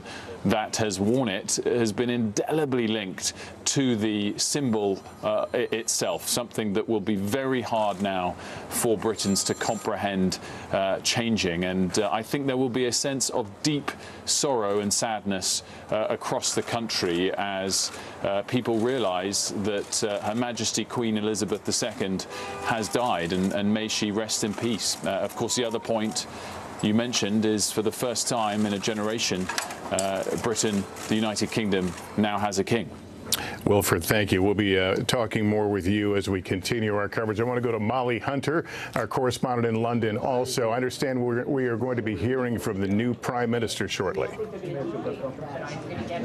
Lester, that's right. We are waiting. We have just been given a several-minute warning until Prime Minister Liz Truss comes out and gives her statement. Our understanding is that as the Queen took her final breath immediately after she died, Lester, her private secretary would have called Liz Truss, would have called the Prime Minister, would have then informed the Privy Council, just walking through the logistics of her finding out.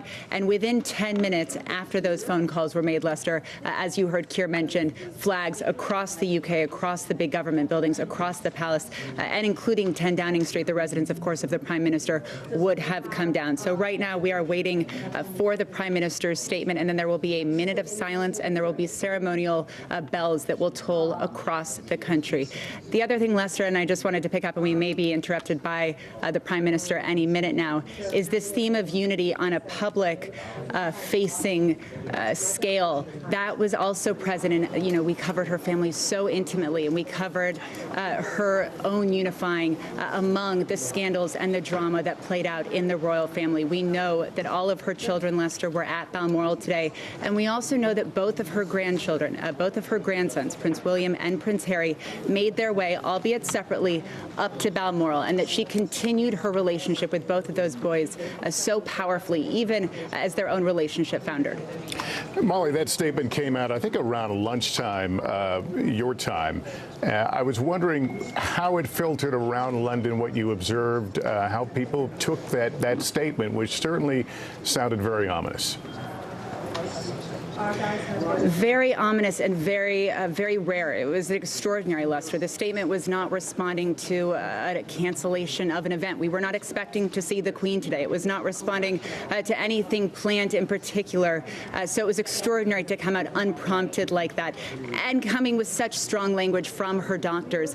Following further evaluation this morning, the Queen's doctors are concerned, and it really set the country into this anxious waiting period for any more information from Buckingham Palace. Immediately after that, Lester, we did hear from Prime Minister Liz Truss, who kind of encapsulated the mood here in London, around the country. She said a couple of hours ago, the whole country will be deeply concerned by the news from Buckingham Palace. She continues to say, my thoughts and the thoughts of the people across our United Kingdom are with Her Majesty. So I expect we will start to hear that kind of thing when we hear from Liz Truss in just a few minutes. She will be speaking not only as the new Prime Minister, as one of the last officials, of course, who saw the Queen. We saw that picture of Liz Truss and the Queen. The Queen was standing on Tuesday with a cane, but was standing as she asked Liz Truss and appointed Liz Truss as the new Prime Minister. But we will hear Liz Truss speak for not only her government, but also for the whole country. Lester? Yeah, and Keir noted it is at a time of immense challenge for the United Kingdom. Economic issues that have beset the country. A new Prime Minister now facing that challenge, but also facing this role now of helping to lead her nation going forward. Absolutely. Lead her nation going forward after just a couple of days in the job, after a very tumultuous period on the political front here, and going into a winter where many Brits here and across Europe, but especially here, are dealing with a cost of living crisis, are worried about how they're going to pay their bills, are going to be looking to someone. And as Keir spoke so eloquently about the Queen being this constant for 70 years, for most everyone's life, certainly in this newsroom and many people across the country, of course, they had that steady hand. And Liz Truss will now be stepping into that. Prince Charles, now King Charles will now be stepping into that and trying to lead this country. What's interesting, Lester, as we look at the royal family, the Queen has been unbelievably popular, has always been, when you look at polls, the most popular member of the royal family. So I think that will certainly be very, very big shoes, of course, for the King to step in and really try to harness harness that love that people felt, that loyalty that people felt to her, and try to harness that and lead going forward. Okay, Molly, thank you. As we the camera trained there on the door of number 10 Downing Street. Again, Prime Minister Truss expected to come out any moment now and make a statement. As we wait for that, let me bring in an NBC News British historian, Andrew Roberts. Andrew, thank you for being with us. You know, we talk about the Queen almost separate and apart, universally adored. With her no longer alive, what does that portend for the royalty itself? Well, Monarchy is a book with many chapters. One of the chapters is closed, and the next one is opened at exactly the same time. You know, a second after Her Majesty died, King Charles became king. So it really is an example of the Queen is dead, long live the King, and he will be the focus of the attention, and obviously a sense of sort of belonging and also loss that the British people will have. And he's been in the job of heir to the throne for 70 years now, so he really does know. He's had a lot of practice for this moment, and so he should be stepping into it. Has he ever talked in recent years about the challenge and about this moment, his thoughts of what it would look like? Yes, he does very occasionally do that. Not terribly much in public, but he does to people he knows and trusts. He was, as a young man, was daunted by the concept. He's 73 now, and as I say, he's been in practicing for the role for such a long time that I think he recognises that there isn't anything that he isn't going to be able to fulfil. All right, we appreciate it. We're going to ask you to stay with us as well as we continue our coverage. I want to go right to NBC. Senior international correspondent Keir Simmons joins us now from outside Buckingham Palace, where, as we've seen, as the news came out, we can see the people behind you there making their way to the palace where the proclamation was posted shortly. What do we know about what happens now?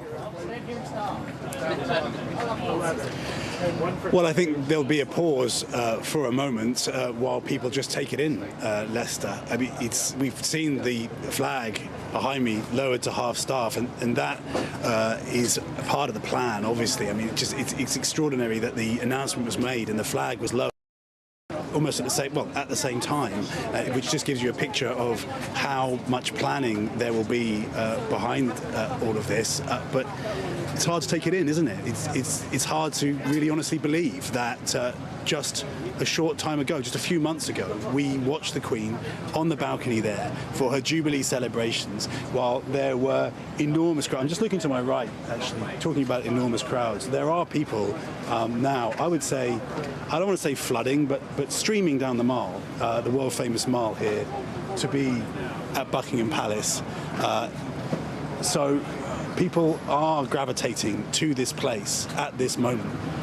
Understandably, I have to say, I mean, I was in London as a young journalist when Princess Diana died, and I witnessed the streets full of people in tears outside Kensington Palace, in an absolute sea of flowers. And I think that what we may see is something similar now.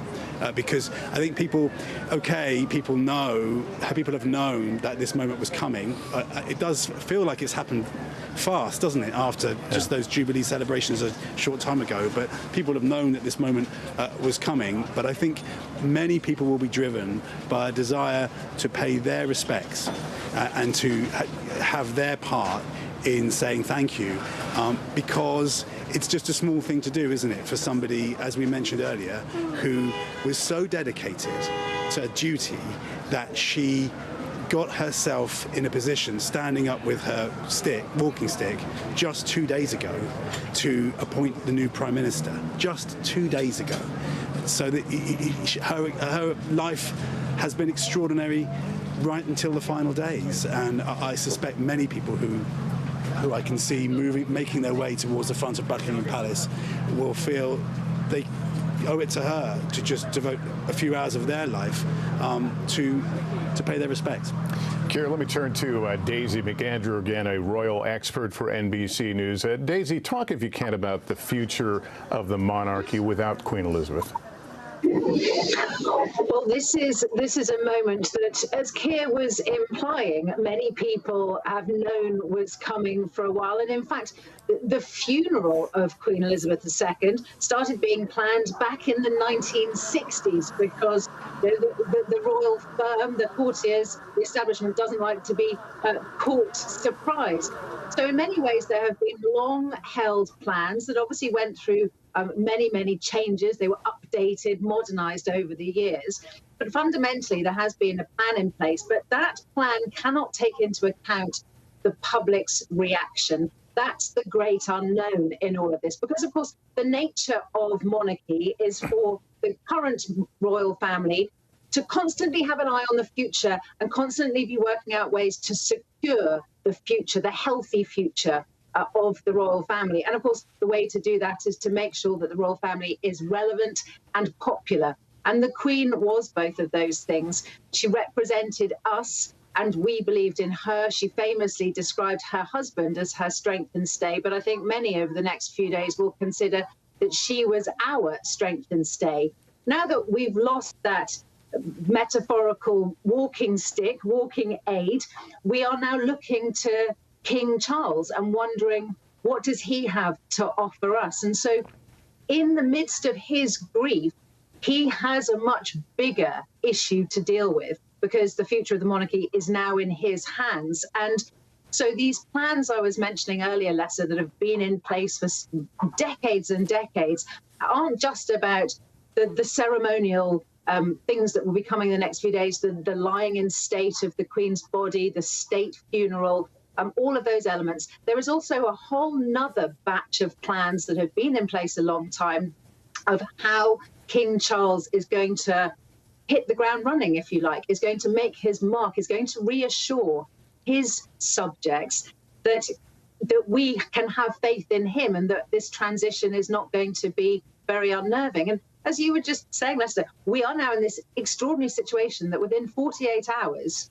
we have a new prime minister and a new monarch.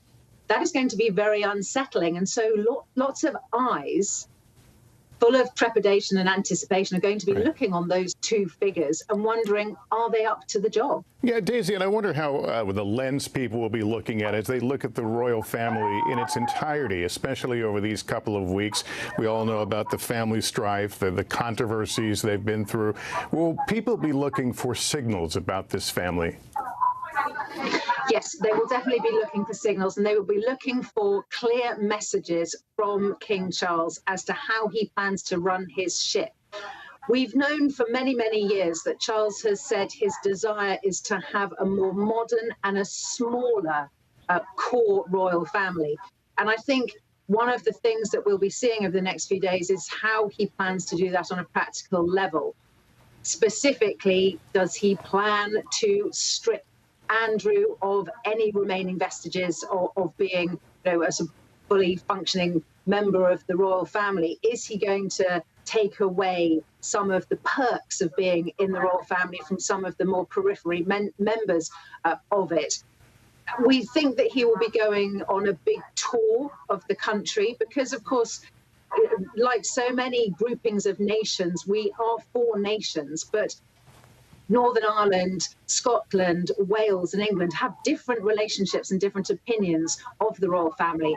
And as the monarch of all those nations, he will want to go to all of them and shore up his position. He will be making a statement. We thought it might have been tonight if the announcement had come a bit earlier today. It may well now drift into tomorrow with getting the statement from the Prime Minister. But he will be addressing his people.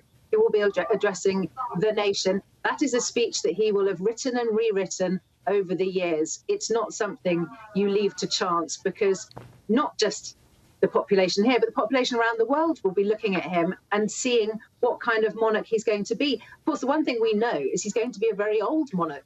He is in his 70s already. So if he wants to leave a legacy, he's got to start fast. All right. Daisy, I'm going to go back to Wilfred Frost now. Wilfred, I understand you have a statement from the King.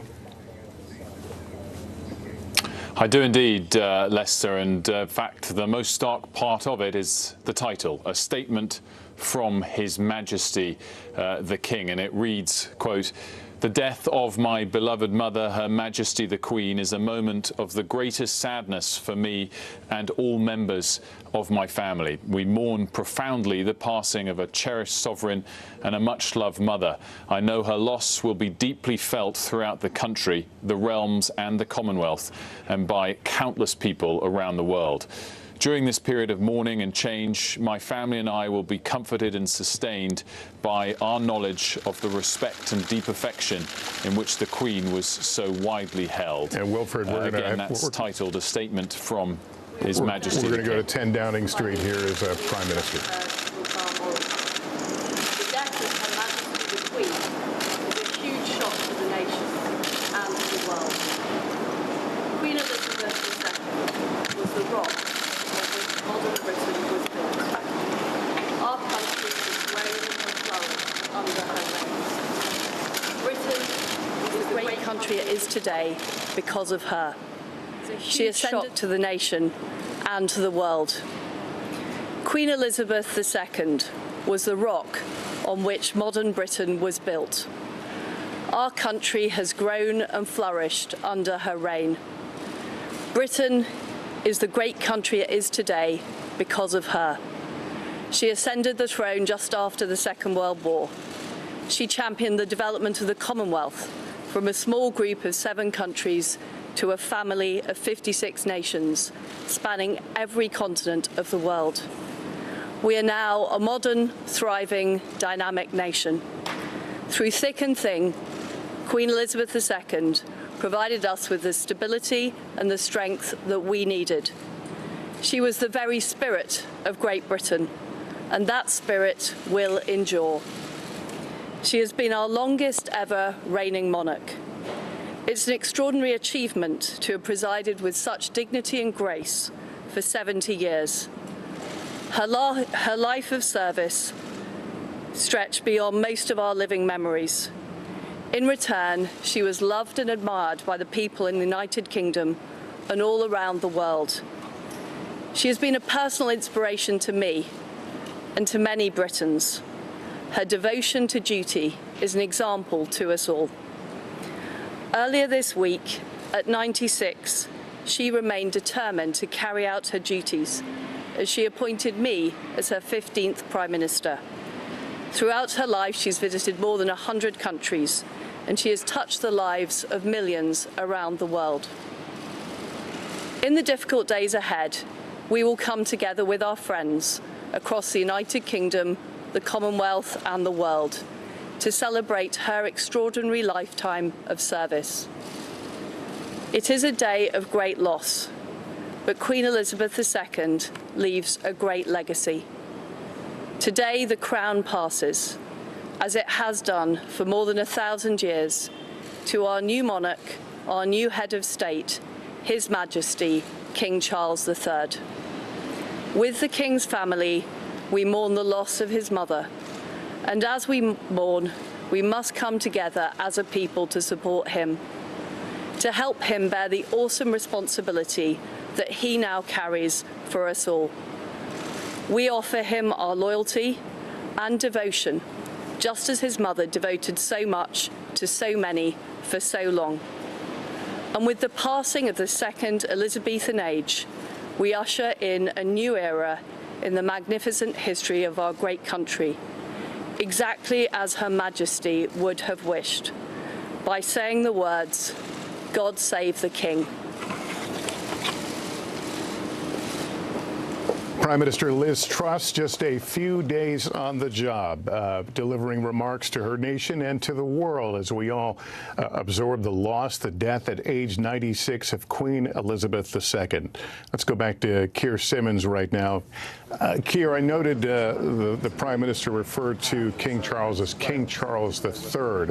We're going to be learning some new titles here in the next day or two. my understanding. Yes, we are, and Charles has the right to decide whether he is called King Charles. The Prime Minister describing him as King Charles III suggests that he is going to be and is now King Charles III. We're watching, I mean, this is what it is to watch history happen, isn't it, Lester? Today the crown passes as it has done for more than 1,000 years, the Prime Minister said, and at the same time paying tribute to the late Queen, talking about, and she had this personal experience of this, talking about the Queen's determination to see her and appoint her Prime Minister just days before her death. That will be a key moment in the Queen's biography, won't it? The fact that she was so determined to carry out her constitutional duties right up until the end. So little wonder that Prime Minister Truss said that the Queen has been a personal inspiration to me. And she also touched on some of the aspects that we have been talking about that have been so quintessentially the Queen and so important to this country and to many people around the world, saying that she has been the strength and stability that we needed. Now, plainly, at this moment, there will be people feeling concerned, worried, a sense of instability when you lose someone who has been so important and has been such a figurehead, the most famous woman in the world, the most photographed woman in the world. Her cultural role, as well as her constitutional role, is very difficult. Again, we're going to say this many times in the coming days, it's just very, very difficult to put into words. But for Prime Minister Truss there, for Liz Truss, what a moment to walk out into Downing Street. The last time she stood in Downing Street and made a statement, it was her statement because she'd just become Prime Minister just this week, just days ago. Now to walk out and to make that statement, the end of a chapter in history, well, chapters, isn't it, with Queen Elizabeth, the end of so many chapters, to have to announce that. I can't think of a Prime Minister who has had to do something like that, perhaps since Tony Blair stood in front of a huge crowd of media and talked about the death of Diana and called her the People's Princess. What a baptism of fire for that Prime Minister, but also what a responsibility and what an honour to be able to pay tribute to Britain's Queen, Queen Elizabeth II, as she passes today. Yeah, there is so much history in that single photo of the Prime Minister and the Queen, taken, as you noted, a few days ago and mentioned by Prime Minister Truss in her remarks a few moments ago. Keir, do we know when we may see members of the royal family in front of the camera? I can't answer that. We don't know the answer to that. There are aspects of this there are plans in place, of course.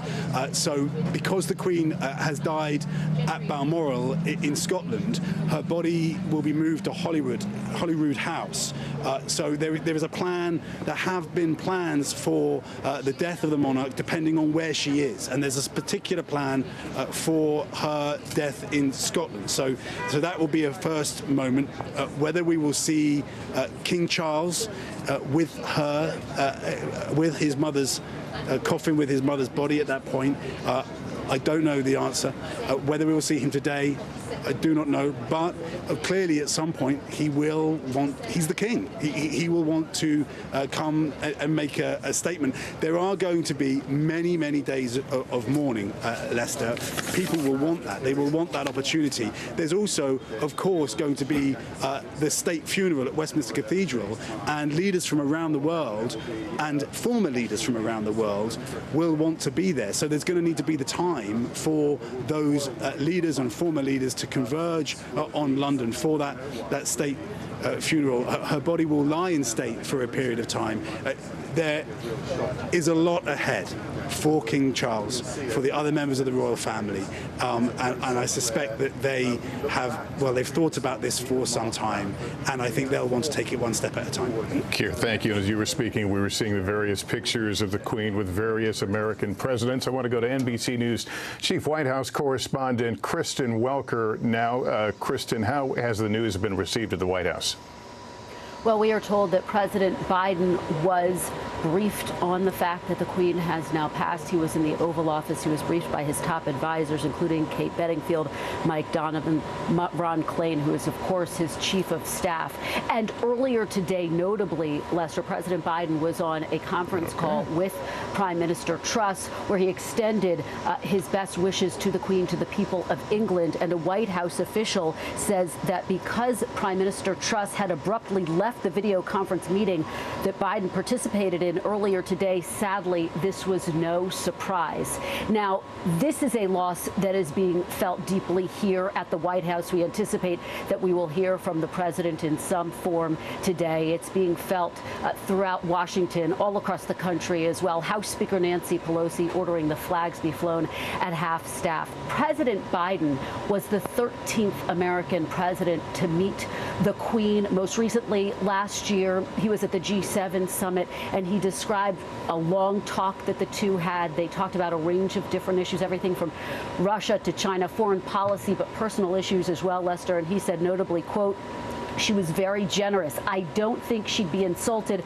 but she reminded me of my mother. In terms of the look of her and just the generosity, she was very gracious." So that was the takeaway from President Biden. He met her initially when he was a senator back in 1982. And again, he was the 13th president to meet her, Lester. It was a significant meeting because it came at a time when President Biden was really trying to reinforce and reestablish the United States relationship with key allies on the world stage. That meeting undoubtedly a critical part of that goal that he had. And I think that the Queen herself really embodied that so-called special relationship between the United States and England because she had formed relationships with presidents of both parties across both aisles. And so, again, her passing is being felt very deeply here. Here is a look back at her relationship and some of the key memories with America's presidents. She's danced with presidents, ridden with them, celebrated with commander-in-chiefs, mourned, and of course shared plenty of meals. Queen Elizabeth, in fact, meeting every single serving American president except Lyndon Johnson since 1951. Harry Truman was her first presidential meeting as a 25-year-old princess representing her father, the king, during a U.S. visit. She came back in 1957, now as Queen. I also want to say how much I appreciate the warmth and friendliness of your reception. Receiving an all-American welcome, a state dinner hosted by President Eisenhower, and a ticker tape parade in New York. Queen Elizabeth always appearing eager to take part in American traditions and charming the public along the way, watching a baseball game with the first President Bush. Oh, it's great. Can we see her? Because, I mean, she came all the way from England, and it's great. It's wonderful. Meet the great lady of the world. And attending the Kentucky Derby during the second Bush presidency. She's a great race fan, so it's exciting. Chances are, if we see her, we're just going to go. We've glimpsed other memorable moments. That famous dance with President Ford at the White House. A standing ovation when she became the first British monarch to address Congress.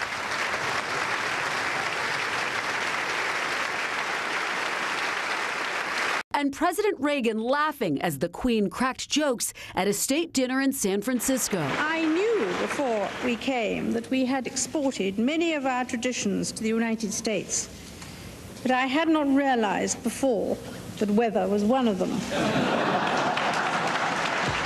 She got along well with Reagan. The two went riding together, these photos becoming iconic.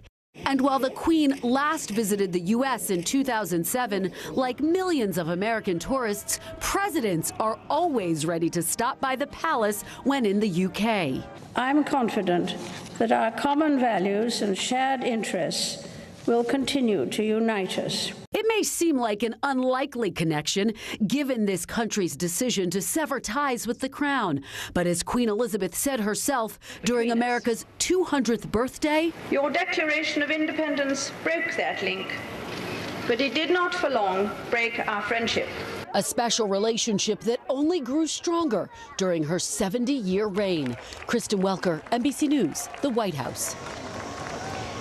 And we are also just getting a statement from former President Jimmy Carter, who writes that Rosalind and I extend our condolences to the family of Queen Elizabeth II and the citizens of the United Kingdom. Her dignity, graciousness, and sense of duty have been an inspiration, and we join the millions around the world in mourning a remarkable leader. And again, Lester, I think that look back just underscores her extraordinary ability to connect with not only those 13 American presidents with whom she had met, but with the American people as well. It is worth noting, you saw there, she had met with former Presidents Obama and Trump. Former President Obama referred to her as, quote, truly one of my favorite people. Former President Trump referred to her as a great, great woman. And again, high praise from the current commander-in-chief as well as they continue to process this news here at the White House. Again, I anticipate that we will hear from President Biden in some form today, and the flags, yet again, worth noting, have been lowered to half-staff at the U.S. Capitol. And Kristen, I suspect it's too early, but I'll ask anyway. Has there been any talk at the White House about whether the president will attend the funeral of the Queen? It's an important question, Lester. It's the one that we are all asking. In fact, White House Press Secretary Karine Jean-Pierre just wrapped up her daily briefing, and she was asked that very question. Will President Biden, in fact, attend the funeral services? Now, that was before it had been announced that the Queen had passed away, and so the response from Jean-Pierre was it's too early to engage in that type of discussion. But one would anticipate that that would be a discussion here behind the scenes at the White House. This is the passing of the longest-serving monarch, and so I would anticipate that they are thinking very seriously about that possibility. This loss, again, being felt so deeply here. Of course, the United States does not have a queen, but she has been, to a large extent, a presence in so many people's lives here as well, Lester. And I want to pick up on that. Thanks, Kristen. Joining us now is Erin Hill, Senior Royals Editor for People magazine. Erin, can you talk a little bit about not only her popularity, of course, at home, but her popularity here in the U.S. and around the world? Yes, and that's only been magnified in recent years with, of course, The Crown, a new resurgence of interest in the Queen, her family, especially her younger years, becoming queen suddenly, her relationship with Philip, and all of the drama that we've seen play out within the family. Her popularity is so strong here in America, and there's such interest and love in her reign, and we saw that with the Queen's Jubilee in June, and just the incredible interest that we saw in every move that she made during that weekend, the whole family coming together, the whole world coming together. It was such an incredible moment, and you have to think really lovely for her to see towards the end of her life. This coming together is such appreciation for her reign and for her devotion. I don't say this in any way to be frivolous, but could you say that the television series, The Crown, had some role in shaping how Americans view the royal family, and especially the Queen? I think so, and it's not surprising. You know, we really turn to movies and TV shows to really learn about something that seems like a fantasy to us in America, this fairy tale. We only read about it here, but over in the UK, I mean, that's you know, their royal family, their monarch, and for us, it was so many people, I think, were just introduced to this family and to the Queen and who she was. I think for certainly younger generations, we see her as this grandmother figure. So to kind of go back to the 50s and the 60s and see who she was as this young, you know, beautiful, vibrant woman, just, you know, dealing with the death of her father and then coming to her own as the Queen in this historically, you know, male, you know, society. And it was, I think, really impactful and brought so many, you know, fans to her and to the monarchy. All right. Erin, good to have you on. Thank you so much for joining us. Thank you. Let me go back to Keir Simmons outside Buckingham Palace. And Keir, we saw a moment ago those pictures from the Jubilee, and that was a striking moment because the Queen ultimately had very limited participation, public participation. Was that a moment where it really struck home for a lot of people in the UK? Well, if you're asking, was that a moment where it struck home that the Queen was becoming more frail than she had been, then absolutely. And I should just say, Lester, and we talked about it a little earlier, at that moment with the Jubilee where the crowds thronged, huge crowds flooded into the Mall in front of Buckingham Palace behind me there, around the statue of Queen Victoria, which is here. The Queen Victoria, of course, the last, you could say, the last great monarch of the United Kingdom. Again, a woman, a female, a queen. Now, just right now, though, that was the Jubilee a few months ago. Right now, though, there is a kind of another impromptu, unplanned crowd gathering here, right in central London, outside Buckingham Palace. And I'm looking around just to see exactly how big it is becoming. They haven't closed the street yet, but you can just see that there are people flooding now into the area in front of Buckingham Palace. And it is very, very quiet, Lester. This is central London, and okay, we're in the kind of royal section of central London, so it is often more peaceful than in other parts of this great city, but it's remarkable. People aren't, you don't hear the chatter, shouting, you don't hear kind of the throng of a crowd. There's just a silence across this area, apart from the occasional sound of a car horn. Even the cars themselves, I think, are driving more slowly, and people are being more careful. Clearly, cars are having to be more careful because there are crowds of people here now. It is. I suspect there will be more. And it's just a picture of people, and not just British people, but people from around the world, because, of course, this is a part of London where many folks come when they visit London. Many people watching will know this place because they'll have been here, and it's just a picture of people coming to pay their respects. All right, Keir, we'll be coming back to you. In the meantime, let's go to NBC News historian Michael Beschloss. Michael, why does this loss feel that it extends far beyond the UK? You said it, as usual, exactly right, Lester. You know, we've talked a lot about how much Queen Elizabeth brought to British history and to the last 7 decades of what's happened in England, but the same thing is true for the world and certainly for the United States. We've gone through a very turbulent time the last 10 years or so, and one of the fixed points in our world has been Queen Elizabeth with that fund of experience that goes all the way back to the 1930s, the Great Depression, World War II. She met Eleanor Roosevelt, she met Harry Truman, and most of all, each of those presidents who have met with Queen Elizabeth, even when she was a princess, she was in a position to say, well, you know, this problem in the Cold War reminds me of something that Eleanor Roosevelt told me. Or this problem in the economy of the 1990s reminds me of something that Winston Churchill told me after World War II. That's what we've lost. All right, Michael, thank you. We'll be coming back to you. Let me bring in NBC News British historian Andrew Roberts. Andrew, great to have you here with us. Can you give me your thoughts about the new king, King Charles, and how much he is or isn't like his late mother? Yes, he is like his late mother in that a lot of his beliefs are the same.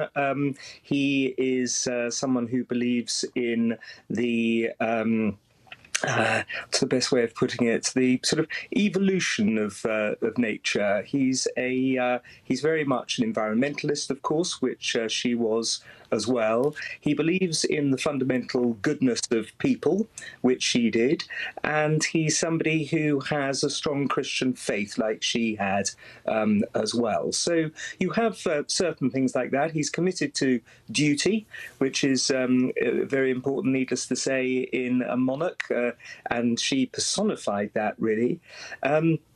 Whether or not he, I mean, the very fact that he's 73 and coming to this role, of course, means he's not going to just for sheer longevity's sake, not going to be in it for as long as she was. But nonetheless, he has been practicing now for this job for 70 years and will be ready to pick it up. So he's going to be able to hit the ground running, as it were. How will he deal with a family that large and that public? How will he deal with the occasional moments of turmoil or relationship difficulties? Will that be like his mother? Well, he's already had to, of course, with the problems between his two sons, with everything surrounding the death of his first wife, the terrible issues regarding his brother, the Duke of York. You know, this is not a family, as we all know, the way in which it's produced as a sort of soap opera. It's not a family that isn't used to crises. But there is an inner calmness to Prince Charles that I think we're going to see a lot of, and which we need, frankly, because that's also one of the great attributes of his mother. All right. Thank you for your thoughts. We'll come back to you a little bit later. Let me go right now and talk about the love story that was the Queen, the passing of her husband, Prince Philip, only a year ago in April. Let's pause for a moment, take a look back at their 73-year-old story. Here's Kelly Kilbiea. A queen and her prince, side by side for 7 decades, through a lifetime of royal celebrations and scandals, weddings and funerals. He has quite simply been my strength and stay all these years. Their early story was a real-life fairy tale. Elizabeth, still a princess, first saw Philip, a handsome naval officer, when she was just 13. Princess Elizabeth saw this 18-year-old, 6-foot-tall, incredibly handsome. He was nicknamed the Viking, and she fell desperately head over heels in love with him at first sight. The schoolgirl crush blossomed into an old-fashioned romance. World War II kept them apart, but they managed to stay in touch by mail. He was fighting on pretty much all the naval fronts. It was a correspondence love affair, really. They wrote letters to one another. In July 1947, Philip asked for the future Queen's hand in marriage. Just 4 months later, a historic wedding at Westminster Abbey, a celebration for a country still recovering from the trauma of war. Princess Elizabeth became a naval officer's wife, living quietly in Malta, starting a family. That all changed when her father, King George V, died, and the young Princess Elizabeth became queen. At the coronation, Prince Philip swore his allegiance, saying he would be her liege man of life and limb, giving up his brilliant naval career to serve his queen. It wasn't a division of labour that was traditional to somebody of Philip's upbringing. He was always quite the alpha male, so having to take a step back and follow his wife as she became head of state was a big adjustment for him. While the Queen looked after her nation, her people, and the Commonwealth, Philip was the patriarch, looking after the family, a devoted father and husband, admitting in a rare public moment it wasn't always easy. Tolerance is the one essential ingredient of any happy marriage. It may not be quite so important when things are going well, but it is absolutely vital when things get difficult. And you can take it from me that the Queen has the quality of tolerance and abundance. They were married for an incredible 73 years, united until Philip's death in April of 2021.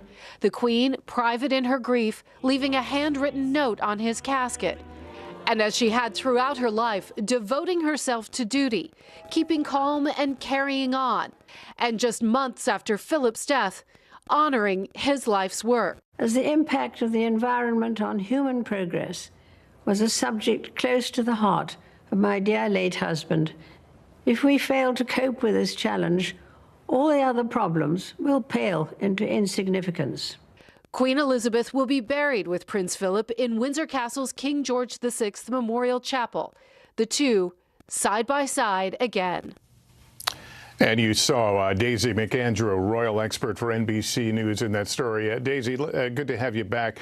There is a picture that I think has lingered in a lot of our minds at the funeral of Prince Philip, of the Queen by herself. It was a time of COVID, really a lonely figure. What are your thoughts when you think of that moment? I think you're right, Lester, to say she cut a lonely figure, but I think she also cut a very brave figure. She wanted in some ways, just as she did when she was a little girl in the war, to show that whatever her people were going through, she would go through as well, that it wouldn't be one rule for her or another for the rest of us. So I think it felt very important to her to show that she was abiding by those very difficult, painful COVID restrictions. And as I was just saying, just like in the war, the fact that her family didn't move out of London, the fact that Buckingham Palace was bombed, we saw pictures of her and her sister and her parents in the rubble of Buckingham Palace. It was the same message. I'm in this with you.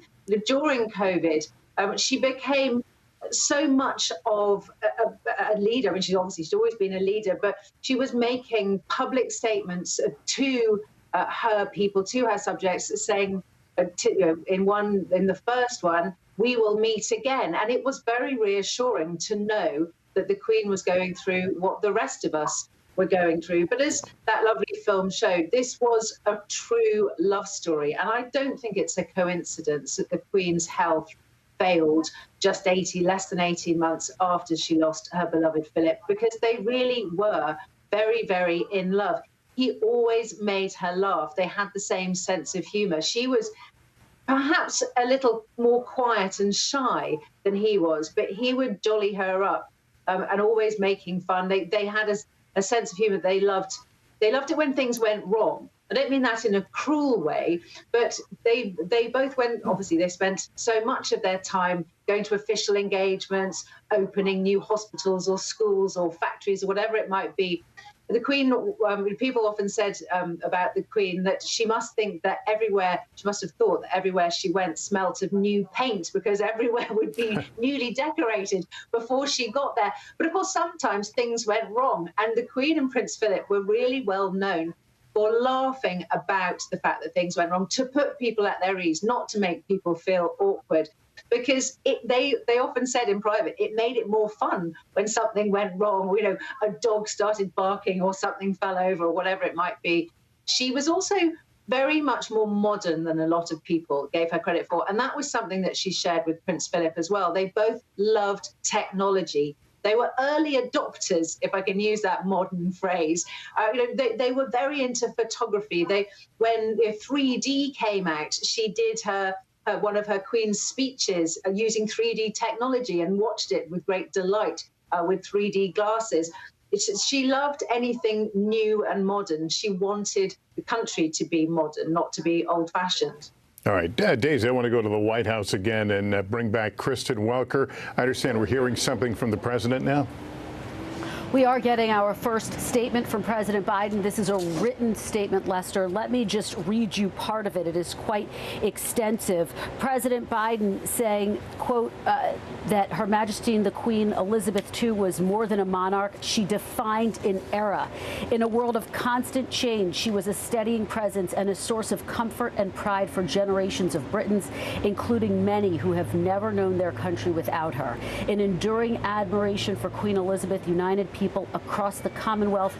The 7 decades of her history-making reign bore witness to an age of unprecedented human advancement and the forward march of human dignity. So President Biden there really stressing her impact worldwide. And of course, as we said, he met her just a year ago and then again back in 1982 when he was a senator. And he writes about that, Lester. He writes, "We first met the Queen in 1982 traveling to the UK as part of a Senate delegation, and we were honored that she extended her hospitality to us in June of 2021 during our first overseas trip as President and First Lady, where she charmed us with her wit, moved us with her kindness and generosity, shared with us her wisdom.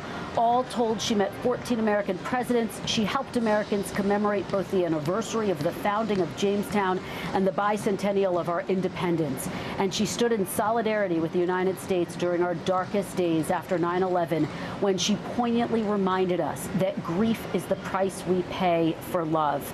And the president ends his statement, Lester, by saying, "In the years ahead, we look forward to continuing a close friendship with the King and the Queen Consort. Today, the thoughts and prayers of the people all across the United States are with the people of the United Kingdom and the Commonwealth in their grief. We send our deepest condolences to the royal family, who are not only mourning their queen, but their dear mother, grandmother, and great-grandmother. Her legacy will loom large in the pages of British history and in the story of our world." Lester, we're hearing from other former presidents as well. Former President Trump writing, Melania and I are deeply saddened to learn of the loss of Her Majesty the Queen, calling her historic and remarkable. Former President Obama also saying that Her Majesty captivated the world. So again, I think these statements underscore that very special relationship that these American presidents had not only with the Queen, but with the UK, and the impact of her loss on this day, not only here in Washington, but all across the country, Lester. All right, Kristen, thank you for that update statement from the president. Let me bring back Wilfred Frost. And Wilfred, one of the things we've talked about is how the Queen was scaling back on events due to health. But in the end, she worked to the last.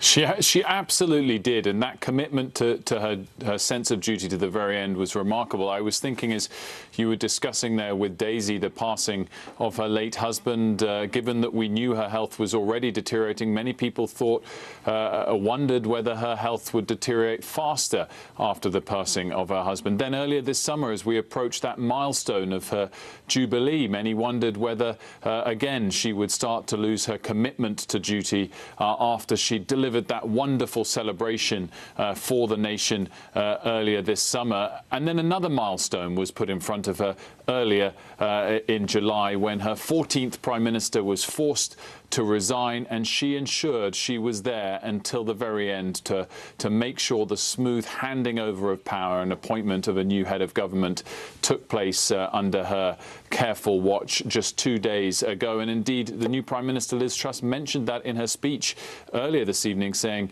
that the Queen was determined until the end to carry out her duty. A remarkable commitment to her duty throughout life, and also pretty astonishing, Lester, to think that this nation has now seen a change of government and a change of head of state within the space of just 48 hours. Yeah, Wilfred, we'll come back to you. Thank you. Let me go back to Molly Hunter, our correspondent in London right now.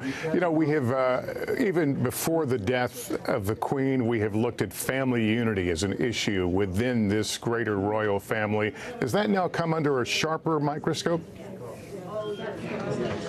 Lester, absolutely. It has been in the headlines for the last couple of years so heavily. And the Queen, while playing this unifying, central, constant role for her country, also played that for her family, also played that for her grandsons, for her children, and stood by her family. She didn't ever really publicly get involved, play politics kind of in the weeds as some of her children, as some of her grandchildren were really battling it out on the public relations stage, but she is known internally as kind of bringing everyone together, and we saw that today.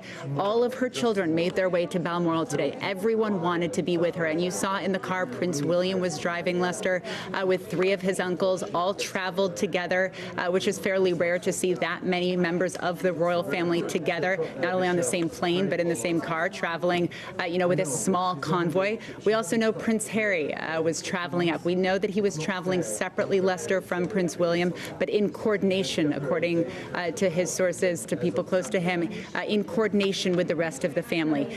We know that rift between the brothers, between her grandsons, has been front and center for the last couple of years. And it was something that Queen Elizabeth tried to foster, tried to nurture. She wanted her grandsons to get along. She kept her relationship with both very strong.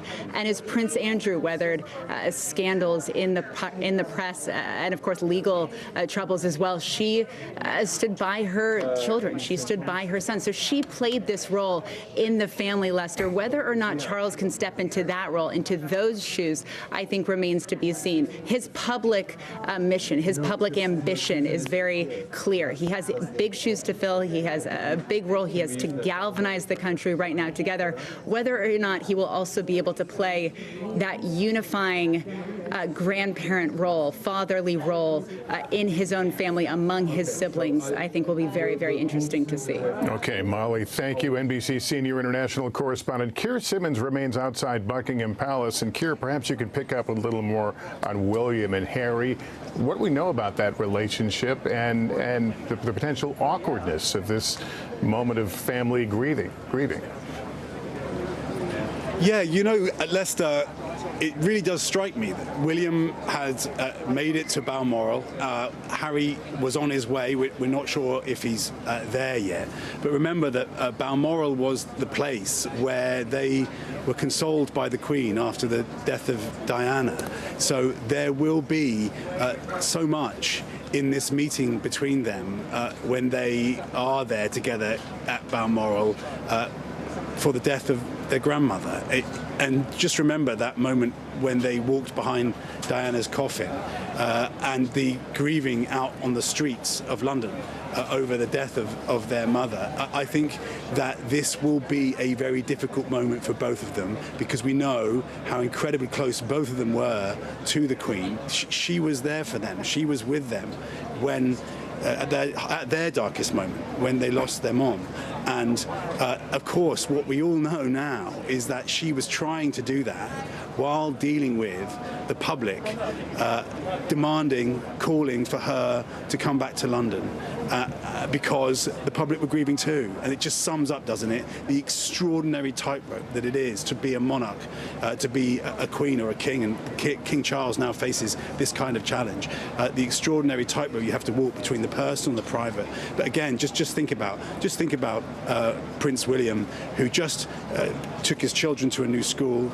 Kate back here with the children. Prince Harry, Meghan staying behind. The two of them, just the two of them, together there at Balmoral, and all of the meaning that will have for them. And I talked about the crowds out on the streets, Leicester, and I really want to just step out the way and give you a picture of what's happening behind me here, because it is, it is a moment. It is pretty extraordinary, actually.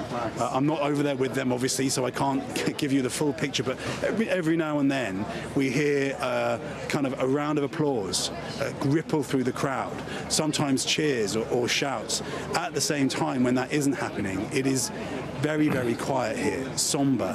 And I don't know if you can see, but it looks to me as if, I don't quite know whether people are doing this to take pictures, but it does look to me as if people are holding up mobile phones, kind of as, the modern day flame, if you like. People are just trying to do anything they can here to pay their respects, to have their voice heard in amongst all the voices that will all be saying just how much the Queen meant to them. And I don't know, I think they may have closed the road. We've been wondering whether they would just have to just close the road. This very famous, this is, anyone watching who's been to London will know exactly where we are. This is the world famous Mall. This is where the Jubilee celebrations happened. That's the famous balcony, Buckingham Palace balcony, where we saw the Queen celebrating her 70 years on the throne just a few months ago. It's really quite hard to comprehend, isn't it? I know that we've all known that this was coming, but to comprehend that it was just a few months ago that we saw her there on the balcony with crowds like this cheering her. Great memories, because when you lose someone, one aspect, isn't it, is to look back on all the good times, and that really, really was a good time. All right, Keir, let me go to Molly Hunter, who's got some news regarding King Charles. Molly?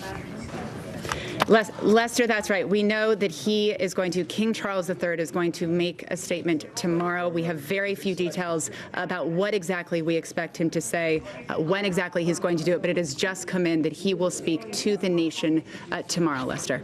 All right, Molly, thanks. Keir, if I can go back to you, for an audience, largely an American audience, how would you explain the tightrope of politics versus public service for members of the royal family, especially as we watch King Charles III begin his reign? Yeah, King Charles has a huge weight on his shoulders, doesn't he? Imagine trying to follow in the footsteps of Queen Elizabeth II, an extraordinary monarch, somebody who didn't always get it right.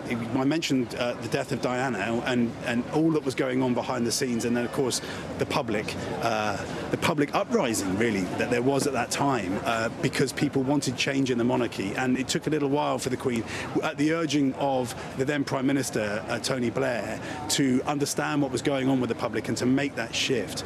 But shift she did, move she did. The flag that is now at half-staff, now at half-staff above Buckingham Palace, I'm pretty sure that's a Union Jack flag. I mean, the flags did not fly at half-mast over Buckingham Palace. The only flag that flew there before the death of Diana was the Sovereign's flag, until the public demanded that for Diana a flag flew at half-staff, and now a flag is above Buckingham Palace at half-staff for the death of the Queen. So she was prepared to change, but at the same time value tradition.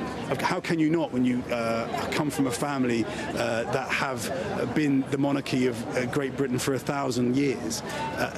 So she had, that's the kind of tightrope she had to walk, and at the same time that very, very difficult balancing act of your private life and your public life. And right now, you asked me earlier whether we will hear from the members of the family. Right now, I think, and I hope honestly, that they are really having some private moments to think about her, the person that she was for them. So yeah, for Prince Charles, a huge challenge to take on, despite the fact that for decades he has known this was coming and has been thinking about what it would mean. I think he will have plans. I suspect that he will have plans to slim down the monarchy. I think he will think that the public after Queen Elizabeth II will want a slimmed down monarchy. But for now, though, you can only imagine what he must be thinking. Yeah, we'll be hearing from the King, as we learned a few moments ago, sometime tomorrow. On that note, let me bring in NBC News British historian Andrew Roberts back. This is obviously, as Keir was noting, he's got a lot on his shoulders. This is going to be an important speech. What do you think the British public will be listening for in his remarks? I think they'll want him to be personal. There's a slight sense, of course, with the royal family that they have to be pretty formal.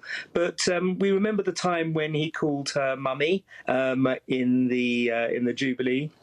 And it'd be lovely to have something like that again, something that really reminded us that these people, yes, they're royals, but they're also human. And that aspect of things is something that I think, if I were advising him today, I would concentrate on that to get over, because all of the rest of kingship, it's very formal, very dignified, and we'd like to see what he really feels, I suppose.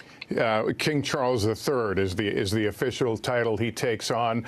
As he goes about, shaping the monarchy in whatever fashion he wants to do, does he have someone he relies on? For example, did he often rely on his mother, or did he have other counsel? Well, also his wife, of course, the Duchess of Cornwall, who is a tremendous, now the Queen consort, of course, a tremendous advisor to him in his life, and so he will be listening to her excellent advice as well. And he will lead not only as head of state, but lead a family that sometimes can have its dysfunctional moments, as many families do, but most families not, certainly in the public kind of way that we've seen. Well, wouldn't it be great, though, if they use this opportunity to come together? They're going to be, Harry and William they are together at the moment up at Balmoral with their father. This would be the absolute ideal time to do what the Queen herself obviously desperately wanted, which is for them to patch up their differences and to make up and to end this split, which is obvious and slightly undignified and certainly very bad for the royal family. And if they could do that, then I think it would be very, very good for all concerned. Obviously, things might have gone too far, but it's a perfect opportunity. The death of the Queen, as we had noted in some of the earlier conversations, brings about a period for a lot of people. They don't know a world without Queen Elizabeth. Will this get people to reevaluate the importance of a monarchy?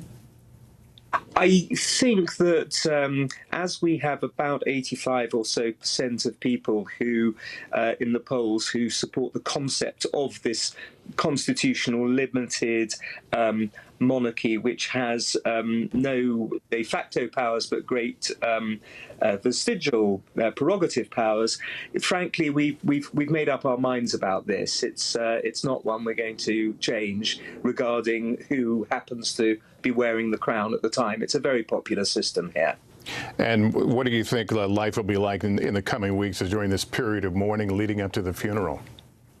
Well, I think what we're going to see are vast lines of people that are going to spread all the way down the River Thames, all the way to the business district of the City of London. It'll cross a couple of the bridges, I think. It will be number in its hundreds of thousands. I think that they won't care what the weather's like. They will get in that line in order to file past the catafalque, the coffin of the Queen as it lies in state at Westminster Abbey, and then Westminster Hall, and then we will really see how much the Queen has touched the lives not only of Britons, but people are actually already been hearing about people coming from all over the Commonwealth to walk past the coffin. So I think that will be an extraordinary phenomenon. Andrew, what do you think was her finest moment, at least in public life? Gosh, there were so many. There really were. I mean, one has to remember she's the last reigning monarch who actually served in the Second World War. She was a member of the ATS in the Second World War. And that in itself is quite something. The moment that she was up on the balcony waving to the crowds on VE Day when after Germany had surrendered in the Second World War alongside her parents and Winston Churchill. I mean, that was obviously a fantastic moment. I think that phrase that President Biden mentioned after 9/11 when she said that grief is the price we pay for love, that it still gets me in the throat, that statement. She was a very, very pro-American monarch. She loved America. Whenever she had a chance to go on holiday, which was only 3 times in her life, i.e. a holiday where she was not holidaying as the Queen, she went to America each time, to Kentucky. So I think that the way in which, through soft power, she's managed to make our country a major minor one on the world stage is something that we're going to thank her for very greatly. Yes, we are entering a period, certainly a period of mourning in the UK, but a reflection on a life well lived. 96 years old. Let's pause for a moment to give an update to those just joining us. Queen Elizabeth II, Britain's longest serving monarch, has died at the age of 96. Buckingham Palace posting a statement that reads in part, "The Queen died peacefully at Balmoral this afternoon." Her family rushed to be at the Queen's side at Balmoral earlier today after doctors publicly stated that they had become concerned for her health. The Queen reigned for 7 decades through periods of peace and crisis. And now, for the first time in 70 years, the UK has a new monarch. King Charles III, who was chosen to go by that name, the third, the Queen's son, stepping into his new role the moment she passed away. He issued a statement that reads in part, "The death of my beloved mother, Her Majesty the Queen, is a moment of the greatest sadness for me and all members of my family." Let's take a moment now to look back at the Queen's remarkable legacy. Queen Elizabeth II, Great Britain's longest-serving monarch, died after living a life dedicated to duty. Born in 1926, the third grandchild of King George V, Elizabeth would guide the nation and its monarchy through historic challenges.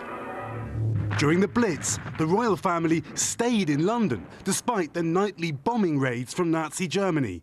To the people of Britain, there was this message from their future Queen. We know, every one of us, that in the end all will be well. For God will care for us and give us victory and peace. That speech sealed a special relationship with her future subjects.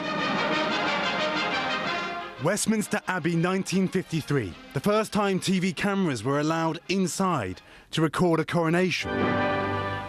The celebration was seen worldwide. and Elizabeth's reign would be felt worldwide. She was the most widely travelled monarch in history. She helped transform Britain's empire, easing former colonies into states, and all that while balancing motherhood and monarchy, 3 sons and a daughter. The pomp was there, but circumstances changed. For the first time, the Queen opened the royal family to the public eye. She encouraged her children to live lives beyond the palace walls. In some ways, the royal family appeared just like the rest of us, vulnerable. There was divorce and reconciliation. Her son, Prince Andrew, mired in accusations of sexual misconduct. But the tragedy of Princess Diana was an especially dark moment for the royal family. Her fairy tale romance and marriage ended in scandal with a messy divorce and then death. Diana killed in a traffic accident in Paris. The royal family grieved privately, but there was growing anger in Britain that the monarchy was out of touch, detached and aloof. The Queen quickly returned to London from her vacation home to pay tribute to Diana and face a challenge to modernise the monarchy. I, for one, believe there are lessons to be drawn from her life and from the extraordinary and moving reaction to her death.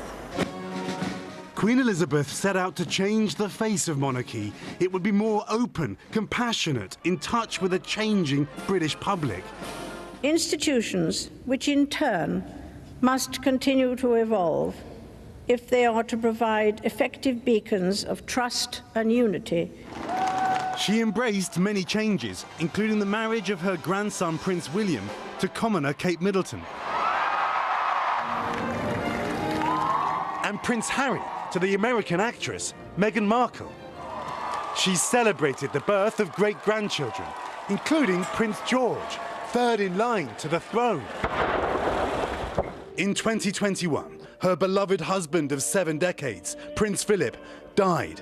In her words, he was her strength and stay. But Queen Elizabeth continued to inspire people around the world. During the COVID pandemic, her words helped everyone to keep calm and carry on. This time we join with all nations across the globe in a common endeavour, using the great advances of science and our instinctive compassion to heal. We will succeed, and that success will belong to every one of us. She was the longest reigning British monarch in history, on the throne for more than 70 years. Her Platinum Jubilee celebrated with a military parade. Beacons lit across the world. I keep mine in here. A surprise appearance from Paddington Bear. And over 10 million people across Britain gathering for street parties to honour their one and only Queen. The Jubilee concluded with a final wave from Queen Elizabeth from the balcony of Buckingham Palace. She was joined by 3 future kings, Prince Charles, Prince William and Prince George. The crowds cheering for Queen Elizabeth II, a monarch for the ages. Keir Simmons, NBC News. And Keir joining us now from outside Buckingham Palace in London. And Keir, we spoke shortly after the news broke, and I think you expressed perhaps what a lot of people were feeling, that they were surprised at their reaction to this news, knowing the inevitability, knowing her frail health, her age. My beloved mother, Her Majesty the Queen. Yeah, Lester, you know it's coming, but it's just hard to comprehend all the same, isn't it? It's like, as I've said a number of times in this broadcast, it's hard to comprehend that we were standing here and she was standing on that balcony of Buckingham Palace. And it's hard, too, to just take in the breadth of her life, as I was saying in that report there. She was born just a short distance from here in a very smart part of London in a private house, because royals and members of the aristocracy, that's what they did. They didn't go to the hospital to give birth. She was educated in Buckingham Palace behind me there. She wasn't sent to school, because you weren't sent to school if you were a royal in those days. You certainly didn't go to university, and she didn't. She was born in the 1920s in the era of the wireless radio. There were no computers, there were no cell phones, and yet, and I'm just going to step out the way so you can just see this, and I know it's dark so it's hard to see, but the lights that you can see amongst that crowd are the lights of cell phones being held up by the crowd, and now a little bit hidden by the umbrellas, which in that classic, I mean, it's completely British, isn't it, that people are having to stand there with umbrellas because there was a light drizzle of rain right now. But, you know, as I was saying, the lights you can see are the lights of cell phones, something that she would never have imagined. Her family would never have imagined when she was born in the 1920s. So what an extraordinary life, what an extraordinary era she has lived through. The Elizabethan era, the modern Elizabethan era, which has now come to an end. And I think she wasn't just a constitutional figure. She's become a cultural figure in the modern world. Incredible. In that report, you saw her enjoying some of the features of modernity, of television and things. Remember that moment, Lester, at the Olympics when she agreed to do that spoof James Bond and pretend that she jumped from a plane? I mean, just think about how kind of impressive it is that a woman who was born in that age was able to stay so traditional and steadfast and at the same time prepared to become the person that she became. Keir, thank you. We'll continue to come back to you as our coverage continues this afternoon. Right now, let me bring back Wilfred Frost. Wilfred, she had 70 years to make the crown her own, to define, you know, what the head of the monarchy looks like. Will King Charles III also perhaps go his own way and redefine it in another way? Well, of course, that remains to be seen, but I think he can take a great lesson from his late mother in the way that she led her life and reformed the monarchy when it needed to be. And there were moments where she let that need for reform get ahead of her. The late 90s, as Keir has already mentioned, was perhaps an example. But in the final couple of decades, she has really clearly moved it with the times so that it's in a place where there's never demands for change. And I think he will, as we've heard already, with perhaps decisions to slimline it more, will try and move ahead of the curve on that need for reform. But I think above all else, the key thing she did so well that he will try and emulate is deliver on her duty and do so with the grace that she did it, never seeking glory, only looking to serve her people. And there's a sort of quiet nature with which she did it that I think so endeared her to the people of this nation and around the world and gained her that respect and admiration, Lester. You know, we spend so much time talking about her in a more modern era, the last, several decades, but we forget even, being a royal, some of the things she did, working on trucks, for example, around the war. She was a very different kind of monarch. She absolutely was, and working on trucks during the war is clearly a great example of that, loving the countryside. And despite being a monarch, despite being a queen who was born in an age where that meant just profound amounts, she connected with individual people. And just think how times have changed over 70 years. The world and Britain is much more of a meritocracy today, as it should be.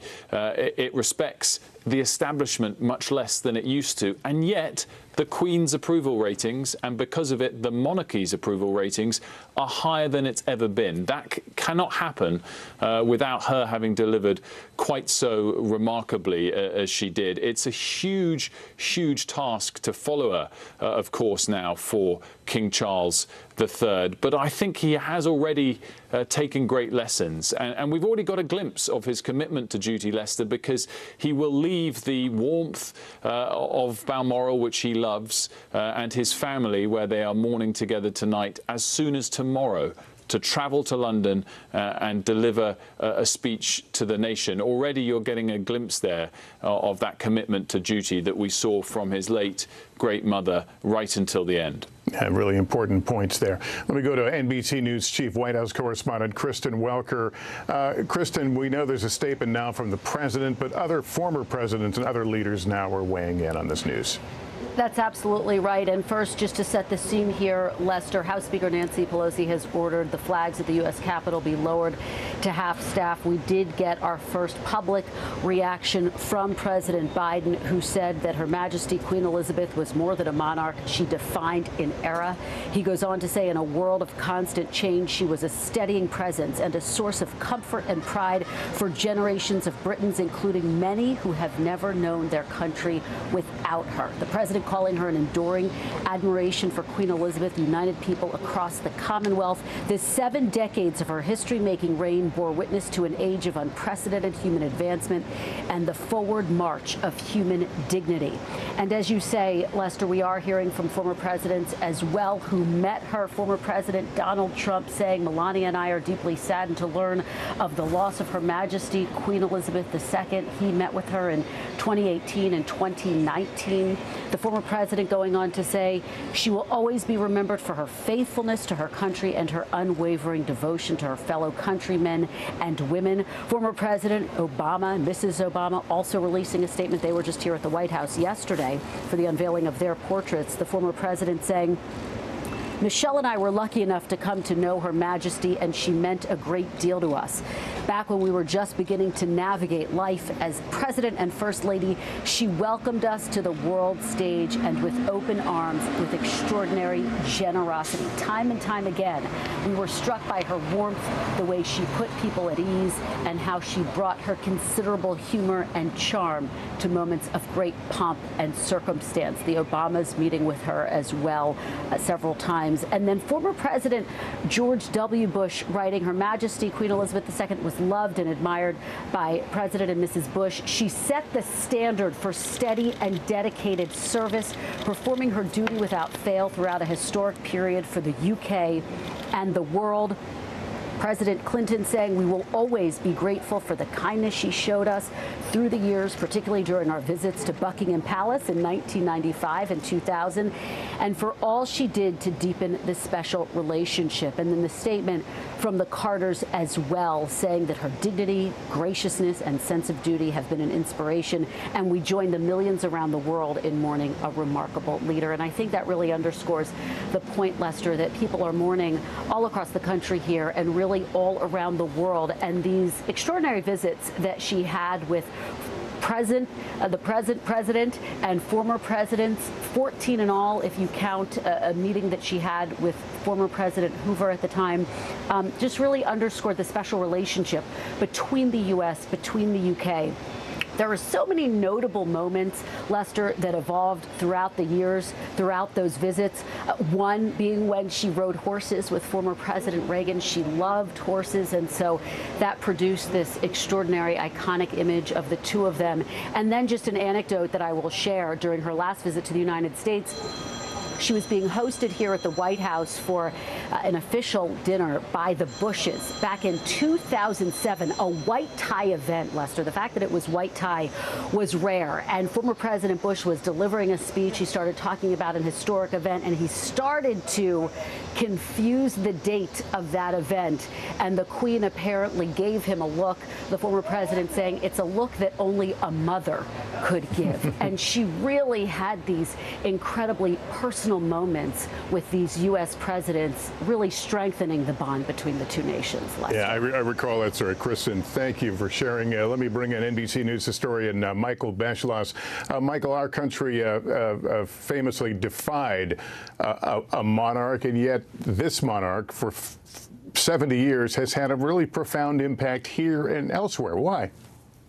Well, one thing I think we've got to really focus on, and we'll learn probably more about Lester in the next few weeks and months and years, is that this was really an amazing woman. This was not just someone who was a great diplomat and knew not to laugh at the wrong time or not to give someone the side eye if they were doing something wrong. You know, think of it this way. She was born in the 1920s.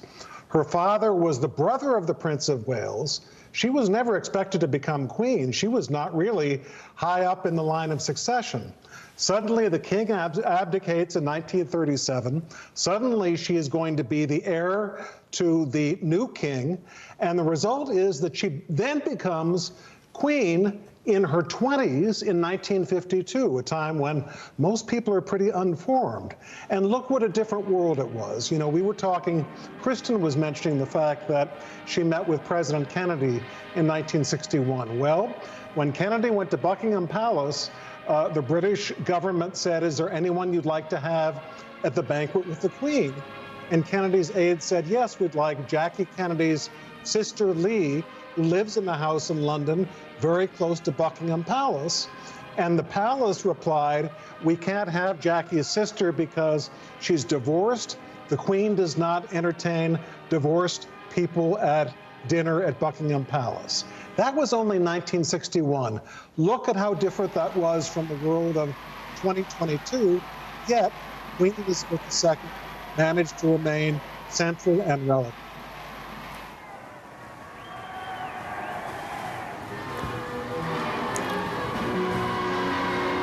Oh, Michael, I'm sorry, you still with us? Yes. Oh, okay. I did want to ask you about King Charles III, and whether you think he will want to reach out to the administration here or other foreign governments quickly. I am sure he will reach out to the American government quickly, something that Winston Churchill always said. I'm sure you know this one, Lester. He always advised other prime ministers of Great Britain, never get too far away from the Americans. Make sure that that relationship is always close, even if you disagree. And the White House has not said one way or the other whether the president would be traveling for the funeral. Historically speaking, would it be likely that he would? I would be surprised if he did not.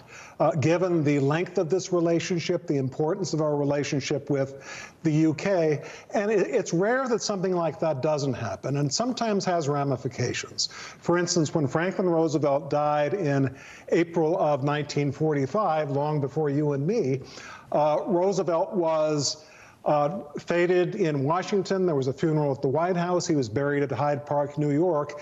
And Winston Churchill, his great friend and ally of World War II, did not come, largely because the British thought that it was still too dangerous for the prime minister to sail across the Atlantic before there was peace with Nazi Germany. And oddly enough, for years, there were people in both England and the United States that felt that that cast a little bit of a pall over relationships. So diplomacy does have some importance. All right, Michael, thank you. Let me bring in again NBC News British historian Andrew Roberts. Andrew, thank you for sticking with us here. Can you shed a little light on the relationship between the Queen and the United States, how she felt about this country? Yes, she loved America. As I think I mentioned, she only had 3 holidays in her life where she was not queen, as in she was not visiting as a head of state. And in all 3 of them, she went to visit Kentucky.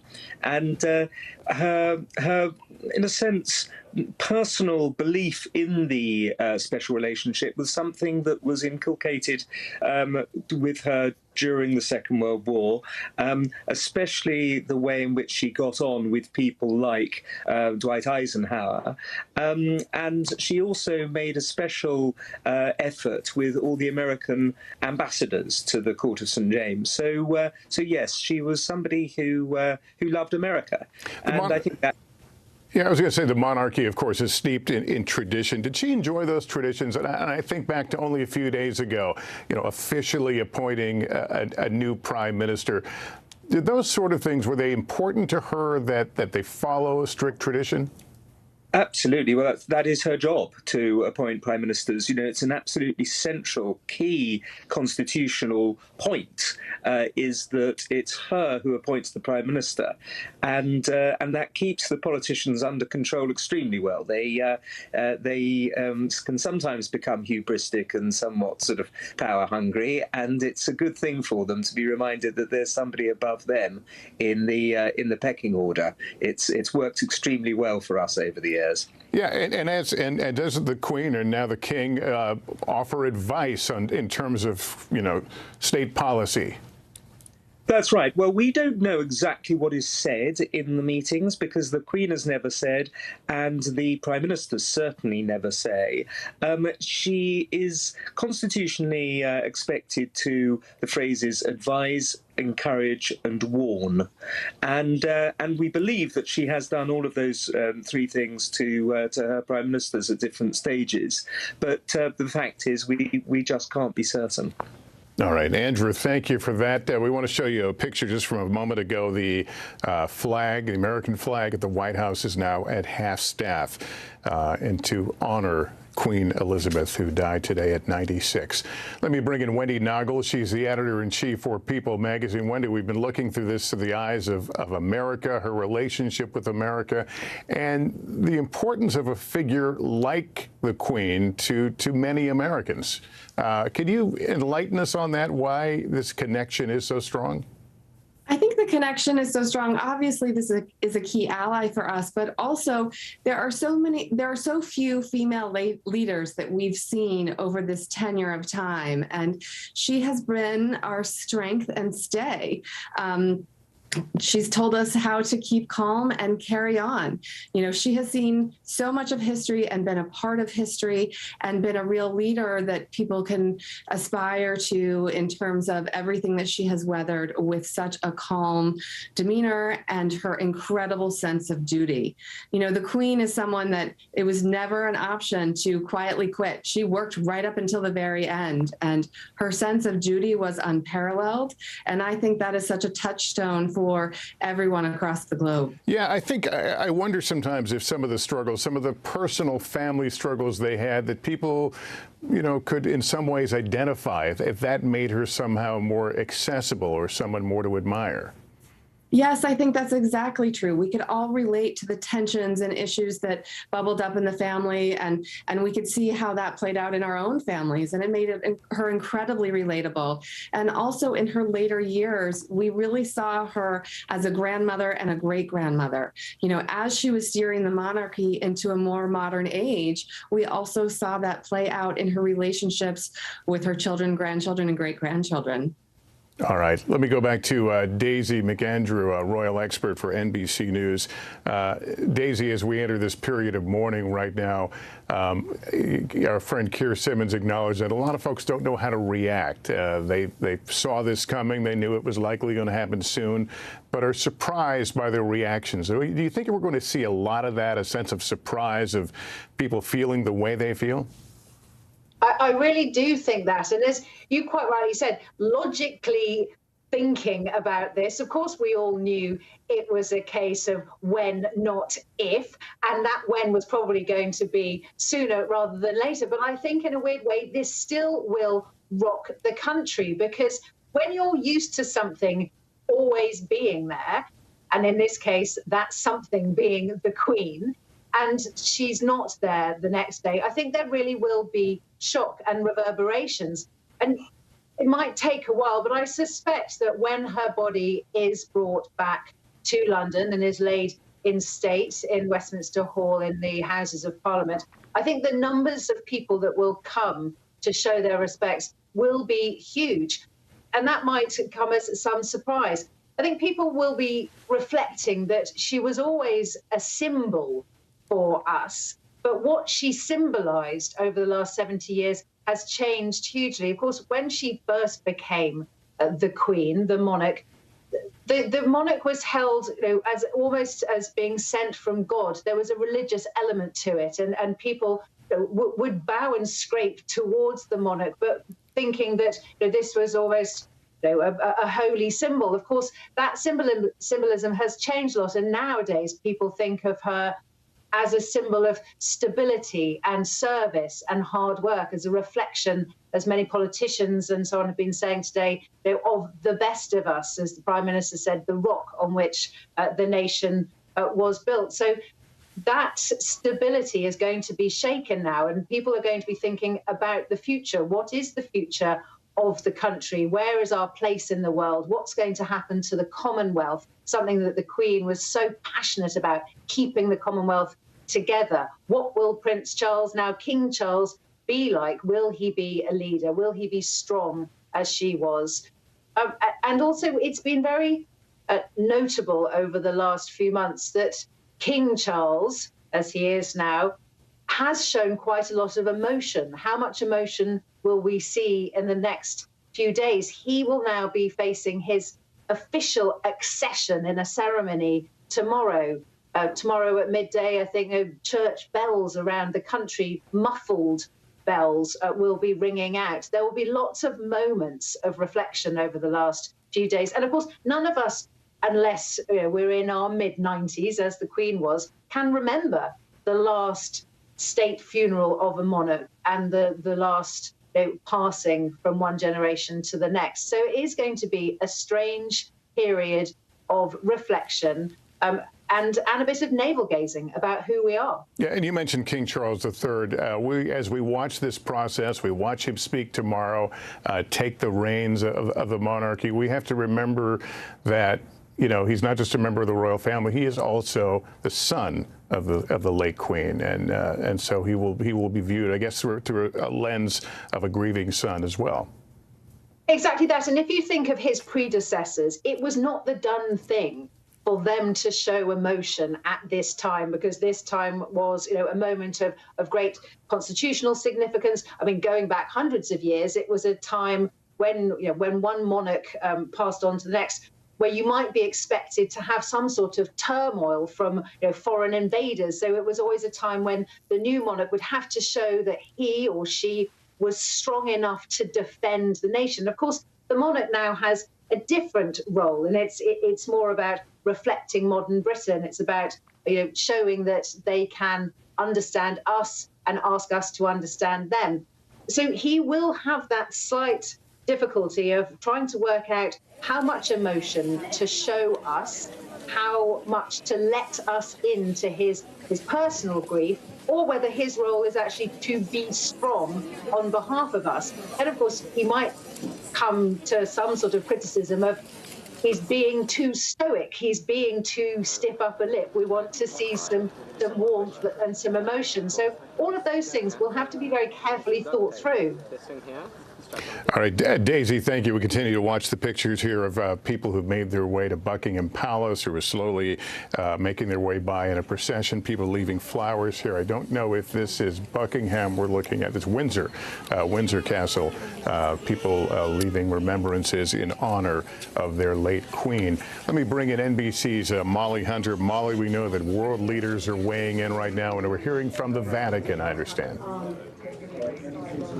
We are. We just got a statement from Pope Francis. It's actually addressed to His Majesty the King Charles III. He writes, "Deeply saddened to learn of the death of Her Majesty Queen Elizabeth II. I offer heartfelt condolences to Your Majesty, the members of the royal family, the people of the United Kingdom, and the Commonwealth." It's a long statement.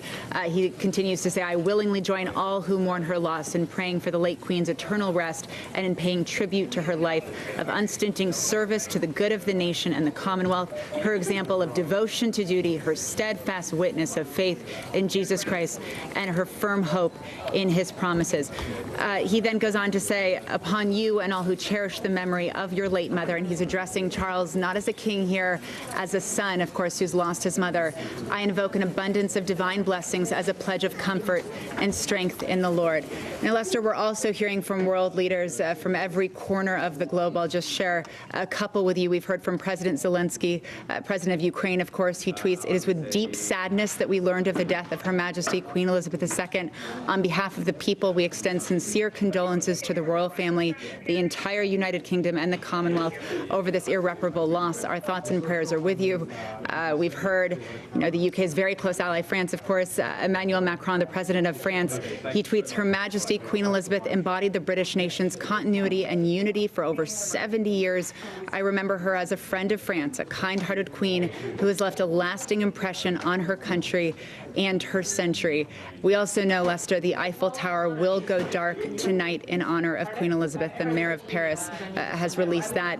And then just one more statement. Of course, a Commonwealth leader, Justin Trudeau, the Prime Minister of Canada, has said, "It is with the heaviest of hearts that we learned of the passing of Canada's longest reigning sovereign, Her Majesty Queen Elizabeth II. She was a constant presence in our lives, and her service to Canadians will forever remain an important part of our country's history." Lester, we are seeing these heartfelt condolences. Many of these leaders, of course, met with the Queen over her reign. We know that Pope Francis met with Queen Elizabeth in Rome in 2014. So these are people who had spent time with her, who knew her. They aren't just sending condolences to a family that they had no kind of personal interaction with. I think a lot of leaders, even young ones like Justin Trudeau, of course, felt a tremendous, not just loyalty, but tremendous fondness for the Queen, of course.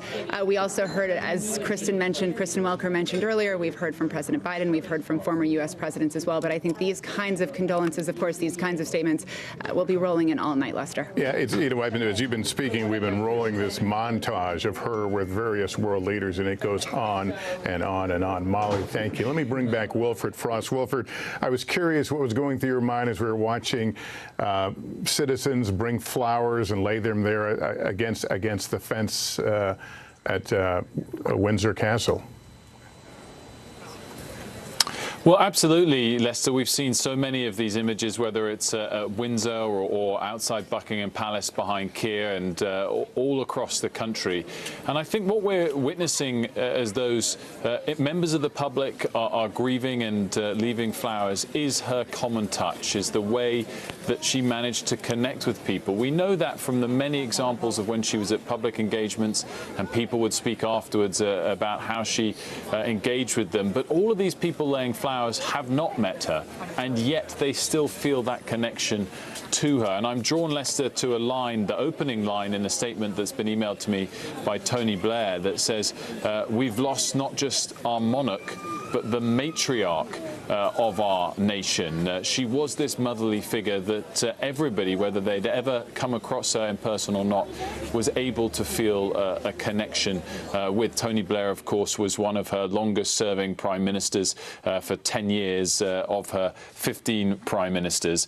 And I think there's another aspect to this, not just the connection that everybody feels to her, but a sense of gratitude as well, because everyone feels she delivered for the nation. And I'm just so happy that she was able to witness that gratitude at her Jubilee earlier this summer. Of all those moments when we wanted to see her on the balcony, perhaps more important was the chance she had to see her people waving, smiling and celebrating and saying thank you to her earlier this summer. And I think that's a similar sentiment that's now being witnessed in a different way as they lay flowers and grieve her, but at the same time thank her. Yeah, how do you frame this moment? Like all countries, England, the United Kingdom went through the COVID crisis, the depth of the COVID crisis, now going through a financial crisis. There has been a political change of leadership, and now the death of a queen. That's a lot. Oh, it's an awful lot, and I think the thing to strike, actually, most importantly here, Lester, is this crisis that you mentioned, the economic crisis or the war in Ukraine as well. That's down to the head of government, and I think it's important that she was here to make sure there was a smooth handover of the head of government. That power now rests in Liz Truss's hands. Extraordinary weight on her shoulders, terrible inbox just 2 days ago that has now gotten even tougher to deal with 2 days into her premiership. But that was important, that she was here for that handover of power, that it went as smoothly as it did.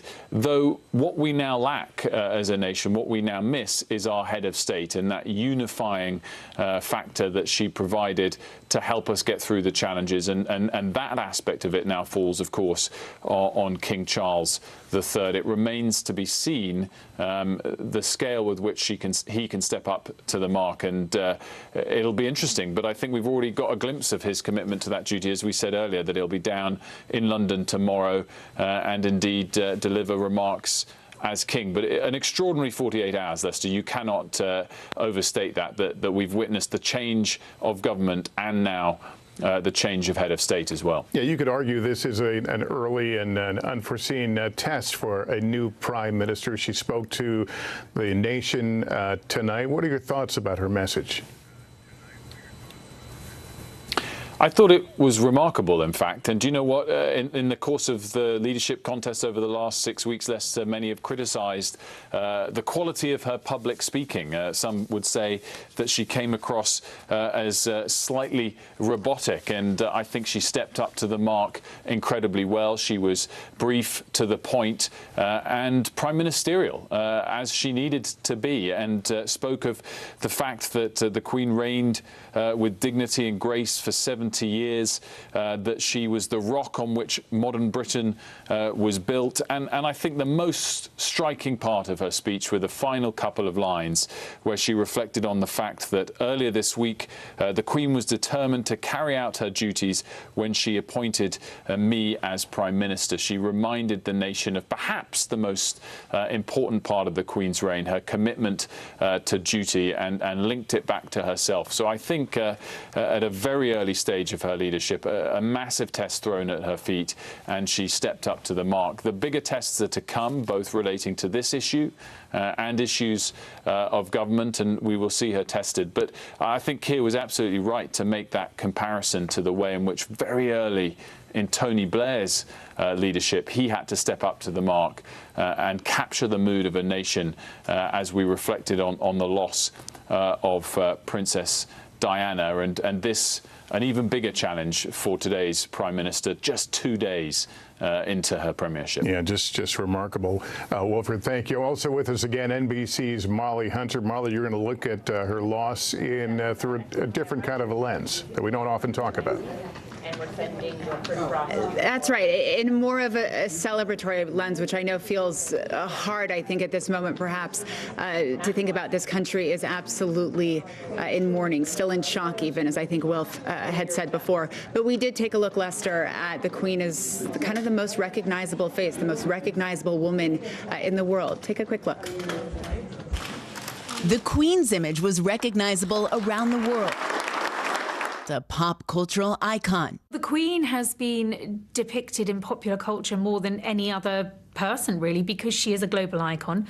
She is immediately recognizable anywhere and everywhere in the world, and because she's been around for such a long time. At a glance, Queen Elizabeth was known for her handbags, her pearls, her eye-catching bright colors. Some say her outfits reflected her belief that she had to be seen to be believed.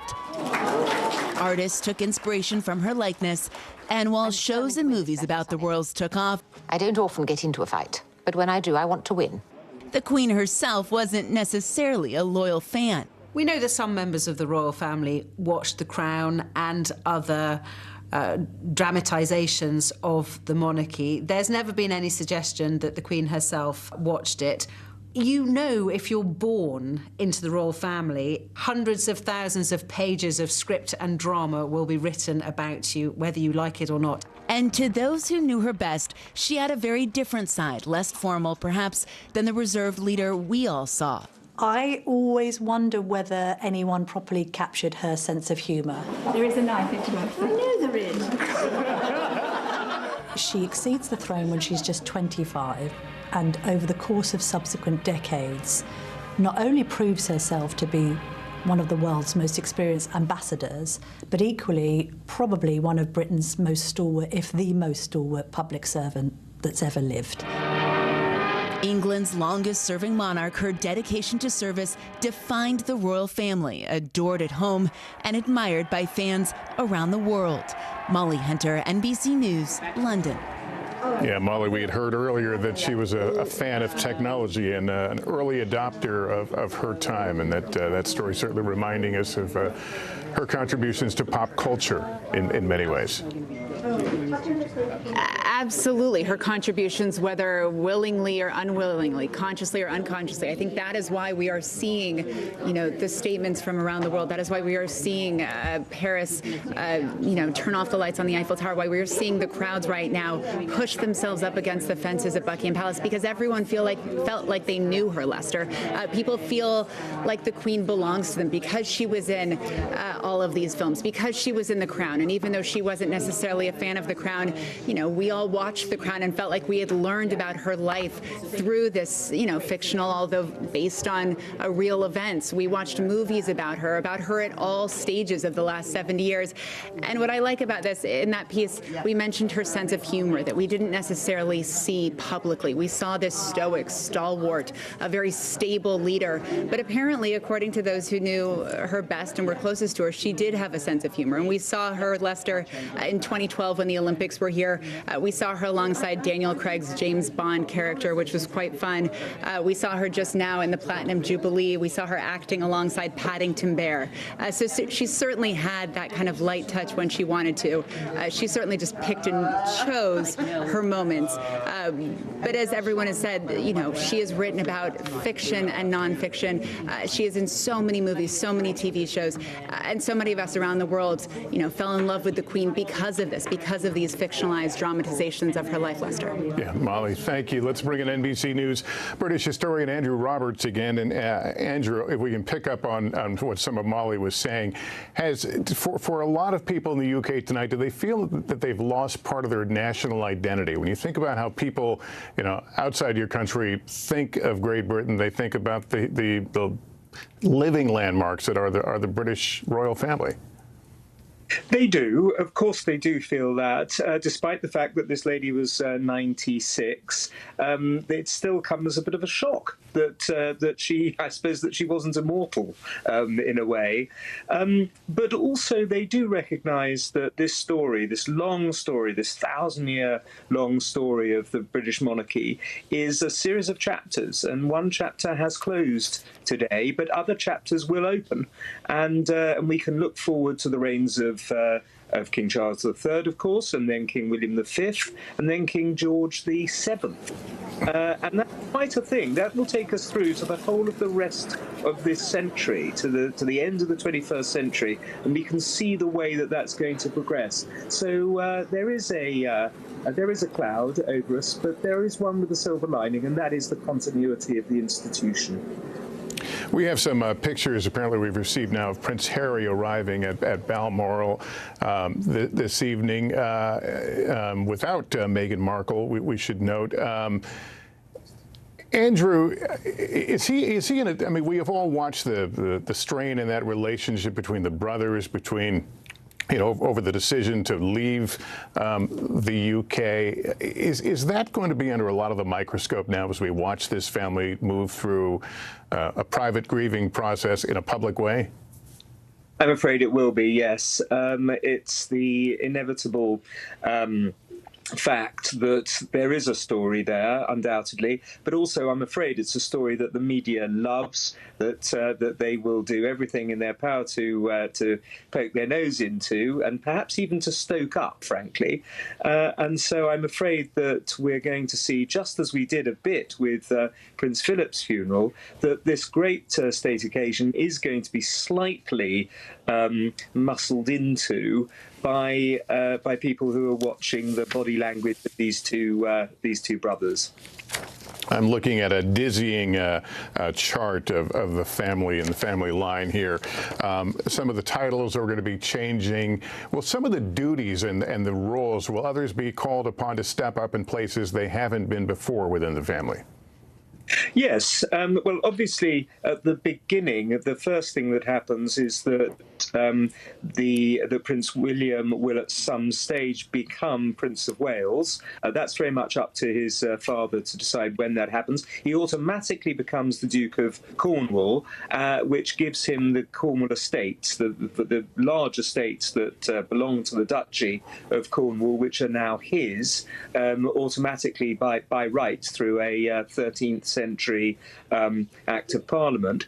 And then after that, it's expected that Prince Charles is going to slim down the royal family in that the royal status will be kept, but the amount of jobs and places and sinecures and so on will be redistributed. That happens automatically, really, at the death of the monarch. Anyhow, and Prince Charles has got some pretty radical plans for that, it's said. Well, this family lives under a budget, does it not? And does some of that go to drive the direction that the new king takes it? Well, and a lot depends on what's going to happen to the budget, because you have to have a fairly large budget with a fairly large family of people working in it. However, if we've already, of course, lost Prince Harry and the Duchess of Sussex to California, which in itself led to a redistribution of roles and jobs and honours, and so we're going to have another one now as Prince Charles works out who he wants to represent the royal family and frankly who he doesn't. All right, let me turn to Daisy now. Daisy, what have you learned? What do we know about the first few days now of the official mourning? Well, these operations, as they're known, are put in place not just months or years in advance, I mean decades in advance. But of course, the best laid plans can be changed at the last minute. So whatever I'm about to say to you, Lester, may well change. The royal family could, of course, change their minds. But we know that the Queen's body will be taken to Holyrood, which is the official residence in Scotland, where she is at the moment. We know that books of condolence will be opened all over the country. We know that her coffin will be then transported on the royal train from Scotland down to London. Now, traditionally, when that's happened in the past, the train tracks, at the side of the train tracks, have been surrounded by people throwing flowers. And you'll remember probably the way that Diana's car journey had people lining the streets throwing flowers. So we may well see that with the train. In fact, I'm told that the plan is that there would be a second train behind the royal train to pick up all the flowers and clear the lines. Then she will get to London. Of course, the other thing, tomorrow, King Charles will officially be proclaimed as king. Now, he is king now. There isn't an interregnum at the moment, but he will have this procession tomorrow, this performance tomorrow. Well, that will happen with the Privy Council. We would expect to hear a speech from King Charles as well. And then her body will lie in state at Westminster Hall within the Palace of Westminster. That's the oldest bit of the Palace of Westminster. Now, in the past, when that's happened, 4 senior members of the family almost stand guard at the 4 corners of the coffin. It's considered a very, very intimate part of the mourning process. And the thoughts are that that would be the Queen's 4 children. So that would be Edward, Andrew, Anne and Charles. Now, obviously, we haven't had official confirmation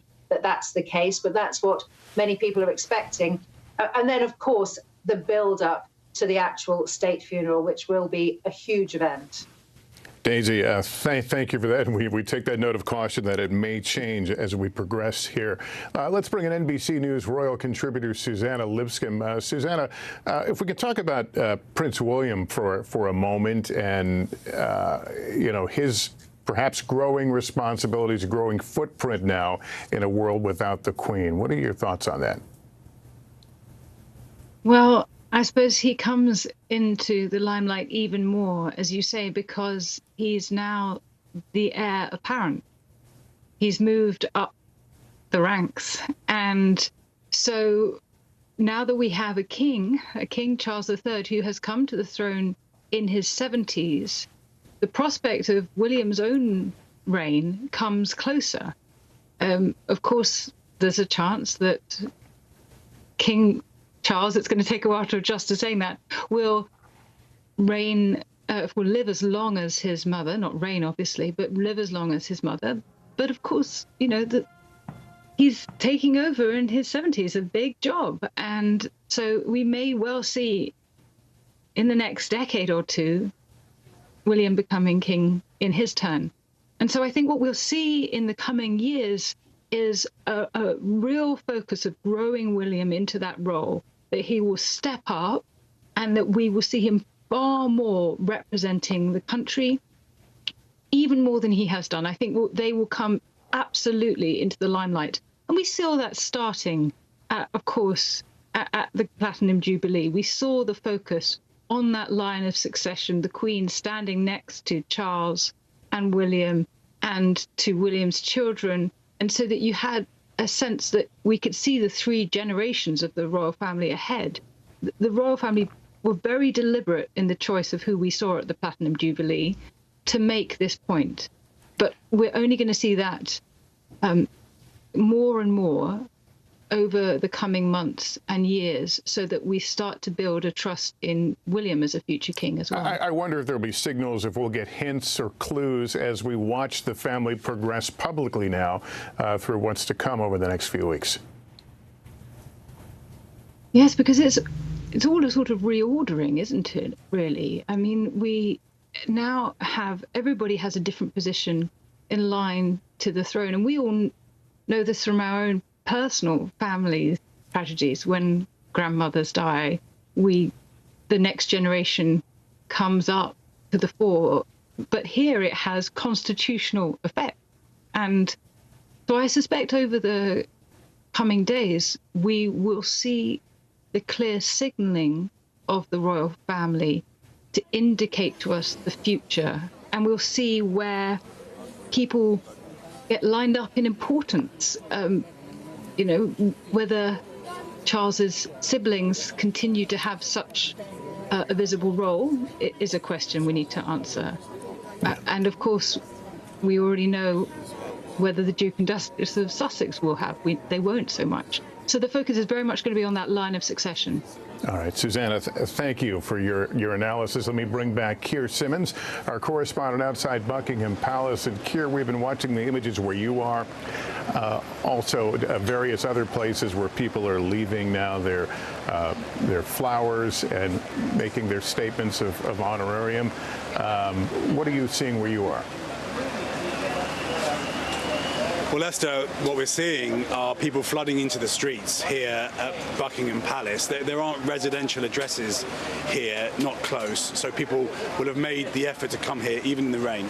And that means that the hundreds, perhaps thousands, but certainly hundreds of people who are outside, it's hard to see because it's dark, outside Buckingham Palace, they've made a special effort in difficult weather because, of course, they want to pay their respects. What we will see in the days ahead, Lester, are similar scenes. There are different plans for the death of the Queen, depending on where she died, and because she has died in Scotland, she will first be moved in Scotland, and then in time her body will be brought by train back here to London.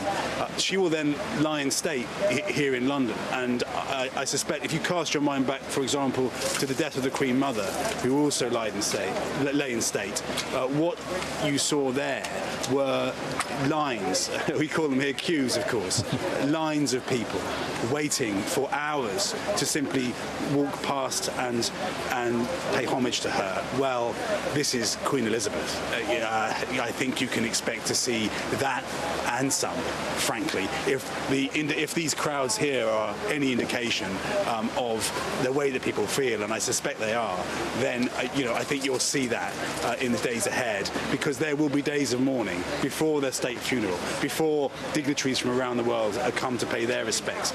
Ordinary folks are going to get to pay their respects, and I suspect what you'll see too do is people, ordinary, me and you, ordinary people, you know, just folks on the street, coming here from around the world simply to be able to spend that moment with a Queen who has devoted so much of her life. And then I think what you're going to see is a split screen, actually. You're going to see that public mourning and the public pomp and ceremony taking place, because it is a funeral, but it equally will have all of those aspects that surround the British sovereign. I think you'll see that, and this split screen at the same time you'll see the private mourning of the royal family. And we have learned that Prince Harry now has arrived at Balmoral. So there are so many things happening behind closed doors, Lester, that we can only imagine, but that we can picture. And William and Harry together at Balmoral, the place where the Queen consoled them after the death of their mom, together again there for the death of their grandmother. These are private family moments, but anyone who has experienced the death of a loved one, an elderly loved one, will know how the dynamics of a family shift and how families come together and are united.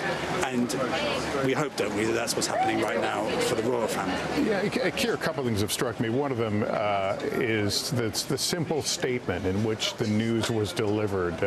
You know, a couple of lines, the letter, you know, affixed to the gates where you are there at Windsor, at Balmoral, for something of such magnitude, such a simple declaration. Yeah, that's the way they do things at Buckingham Palace. Few words, but powerful words. This is history. This is history happening, and so I think, you know, for the royal family, it's a private moment, but there is also all of the public side which they are going to be part of. And for Prince Charles, as you've been mentioning, now King Charles, he is having to shoulder the burden of that responsibility at the same time as mourning the death of his mother.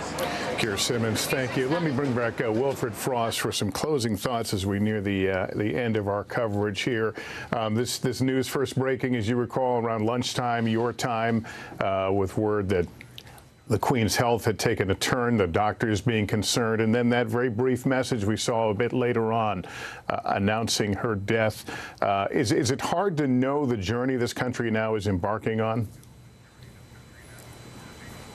Well, I think it is, Lester, and look, this is an incredibly, profoundly sad day for the nation. There's no two ways about that. But as we've been listening to these tributes, I do pause and reflect and wonder that as much as we've all suspended our rational thought in recent years and hoped that Her Majesty would live forever, this day was inevitably going to come at some point, and I wonder whether it has come at the least bad possible time. She got us through the pandemic. She was able to enjoy her Jubilee celebration and witness the joy that she brought so many people and the gratitude that they had for her. And then right till the end, she was able to get probably the sense of self-worth that she would get from knowing that she delivered on her duty once again by appointing a new Prime Minister. And now she goes off to heaven to be with her husband, her strength and stay. And it's a terribly, profoundly sad day. But in that regard, there are some positive, and she will be remembered with enormous gratitude by a nation. And may she rest in peace. Wilfred, well said. Thank you. With the passing of Queen Elizabeth II, a 70-year chapter of history comes to a close. And a new chapter has now begun with the reign of King Charles III. There will be 10 days now of ceremony signifying the end of one era and the beginning of another. We'll cover all of it for you in the days ahead. That concludes our coverage. We'll have much more tonight on NBC Nightly News. For all of us here at NBC News, I'm Lester Holt in New York. Good day.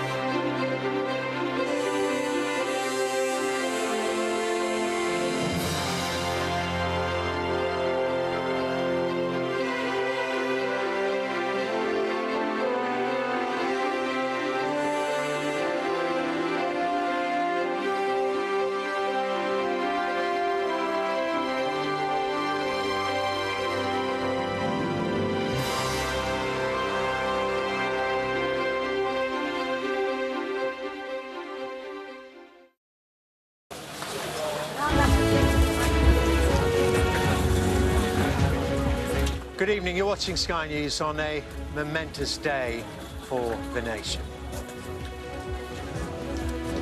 Her Majesty the Queen passed away at Balmoral this afternoon, just 2 days after she appointed the new Prime Minister, her 15th Prime Minister. Queen Elizabeth II was the rock on which modern Britain was built. Our country has grown and flourished under her reign. Britain is the great country it is today because of her. A sombre evening for the country and indeed the world as the monarch's death is marked at the royal palaces.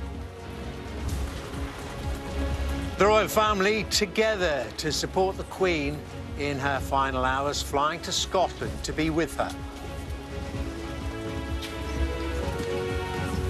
And a nation in shock and mourning, unbelieving of the news of the death of the woman who has reigned over all of our lives.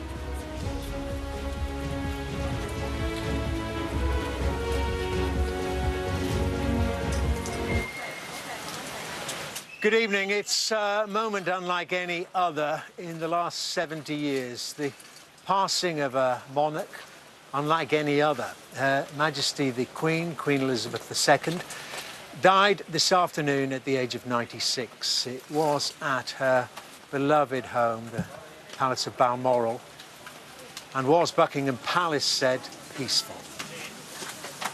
Her son is now King Charles III, and he said tonight that his mother's death would be felt throughout the Commonwealth. Well, we'll hear the tributes to Her Majesty tonight, so many of those, and look back at her long and simply quite incredible life. Well, with our first report tonight, Jason Farrell reports on the day the Queen died, and that marked the end of an era.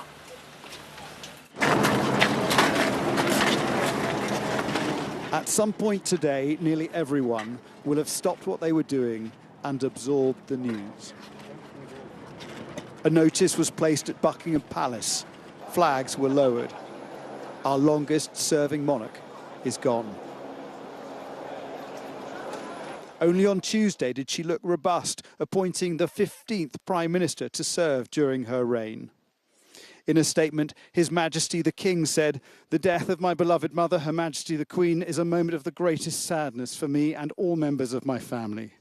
We mourn profoundly the passing of a cherished sovereign and a much-loved mother. I know her loss will be deeply felt throughout the country, the realms and the Commonwealth, and by countless people around the world. During this period of mourning and change, my family and I will be comforted and sustained by our knowledge of the respect and deep affection in which the Queen was so widely held." We are all devastated by the news that we have just heard from Balmoral. The death of Her Majesty the Queen is a huge shock to the nation and to the world. Queen Elizabeth II was the rock on which modern Britain was built. Our country has grown and flourished under her reign. Britain is the great country it is today because of her. She ascended the throne just after the Second World War. She championed the development of the Commonwealth from a small group of 7 countries to a family of 56 nations, spanning every continent of the world. We are now a modern, thriving, dynamic nation. Through thick and thin, Queen Elizabeth II provided us with the stability and the strength that we needed. She was the very spirit of Great Britain, and that spirit will endure. Today we mourn the passing of a remarkable sovereign. It is a deep private loss for the royal family, and our first thoughts are with them at this time. The nation shares in their grief. Throughout the day, small unsettling indicators emerged, notes being passed around the Commons. Something was up. I know I speak on behalf of the entire House when I say that we send our best wishes to Her Majesty the Queen and that she and the royal family are in our thoughts and prayers at this moment. Doctors had expressed concern over the Queen's condition. Charles had cancelled an engagement, then news that all senior members of the family were heading to Balmoral. and the grim look on faces as Prince William drove his uncles Andrew and Edward through the gates. Finally, a simple statement. The Queen died peacefully at Balmoral this afternoon. For more than 70 years, Queen Elizabeth has been the great constant in our national life. She has inspired us, on occasion comforted us, and always personified values we hold dear. The United Kingdom now enters a period of national mourning as we reflect on a Queen who kept her promise and dedicated her life to duty. Jason Farrell, Sky News, Balmoral. Well, our royal correspondent Rhiannon Mills is here with me at Buckingham Palace. And Rhiannon, as we look at those respectful crowds paying their tributes, their respects to the Queen, just give me your reflections on this most momentous of days.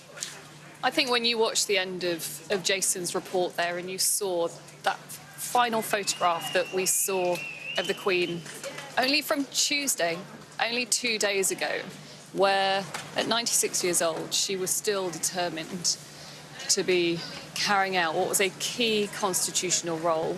And yes, adjustments had to be made so that she was able to say farewell to her 14th Prime Minister and then welcome her 15th. But she knew that she wanted to be seen to be carrying out that duty.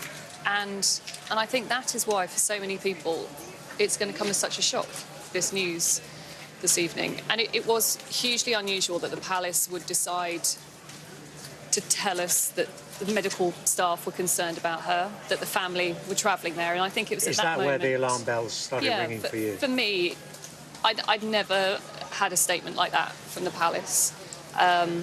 They're so private about medical matters. And at that moment, I thought, we have turned a corner here. And of course, over the last 12 months, we've spoken about it, haven't we? The mobility problems that the Queen's had.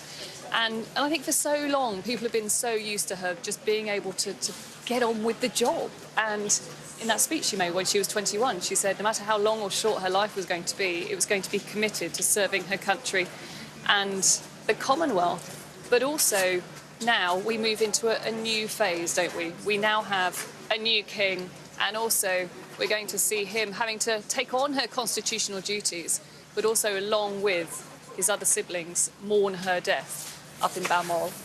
A lot we have to absorb. Rhiannon, thank you very much indeed, our royal correspondent, Rhiannon Mills. Well, I'm joined now by the former Prime Minister, Sir John Major, who was, of course, if I'm correct, Her Majesty the Queen's 9th Prime Minister. Sir John, your reflections on this day?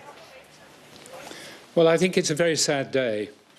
We all realised that one day it would come, and we all hoped that it would be far distant rather than near to us.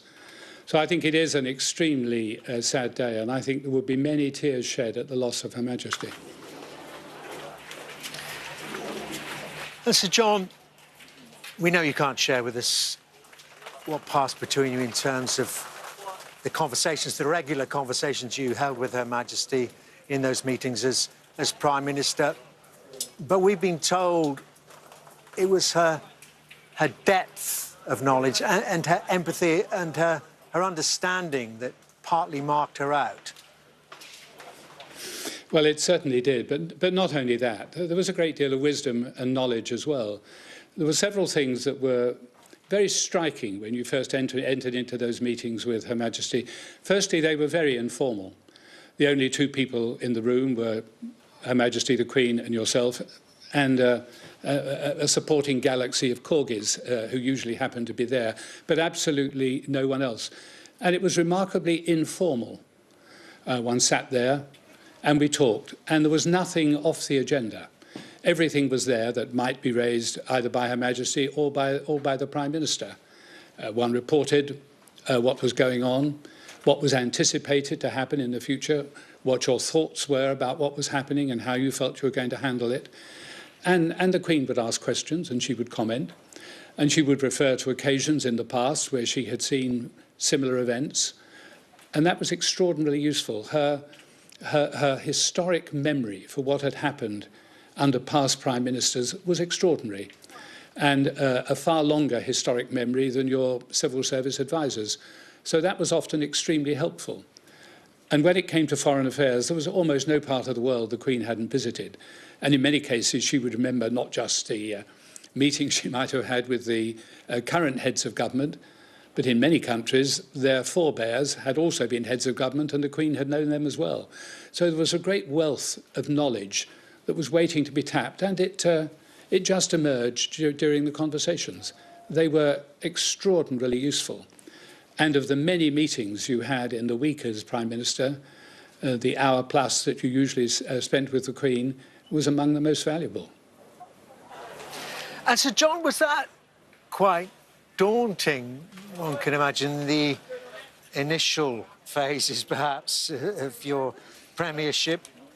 With that depth of knowledge, even just in our own country, when she could quote meetings with titans like Churchill to Macmillan, and the presidential side, the Eisenhowers, the Kennedys. Well, it could easily have been made daunting, but it wasn't because of the manner in which the Queen approached it. It was very informal, it was very friendly, it wasn't confrontational. So it became very comfortable. Of course, you were always conscious you were speaking to the monarch, and a certain degree of total respect was due. But the meetings themselves were entirely informal. It might have been as though one was sitting at a table with you, discussing current political events in a casual and relaxed fashion. And of course, one discussed not only the politics of things, not only the government aspect, that the Queen would always have been interested in talking about what its impact was going to be on people in her nation. How would things impact upon someone who lived in Wigan or Seal or wherever it may be, anywhere across the United Kingdom? The personal aspect, the personal impact of policy upon people was always something that was in her mind. And that was amazingly refreshing. And at first you were quite astonished at the extent and depth of understanding that the monarch had about the lives that perfectly everyday people lived. And they were turbulent times 30 years ago. Let's talk about, for the nation, on the political side. Of course, we had our economic troubles, perhaps some parallels with where we are now in 2022. And of course, let's not forget, there was a violent conflict taking place within the United Kingdom, that peace process that you started to negotiate. And Her Majesty the Queen, kind of symbol of stability amongst all that. Her Majesty was a unifier. She was extraordinarily interested in the peace process and how the peace process was developing and how far we thought it would go and who we could bring in to help. Who were the people who were actually standing in the way? What were the problems that existed? How did we think we could overcome it? Did we think a solution was possible? How long would it take? All those were the sort of matters that we would have discussed.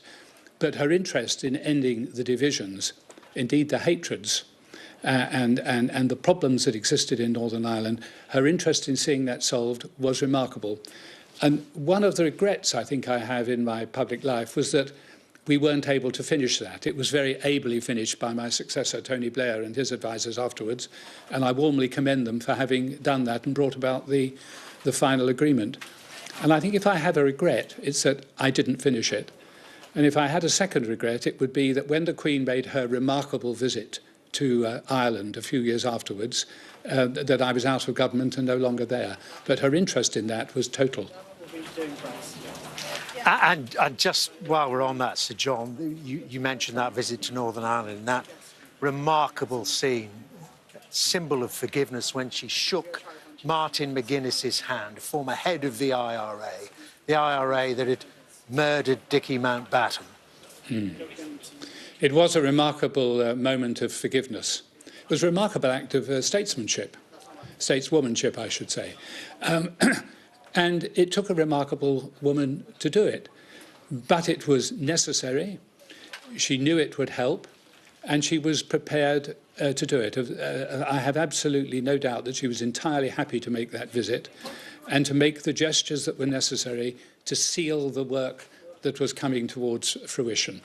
And it was very valuable. She was, as I said, a unifier. That was her natural instinct. Her natural instinct was not to create division, but to bring people together. And whether that was bringing people together within Northern Ireland or bringing the component parts of the United Kingdom together when they had disputes, her principle was the same. Unity is far better than division. And so, John, then those difficult years for the royal family, for the monarchy itself, from the annus horribilis we heard her referring to in her Christmas address, the destruction of Windsor Castle, the separation and divorce of Charles and Diana, and then ultimately the sad passing of the Princess of Wales. Such difficult times.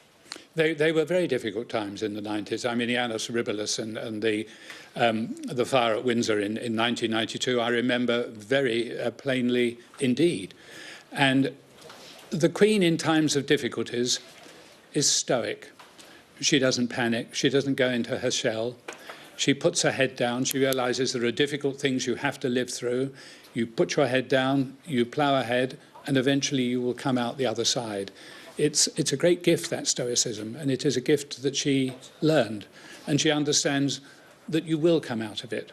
Horrible things have happened to people before, and they do survive them. They do come out the other side. And that was something she fully understood.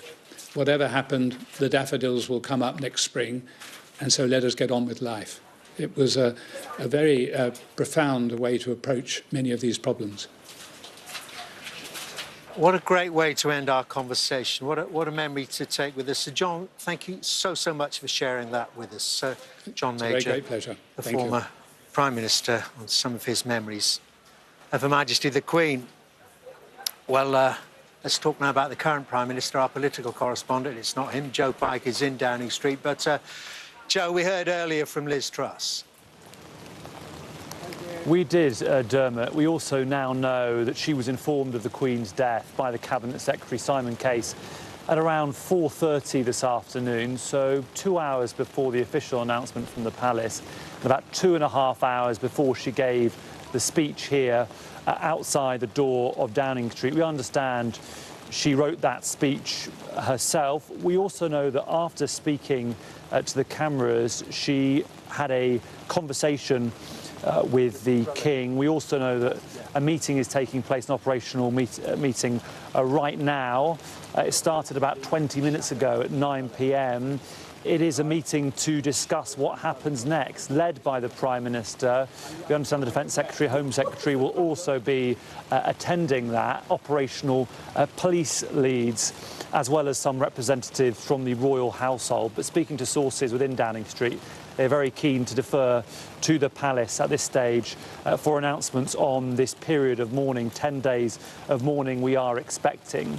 That speech for Liz Truss was an almighty test very early on, 2 days into her premiership, 2 days after she was appointed by Her Majesty the Queen at Balmoral. A very important statement to make, partly to reflect the shock, the devastation, 2 words Liz Truss used of this news, but also to expand on the Queen's legacy. She also, importantly, was the first person in public to speak of, to describe, to vocalise the transition that is now taking place, to talk of the King. Liz Truss said, "Today the crown passes, as it has done for more than 1,000 years, to our new monarch, our new head of state, His Majesty King Charles III." Also, Dermot, she ended that speech by saying, "God save the King."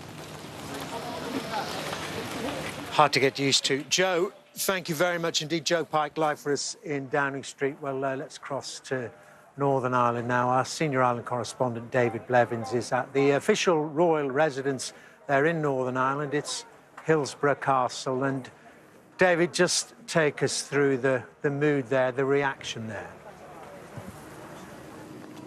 Well, it's a very wet evening in Northern Ireland, but that hasn't stopped the steady stream of people making their way to the gates of Hillsborough Castle, the official residence of the monarch here at Royal Hillsborough in County Down. Of course, Northern Ireland is a place where you will find the most loyal subjects and the least loyal subjects, but that's what makes this evening's statement from the First Minister-designate all the more significant. Michelle O'Neill, of course, is a nationalist, the deputy leader of Sinn Féin, but she has spoken about her profound regret at hearing this news. She extended her sympathy to members of the royal family and commented especially on how acutely she was aware of her unionist neighbours at this time of loss. She referred to the dedication and commitment the Queen had shown to the search for lasting peace in Northern Ireland, what Sir John Major was just referring to a few moments ago.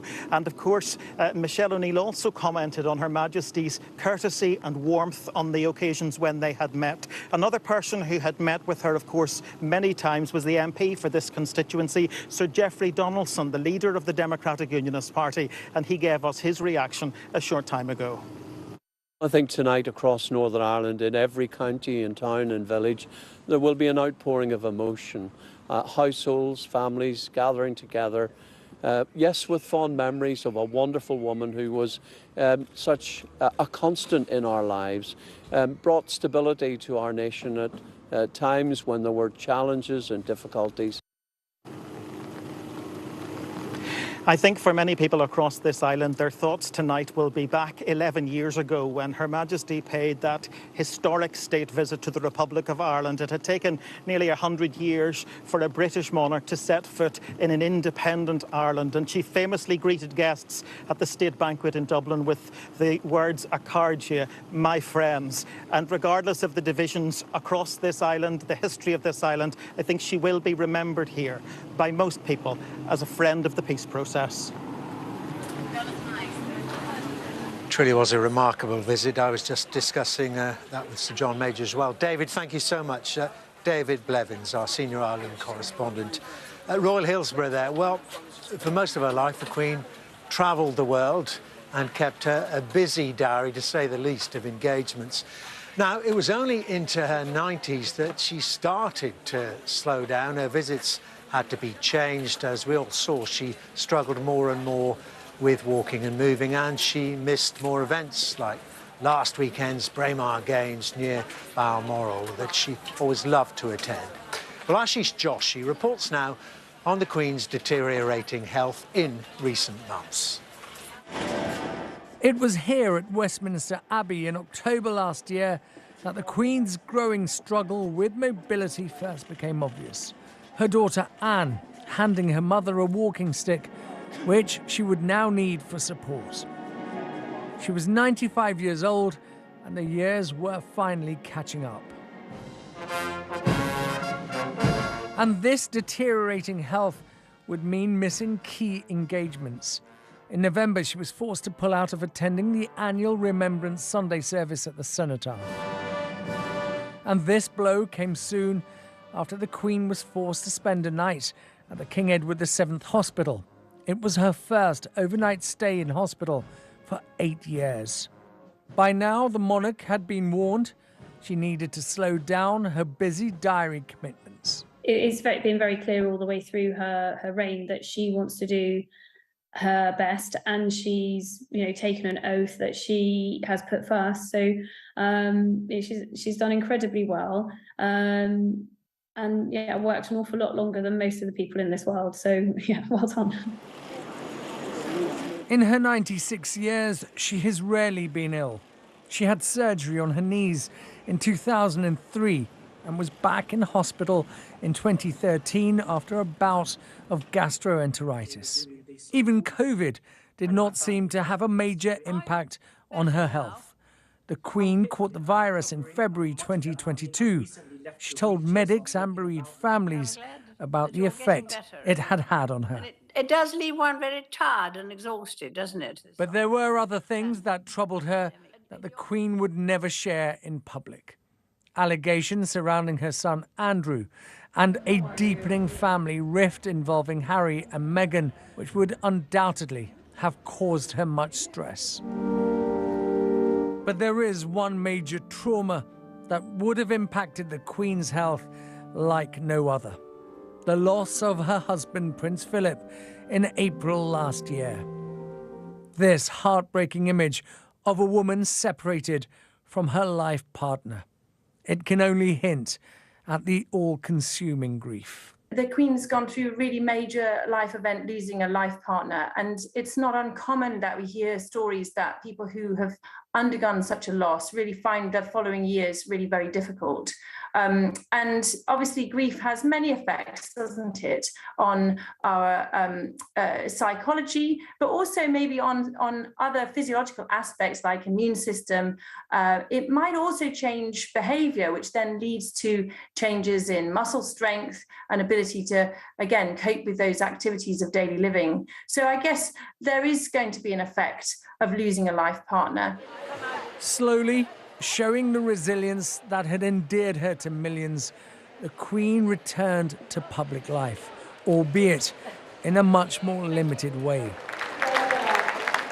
Her passions kept her going, indulging her love of horses in Windsor and using a buggy to tour the Chelsea Flower Show. These shorter engagements were just about manageable. By June, however, the Queen was forced to limit her attendances at her own Jubilee celebrations. A month afterwards, she undertook what would be one of her last public engagements, the opening of a hospice in Windsor. The decline in the Queen's health was slow and not easily noticeable. Just a few days ago, she received the new Prime Minister. 48 hours later, her family announced her death.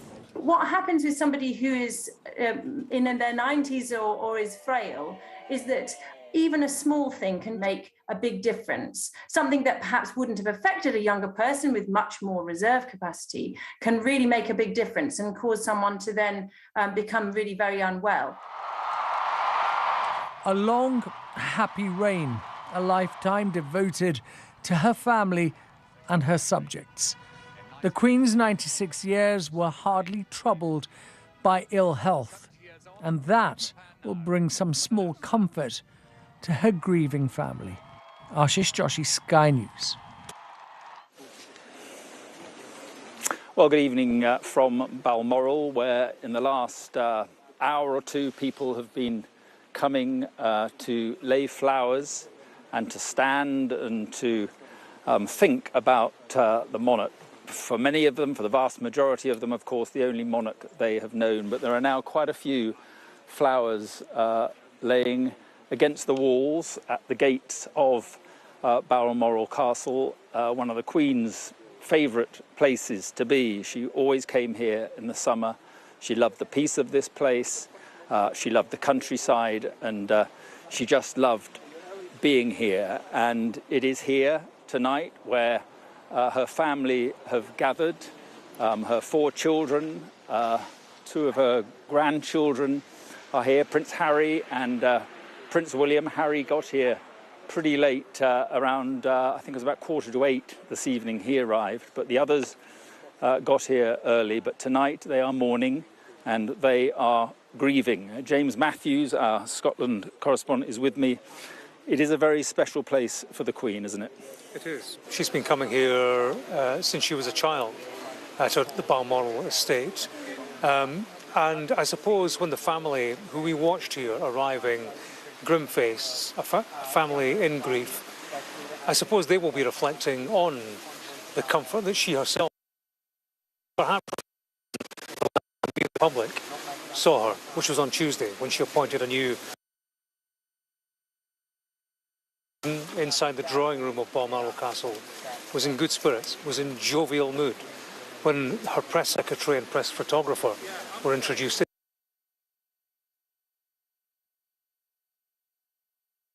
Were detaining, of course, Liz Truss above Aberdeen Airport. So she was in good form in a place where she felt comfortable, a place where she liked, where she had known family gatherings, family holidays throughout her time. It was a secluded place where she, a mother, a grandmother, away from the pressure of public duty.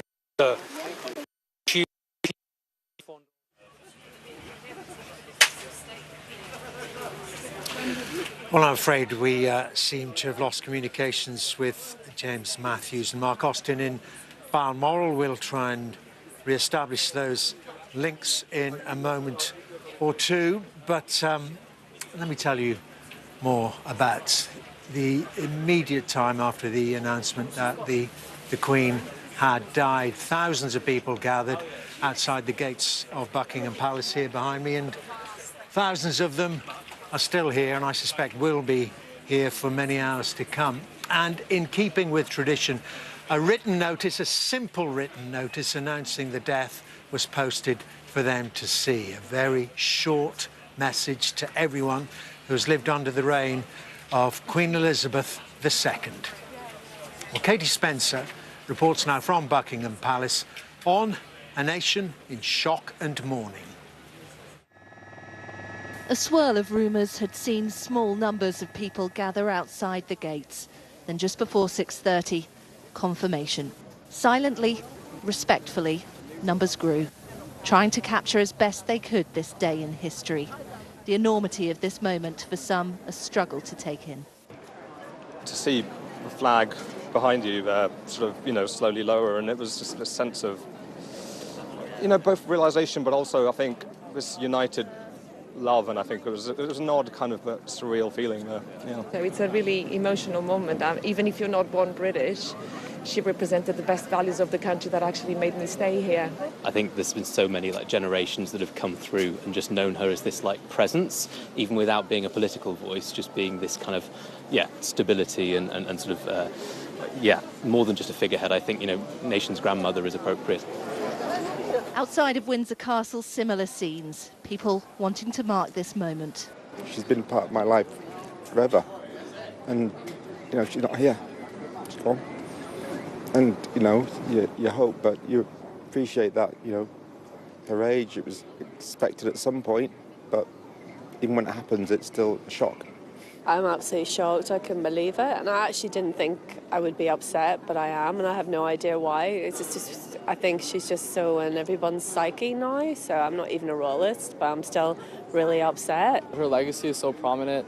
When I think of Britain, when I was growing up, it's always been the Queen, the royal family, and just a beacon of stability. As sunset, the sea of people building outside of Buckingham Palace. Umbrellas up, a little rain, not enough to put people off being here to mark this moment. In amongst the crowds here, you get a very real sense of the shock and the loss many ordinary people who have been moved to come here are experiencing. And you find people here from all demographics and all generations. Barriers brought in anticipation of the crowds to come. Many more expected here in the days ahead as the sun sets on the Elizabethan age. Katie Spencer, Sky News. Well, those were the scenes as you see in Katie Spencer's report outside Buckingham Palace in the daylight hours, and they're still like that right now.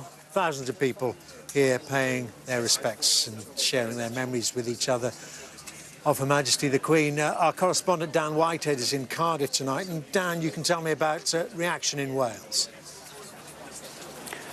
Yeah, it is an evening of sombre reflection for the people of Wales as they remember Her Majesty and the strong connections, of course, which the Queen and the whole royal family hold with Wales. We have had a statement from Mark Drakeford, the First Minister of Wales. He has said that it is with great sadness that people of Wales mourn the death of Her Majesty Queen Elizabeth II throughout her long and exceptional life as our longest reigning monarch. Her Majesty has reigned over the United Kingdom and Commonwealth, firmly upholding the values and traditions of the British monarchy. The First Minister went on to say that we pay tribute to Her Majesty's dedication and selfless devotion. That is the statement from the First Minister on behalf of the people of Wales. Her Majesty last visited Wales back in October last year, where she gave a speech here at the Welsh Parliament, at the opening of Parliament here at the Senedd. And in that speech, she said that it was a source of pleasure that her family had had homes in Wales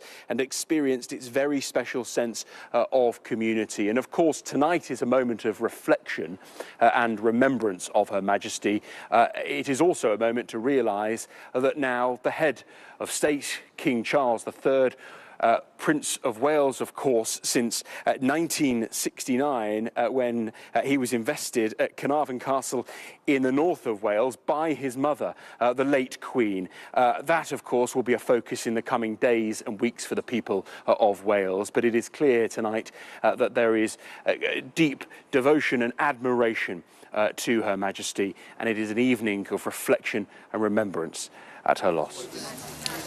Dan, thanks so much for that. Dan Whitehead live for us there in Cardiff. Well, there's no doubt about it. The world has changed. It's shifted immeasurably since Queen Elizabeth ascended to the throne 70 years ago, and even more since her birth 96 years ago. Now, before her passing, some of those who knew her best, including her family, of course, have spoken about what made her quite so unique. Our royal correspondent, Rhiannon Mills, looks back at the second Elizabethan era. All those years of wisdom and compassion, we've been so lucky. Her work ethic, her strong faith, her leadership, there wasn't anything Her Majesty couldn't do. There was a courtesy and a humanity and a kindness that I'll remember forever. Born in 1926, Princess Elizabeth wasn't expected to be Queen. Her destiny changed with the death of her grandfather and the abdication of her uncle. Her father was now king, and Elizabeth his heir. Her role for life was set, and her approach to it shaped by the Second World War. The sort of keep calm, carry on philosophy was absolutely embedded in her, I think. The princess became a member of the ATS. Wartime also sparked the most important relationship of her life. Her marriage to Prince Philip was celebrated across the country. Soon, Prince Charles was born, followed by Princess Anne. They're taking the places of the king and queen who would have gone but for His Majesty's illness. But duty called. Her father was ill, and they had to take his place on a tour of the Commonwealth.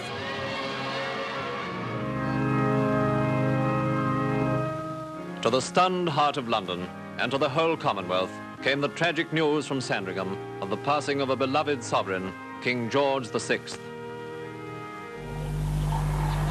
In a remote lodge in Kenya, Prince Philip told her the news. She was now Queen.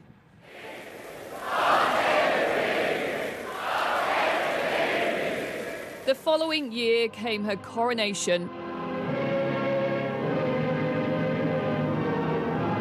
Years later, she described how it felt. In a way, I didn't have an apprenticeship. My father died much too young. It was all a very sudden kind of taking on and making the best job you can. From the very start, she felt she had to get out and connect with the public. The Queen and Duke now took their places. Through thousands of engagements and inventing the walkabout. Whether you were the lollipop lady or you know, you were a president or a prime minister of a nation, people become nervous. And it was wonderful to see how Her Majesty would put them at ease. With constitutional responsibilities and weekly audiences with her prime ministers.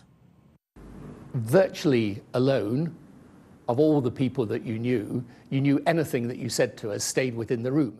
Do we think that this is a good idea? Do we know what it's about? She was a wonderful boss. We used to put up a red box every evening, and we knew that she would have been through them and it would be back on our desk the next morning at 8 o'clock. The principle of listening to what she thought Churchill might have done in similar conditions or circumstances to what I found myself in. It was those sort of conversations that I learned a huge amount from and will treasure forever. As head of the Commonwealth and Queen of other realms, she travelled more than any other head of state, always conducting her own powerful form of soft diplomacy. She can have a personal conversation which, helps to move on some really quite difficult and tricky political moments. Agus Acoida. The first British monarch to visit the Republic of Ireland in 100 years. She was a figurehead of unity and stability. She never wavered from duty or service. And in uncertain times, people need anchors. We've lost one of our most important anchors. I'm very glad to have been able to join you today. Often, she adapted the way that she worked, such as during the coronavirus pandemic, to reach out, set an example, and rally the nation with messages of resilience. We will be with our friends again. We will be with our families again. We will meet again. Her Majesty is the warrior queen. She has done it. She's been there. When Her Majesty addressed the nation, it's the empathy. We're all in this together, but it's going to be okay. Behind the formality was an utterly devoted wife and mother. The family is very close together, and we do enjoy spending time. And she's always made time all the way through her life. And yes, there have been those particular moments of the year when that very much comes first. Whenever we had the family moments and we met up, she'd be very keen on watching what the children were up to. And I think there were moments when she loved the noise and running around the house. It kind of brought the house to life, and it kind of made the real family atmosphere. We see this is strong enough to... Get off, get off. I wanted to say. While she was head of state, Philip was head of the family and a huge support. Come around this side. They were a couple with a different relationship than many people have. But he learnt to live with that. It's difficult to be a monarch with the degree of responsibility that you have without a very good partnership to back you up. In 2021, she said goodbye to her beloved husband and dedicated consort. What you see is courage, but also a complete lack of self-pity. She feels grief, but as she said on one occasion, it's not about me. In a less deferential world, they did weather more difficult times, especially in the 1990s, as her children got divorced and a fire wrecked Windsor Castle. It has turned out to be an annus horribilis. In 1997, Princess Diana died in a car crash. It was a low point for the royal family, as the crowds criticised them for staying in Scotland. The Queen's life has been a continual process of shaping how you keep in touch with a world that's changing very fast, but she was always doing that.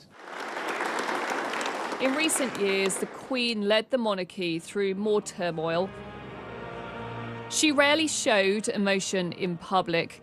Privately, she was known for her genuine warmth and kindness. You stick all these things in. We were up shooting one day up in Balmoral, and the weather changed in the afternoon, so I took my raincoat, wrapped it round, I gave her my scarf and my gloves, and as I walked away, I cheekily took my flat shooting hat off and put it on top of her headscarf. 3 weeks later, she called me into her office, and she'd had this photograph developed and put in a beautiful frame for me, and she said, "I thought you'd like to keep this as a souvenir." That's it. She was never happier than when she was with her dogs and watching her horses. And just sometimes we'd see a glimpse of her sense of humour. I always keep one for emergencies. So do I. I keep mine in here. Oh. For later.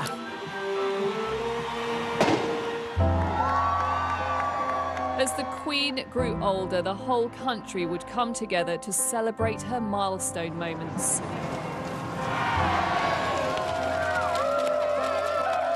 she would go on to become Britain's longest reigning monarch. Inevitably, a long life can pass by many milestones. My own is no exception.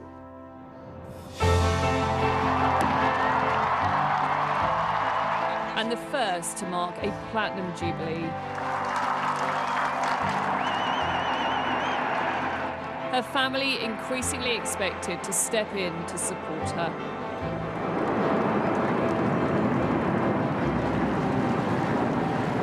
The Queen's remarkable reign and the stability it brought helping to secure the future of the monarchy as her family continued to grow.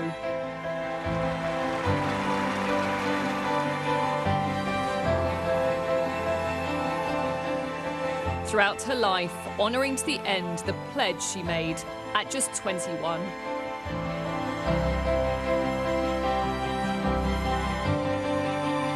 I declare before you all that my whole life, whether it be long or short, shall be devoted to your service and to the service of our great imperial family to which we all belong.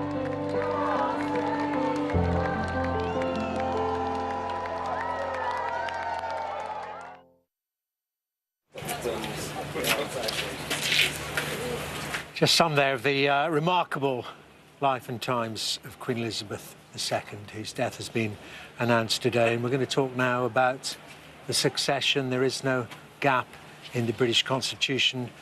King Charles III has now assumed his responsibilities. He's spending the evening in Balmoral, where his mother passed away earlier this afternoon, but will travel to London as King Charles tomorrow. Well, joining me now from Cambridge is the principal of Homerton College and Vice-Chancellor of the University of Cambridge, Lord Simon Woolley. Thank you very much indeed for joining us, Lord Woolley. And mentioning that, I still keep wanting to say Prince Charles, King Charles. He has been, of course, preparing for this role all his life.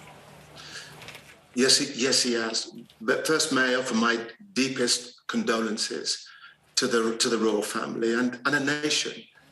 As has been said, we are a nation in shock, a nation in mourning. And, you know, reflecting on Her Majesty's life, particularly when I look back on the documentary that she spoke in recently, she said that service is sacrifice. And when you think of the decades of service and sacrifice, right up until 2 days ago, you see what a wonderful global role model she's been. I mean, ever since this announcement, my phone's been alight with calls actually from around the world. I just received a call from Reverend Al Sharpton, Reverend Jesse Jackson, calls from Italy and Kenya, all offering their condolences to our great leader who has passed. And of course, as you said, passed on to our new king. I want to say Prince Charles, but it's King Charles III, who I'm sure, like many people, he will make a great leader and a great king who's been waiting for this moment to take his place in our history. Lord Woolley, just as you mentioned, it would be really interesting for you to tell us a little bit about Al Sharpton and Jesse Jackson and so many others, about how Her Majesty formed those connections, why she would mean so much to them. You know, it's interesting because both characters are deeply political, and yet they've viewed our Queen beyond politics, the glue that's kept our nation together. And it doesn't surprise me one bit that I should receive calls from them offering the Black community, Black Britain, and the whole nation condolences from key figures such as those. And again, I think this will come around the world because she was revered as a statesperson, revered as a model, Dermot, of integrity, of quiet leadership for him, for others, for me to aspire to. And, you know, as we mourn, as we are deeply, deeply saddened, we can be immensely proud, actually, of this incredible servant to our nation who showed us what service should be about. And let's talk about Charles, King Charles. Yeah. That dignity and quiet leadership that you describe by his mother, from his mother, is that something in his own way that he will continue?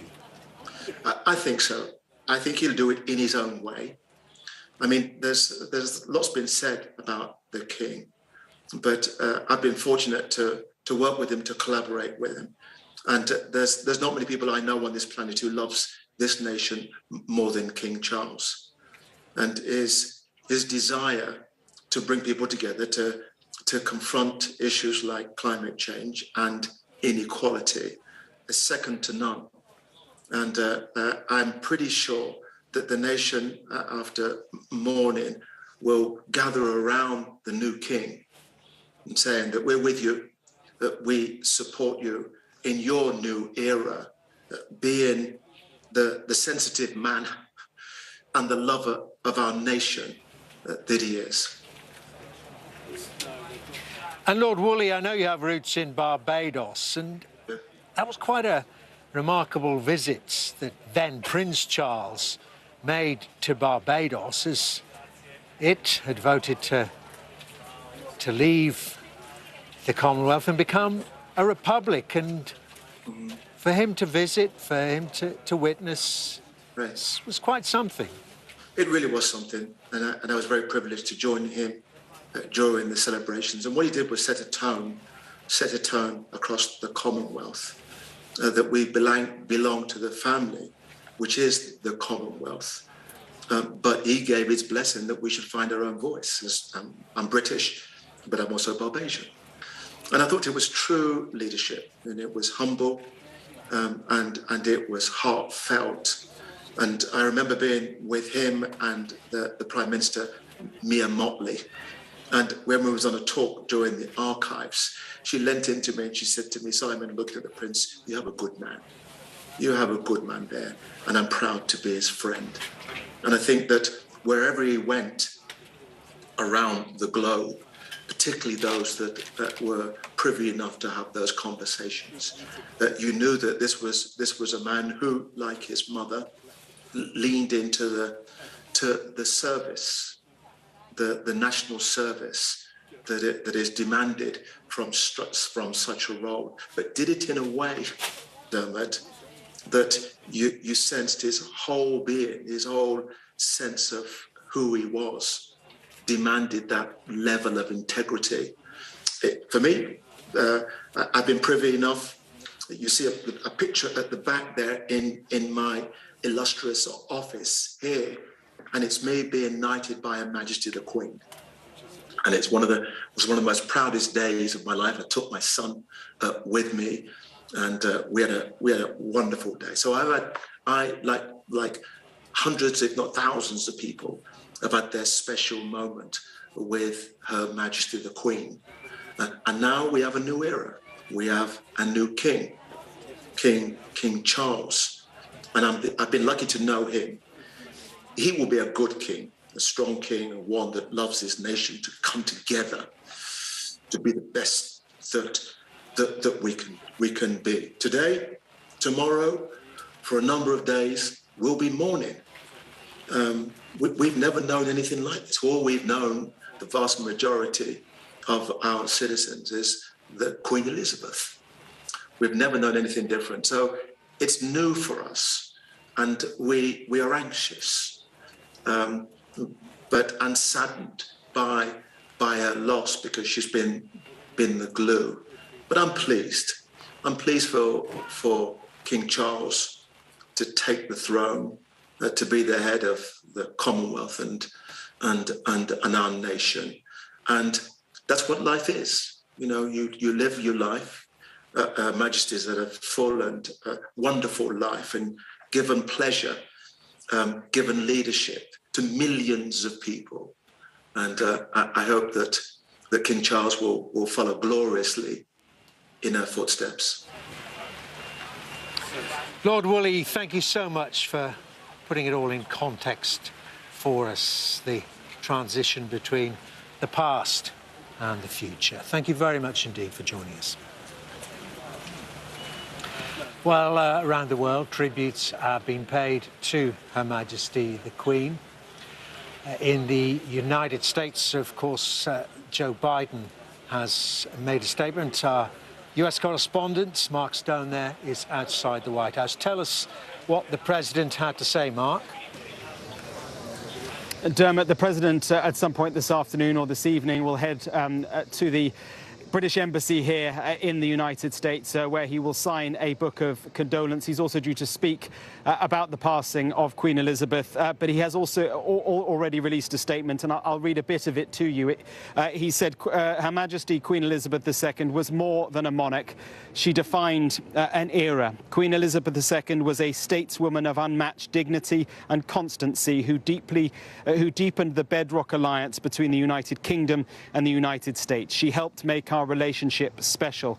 He went on to say, all told, she met 14 American presidents. She helped Americans to commemorate both the anniversary of the founding of Jamestown and the bicentennial of our independence. And she stood in solidarity with the United States during our darkest days after 9/11, when she poignantly reminded us that grief is the price we pay for love. President Joe Biden's personal statement reflecting the loss of Her Majesty the Queen.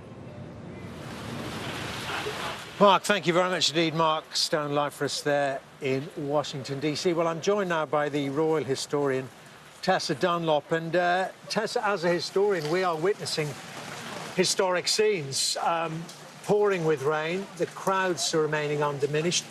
They know what has happened and they know just how significant it is. Yeah, and it's also very poignant, really, that while we gather around what's perceived to be the epicentre of British royalty, Buckingham Palace, the Queen died in Balmoral. She once famously said of Balmoral, it's a place one looks forward to very much. It has an atmosphere all of its own, and I don't think we can underestimate just how fitting it is. That's where she spent her last few days. You know, this is the first monarch to have died in Scotland since James V, the Scottish Stuart, in 1542. The Queen, of course, much more a Stuart and a Bruce, directly descended from Mary, Queen of Scots, than she ever was a Tudor up the Henry VIII, Elizabeth I line, and somebody who passionately believed in the United Kingdom, and also on an emotional level. That was really a home, an emotional home for her. It was where she spent the first part of the Second World War, as well as a large part of her childhood beforehand.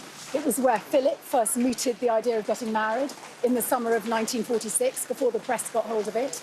It was where she spent the best bit, the bit where the press didn't intrude, of our honeymoon in Burke Hall. You know, there's so much that's personal and good and private about Balmoral, and there's also something wonderfully symbolic about our canny monarch spending her last few days there and then coming down through the country, lying in state in Scotland first. You know, really a symbol of a united country. And then our new king, of course, not a man in the first flush of youth, very like, in fact, Edward VII, who turned out to be a good king, but famously said, it's come too late. But just on the palaces, I mean, obviously this is the symbol, the centrepiece, the flag, of course, all important, that flagpole with the Union flag flying at half-mast. She wasn't keen on it, though, I was going to ask you that. She preferred Balmoral, she preferred Scotland, she preferred Burke. And actually, when the king died, and that was much more of a shock in many ways than the Queen dying, given that she's 96, there was an air of expectation, even though it is shocking because she's been with us so long.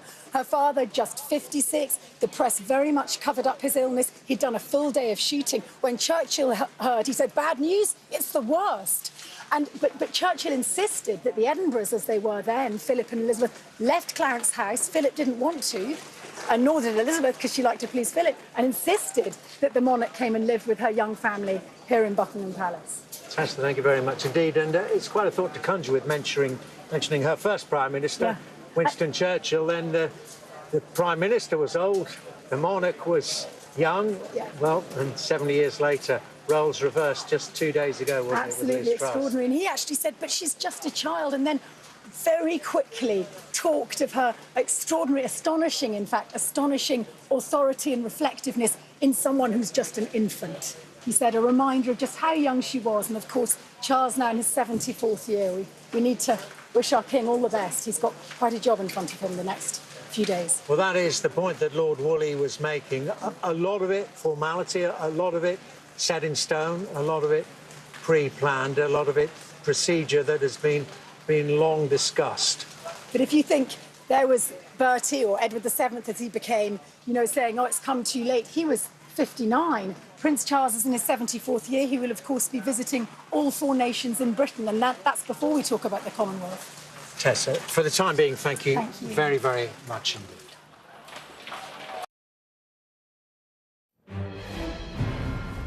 Good day, I'm Tom Costello in for Hallie on this very solemn Thursday. Tonight, Britain and the world are in mourning for Queen Elizabeth II, the longest-running British monarch who really died this morning at the age of 96 this afternoon in the UK after more than 70 years on the throne. Her reign spanned wars, a global pandemic, 14 U.S. presidents, heartbreak, family scandals, triumph, and more. Her eldest son, Charles, has now assumed his role as king.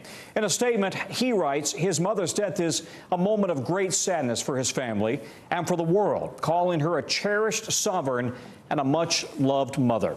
You're looking at live pictures right now out of Buckingham Palace in London, crowds gathering in the rain to leave flowers and pay their respects.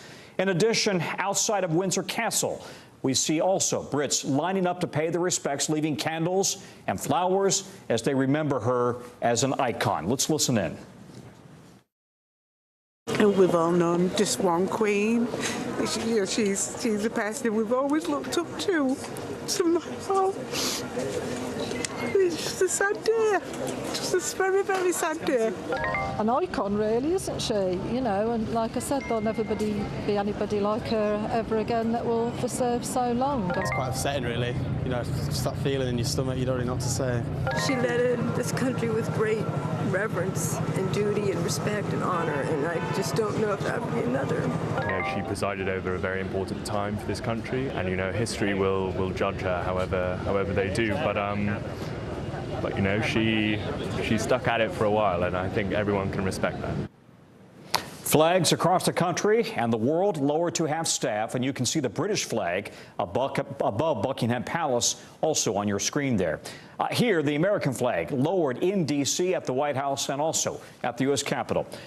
This sign in front of the Buckingham Palace sharing the news, saying the Queen died peacefully at Balmoral this afternoon. That's in Scotland. People there gathering since early this morning where concerns about the Queen's health were first raised. She passed away at Balmoral Castle in Scotland, where she spent her summers. Her children and grandchildren all rushing to her side to be with her in her final moments. The royal website went dark soon after the announcement with a black background photo of the late monarch. The site reading, "It is temporarily unavailable while appropriate changes are made." The BBC broke into programming to make the announcement, then played the national anthem, something they've been rehearsing literally for decades. Here's how that looked and sounded as the news broke this afternoon.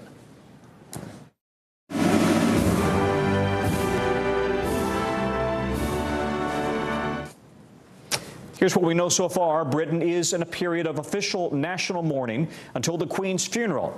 King Charles and the Queen consort Camilla will remain at Balmoral this evening. They'll return to London tomorrow. The plans for the next 10 culminating in her funeral are still being codenamed London Bridge. NBC's Keir Simmons takes a look back now at Queen Elizabeth's historic reign.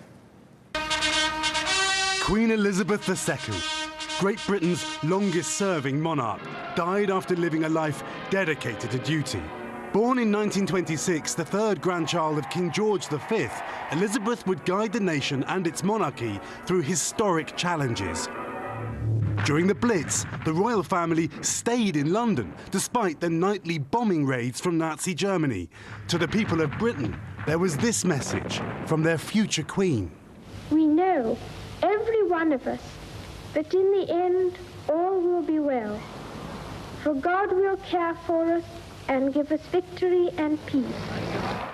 That speech sealed a special relationship with her future subjects. Westminster Abbey, 1953, the first time TV cameras were allowed inside to record a coronation. The celebration was seen worldwide. And Elizabeth's reign would be felt worldwide. She was the most widely travelled monarch in history. She helped transform Britain's empire, easing former colonies into states, and all that while balancing motherhood and monarchy. 3 sons and a daughter. The pomp was there, but circumstances changed. For the first time, the Queen opened the royal family to the public eye. She encouraged her children to live lives beyond the palace walls. In some ways, the royal family appeared just like the rest of us, vulnerable. There was divorce and reconciliation. Her son, Prince Andrew, mired in accusations of sexual misconduct. But the tragedy of Princess Diana was an especially dark moment for the royal family. Her fairy tale romance and marriage ended in scandal with a messy divorce and then death. Diana killed in a traffic accident in Paris. The royal family grieved privately, but there was growing anger in Britain that the monarchy was out of touch, detached and aloof. The Queen quickly returned to London from her vacation home to pay tribute to Diana and face a challenge to modernise the monarchy. I, for one, believe there are lessons to be drawn from her life and from the extraordinary and moving reaction to her death.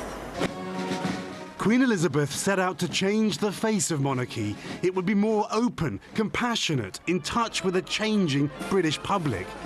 Institutions, which in turn must continue to evolve if they are to provide effective beacons of trust and unity.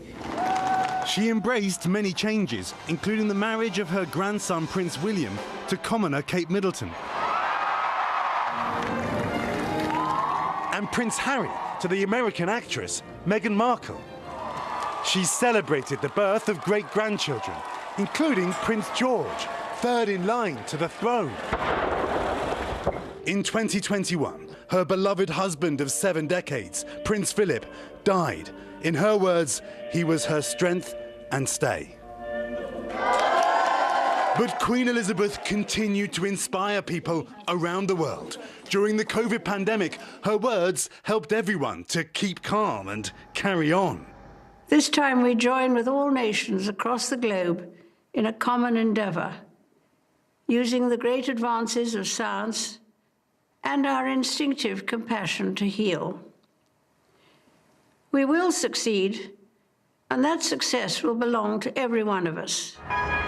She was the longest reigning British monarch in history, on the throne for more than 70 years. Her Platinum Jubilee celebrated with a military parade. Beacons lit across the world. I keep mine in here. A surprise appearance from Paddington Bear. And over 10 million people across Britain gathering for street parties to honour their one and only Queen. The Jubilee concluded with a final wave from Queen Elizabeth from the balcony of Buckingham Palace. She was joined by 3 future kings, Prince Charles, Prince William and Prince George. The crowds cheering for Queen Elizabeth II, a monarch for the ages.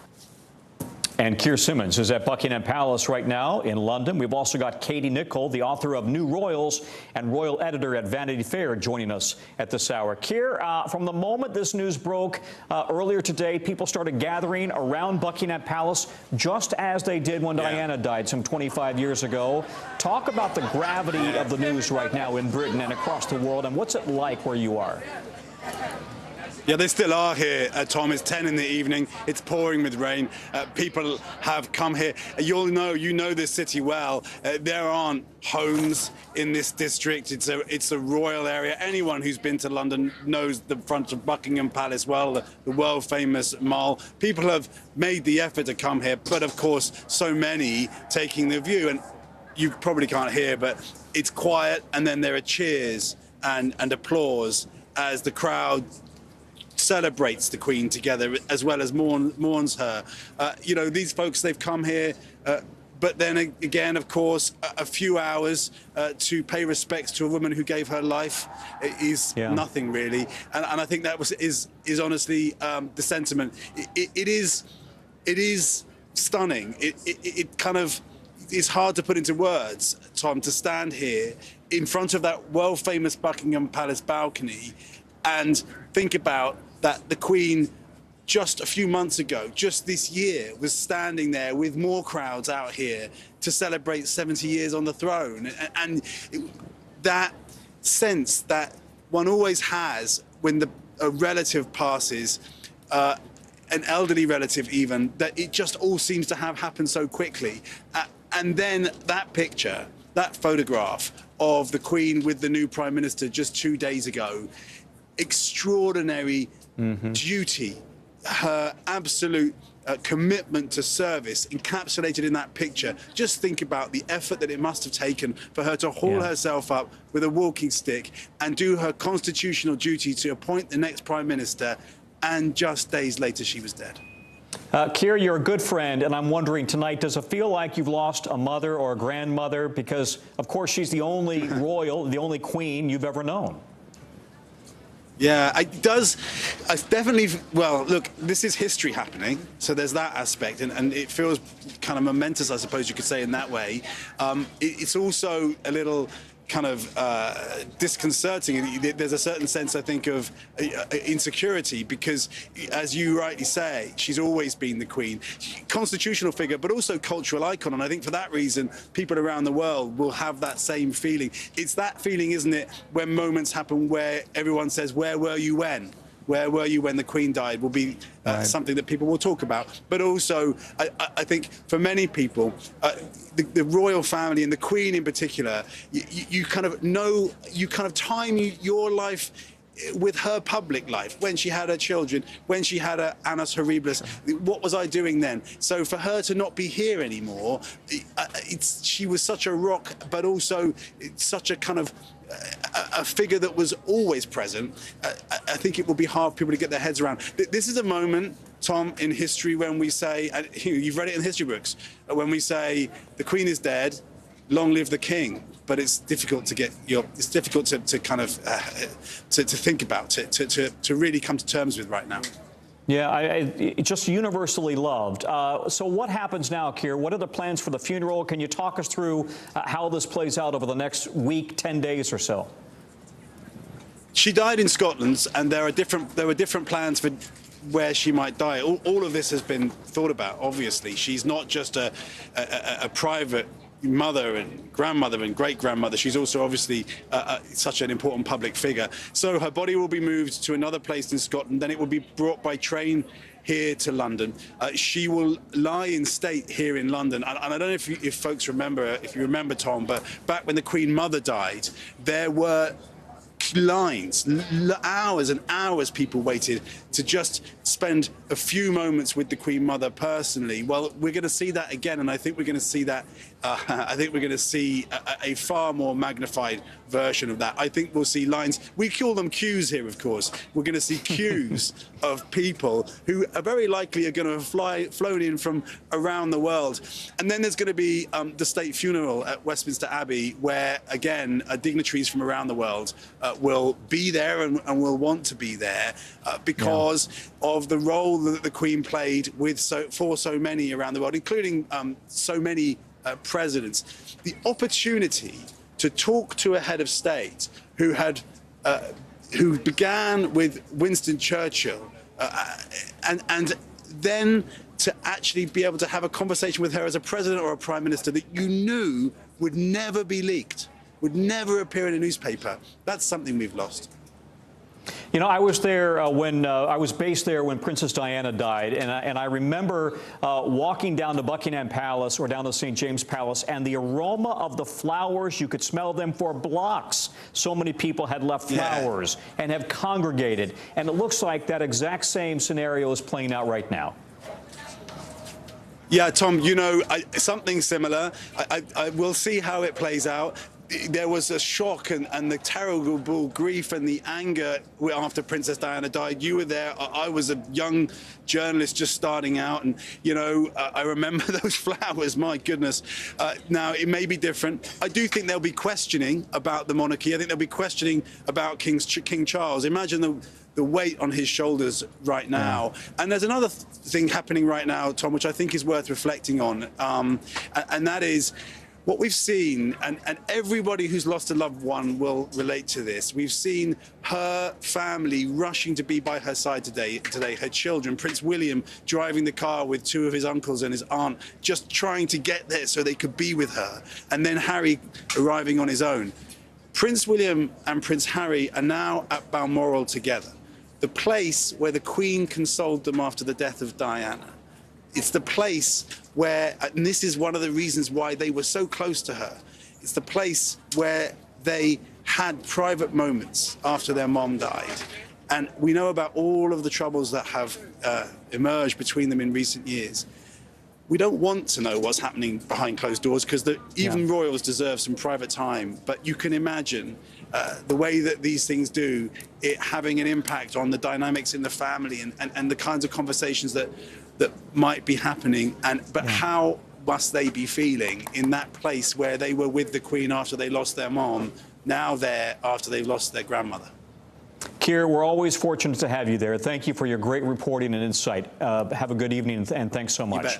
Let's bring in now quickly Katie Nicholl. She's the royal editor at Vanity Fair. And Katie, on her 21st birthday, the Queen publicly committed herself to serve the UK. We want to play some of that sound right now. Queen Elizabeth II was the rock on which modern Britain was built.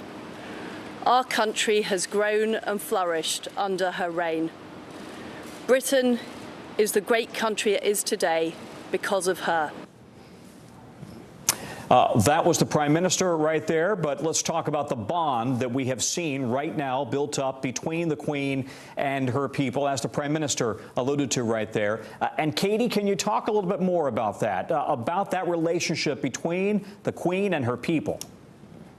Well, it's very simply a very, very special relationship for the simple fact that she is the only monarch most of us today can remember. She is on our coins, she's on our stamps, she's in our living rooms on Christmas Day, she's led us through a pandemic, she's led us through wars. She is the, she is the sort of golden thread that holds this strange, crazy tapestry that we call life together. And so we feel very acutely her loss and the pain of her loss. I mean, I suppose we shouldn't be too surprised, should we, that at the age of 96 and clearly with health issues that we have lost our record-breaking monarch, but I think so fresh in people's minds are those wonderful celebrations for the Platinum Jubilee where we saw the country come together for that 4 days of celebration to mark the Queen's reign. That is why they are outside Buckingham Palace tonight. Sure. That is why people are gathering up at Scotland as well, because they feel a sense of belonging and they feel a great sense of loss. So let's play that sound we wanted to play, and we pushed the wrong button. We want to play the sound right now with the Queen when she turned 21 years old, committing herself to a life of service. Listen to this. I declare before you all that my whole life, whether it be long or short, shall be devoted to your service and to the service of our great imperial family to which we all belong. And Katie, I've heard from monarchists and those who are opposed to the monarchy all saying we loved her, that she transcended the monarchy and the divisions that the monarchy created. But right now, this is a fragile moment for Britain. You've got a cost of living crisis, a new prime minister taking over after a series of scandals involving the previous prime minister. You've got also right now Brexit and that impact on the economy. So talk to us a little bit about how now King Charles will try to navigate those waters. And does he have the support of the public that she had? Well, they are going to be testing times. You're quite right. One of the people I interviewed for my book said to me, woe betide we lose the Queen at this time, because we have Russia at war with Ukraine. We have all the issues that you've just outlined. That said, to answer your question, I actually think that King Charles III, as we now know he is going to be called and styled, I think has the potential to be a very impactful and successful king. His reign, so certainly compared to his mother's, will be short. But that's not to say he can't pack a lot into a relatively short reign, and that's exactly what I think he will do. I don't think we're going to see a sustained period between now and Charles's coronation. He is was our longest serving Prince of Wales. He has had plenty of time to work out exactly what he wants to do. And, you know, as you say, we mourn the loss of our Queen. Long live the King. This is history in the making, but it is also the creation of now a new future, a new monarch. Katie, we saw Prince Harry arriving in Balmoral later this afternoon. He apparently did not make it to the Queen's side before she passed. What more do we know about who was there, who wasn't there, and is there any reading of the tea leaves there, or is that simply not appropriate right now? Well, I don't want to be too speculative, and we haven't had any confirmation, but my understanding is that the Prince of Wales was with the Queen. He and Camilla were in Scotland. They were over at Dumfries House. I don't quite know when they got the call. Clearly, the Queen took a turn for the worse quite suddenly, and the situation spiraled very quickly. So my understanding is that Charles and Camilla were there. They were the first to be there at Balmoral. We don't believe that Prince William, as you pointed out in your report, was seen driving his uncle and the Countess of Wessex to Balmoral, necessarily made it in time. These are details that I'm sure will emerge over the coming hours. But we do know that Prince Harry flew alone, that the Duchess of Sussex stayed behind. I think there's a lot to be read into that, and it will be heartbreaking. Make no mistake, for Prince Harry, who at times almost had a maternal figure in the Queen, not to have made it to the Queen in time. I will just tell you quickly, if we have time, that I think there will be a great sense of regret and remorse on Harry's part. He was invited, along with William and Catherine and all of the other grandchildren and great-grandchildren, for a big weekend at Balmoral. The Queen was able to have that. She traditionally hosts it for all her grandchildren and great-grandchildren. The Sussexes were sadly absent, and I think, as Keir was saying, what a night it will be, an emotional night at Balmoral, with all the memories that Balmoral holds. But let's hope that this family rift, which has really torn this family apart very publicly, finally can be healed. It's just very sad that it's across a deathbed. And lastly, you kind of addressed this already, but I'm just wondering the British public support for King Charles. How much support does he have right now, coming out, of course, after the Queen's death?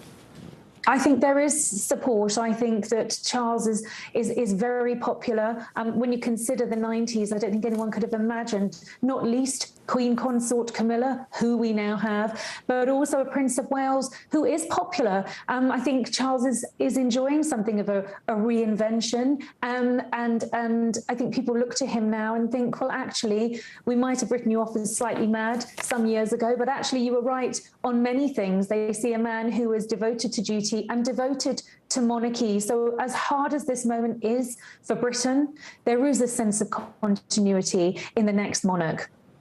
Katie, thank you. Katie Nichol in London for us. President Biden released a statement this afternoon on the Queen's passing, saying she was a stateswoman of unmatched dignity and constancy who deepened the bedrock alliance between the UK and the US. Adding that during their summit last summer, she charmed us with her wit, moved us with her kindness and generosity, and generously shared with her wisdom. He is going to be making his first public remarks since the Queen's death tonight at a DNC event in Maryland.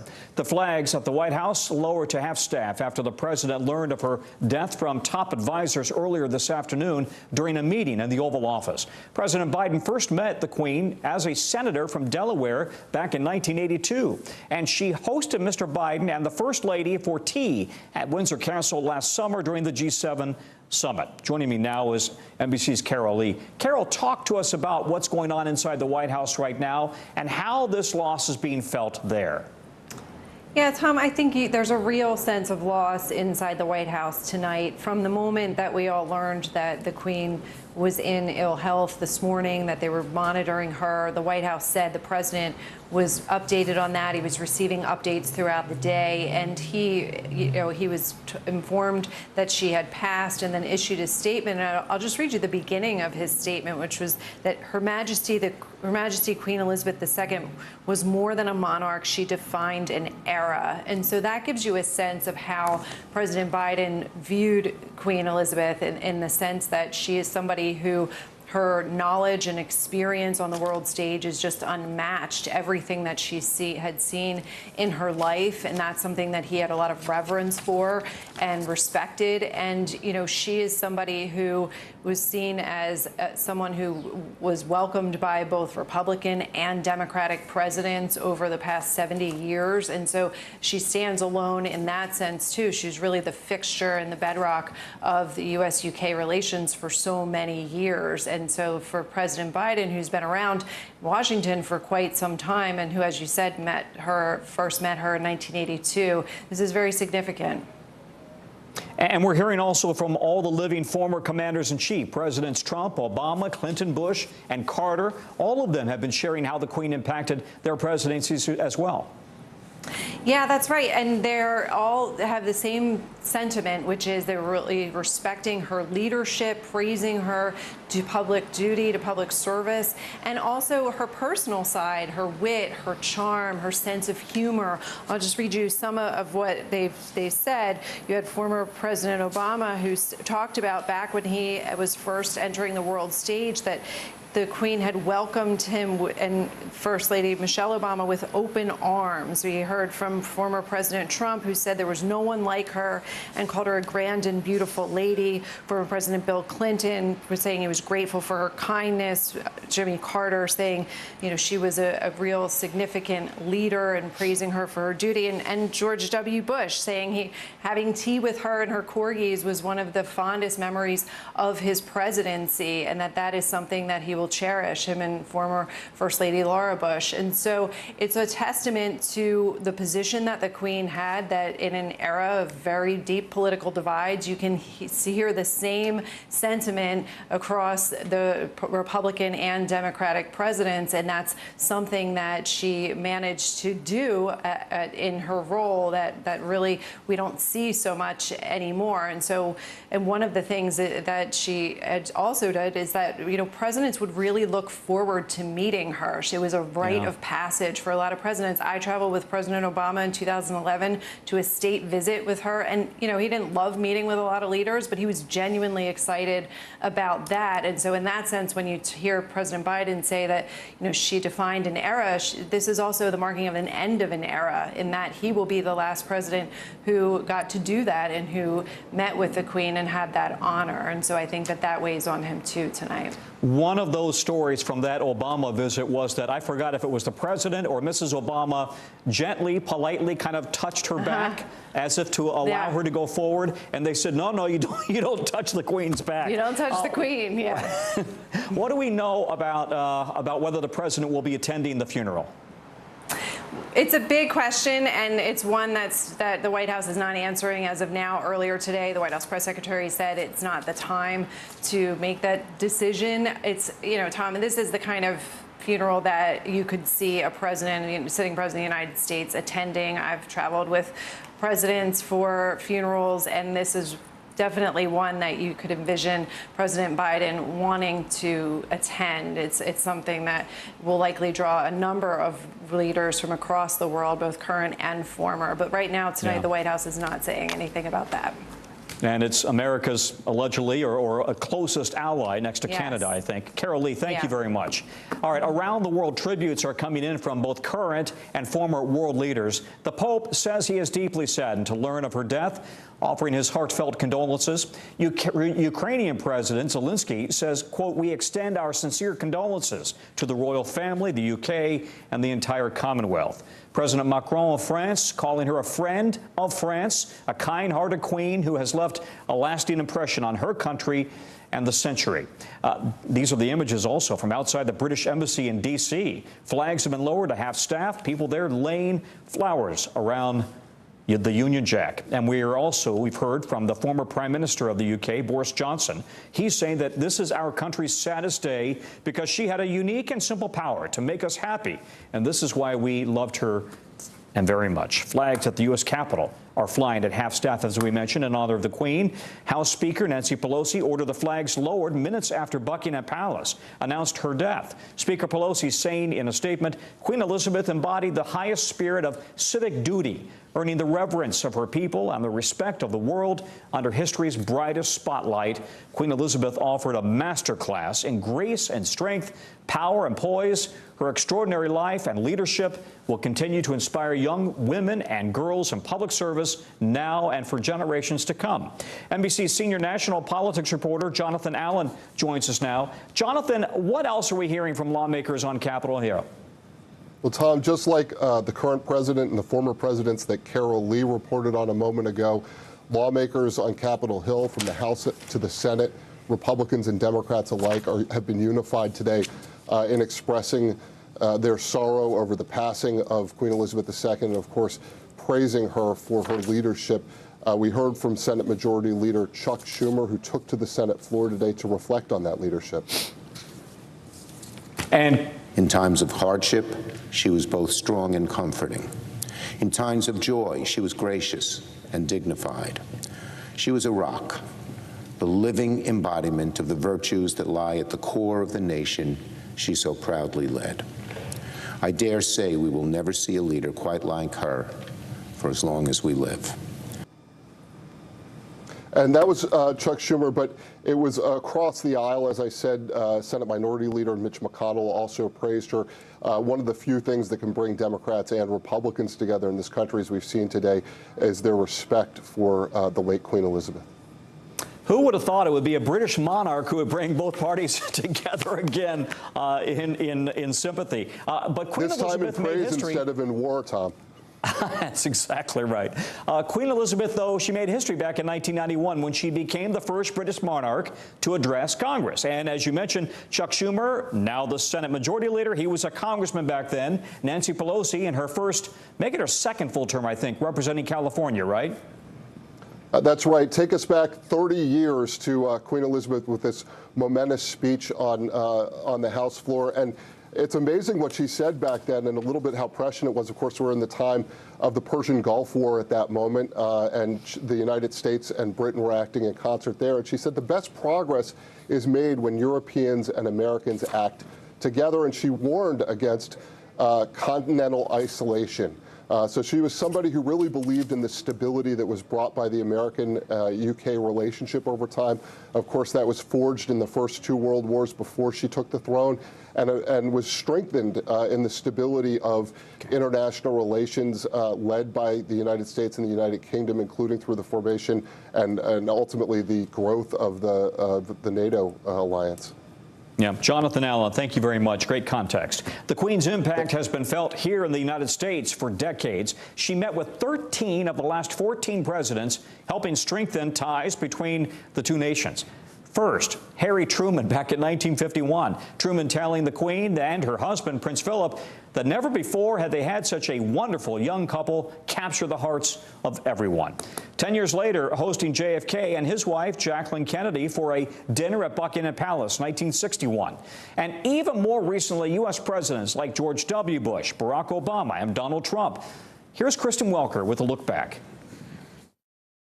She's danced with presidents, ridden with them, celebrated with commander-in-chiefs, mourned, and of course shared plenty of meals. Queen Elizabeth, in fact, meeting every single serving American president except Lyndon Johnson since 1951. Harry Truman was her first presidential meeting as a 25-year-old princess representing her father, the king, during a U.S. visit. She came back in 1957, now as Queen. I also want to say how much I appreciate the warmth and friendliness of your reception. Receiving an all-American welcome, a state dinner hosted by President Eisenhower, and a ticker tape parade in New York. Queen Elizabeth always appearing eager to take part in American traditions and charming the public along the way, watching a baseball game with the first President Bush. Oh, it's great. Can we see her? Because, I mean, she came all the way from England, and it's great. It's wonderful. Meet the great lady of the world. And attending the Kentucky Derby during the second Bush presidency. She's a great race fan, so it's exciting. Chances are, if we see her, we're just going to go. We've glimpsed other memorable moments. That famous dance with President Ford at the White House. A standing ovation when she became the first British monarch to address Congress.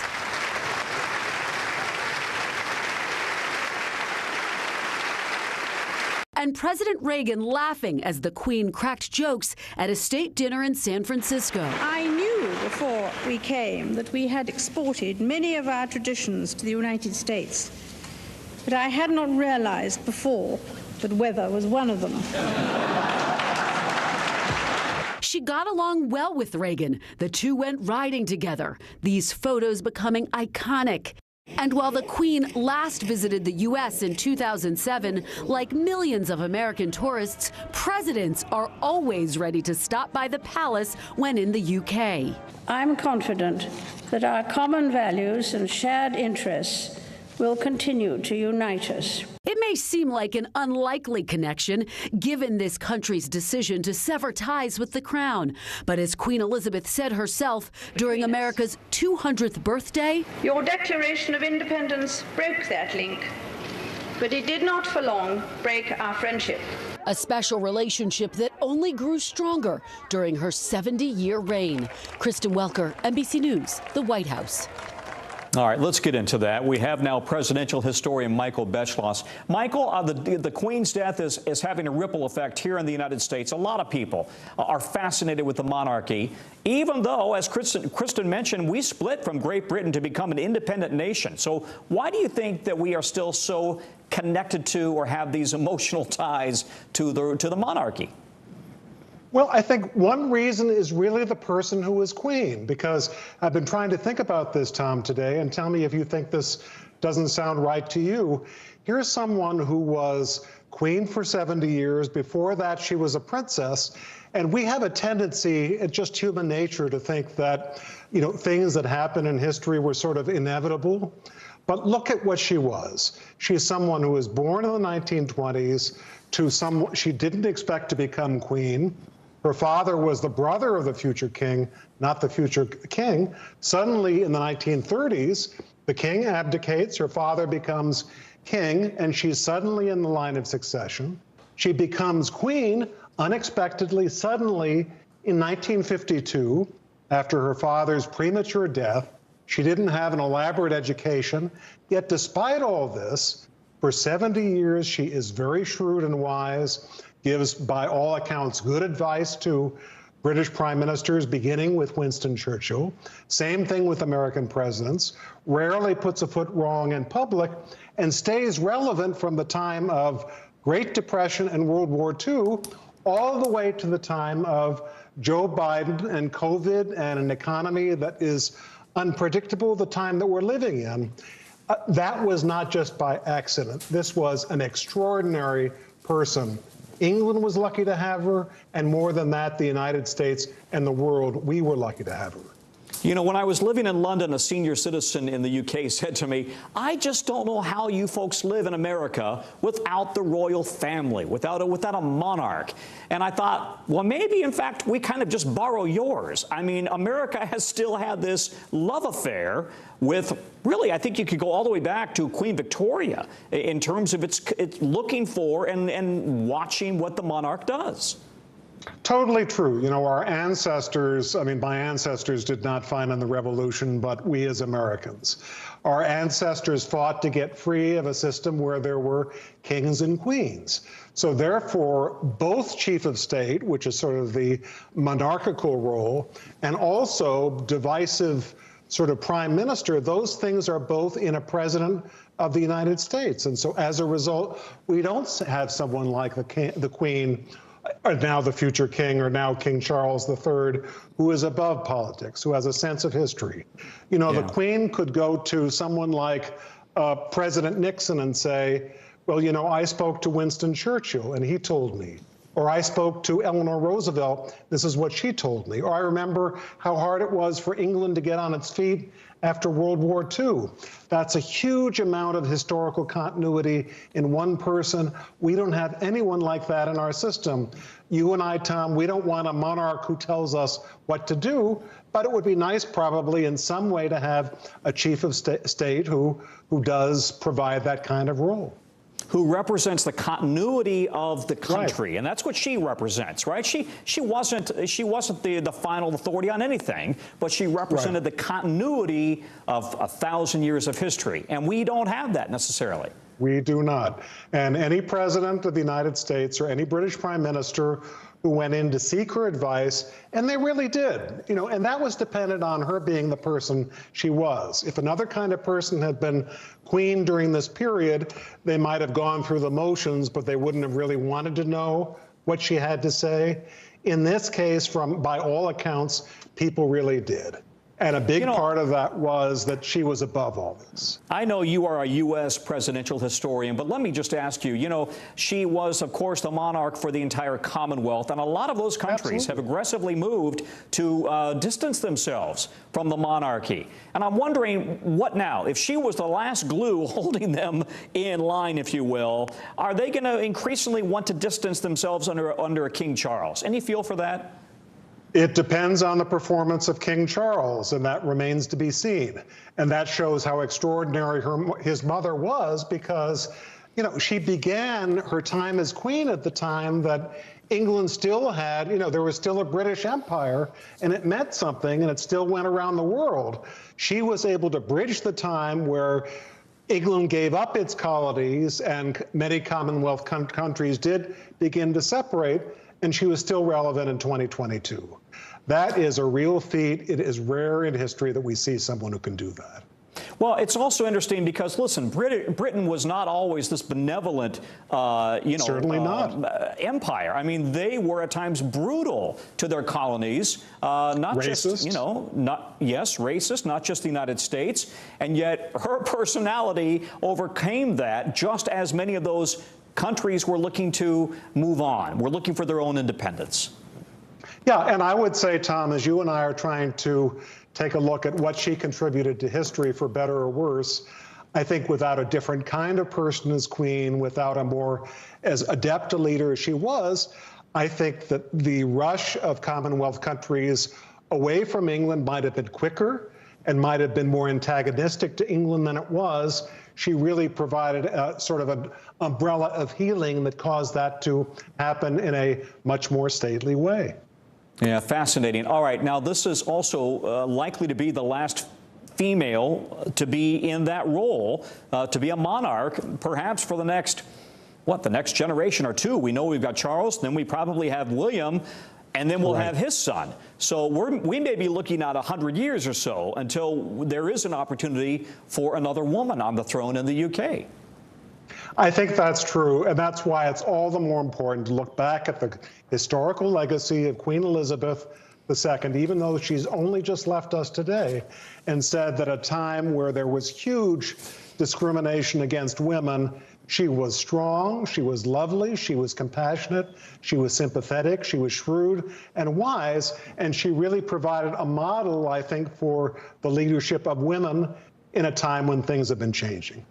You know, and I also loved her comments in which when she spoke before Congress, and she said, despite the War of Independence, there's proof that we can still get along. We can move past that and get along. And we still have this unusual relationship. You know, we call it this special relationship with the UK, and I would argue it's the same with Canada. And the monarchy has kind of been the glue to some extent. So the question is, will it be as strong if we have a king who's not as popular, and if we have, you know, strain or tension between number 10 Downing Street at the White House? Really good point, Tom. And sometimes you only really appreciate leaders when they're gone. And we may be in a situation where 2 years from now, the job of being king for Charles III is so great and so difficult that we will say, you know, we really did not appreciate it, how talented Queen Elizabeth II was all the way up to the moment of her death. Michael, always fun to talk to you. Thank you. Michael Beschloss, who's an expert on all things with U.S. presidential history. Tributes pouring in from the sports world as well, remembering Britain's longest reigning monarch. There will reportedly be a moment of silence before tonight's NFL kickoff game between the Bills and the Rams, and before the kickoff of 2 international soccer matches. Also ahead of the women's semifinal match at the U.S. Open tonight, the Queen often went to matches at Wimbledon. The BMW PGA Golf Championship in Wentworth, England, suspended play for the rest of today. And England's soccer league, the Premier League, tweeted it's deeply saddened to hear of the passing of Her Majesty. The British Horse Racing Authority also suspended all races Thursday and Friday to remember the Queen and her love for that sport. The Horse Racing Authority saying in a statement, quote, Her Majesty has been one of the greatest and most influential supporters in the history of horse racing.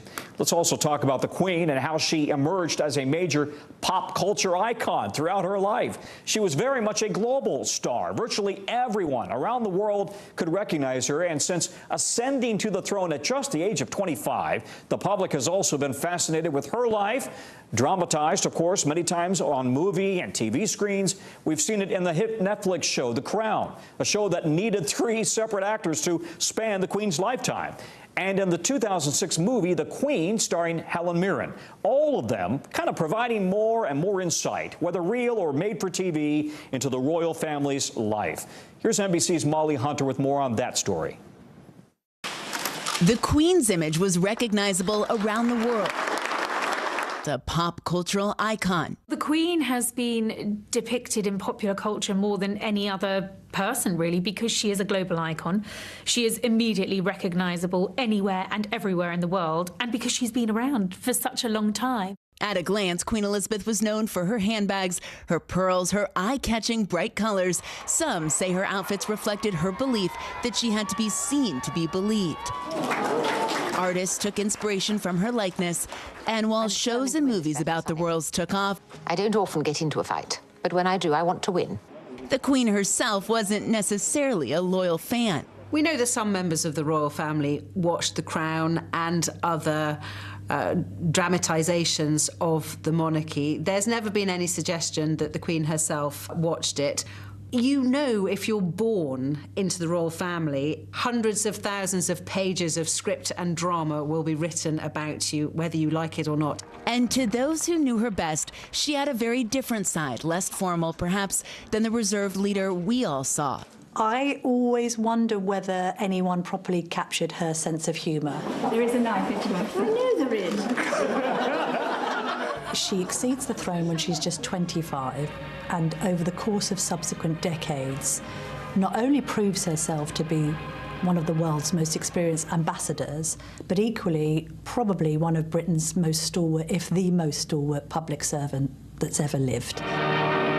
England's longest-serving monarch, her dedication to service defined the royal family, adored at home and admired by fans around the world.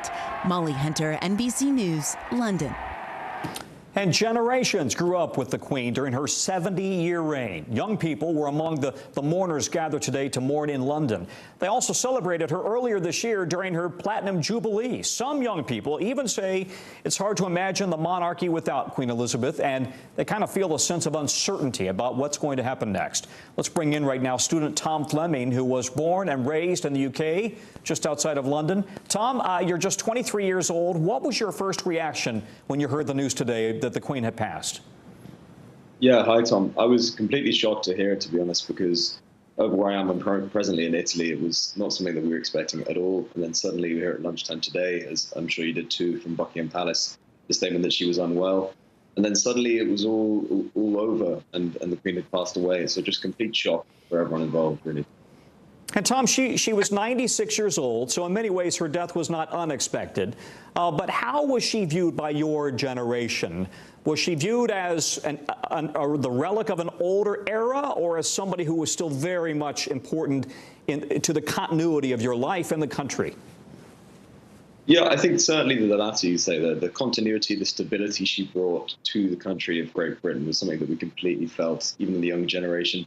I know it's something that my mum felt as well throughout her lifetime. You know, the Queen's been around 70 years. That's, you know, through to my grandma's generation. She was in herself, the Queen, a bit of like the grandmother of the country. For people like me, she was someone who was always there and someone we celebrated as the image of Great Britain. Well, in fact, you just anticipated my next question. Does it feel like tonight, does it feel like you lost your grandmother? In many ways, yes. She was someone we all loved very dearly, and it's someone that I don't think it will be very easy to replace. So, yeah, a grandma figure, certainly. And how will your generation, do you think of the monarchy now that she's gone? Does no longer Prince, does King Charles, does he kind of have the same, does he garner the same kind of feelings with your generation as the Queen did, or not so much? Well, that's hard to tell because we've had the Queen our whole lifetimes and Charles has always been the Prince. It's very difficult for us to sort of see what King Charles is going to be. I think certainly these months to come we'll celebrate him and be there for him in his time of need. And in the years to come, hopefully prove himself to be the figure that we loved, just as we did love the Queen too. Does it still feel, Tom, like your country needs the monarchy, that it's an essential part of being British? Well, that's a bit of a contentious issue. I think a lot of people would be very pro-monarch and they celebrate, you see the people there at Buckingham Palace today, very, very proud that the Queen was one of our people and was our leader. But on the other side, there are many people who are still debating whether we need the monarchy or whether it should just be this symbolic issue. There's a lot of issues, obviously, what the institution of the monarchy has been in the past. But I think people still celebrate the fact that it's a symbol of Great Britain more than anything else. So the royal family is, in fact, such an obvious sign, an obvious flashing signal about what Britain stands for, right? That's why people go and visit the UK. They want to go to Buckingham Palace. They want to go to the castle at Windsor. They want to kind of see what all of the hubbub is about. Completely. And I mean, that's, yeah, as you say, I live very close to Windsor and there's always people coming and going. And I think even tonight, people laying flowers at Buckingham Palace too. And that was completely what the Queen was as a person. She was someone who was so loved, not just by us Brits, but people all over the globe. And I think that it's going to be sad for very many people across the world tonight. So, Tom, let me ask you about your mom's perspective of the royal family, the monarchy right now, versus your perspective. Are you in lockstep or do you have different views? I think my mum has always been someone who's very, very much loved the royal family. She's really grown up with them. She's seen Queen Elizabeth grow into this role that she became. Whereas for someone like me and for someone like some of my friends, the Queen has just been someone that we've sort of taken for granted as always being there. We never could foresee her dying. We can never see a day like today. And we certainly don't know what's to come. So I think for me, it's a much more sort of taken for granted token thing. Whereas for someone of my mum's generation, she was such a figure of stability in the country that this would be as much more of a shock and much more uncertainty than for someone like me, where it's perhaps not so sudden and not so dramatic because we don't know what the instability side might look like. Yeah. Tom, thank you. Tom Fleming, who is joining us very late at night in Italy to give us his thoughts. Thank you, Tom.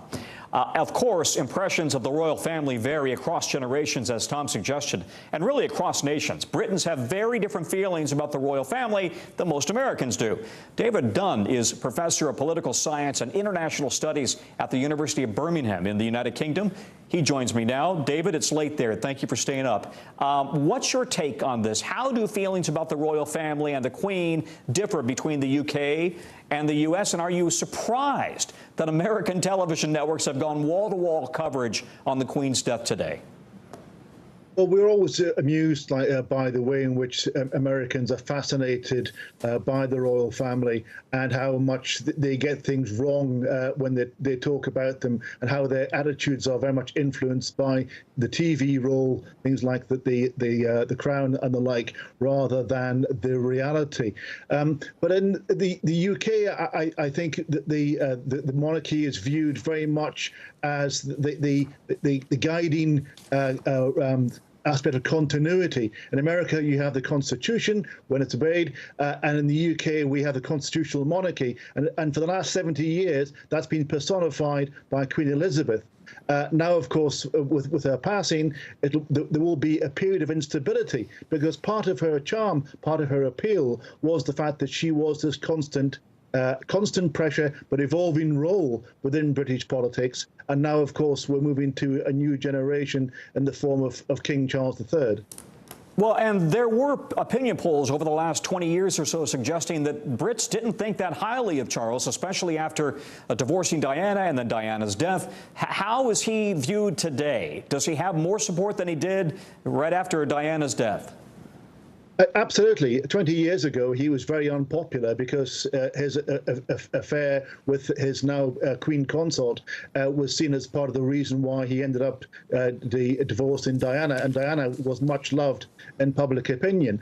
That opinion has changed over time, but still opinion polls show that Charles is much less popular than the Queen who has passed. So it will be a challenge for him to actually build that relationship, build that trust, and build that respect because he is not as popular. Indeed, opinion polls show that his son, Prince William, is more popular than he would be. Some would advocate that the monarchy should skip a generation and go straight to William. But of course, that's not how monarchies work. The way monarchies work is that the next in line becomes immediately the head of state, and that's what's happened today with King Charles. And of course, he has waited his whole life for this moment, not one that he wanted, but he's been preparing for this. He's not about to step aside for William to come in. Absolutely. This is the longest apprenticeship in history. He has been the heir in waiting for 72 years. He has studied and prepared. And actually, over the last 2 years, when the Queen has been frail, he has been stepping into that role. He was there for the state opening of Parliament. He read the Queen's speech on behalf of the monarch, of course, written by the Prime Minister. He has been taking on large parts of her royal duties gradually as she has become elderly and more frail into her 90s. So he has been easing into the job, a job that he very much wants and very much sees as his right. And he is not about to be stepping aside in favour of his son, nor would he wish to pass that particular burden to his son at the age of 40. William has lots of other things to do, and Charles will now have his go, as is the constitutional process. And I don't have much time, David, but let me just ask you this. Is there a surge of patriotism tonight that will help him as he steps into this role? I think there is. I think that there is shock, there is sadness, there is recognition of the role that Queen Elizabeth played, and there is, I think, a willingness to actually give Charles a go, if you like. There's much instability in the UK. We've had 4 prime ministers in 6 years. Brexit is still a major cleavage in the country, and of course the Scots and the parts of Northern Ireland are making noises about separation, and therefore the monarchy represents continuity in that. David, thank you. Professor David Dunn from the UK. And with the Queen's passing today, we now want to take a look back at her life with her husband and life partner, Prince Philip. Their story is one that lasted over 7 decades through World War II. Celebrations, tragedies, and they'll now be buried side by side in Windsor Castle's King George VI Chapel. Kelly Kobiea has more on their story. A queen and her prince, side by side for 7 decades, through a lifetime of royal celebrations and scandals, weddings and funerals. He has quite simply been my strength and stay all these years. Their early story was a real-life fairy tale. Elizabeth, still a princess, first saw Philip, a handsome naval officer, when she was just 13. Princess Elizabeth saw this 18-year-old, 6-foot-tall, incredibly handsome. He was nicknamed the Viking, and she fell desperately head over heels in love with him at first sight. The schoolgirl crush blossomed into an old-fashioned romance. World War II kept them apart, but they managed to stay in touch by mail. He was fighting